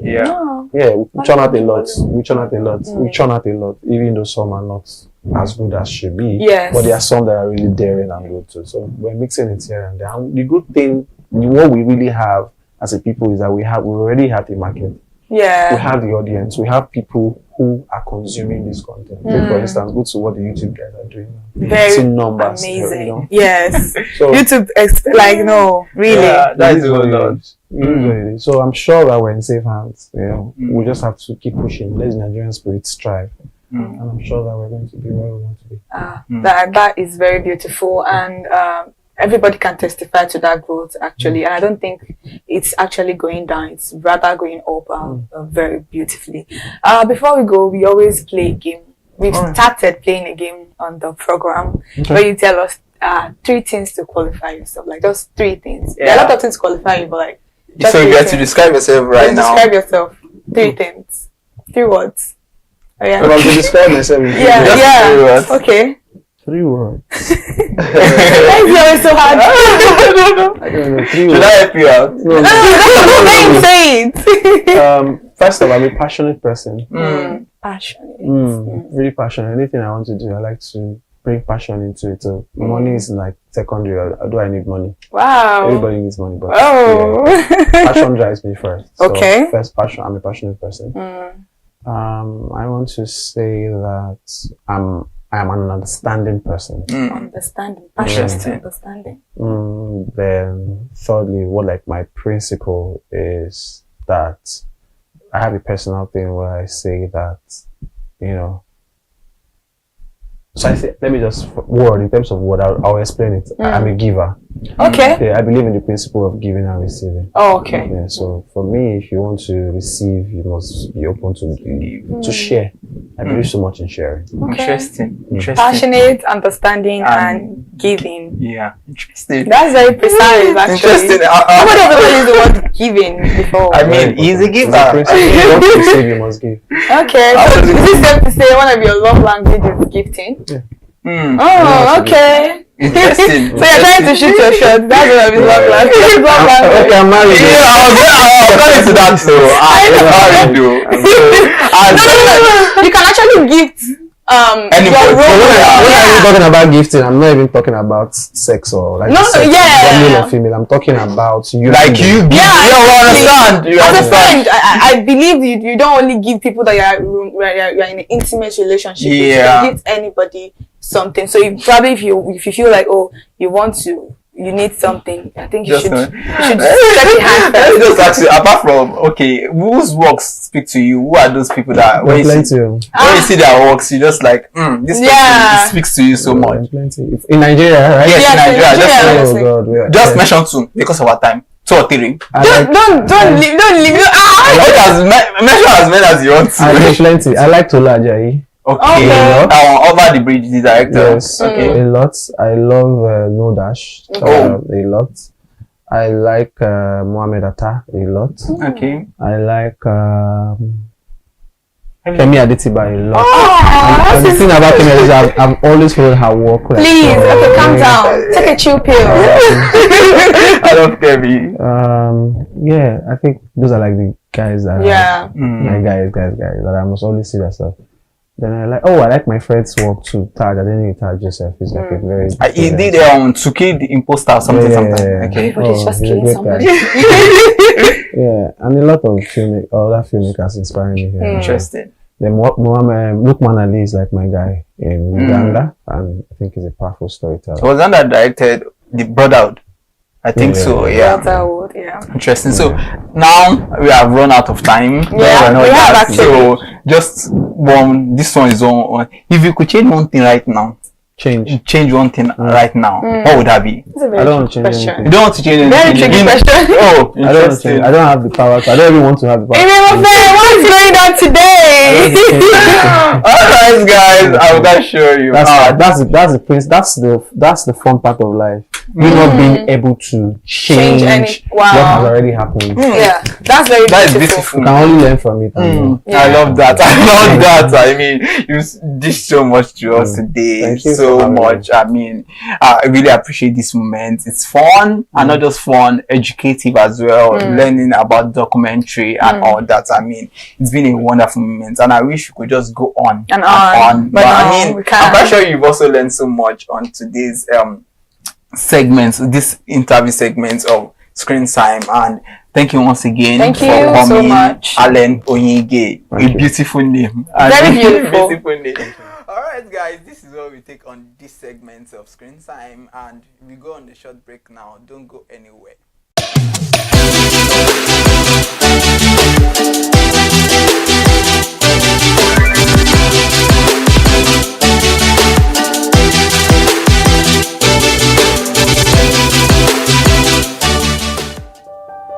Hey there, do you know in the world today, everyone is a consumer, and as consumers, we all have the right to be heard.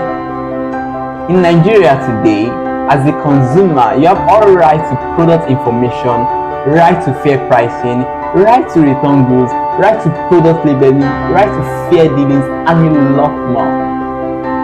Well then, have you heard about the new media channel? ConsumerHallaTV. ConsumerHallaTV. ConsumerHallaTV.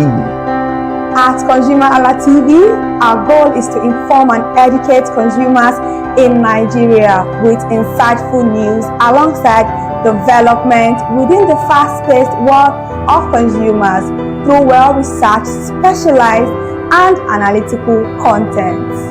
Our vision at ConsumerHallaTV is to create an engaging platform that provides right connections for meaningful brands in Nigeria, thus creating a more caring world for consumers where business thrive.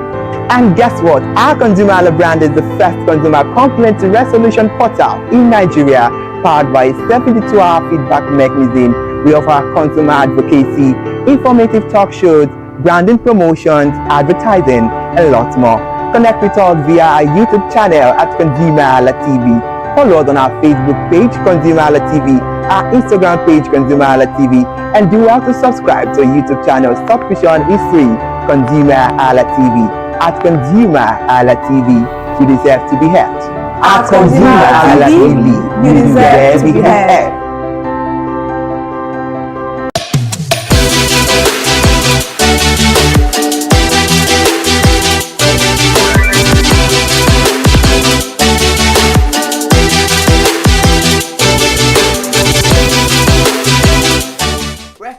In case you are just joining us, you are watching Screen Time, and before the break we had an insightful moment with filmmaker, film producer, director, oh my god, I mean, a man of many parts, Allen Onyinge, and he did justice to that. You know, talking about documentary, cinematography a little bit. I mean, so thank you so much once again for thank you so much for coming. And I mean, this part is one segment that I really enjoy because we try to explore a lot of things on this.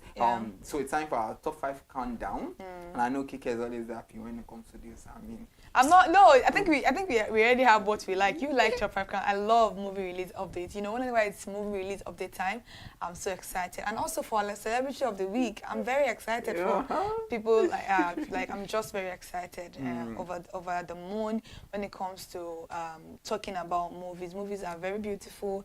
A lot of lessons to learn. A lot of what would I say?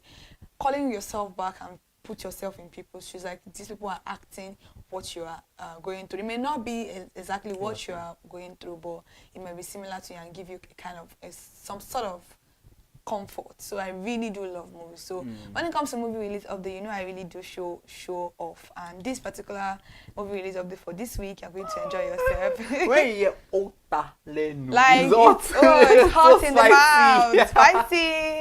Anyway, give it to us the countdown. Yeah, let's explore the world of storytelling through documentary today. So today's top 5 countdown is going to be about documentary. Let's start with the first one, which is Rainmakers. Not first though, number 5. Oh my God, number 5. The number 5th one today is Rainmakers. Like I said earlier on, Nollywood space has not really explored documentary, but I think they're trying. I think we have a lot of documentaries that we need to do. Northern part, is it the eastern part, is it the western part? So many topics. Oh my God, so many topics. So let's talk about Rainmakers. It is a documentary produced and directed by filmmaker Ni Akimolayan. It explores how convenient it could be for rainmakers across different states like Edo, Ogun, and Oyo could command rain to obey their will. Oh my God! If you stay in Ota, Ogun State, you would understand this documentary. I think they really need to talk about Ota when it comes to this documentary. Ogun State is part of it, so maybe it's. Oh my God! Oh my God!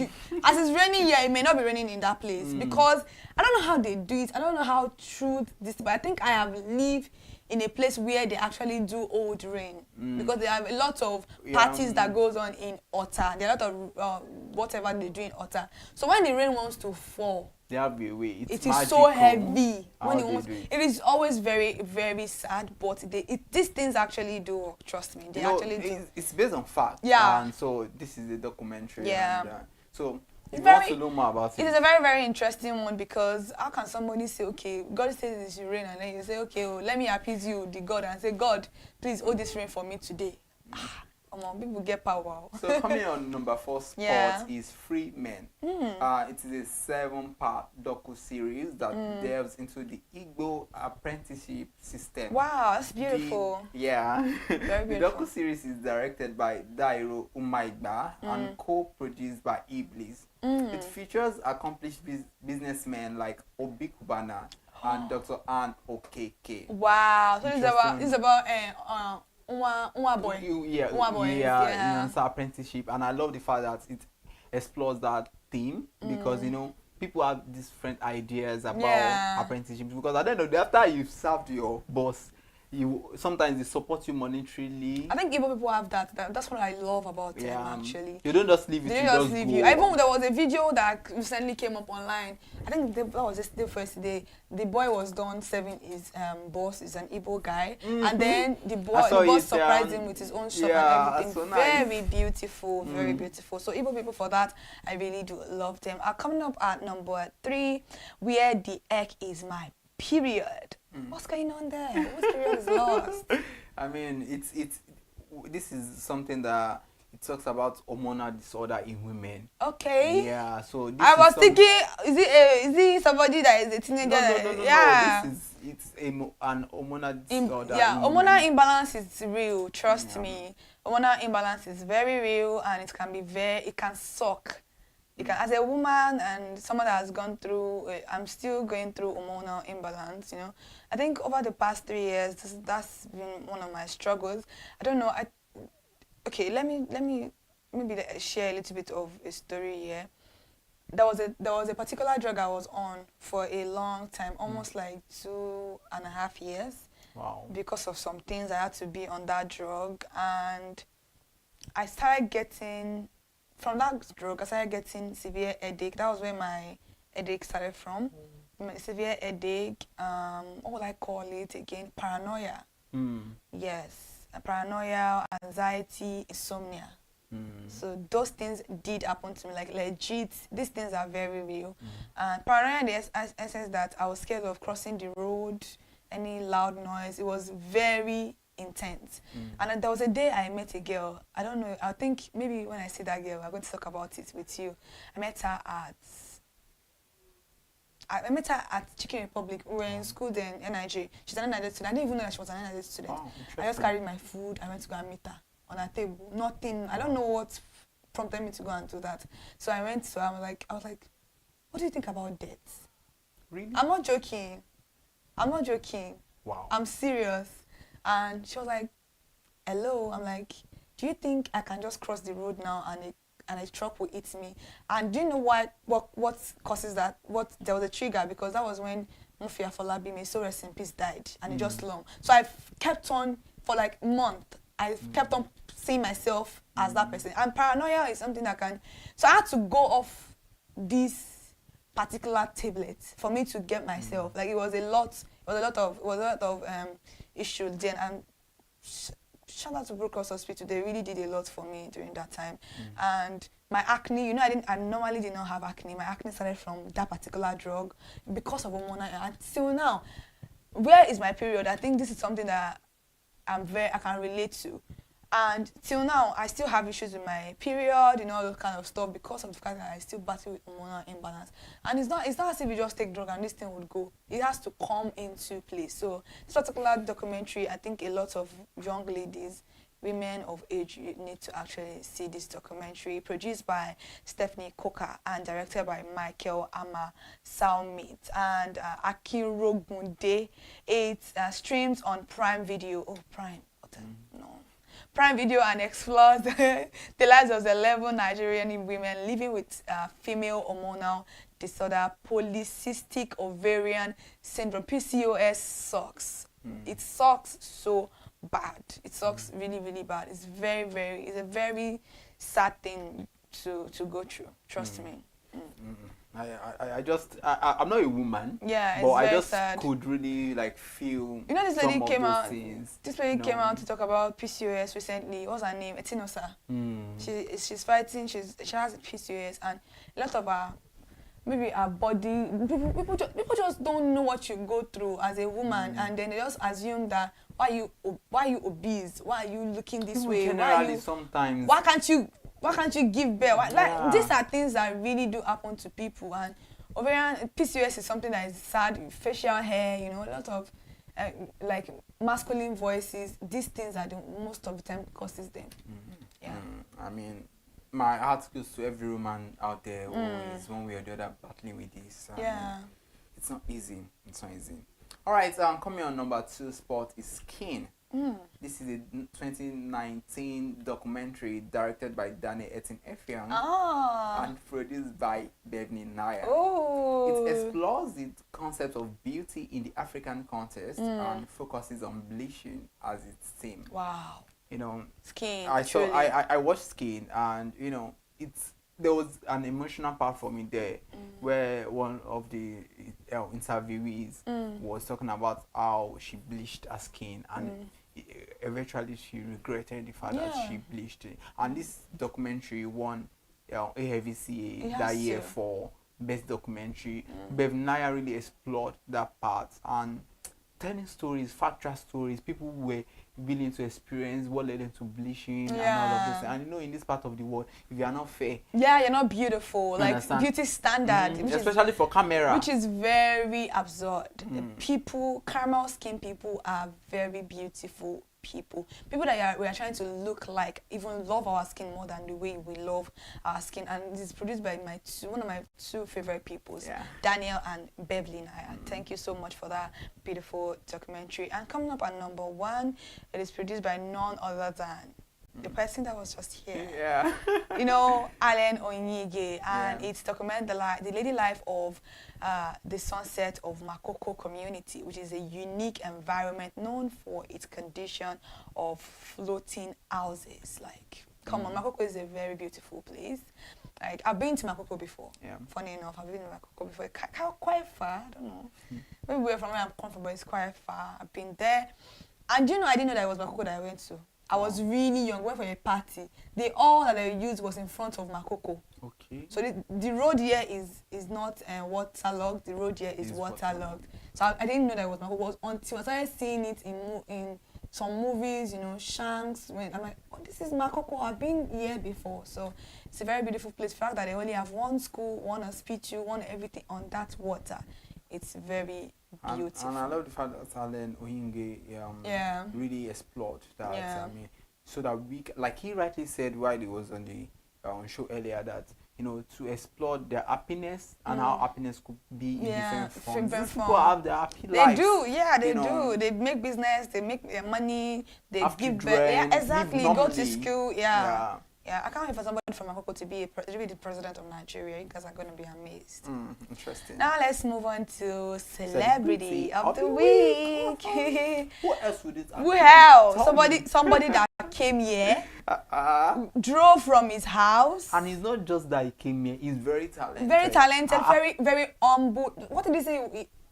He's passionate, he's understanding, and he's a giver. Oh my God. He's not that person than Allen Oyinge. Thank you so much for coming. He's a documentary filmmaker. He's into film and television production. Yeah. He's a movie director, a cinematographer. Executive producer. I mean, he has executive produced Irora, which we talk about, Kadara, Elenini, so many other productions. I wanted to ask him, I forgot. Isn't it Igbo?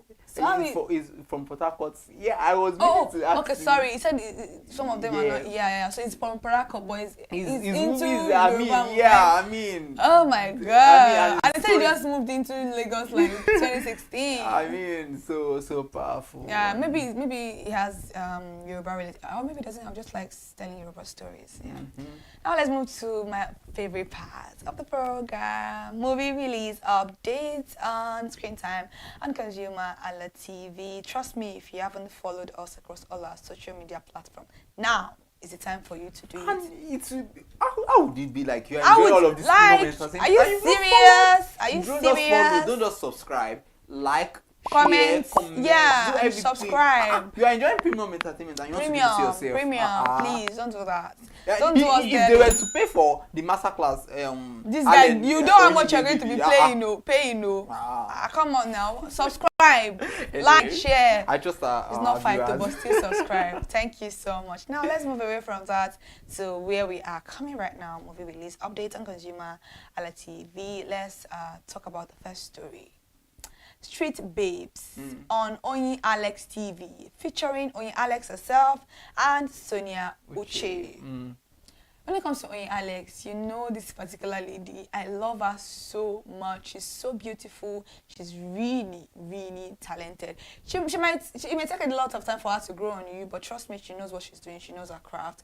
This story explores the life of fake life, basically.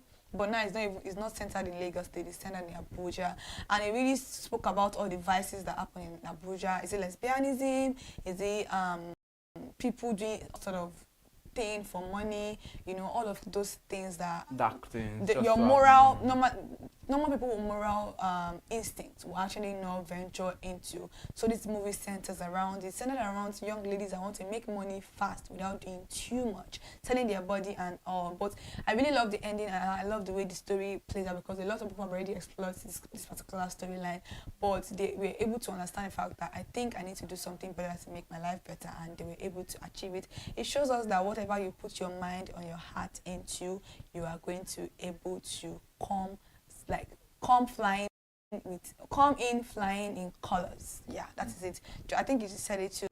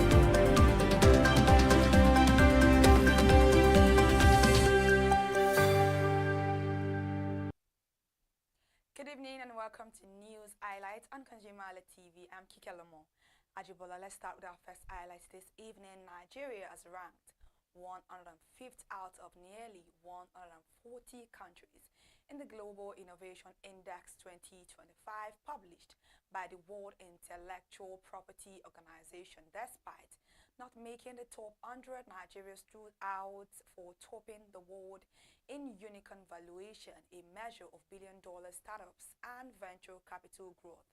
And according to the report, Mauritius remains the sub-Saharan African region's top performer at 53rd, followed by South Africa at 61, Seychelles at 75th, Botswana at 87th, and Senegal at 89th. And now here in Lagos State, where Governor Babajide Sanwo-Olu was represented at the Nigerian Institute of International Affairs, where he examined how the country can attain global influence by harnessing its most endowed asset, the youth. The lecture, with its self-themed Lagos and Nigeria 2030 projections of a world power. Now let's move away from Lagos State. Now talking about banking sector. In a news development, the UBA Foundation, the corporate social responsibility arm of United Bank for Africa PLC, launched the 2025 edition of its annual national essay competition, with grants and prizes exceeding 18 million naira on offer for outstanding students across the country. Elsewhere, President Bola Ahmed Tinubu announced yesterday that over 126 million Nigerians have now been enrolled in the National Identity Database, even as the federal government has expanded the system's capacity from 100 million to 250 million records to ensure universal coverage. Meanwhile, the President Bola Ahmed Tinubu yesterday said the linkage of the national identification number with SIM cards has drastically reduced fraud and improved national security. President Bola Ahmed Tinubu was represented by the Secretary to the Government of the Federation, Senator George Akume, spoke at the 2025 National Day of Identity organized by the National Identity Management Commission in Abuja. Speaking about the Special Advisor to the President on Economic Matters, Mr. Tokbe Fasuwa, has stated that Nigerians can expect inflation to fall to a single digit soon, which he believes will make life easier for the people. Let's move to another news highlight, where the Nigeria Customs Service has launched the overtime e-clearance system, an automated platform aimed at improving cargo management and reducing port congestions at Apapa Port. Moreover, the service announced in a statement on X yesterday that the platform will address a staggering 15-year backlog of abandoned cargo and tackle corruption in the system. Away from that to another news highlight, where the U.S. mission in Nigeria has responded to concerns about the non-refundable nature of the U.S. visa freeze, stating that the policies align with global practices. The embassy stated that fees cover application costs regardless of approval. The statement comes amid public debate on transparency and fairness in the U.S. immigration procedures. However, the U.S. in a statement on its X handle yesterday assured Nigerians that each case is reviewed thoroughly and fairly and also for best result. The mission thereby urged Nigerian visa applicants to prepare their application carefully. Now let's talk about the CBN. The Central Bank of Nigeria has directed all domestic systematically important banks to secure its approval for the appointment of successor managing directors 6 months before the exit of incumbent. The Apex Bank also ordered that such appointment must be made public at least 3 months before the ongoing chief executive formally leaves office.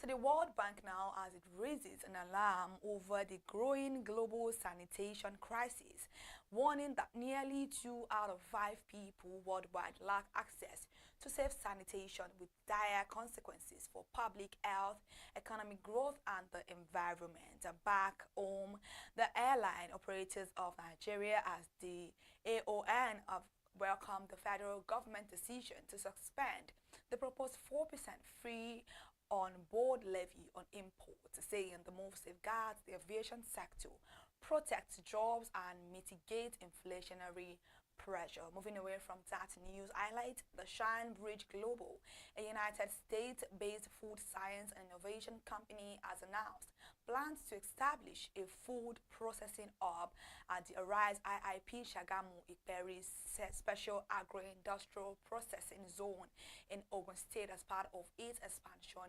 into Nigeria. Now let's look into Airpeace, as they have announced the creation of 1,000 fresh graduate jobs through a 2025-2026 graduate trainee program in direct reciprocation of the federal government's suspension of the 4% fee on board levy on imports. And that's all for the news today on ConsumerHallaTV. Thank you so much for staying connected to us here. And if you haven't followed us across all our social media platforms, please do so on Instagram, Facebook, X account at ConsumerHallaTV, and especially on YouTube at ConsumerHallaTV. Remember, subscription is free, where you can join us on our live programs from 8 o'clock a.m. to 6 o'clock p.m. every weekdays. With that being said, we will be back here tomorrow at exactly 8 o'clock a.m. I'm Kikelamo Ajibola. Good night.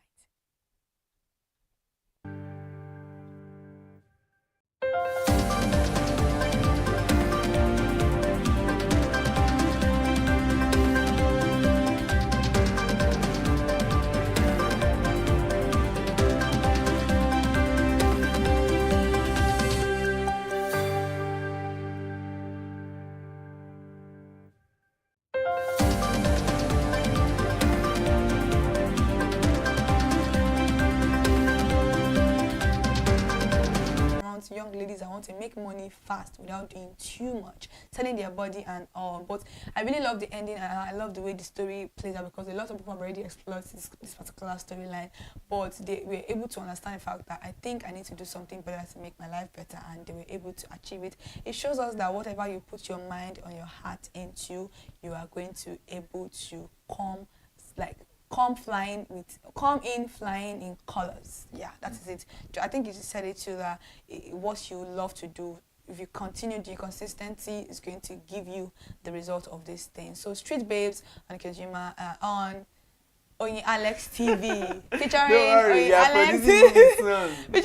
Alex and Tonya Uche. Go and watch it. It's on YouTube. Very beautiful story. Just go there with your data. You're going to see beautiful story. This particular one, 6 months of grace. Oh my God. I love the title. Yeah, on Uche Montana TV, featuring Uche Montana, Deyemi Okolawon. Oh my God. This story, I don't say too much about it. Go and watch it on Uche Montana TV, and you're going to enjoy yourself. Uche Montana always produces good movies, so go and watch it on her TV. She just dropped it recently. Now let's move to another one, Love Bank. Ruth Kadiri 247, Mama Ruth, featuring Ruth Kadiri, Van Vika, oh my God, and Ifeanyiwa Okocha. Van Vika is like coming back to our screen, and I love Van Vika. Van Vika during those days, oh my God. Van Vika and Majid. Yeah. The light-skinned guys. Oh, no. Come on, it's not a meaning then, no. It's not a meaning now. Those were our lover boys. Ramsey Noir. Oh my God, yeah. Beautiful days. So Love Bank on with Kadiri 247 on YouTube. Go and watch it. The story also is like well exploited, but there are a little bit of things that you may not see coming in the movie. Very beautiful. Yeah, very beautiful story. Go and watch it on with Kadiri TV. Love Bank. Yeah, this particular story. You know how much I've been telling you to go and watch this movie. There are a lot of movies that I may have issues with. No matter how much I love you, I think criticism and feedback, or constructive criticism, and feedback is very, very important. Like, it's very important. And this particular story, I loved it so much. It's a story that speaks so into women, basically. Yeah.